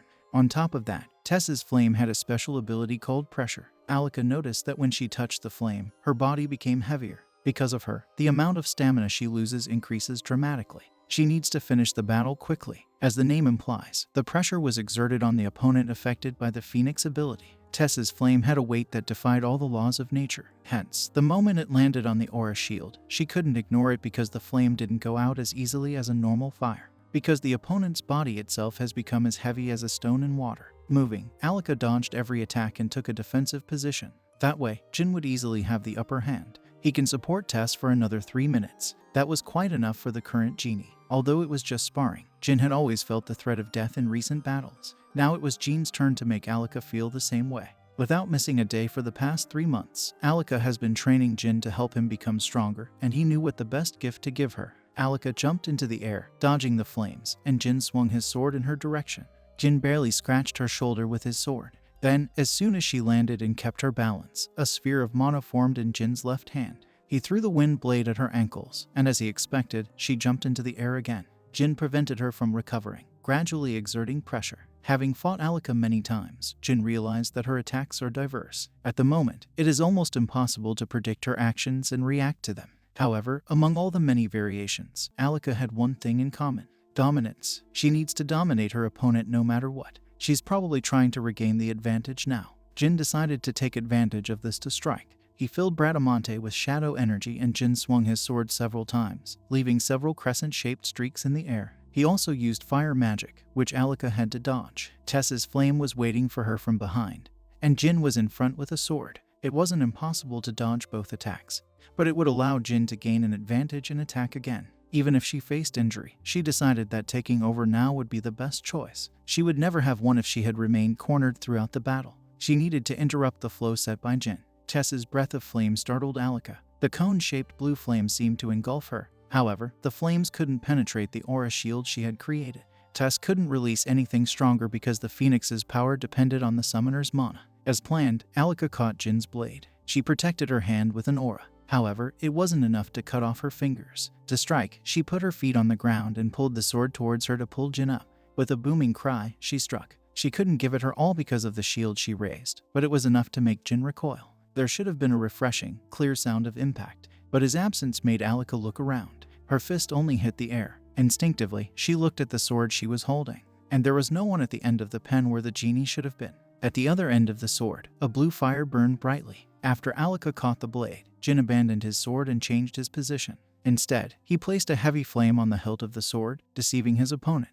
Alika was too busy breathing tasks and didn't notice it. She only noticed it after everything happened. Thus, she reacted too late. Jin appeared from behind and his hand shone green because of the wind magic. She hit her, which caused her to spit blood and fell to the ground. While managing to admit defeat, Jin deactivated the rune of molt, and then shouted to Kashmir to summon Ania. Kashmir told Quickhantle and Murakin that Jin had defeated Alika in battle. He also talked about a phoenix with a blue flame. The two dragons froze in shock and surprise. Murakin grabbed Kashmir and asked who Jin had summoned. Kashmir pronounced Tessa's name. Quickhantle fell to her knees from sudden weakness. At this time, Jin and Alika were chatting. Alika said that she overdid it and used the aura shield to win, but it had the opposite effect. To think that she was defeated by a double attack from behind.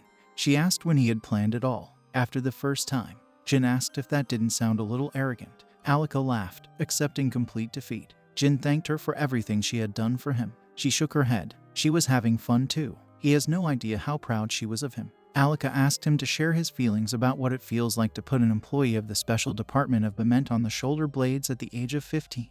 Before he could answer, Quickhantle and Murakin came running. Murakin told Jin to call Tess. He called Tess without much question. Quickhantle knelt and bowed, shouting greetings. She greeted the Flame Master. Murakin looked like he had met an old teacher with whom he had a bad relationship. Everyone's stomach turned over from the fantastic sight. During the short time Murakin and Tess were talking, not a single person could hear Tess's voice. Tess was pecking at Murakin's head with incredible speed. Surprisingly, the black dragon did not resist and just backed away. The phoenix was saying something while punishing the dragon. The dragon agreed, but the phoenix didn't stop. Murakin could only ask Tess to stop. Kashmir stood rooted to the spot. He felt a refreshing feeling. He liked how Murakin was punished. Murakin shouted for Jin to cancel the call. Jin cancelled the summoning spell. The bird was struggling and throwing a tantrum when it was involuntarily pulled into an interdimensional portal. Jin wondered why the great Murakin was sucking up to the bird. Murakin began to explain. It wasn't Tess's real uniform. The real one can be seen only in the realm of fire. There was little information about the other world.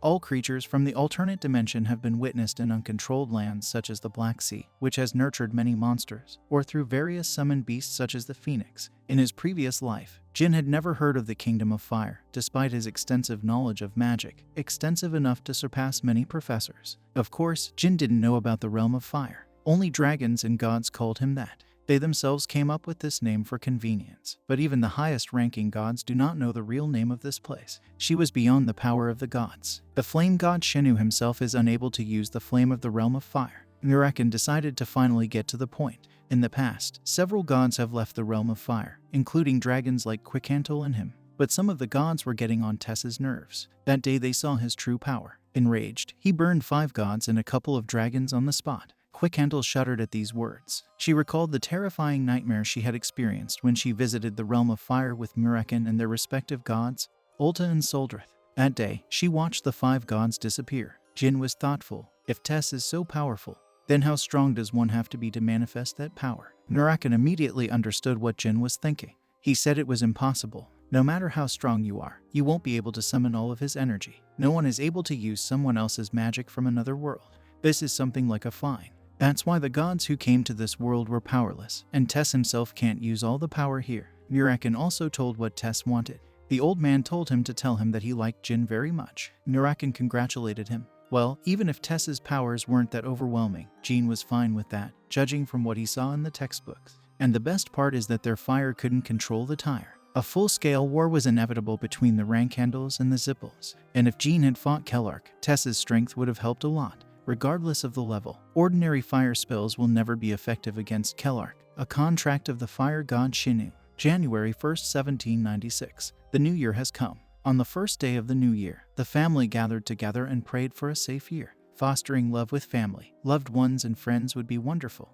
But one man, the guardian Knight Khan, raced across the Black Sea and was drenched in the blood and guts of black creatures. And this time he had a letter safely hidden in his breastplate. His New Year's mission was to deliver it. Shiren was reading Kashmir's letter. From it, he learned that Gina had chosen Tess. It was curious, but nothing more. Shiren was not interested in the phoenixes. The skill of the sword has grown greatly. It is growing stronger at an amazing rate. And that's all Kashmir has written about Jin's fencing. Shiren was disappointed. He allowed Jin to practice swordsmanship, magic, and shadow energy at the same time. But of course, as a rank handle, he wanted his son to fence even better. He knew his son could balance it out on his own, but it got on his nerves. Shiren called Han over, as he knew Ron Aaron had a grandson, the sword master of the Bement Empire, the patriarch of the Aaron family and at one point the worst enemy of Shiren.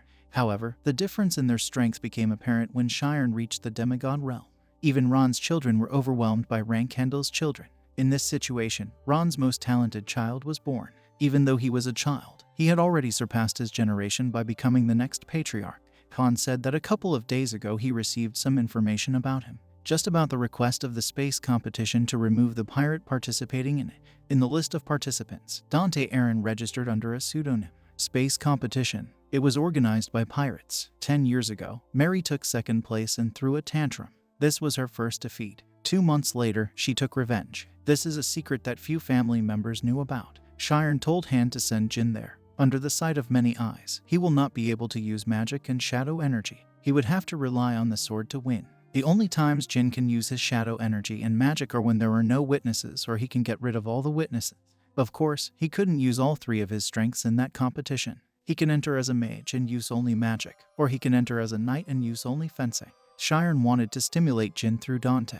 Phoenix and magic were good and all that, but Shiren wanted Jin to prioritize the sword art. As a rank handle, he needs to prove himself with a sword. Nevertheless, a 16-year-old boy spent most of his time fencing. This is enough to make Shiren's fears meaningless. After completing successive battles with Alika, he devoted all his energy to training. But he didn't feel impatient. Thanks to Alika, he learned a lot about himself. Kashmir pulled out a piece of paper and shook it in front of Jin. It was an application for participation in the space competition. As far as Jin knew, the space arena was just a playground for pirates. In fact, most of the competitors were from the second to the third rank. Kashmir said with a smile that Jin had been working hard lately, so he had prepared entertainment for him. According to the 7 colors, Dante from the Heron family will be there. Jin must have heard about his grandfather, the current head of the family, Ron Aaron. He was on an equal footing with Shiren before becoming the head, and Dante is his favorite grandson. Isn't Jin curious to know how strong he is? Jin thought about it and asked if he really needed to participate in this. Kashmir trembled and began to convince Jin.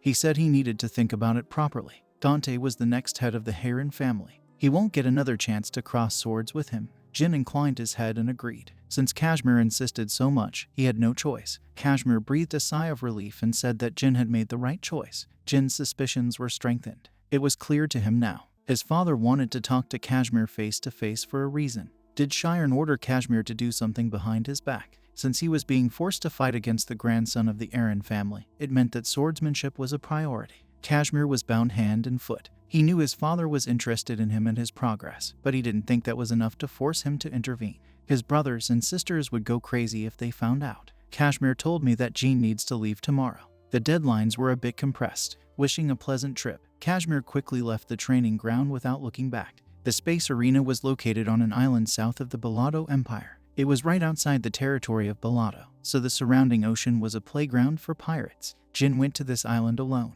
If he brought someone with him, Jin would have an emotional attachment that could potentially drag him down. He knew what his father wanted to say. To cross swords with a competitor alone, using magic and shadow energy around a huge audience was madness. It was even more disgusting here than in Mamita. Space competition, simple rivalry, but no restrictions on weapons. There were no rules in the space arena, as one would expect from a fight organized by pirates, including murder. There were no other restrictions for special weapons and tools. It was a crazy competition, in which even an attempt was allowed before the fight. To think that the grandson of the head of the Heron family was going to show off in such a hole. Has their head gone mad? Well, it didn't matter. It wasn't a bad idea to get together with him in battle for once. Before his regression, before his expulsion from the family, the commoners always argued who was stronger, Dante or Veridin, because they had a lot in common. They were both above the 7th rank at an early age, were appointed as the next patriarch of their respective powerful family, and reached the 9th rank at the age of 30. Whenever they met each other, the press went crazy. Besides, they were the same age. At that time, they attracted more attention than the children of rank handle.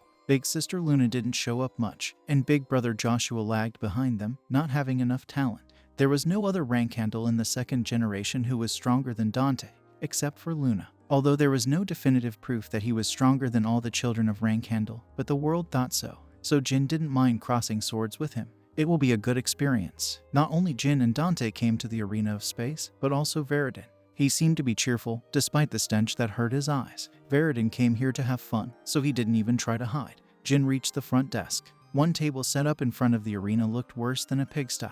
He handed over the registration form that Kashmir filled out, which caused the registrar to open his eyes. His hair covered his big body, and tattoos crawled on his arms. The man told him to get out, because the set is already closed. It's even better if he just dies. Jin was sure that the set was open before sunset. The man said he was not in the mood to accept applications. Then the man formed a circle with his thumb and forefinger. It is clear that he wanted money. Jin knew that money problems could be solved by paying. However, he decided with additional interest to drive a little common sense into the guy. Jin sighed and clenched a few gold coins in his fists and slapped the man in the face. He threw some gold coins on the ground. The guy's expression brightened, and he nodded. Jin could only wonder at the strength of his strike, which could seriously injure a trained knight of the 4th rank. However, despite the fact that the guy took the blow, he immediately stood up and laughed at the sight of the money. He liked the Jin. The man quickly added him to the list. Jin was in the 13th group. He gave him a piece of paper and said that the guy inside would kindly accompany him. The man greeted him with love and passion at this competition. The man smiling with his gilded teeth was the host of the contest. It was the Pirate King Cosmos. The interior of the arena reflected the structure of the prison. There were long, dark corridors with separate rooms pressed against each other on both sides. However, instead of an ordinary door like the one used in an ordinary house, each room had a prison door. The only difference between this place and the prison was that the competitors could freely enter and leave the rooms. Besides, the guides, the subordinates of the Cosmos, were quite nice. The guide was reading the words on a piece of paper. It contained the fictitious surname of Jin and his band. According to his boss, Jin looked confident in himself, so he should assign someone decent to him. If he doesn't find anyone, he doesn't care, even if he feeds them to the sharks. The pirate sighed and glanced at Jin. There are a lot of young people this year. There was another little freak who beat up their captain.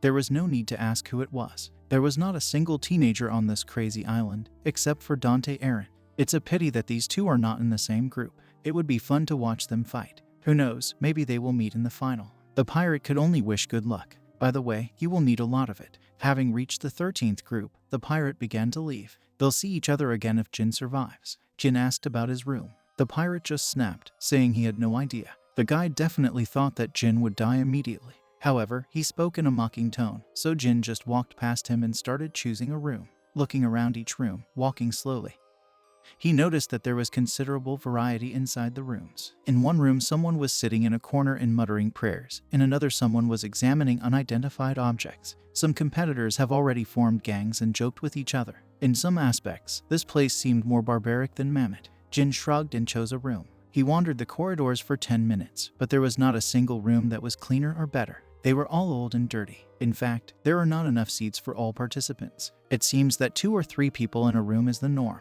It's quite obvious that they deliberately wanted to cram a few people in here. The space arena was a brawl in which killing was allowed even before the fight. The contest was more like a survival game than a normal brawl. Consequently, they purposefully pushed competitors into cramped rooms. They wanted them to fight in a confined space. And when someone participated in the competition, it was impossible to leave it. Space's henchmen guarded the entrance, as well as the rest of the competitors did not let them escape so easily. If someone had made an unsuccessful attempt to escape, the other participants would have turned the fugitive into dead meat before the guards had time to get to him. This was the very reason why Cosmos thought Jin would become shark food if he didn't survive, and the reason why the guide said Jin would die anyway. It was hard to expect a novice to survive in such a wild environment.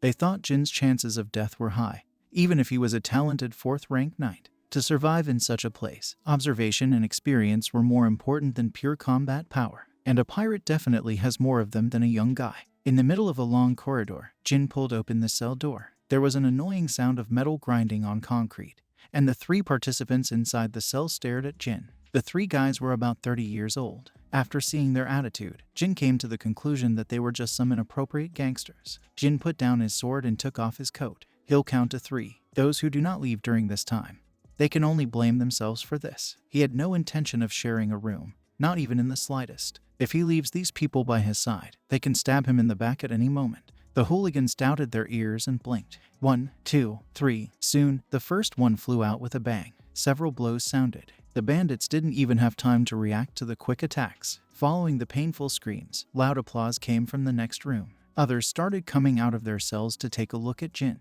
Clean room found. But the real battle has just begun. He was sure that others would attack him, so he drew his sword and left the cell. And his prediction was accurate. It didn't take long before a lot of people appeared in front of him, eager to take his apartment. Jin asked them if anyone would like to share this apartment with him. Everyone grinned and rushed at him. The massacre began. Bradamante cut through the flesh of these bandits like a red-hot knife through butter. Severed limbs flew into the air and the floor was flooded with blood. The air was filled with the sickening smell of blood and madness, even with the lawlessness reigning. This place is nothing compared to Mammoth. Looking at their red eyes, eager to kill him, Jin realized that he would do without sleep today. Soon Jin was reading books in a relaxed atmosphere. The pirate who brought him here came to him. He said it was a little annoying. The pirate asked if Jin planned to kill everyone before the start of the competition. The road to Jin was littered with fresh corpses. Jin closed the book and grinned. He would call it an aperitif before the main course. The pirate couldn't help but laugh. He initially thought that Jin was just an arrogant kid, but his captain was right about him. For a reason, he ordered Jin to be taken to decent guys. He informed Jin that the first and second groups would start soon. Most likely, Jin will fight with one of them, so he can take a look at their fights. The pirate decided to escort Jin there. As they approached the arena, the screams became clearer. After taking the seats for the audience, Jin silently stood up to see the huge crowd, not counting the participants. There were at least 1,000 spectators. For a moment, Jin was worried that someone might recognize his face, but he didn't think that someone who went to a banquet in Rankandel would come to such a dirty place. However, if he had known there would be so many people, he would have focused a little more on his disguise. He could hear the voices of the audience. They looked like nobles from the upper class of the Bellado Empire who visited the arena every year. They said they had heard that a backup standard bearer from the Rankandel family had appeared here. Jin would never have thought to hear such rumors. He stealthily sat down next to the two nobles and overheard their conversation. One of them asked the other why one of the Rankandels would be here. The second replied that he had heard about it from Cosmo when they were drinking together with him. A strong guy got mixed up among the participants. If the rumors are true, he's from the Rankandel family. It could be Daytona, Hayton, or Jean Rankandel. If the latter, then it will fly away. They wanted to see him, because Jin had reached the 5th rank at such a young age. Jin was interested, so he listened attentively to the nobles discussing this new rumor. The fame and power of his family is really well known. His name has been mentioned many times in press releases, but they even know the names of the Tone Twins. The Tone Twins were going to be temporary flag bearers. Before Jin's regression, they began their adventures around 1796 or 1797. Thinking about the atmosphere and mood of the Cosmos Arena, as well as the fact that the twins were considered vile homicidal maniacs in his past life, Jin concluded that they could well have joined the arena. Of course, in this life, the Tone Twins have been mistreated by Jin since their youth. Compared to his previous life, they have become much softer. If the twins are here, then this is great for his case. He can bring them to his room and use them as guards. Getting them to do all the dirty work would be nice. After that, the nobles argued over which of the Rankandels took part in the competition. Not only that, but other nobles also started whispering about the same topic. Fireworks flew into the air, painting the sky with bright colors. When the explosions followed, the air around warmed up. Then a man appeared and walked to the middle of the arena, the Pirate King Cosmos. As soon as he appeared, the audience went crazy. Cosmos seemed to be very popular with the public. There were nobles around him who were shouting and applauding with excitement. It was strange to see how those people who looked down on ordinary people suddenly welcomed violators of the law. Such a crowd came to fill his pockets. What a waste. However, enough of the chatter, they started the battle. Pirates on the edge of the arena blew horns. The steel doors on both sides of the arena rose, and the rivals appeared. There were 14 people in each group, and since there were at least 13 groups, 182 applicants participated in this dirty competition. No other fighting competition has involved so many people. Cosmos represented the main characters of the first match. The first one to appear was the one who was in the quarterfinals, the cutie from the Sharks, Mentes. While the nobles were talking in amazement, Mentes entered the arena first. With a shriveled physique, he assumed an awkward pose with strange swords in his hands, a typical image of a pirate. His opponent was a newcomer who participated for the first time. What does the cute little face of the swordsman boy hide? The boy was introduced by Paul Mick. Paul Mick came out of the waiting room and the audience started chatting. Everyone was surprised to see the child. They had heard that there were a lot of young guys this time, but mixed gender was too small. This Paul Mick didn't look like he was no more than 15. Jin was also surprised. The boy looked about 13 or 14. He would jump into the arena without hesitation. He couldn't just let the child die there. But Jin remembered the pirates' words that their captain had been hit by a boy. The next series of events was the most unexpected. After notifying about the start of the fight, Cosmos left the ring, and Mentes licked the blade of the sword, showing his tongue with many scars. A swing of the sword. It happened in an instant. Mentes' neck was cut. The audience could not determine exactly when the pirate's head fell off. It was obvious. The movement was so fast that Jin, who was about to reach the 6th rank, barely noticed what had happened.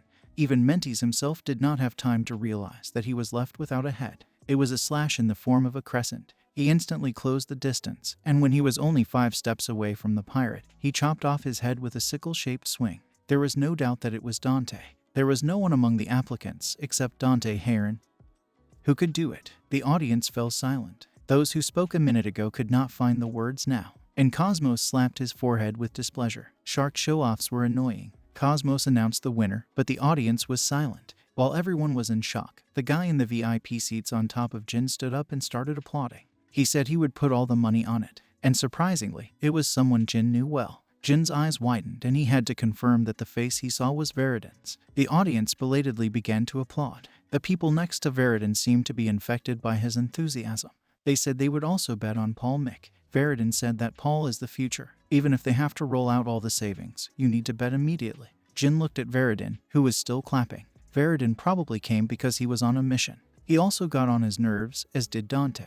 He will definitely notice it, and if he finds out, he'll be a pain in the ass. His alarming predictions could not be wrong. And, unfortunately, it was at this moment that Veridon noticed Jin, who was staring at him intently. Veridon was waving madly at Jin. Of course, Jin ignored him and looked at Dante.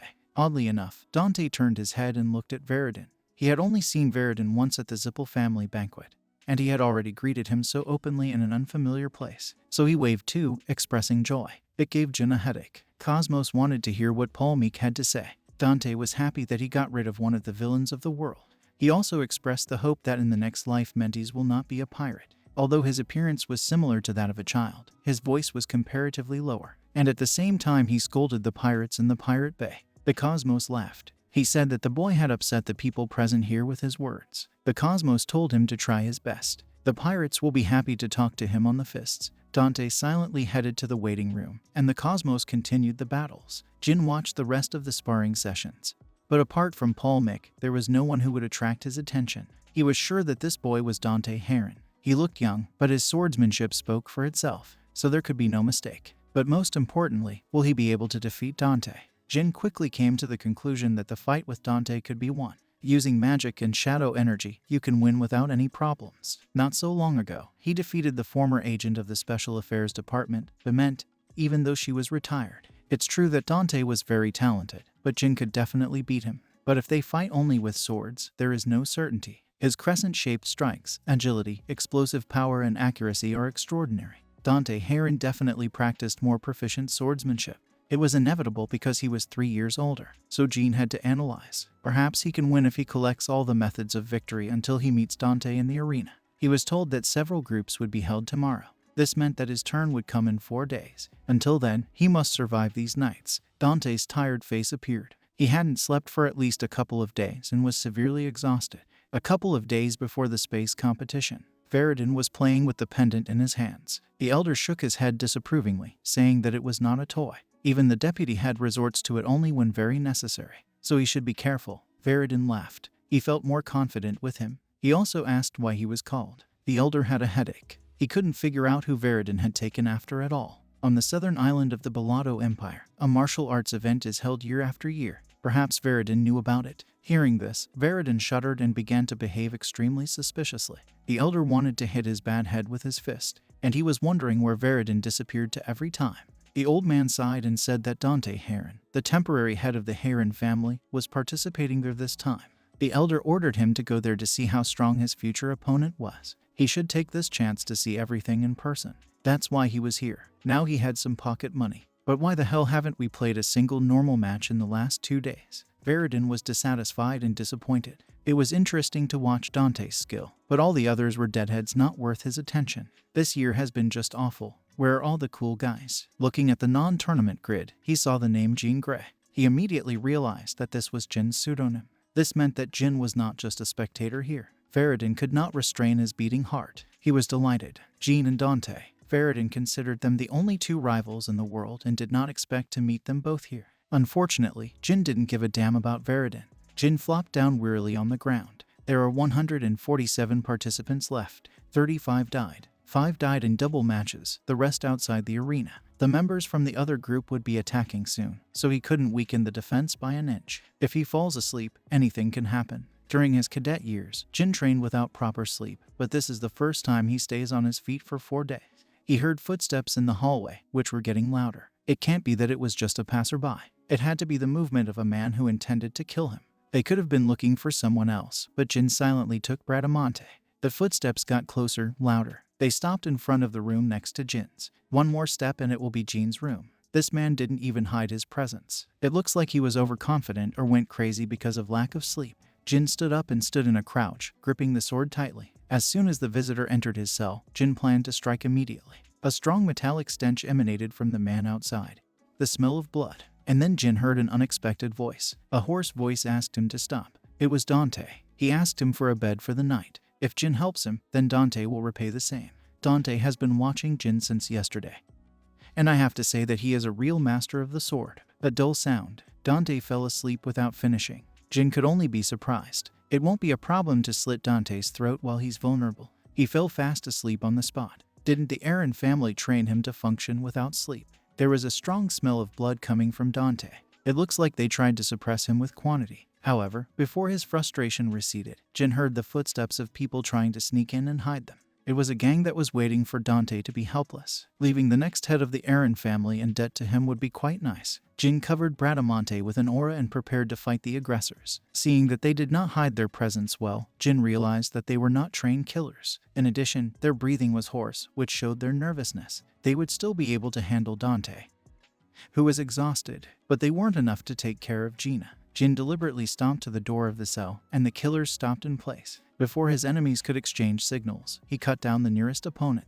Didn't they hear the warning? Everyone who enters this room leaves it without a head. One of the killers asked him to wait. They knew him because Jin had killed his entire group. He asked him to calm down. They weren't here to attack him, but the killer was just stalling and giving the command to another. While Jin was listening to the other assassins, something shining at the edge of the corridor caught his attention. He heard the tension of the bowstring and soon realized that the flicker came from the light hitting the arrowhead. Shot. The crossbow bolt smeared with poison was safely caught by the genie. Since they've come this far, they can only leave over his dead body. Dante woke up 17 hours later, around lunchtime. And as soon as he woke up, Jin told about everything that had happened since he lost consciousness. He went on to talk about how much he had done to keep Dante alive, and how he had caught one guy and found out about One-Eyed Joe, as well as a gang of pirate gangsters. They planned to catch the guy from the rank handles and get a ransom. Dante participated in this competition and in Jin's past life, and then he became a hostage of these guys. The Aaron family was able to get Dante back after giving them an unimaginable amount of money and solemnly vowed that they would not take revenge. Like the butterfly effect, the Aaron family faced internal problems and many consequences. Jin didn't know much about the backstory of this family's internal failures due to secrecy, but he knew that he had just changed history by simply saving Dante. Even if they were a famous family, if an important figure was caught, one would only agree to the demands of the kidnappers, especially when their next patriarch was a hostage. Of course, if it had been the Rankendall family, they would have simply ordered the pirates to kill the hostage and proceeded to massacre the kidnappers, their families, acquaintances, and even unrelated persons. Everyone will die. This was Rankendall's method. It is strikingly different from other large families. Hearing that Jin had saved him, Dante thanked him with a smile. When he heard that he was mistaken for one of the Rankendalls, he laughed. Had he been mistaken for one of those impudent Rankendalls? He let out a deep laugh and shook his head. Seeing Jin's soulless eyes, Dante continued, "Since Jin is his savior, he should explain. As they suspected, he is a nobleman, even though he's not from Rankendall. It was a little awkward for him to tell Jin the name of his family. Therefore, he said that he was a nobleman from Bement." Dante thought that Jin's attitude would change if he revealed that he was from Heron, traveling under a pseudonym. Whenever his status was revealed, he often saw his friends suddenly acting like servants. Noticing Dante's intention, Jin cleared his throat and stifled a laugh. He just nodded. Dante thanked him for his understanding. He owed him. Dante didn't know how to repay Jin.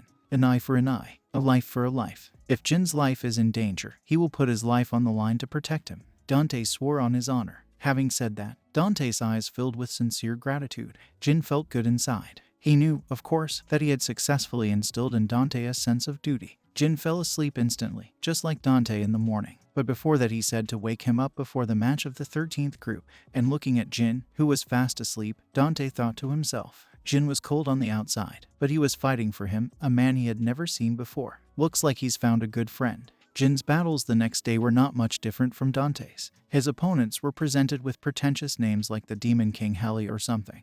But it only took 7 seconds to kill them. The audience fell silent again, and Veridin cheered the crowd. Some assumed that Jin was stronger than Paul. Others believed that Jin was no match for the reserve standard bearer of the Rankendel family. Hearing such words, Paul couldn't help but feel uncomfortable. He certainly wasn't a Rankendel. Jin showed off his amazing sword skills, but the nobles in the hall were already convinced that Dante was the temporary standard bearer of the Rankendel family. For them, it was no longer just a rumor. More and more money was accumulating in Dante's pool, and few people put their money on Jin. Thanks to Jin, the other participants naturally became irrelevant.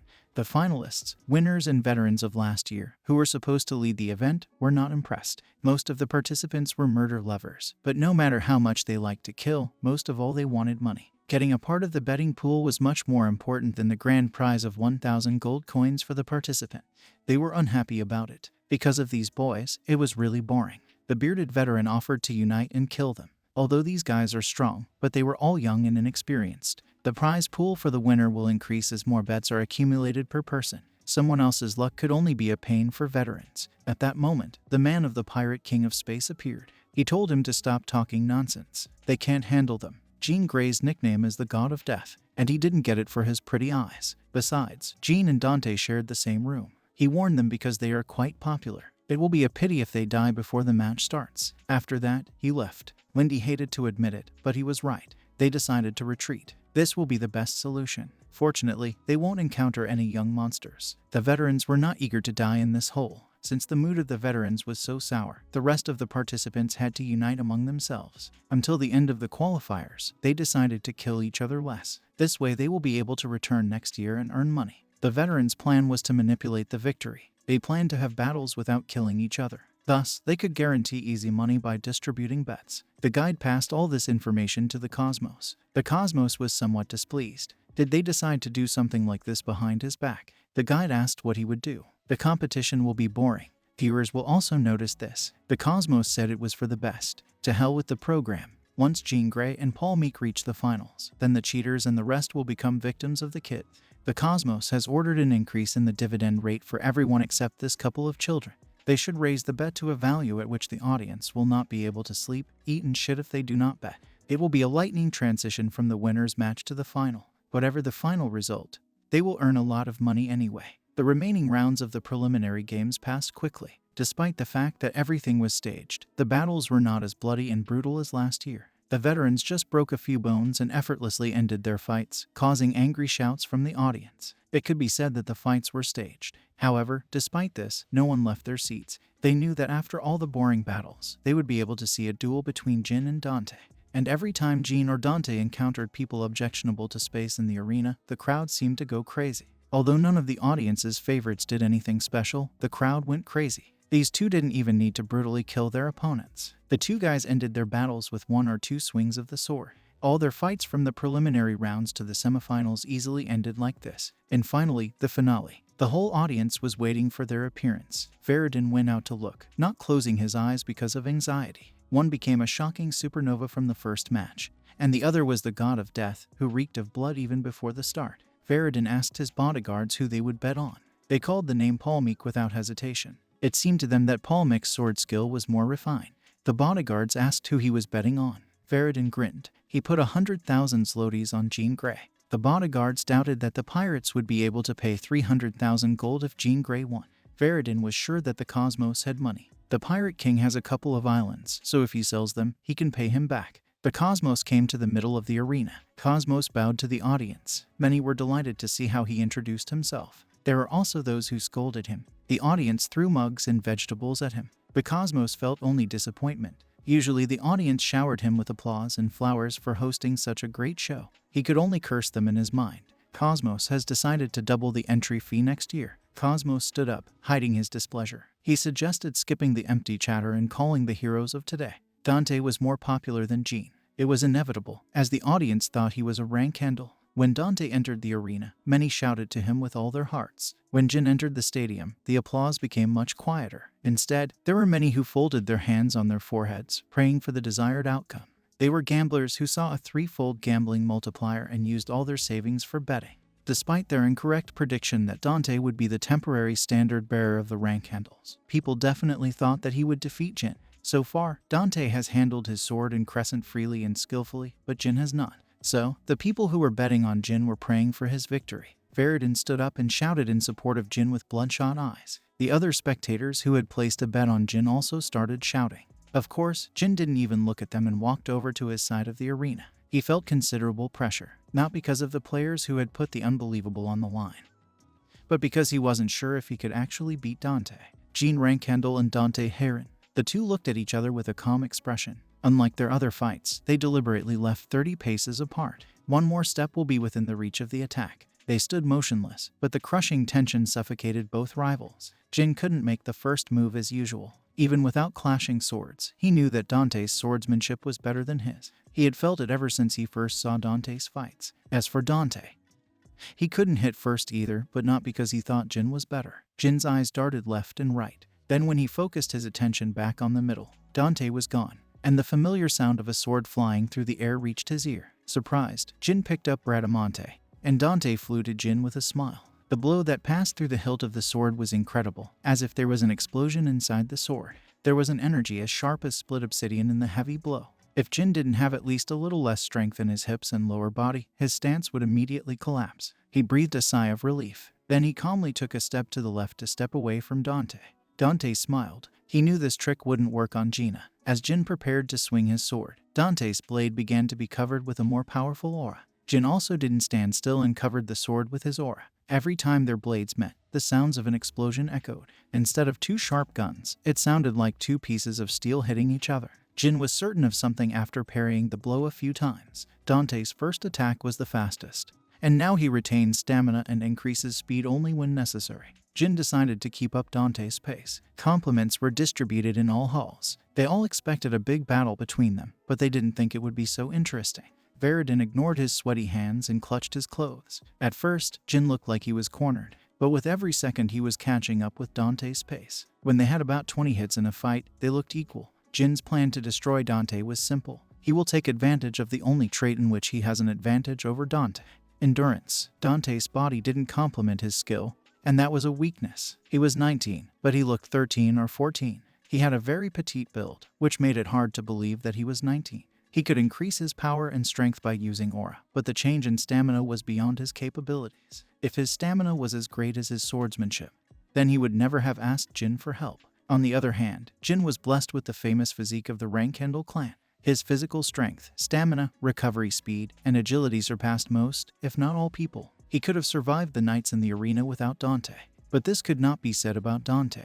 Dante's stamina was incomparable to Jin's, although he always tried to overcome his weakness by bleeding and sweating. He has done an incredible amount of training. That's why it was hard for Dante to figure it out. But he still lacked one important trait compared to the 16-year-old guy in front of him. It's a talent. Dante sped up. Due to the surprise, Jin received a wound. Jin shouldn't let him make a few shallow cuts on him. The problem was the need to dodge every fatal blow. Because the pace was faster, Dante's stamina was drained faster. However, as Jin received more shallow wounds, he also gradually became exhausted. The loss of blood meant that he was also losing stamina. Conversely, he should not give him a single scratch until he gets tired. However, with the hope of winning, Jin gritted his teeth and continued to dodge. As long as he maintained this speed and parried at the last moment, Jin would be able to continue the fight for at least an hour. Dante wasn't an idiot. Although it seemed like Jin was losing and Dante was carefree, he couldn't forget about Jin's plan in any way. Eventually, he would find a way to replay young Rankhandel's defense plan. Dodging attacks was crucial. Another cut on the shoulder. And while dodging the barrage of blows, Jin got a cut on his arm, almost releasing the sword. All the spectators who had put their money on Dante started shouting. In their eyes, Jin looked like he was being beaten without a chance, so they thought the battle would end soon. However, Dante finally understood. Jin knows that he has more stamina than him, so he drags out the battle. And finally, Dante realized Jean was using a pseudonym.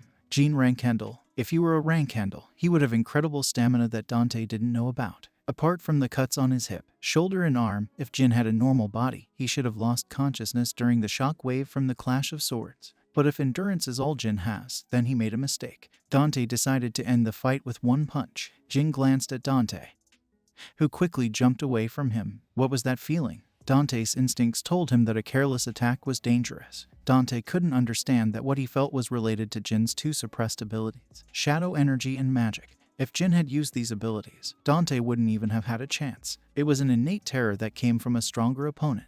If he had attacked, he would have been flattened. Jin was finally able to catch his breath. Jin almost summoned the energy of the shadows. He was well so battered. He took off his coat and threw it away. Now it was Jin's turn to attack. Jin swung Bradamante with all his might and launched an attack. Dante's position faltered, prompting him to retreat. Jin only made one move in each attack. He practiced it 10,000 times with maximum effort every day, a blow that he could reproduce 3,000 times. Dante concluded that these were not easy blows. All of Jin's attacks had the same power as the first swing. Jin made the same vertical swing, and Dante couldn't easily get away from him. Every time Bradamante fell on him, it felt like a massive wall was pressing down on him. He had neither the time nor the energy to change his position. At this rate, in a few minutes Dante would have suffered an annoying defeat from the same blow. Therefore, he had to make a decision. Should he have given his all from the very beginning? Should he use the family's secret technique? However, he was faced with a dilemma. Dante didn't want to kill him. If he had used his secret technique, Jin would certainly have died. This prevented him from using it. Although they had only met a few days ago, Jin was a very important person to him. The savior, a worthy opponent, the mountain that the Heron family must overcome. The youngest son of the Rankendel family. Friend, Dante made a contradictory expression, sorting out his thoughts, and Jin knew exactly what he was feeling. The genie hit the ground. He looked into Dante's eyes before speaking. He's Jean Rankendel. He told Dante not to embarrass this fight. The two stopped moving, but the audience continued to shout. Despite the fact that the reception has been closed for a long time, with the hope of their bets, people have contributed to the loud noise. Jin's words were suppressed by the wild crowd, and they just stood and watched. Hearing these words, Dante was confused. In any situation, failure to harm the enemy meant the defeat of the warrior. It was shameful in front of the enemy and even more disrespectful in front of a worthy opponent. Is there anything more shameful than condescension from an opponent you value? The problem wasn't whether to use his secret technique. The question is whether he will try his best without hesitation. Ending the battle without it would be meaningless, regardless of whether he won or lost. Dante apologized for not showing his best side. Dante pointed his sword at Jin, intending to strike with the sword to show respect. Jin slammed his sword into Dante's sword, making a soft musical sound of metal hitting metal. And at that moment, they experienced a strange feeling. The screams became fainter, like an echo traveling in a canyon. Their surroundings blurred and gradually became dark. In their world, they were just the two of them, standing in front of each other. They both believed that either of them would make an exciting fight. They didn't need to talk to share this feeling. It was a common hallucination that sword masters fall into when fighting their opponent. They both took a deep breath at the same time. It was hard to tell who struck first when they clashed swords. Unlike their reverent tapping of swords at the beginning, the blows of the blades caused blinding sparks, sounds like explosions, screeching metal friction and echoing wind, aura flickers everywhere. As if his exhaustion was a lie, Dante swung his sword more vigorously than before. Jin also channeled the remaining energy into his attacks. From the blows, blood and sand splattered all over the arena. At the moment when they were supposed to applaud, the crowd fell silent from shock. In their eyes, the two teenagers fighting looked like giants, and they did not dare to blink so as not to miss the moment of the fight. It's been 10 years since the arena opened, but they've never had a moment like this. The spectators who had originally come to watch the brutal slaughter were now blessed with the spectacle. They witnessed a duel between two talented knights. At this point, the gambling aspect of the arena became irrelevant. Of course, when the battle is over, someone will laugh and someone will cry. However, at this moment, everyone was startled by the fight. Dante had to reach his limit. So why has he held on until now? Dante Heron, a genius that manifests itself once in several centuries. He was a talent blessed by the gods. However, Dante was born with a fragile and weak body, which turned out to be an unsuitable vessel for such strength. How much effort did this short boy, who was born with below average physical data, put into training? How many times did he kneel in despair before overcoming his fatal flaw? Those who trained until death could notice the amount of effort of others. As for Jin in his past life, he remembered the seemingly eternal hell when he could not overcome the wall of the first rank, despite the fact that he had the blessed body of the rank handles. So he could easily imagine Dante's past. He curled up in a ball in the dark training room, anxiously looking at his small and fragile body in the mirror, the one who trained and whipped himself until he was on the verge of death and exhaustion. And in all these moments, he never let go of his sword. So was his own past life. However, unlike Jin's past, Dante persisted in any difficulties. Dante's hoarse voice was born out of all the screams he made to overcome his problems. Dante began to tremble, from wandering through hopelessness to becoming the presumptive successor of the Aaron family and the motivation to try your best after every tiring day, simply because he was one with his sword. Otherwise, even if he was a noble in the empire, life would just be a boring theatrical production. Dante was like that. Jean Rankendel, the 13th young lord of Rankendella. As each stroke of the blade vibrated through his entire body, Dante thought of Gina. I came to everything ready. The bloodline of every knight's dream. A solid body descended from a blessed bloodline. Jin, who became a knight of the 5th rank at the age of 15. Now he was 16 and he could meet Dante face to face. The most talented among the talented. Why then did he feel despair from him? Despite the fact that Jin was born in a world that is considered a paradise for knights, he behaved as if he was watching this heavenly world from afar. So why is he so desperate? Why, despite the fact that he was born with everything, there are such emotions in his blade? Isn't it because the youngest son is far from being the heir to the throne? No, he's like an unearthly being. He doesn't need to mess with the hierarchy. Is it just to become the best in the world? Or is it because he has lived many days in hopelessness and despair? Did he mean to say that he had more days of suffering? Dante couldn't even remember how long he had endured to be where he was now. How much did he sink into despair? How many times have you been depressed? How many times have you pulled yourself together? I can't count it. As he applied force to the hilt of his sword, Dante felt cracks creep across the bones of his arms. Excruciating pain shot through his body, but he didn't flinch. Every time he swung his sword, his bones suffered from new cracks, but his movements did not change at all. Although his stance began to fall apart, Dante did not neglect his weak body. While Jin could feel the sword closer than his skin, he could feel Dante's exhaustion through every clash of their swords. As soon as he realized that his victory was close, Jin felt more anger than joy. Dante's body was collapsing. Now it's Jin's turn to decide. Kill him or not. He didn't need to think long. To withdraw the sword would be an insult to Dante. Jin made a horizontal swing. Dante deflected the blow, but his body trembled, barely able to keep his balance. Dante felt other bones breaking in his body before he could turn his head and follow Jin's movements. Bradamante had already struck a second blow. Fortunately, the blade hesitated. Jin stopped his sword inches from Dante's throat. In fact, Dante had already passed out before Jin's second attack. Dante fell to the dirty floor. Jin blinked quickly and sighed heavily, looking down at him. Time seemed to stop in the silence that followed. At the moment when he tried to call a doctor or anyone who could treat Dante, one of the spectators jumped out of the spectator area into the arena. Veridin knelt beside Dante and cast a spell. Baradin consecutively cast 3 healing spells, demonstrating his insane talent for magic. However, at this very moment, only Dante was bothering Jin. Veridin's expression didn't look important when he chanted the spell. Less than 10 seconds had passed, and his entire body was wet with sweat. Jin wondered how much mana he had channeled. Despite the fact that he used a spell that could instantly heal a fatal wound, Dante's eyes did not open. It was too late. The line has been passed when it was possible to cure with one magic. Dante's insides were a mess. Not a single bone was intact. In fact, his broken body was burning with an aura. The magic of recovery in this state will only increase the pain. There was only one way to keep Dante alive. Veridin told Jin to listen carefully. What's going to happen now has to stay between them. As soon as they saw the object that Veridin showed, the guards' faces turned white with fear. They began to dissuade him. Young Zippel ordered them to cover them with cloaks. The guards bit their lips and surrounded Veridin, Jin and Dante with their cloaks. The crowd began to chatter, whispering among themselves because of the sudden turn of events. No one hated Veridin's actions after seeing the Zippel insignia on the guards' cloaks. As soon as the Zippel coat of arms was revealed, everyone, including the pirates, became quiet and calm as a flock of sheep. Even the host, Cosmos, did not dare to enter the ring to interfere with the current state of affairs. Did they come to kill Paul, knowing that he was a rank handle? If they get into this, they will surely die. The Cosmos shouted for everyone to close their eyes and ears. It was a very ridiculous situation, but the audience really listened to his orders. Not a single person smiled or laughed.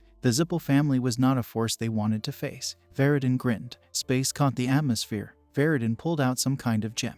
At first glance, it was a spherical ruby. However, upon closer inspection, it had a much deeper shade of red, as if it was blood pressed together, and they discovered an unspeakably strange energy in him. Jin had seen it before, but he couldn't remember exactly what it was. It wasn't what he saw physically, but what he saw through a textbook when he was a student.